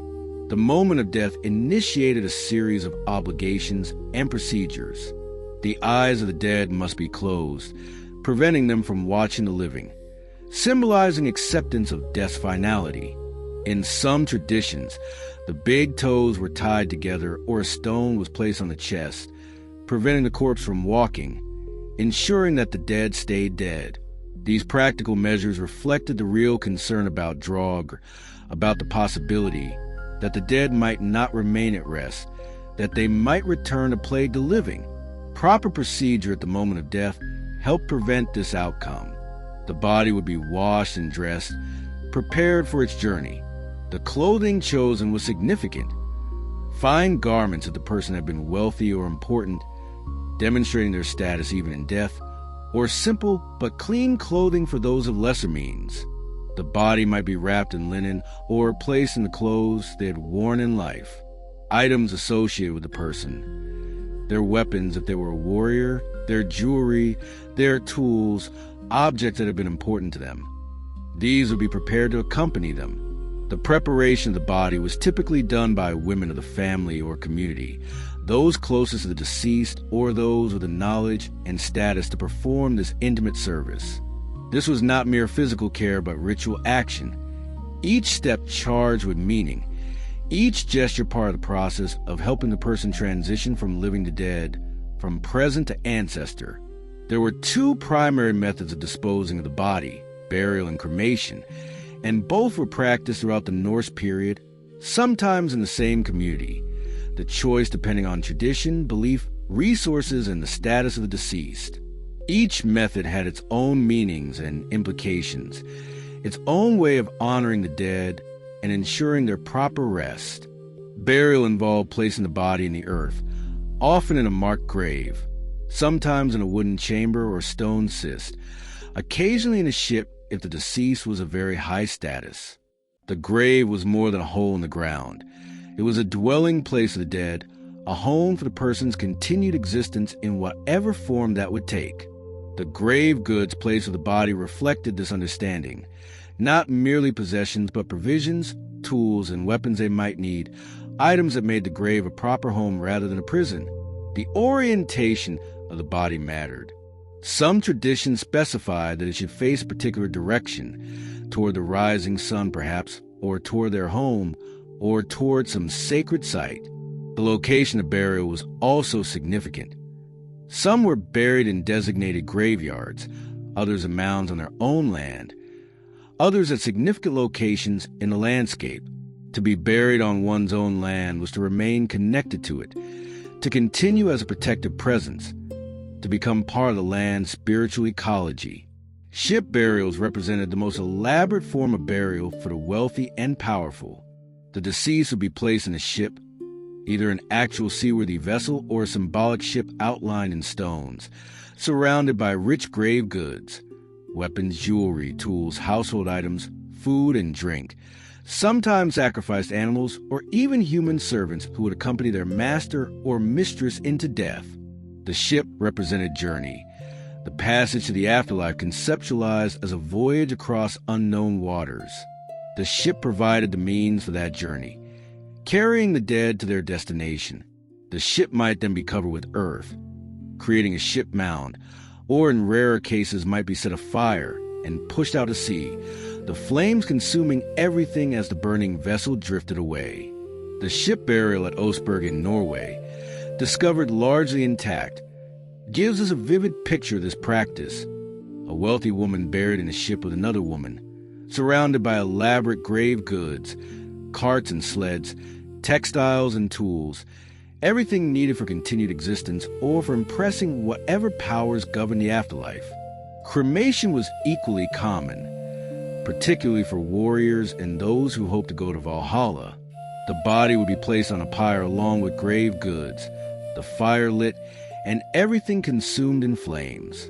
The cremation destroyed the hammer, the physical form, preventing it from being misused, from becoming drog, or from lingering when it should depart. The smoke carried the essence of the person upward, toward the sky, toward Asgard, facilitating the journey to the Hall of the Gods. The ashes from cremation might be buried in an urn, scattered in a meaningful location, or placed under a stone. The cremation mound, the place where the pyre had burned, remained a sacred spot, connected to the deceased, a place where offerings could be made and where the living could communicate with the dead. Even though the body was destroyed, the connection remained, mediated through the place where the final transformation had occurred. The funeral feast, the Urfi, was as important as the disposal of the body itself. This was a gathering of the community, a time for telling stories about the deceased, for honoring their memory, for formally transferring their property and responsibilities to their heirs. The Urfi could be held immediately after death or sometime later, when sufficient preparations could be made, when people could gather from distant locations. When proper honor at the Urfi, the successor of the deceased would drink the mini, the memorial toast, formally claiming the inheritance and accepting the obligations that came with it. This was not just a symbolic gesture, but a legal and spiritual act, transferring the deceased position to the heir, marking the passage of authority and responsibility.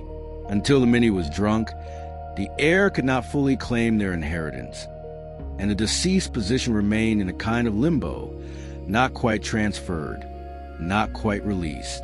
Stories would be told, poems would be recited, the deceased deeds would be remembered and celebrated. This was the creation and reinforcement of many, the memory that would persist, the reputation that would live on after the body was gone. A good death followed by a proper funeral and a feast where one's deeds were celebrated and remembered. This was as close to immortality as mortals could achieve, the continuation of the self through the memory of the community. Offerings would be made at the Urfi, to the deceased themselves and to the gods who govern death and the afterlife. These offerings maintain connection, ensure the deceased's benevolence, ask their blessing on those who remained. The dead were not entirely gone but remained part of the community, and the feast acknowledged this, created space for their continued presence, integrated them into the company of ancestors who watched over the living. For particularly important individuals, the funeral might include animal sacrifice, in some cases even human sacrifice. Servants or slaves might be killed to accompany their master or mistress, a practice that seems cruel to modern sensibilities but reflected the belief that status and service continue beyond death, that the dead needed attendance just as the living did. The practice was not universal. Most people were not accompanied by sacrificial victims. But for chieftains and great leaders, such sacrifice demonstrated their importance and ensured they would not enter the afterlife alone or unprepared. The grave itself required ongoing attention. It was not simply sealed and forgotten, but remained a place of connection, a threshold between worlds where the living could communicate with the dead.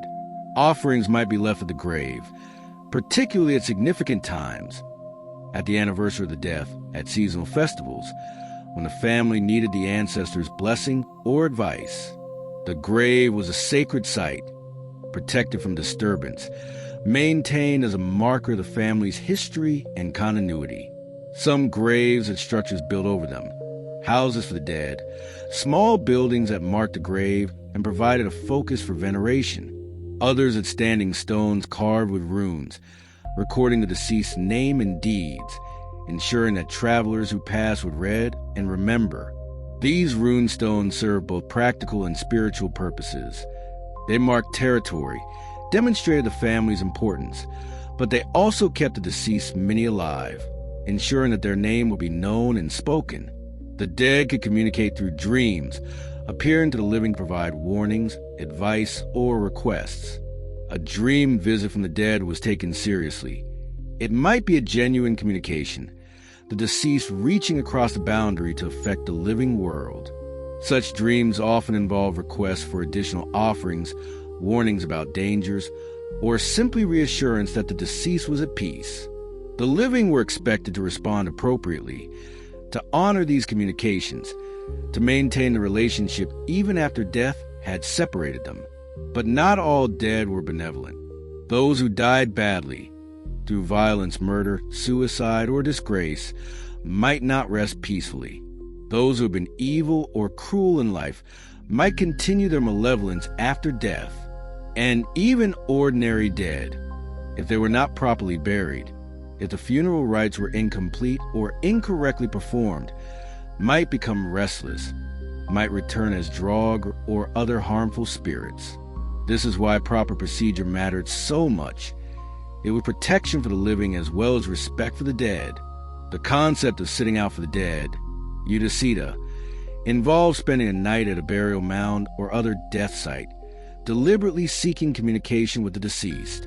This was dangerous practice, undertaken only by those with appropriate knowledge and protection, for the dead were powerful and not always friendly. But it was also a way of gaining wisdom, of receiving advice or prophecy, of accessing the knowledge that the dead possessed. The deceased, freed from the immediacy of mortal concerns, could see more clearly, could perceive patterns invisible to the living, and this knowledge could be sought by the brave and the skilled. Christian conversion brought significant changes to funeral practices. Cremation was banned as pagan.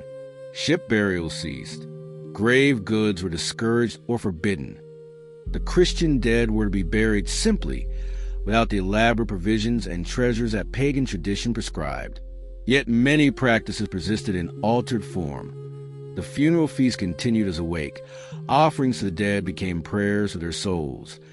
The commemoration of ancestors continued through Christian forms while maintaining something of the older understanding that the dead remain connected to and concerned with the living. The archaeological evidence from Norse burials reveals enormous variation, from simple graves with minimal goods to elaborate ship burials with rich treasures, from cremation mounds to intact burial chambers, from individual graves to communal burial grounds. This variation reflects differences in wealth and status, certainly, but also differences in belief, in regional practice, in personal choice about how to meet death and prepare for what comes after. The Norse had no single orthodoxy about death and funeral practice, but rather a range of approaches, all aimed at the same essential goals: honoring the dead, ensuring their peaceful rest, maintaining boundaries and connections as appropriate, and helping both the deceased and the living move forward into their respective futures.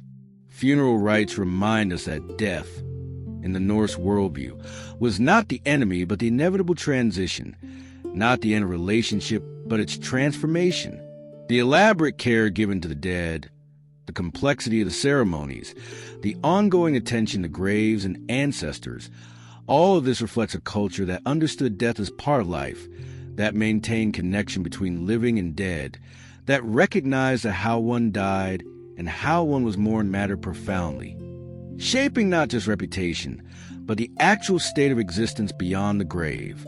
The funeral was passage and transformation, honoring what was while creating space for what would come next, acknowledging ending while maintaining continuity, saying farewell while keeping connection, a complex, sophisticated response to the eternal human necessity of dealing with mortality. Among all the ritual practices of the Norse, perhaps none was taken more seriously than the swearing of oaths. An oath was not a casual promise or simple statement of intention, but a sacred binding, an act that wove new threads into the fabric of WYRD, that created obligations with spiritual force beyond any merely social contract.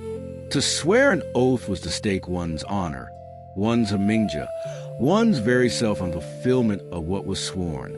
To break an oath was among the gravest sins in Norse culture, a violation that damaged not just reputation but the soul itself, that weakened one's spiritual power, that could doom one to Nastrin, the shore of corpses, where oath breakers suffered after death. The power of oaths derived from multiple sources. At the simplest level, an oath was witnessed by people, by gods, by the spirit of the land. These witnesses created accountability, ensured that the oath would be remembered, that violation would be known. But beyond the social dimension, oaths had genuine spiritual efficacy. The act of swearing bound the swearer through mechanisms that operated at the level of WYRD itself, creating obligations that could not be escaped simply by breaking the promise, for the consequences followed into the spiritual realm and beyond death. Oaths were sworn on sacred objects or at sacred locations, the sanctity of the place or object lending power to the word spoken. The most common oath-swearing involved rings. Sacred rings kept at temples or by gore, rings associated with particular gods. The oath-taker would place their hand on the ring or touch it while speaking their oath, the physical contact creating a tangible link between the swearer and the sacred, binding them to the object of the divine witness. The ring of Tyr was particularly important for oath swearing, as Tyr was the god most associated with justice, law, and the keeping of promises. His sacrifice of his hand to bind Fenrir demonstrated his commitment to doing what was necessary even at terrible personal cost, making him the ideal divine witness for those swearing to fulfill difficult or costly obligations. Warriors swearing oaths of loyalty, disputants agreeing to abide by judgments, traders making binding agreements. All might invoke Tyr and swear on his ring, knowing that to break such an oath was to offend the god who had given his own hand for the greater good. Thor's hammer was another common oath object, particularly for warriors and for oaths related to protection and defense. To swear an oath on Mjolnir was to invoke Thor as witness, to call upon his power to ensure the oath fulfillment, to accept that breaking the oath would bring Thor's wrath. The hammer might be physically present, or the oath swearer might make the sign of the hammer in the air while speaking, the gesture itself carrying power and creating connection to Thor. The process of oath swearing followed specific forms. The swearer would typically begin by naming witnesses, the gods, the assembled people, perhaps specific powerful individuals whose presence lent weight to the ceremony. Then the oath itself would be stated clearly, precisely, leaving no ambiguity about what was promised. The wording mattered. Vague oaths were weaker than specific ones, and a cleverly worded oath might leave loopholes that allowed technical fulfillment without true satisfaction of the oath's intent. But such manipulation was dangerous, for the gods and spirits knew the difference between letter and spirit, and might respond to betrayal of an oath spirit even when its letter was technically observed. After stating the oath, the swearer might call upon specific consequences for breaking it, curses upon themselves if they failed, invocations of divine punishment, statements accepting specific penalties. These self-curses strengthened the oath, demonstrated seriousness of intent, made clear that the swearer understood and accepted the gravity of what they were doing. To swear a serious oath without accepting consequences for failure was seen as weak, as not truly binding oneself. Blood oaths represented the most powerful form of oath swearing. 2 or more people would cut themselves, mixing their blood, or would dip their hands in sacrificial blood while swearing their oath. The mingling of blood created kinship, made the oath sworn into blood brothers or sisters, bound them more tightly than ordinary oaths could.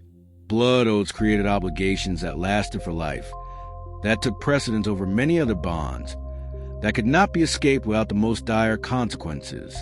The oath of blood brotherhood involved not just the swearing, but the creation of a new relationship.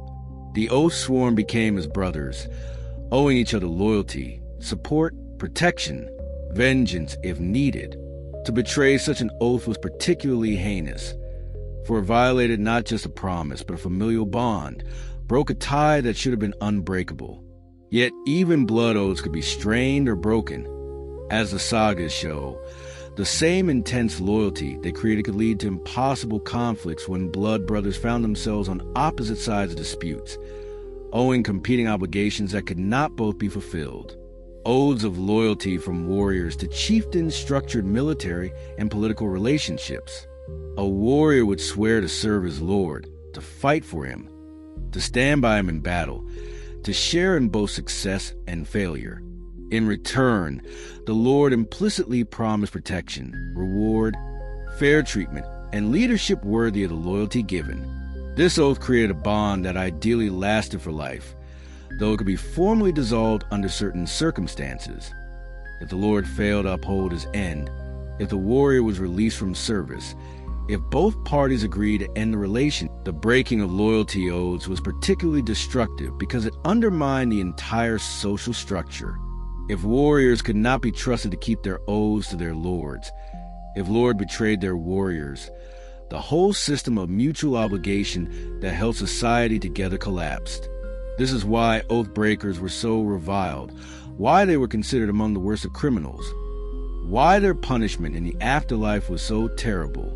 They had not just broken a personal promise, but had attacked the fabric of social order itself.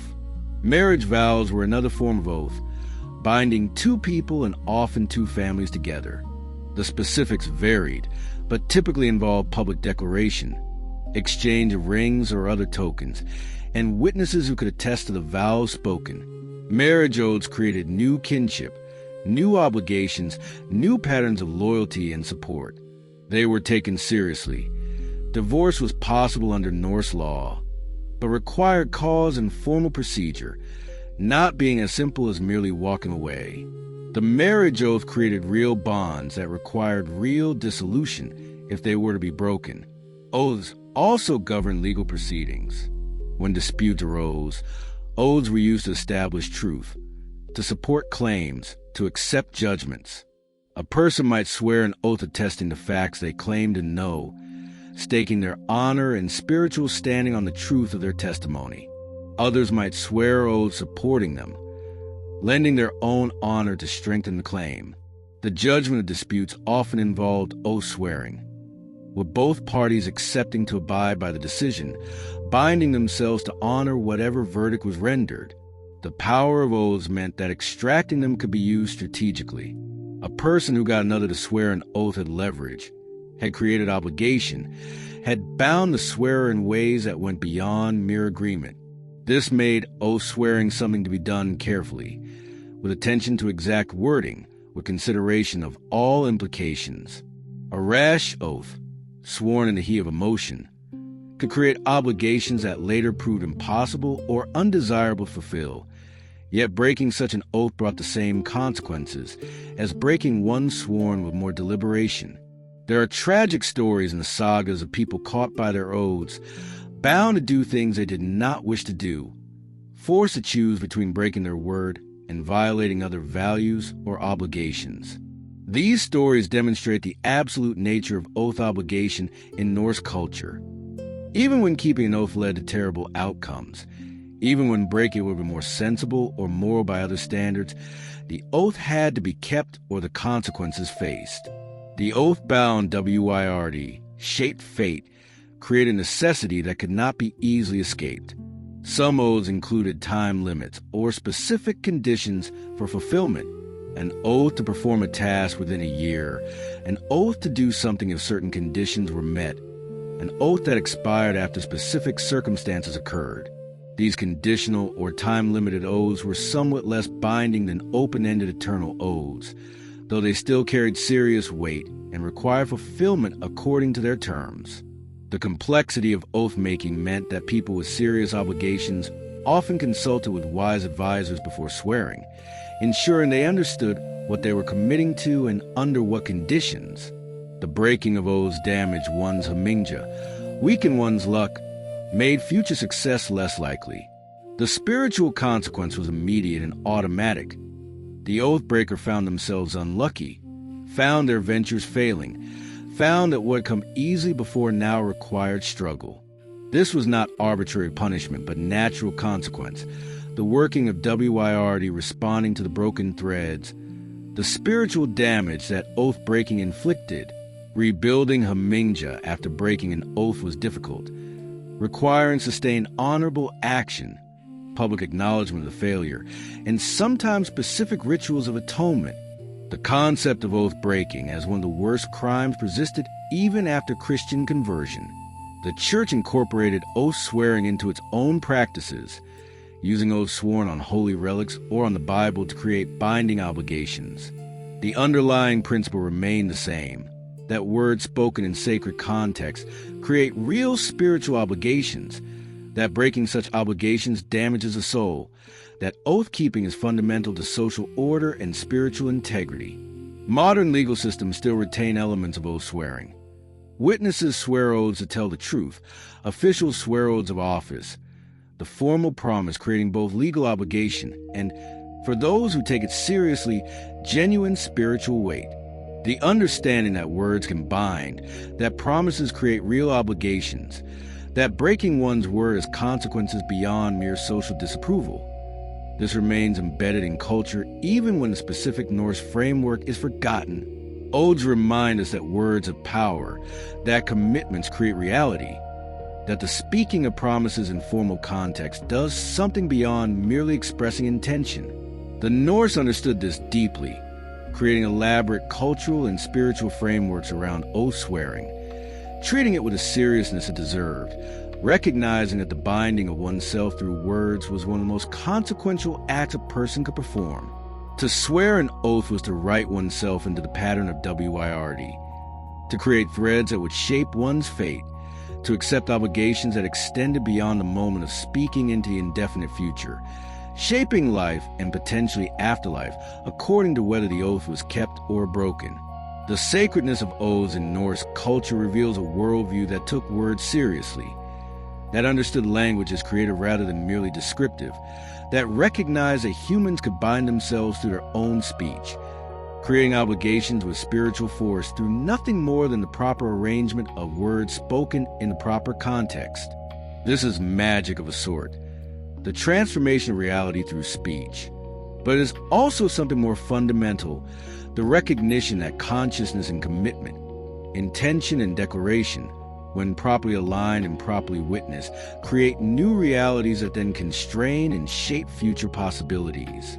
The oath swearer participates in the weaving of WYRD, adding new threads to the act of commitment, binding themselves into patterns that will determine how their life unfolds.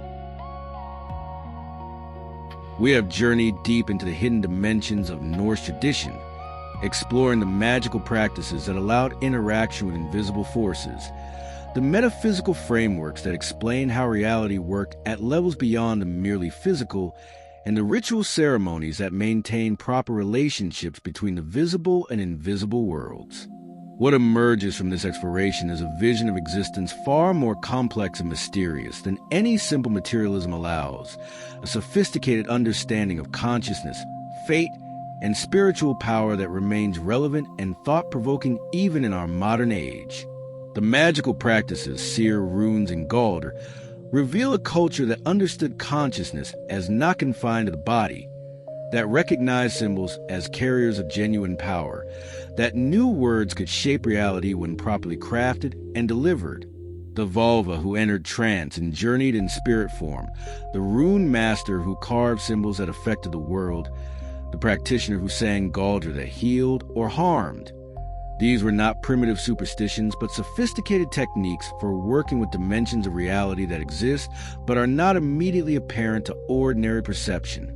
Seer taught that consciousness can separate from the body, can perceive at a distance, can see the patterns of fate, can work with the fundamental structures of reality.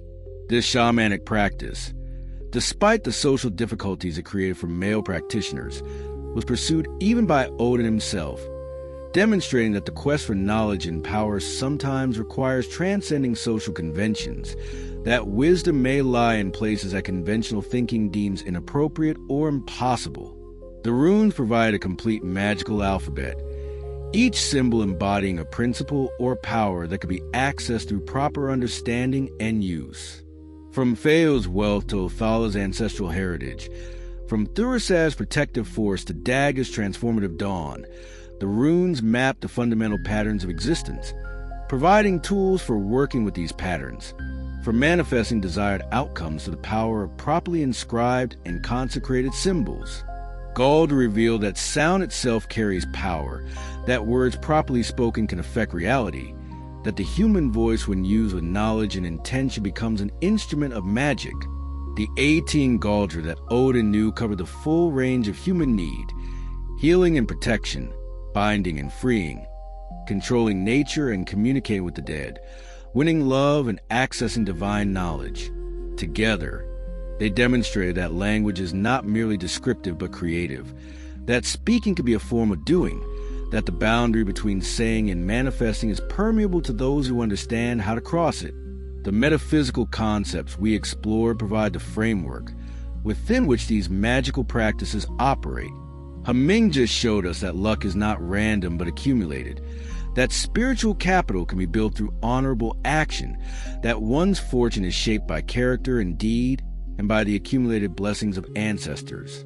This concept creates moral incentives while explaining observable patterns. Why some people seem blessed with success while others struggle. Why reputation matters beyond social standing. Why living honorably builds the spiritual resources that support future endeavors.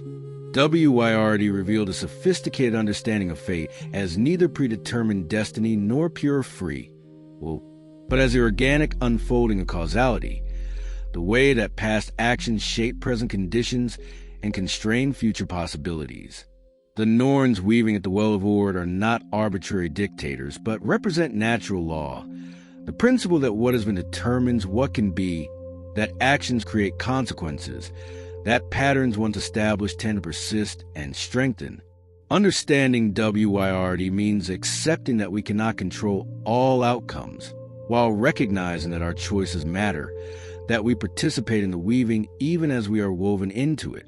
The divide itself, the recognition that a person consists of multiple components, including Hamr, Hugr, Filja, Hamingja, On, Orlog, Mini, and Emar, challenges our assumptions about consciousness and identity.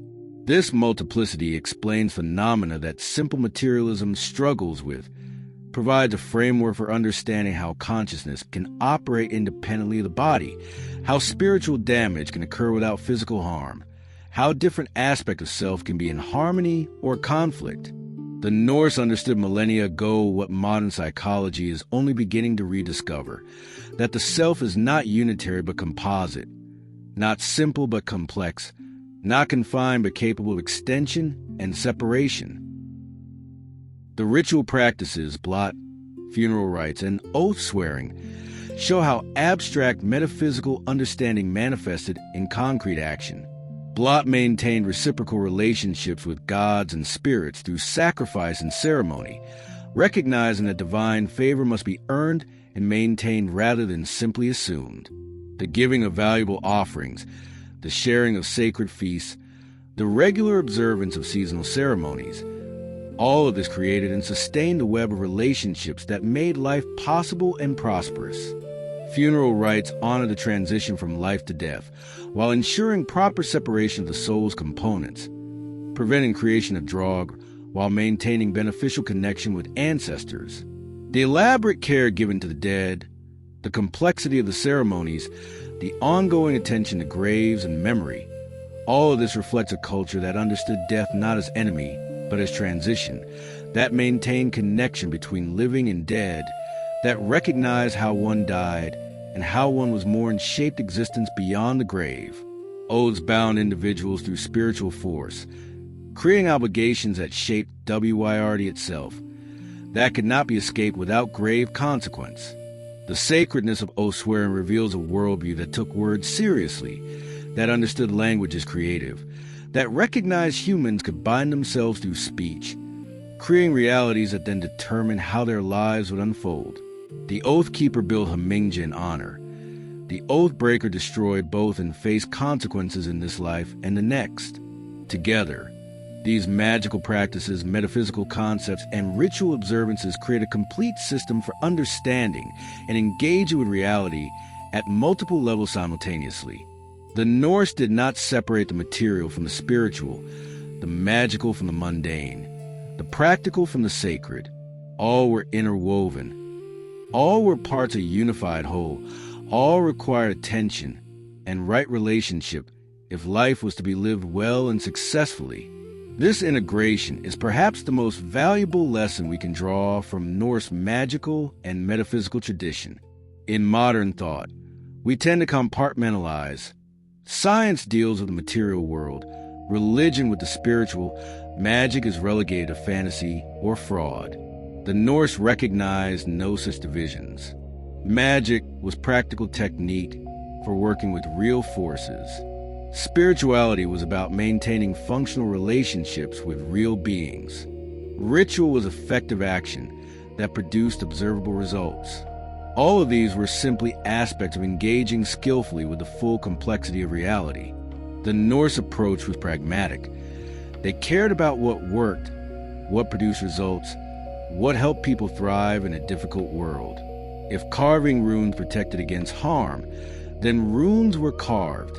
If making offerings to Landvetter improved harvests, then offerings were made. If swearing oaths created bonds that held society together, then oaths were sworn with appropriate seriousness. The test was effectiveness, not theological consistency or philosophical elegance. Yet this pragmatism was built on sophisticated understanding. The Norse were not blindly following tradition, but were working with genuine insights into how consciousness operates, how symbols affect reality, how words carry power, how fate works, how the self is structured, how relationships with the invisible world shape visible outcomes. Their practices encoded real knowledge, even when the theoretical explanations for that knowledge might differ from modern scientific understanding. Much of this knowledge was lost or suppressed with the coming of Christianity, which condemned Norse magical and spiritual practices as demonic, which destroyed temples and holy sites, which persecuted those who maintained the old ways. What survived did so in fragments, in folk practices that preserved techniques while forgetting their context, in sagas that recorded stories without fully explaining the beliefs behind them, and archaeological evidence that shows what was done without revealing what it meant to those who did it. Yet the recovery of this knowledge continues. Scholars reconstruct what they can from surviving sources. Practitioners experiment with reviving old techniques. The runes are carved again with magical intent. Seers practiced in modern forms. Blot ceremonies honor ancient gods with contemporary understanding. Whether these revivals capture the essence of ancient practice or represent something genuinely new, they demonstrate the continuing power of these concepts, the enduring relevance of Norse insights into consciousness, fate, and spiritual power. What the Norse magical and metaphysical tradition offers us is not a complete system to be adopted wholesale, but a set of sophisticated ideas and effective techniques that can enrich our own understanding. The recognition that consciousness is not confined to matter, that symbols carry power, that words can shape reality, that fate is neither fixed nor random but shaped by action, that the self is composite rather than unitary, that relationships with the invisible world affect visible outcomes. These insights challenge materialist assumptions while suggesting possibilities that purely physical explanations struggle to account for. We need not believe every specific claim of Norse magic to recognize that something valuable was understood by these ancient practitioners, that their techniques for working with consciousness and reality encoded genuine knowledge, that their metaphysical frameworks captured truths about existence that remain valid even when expressed in different language or interpreted through different theoretical lenses. The Norse were not more primitive than us, but were sophisticated in ways we have forgotten, skilled in techniques we have lost, aware of dimensions of reality that our culture has chosen to ignore or deny. As we conclude this exploration of Norse magic, ritual, and metaphysics, we carry forward an appreciation for the sophistication and depth of this ancient wisdom tradition. We understand that the Norse relationship with the invisible was not superstition but sophisticated engagement with real forces, that their magical practices were not fraud but effective techniques, that their metaphysical concepts were not primitive mythology but subtle philosophy, that their rituals were not empty ceremony but functional technology for maintaining the relationships and conditions that made life possible. The hidden arts of the Norse remain available to those willing to look beyond the surface, to question modern assumptions, to consider that perhaps consciousness, fate, and spiritual power operate in ways that materialism cannot explain, and that the ancients understood things we have forgotten.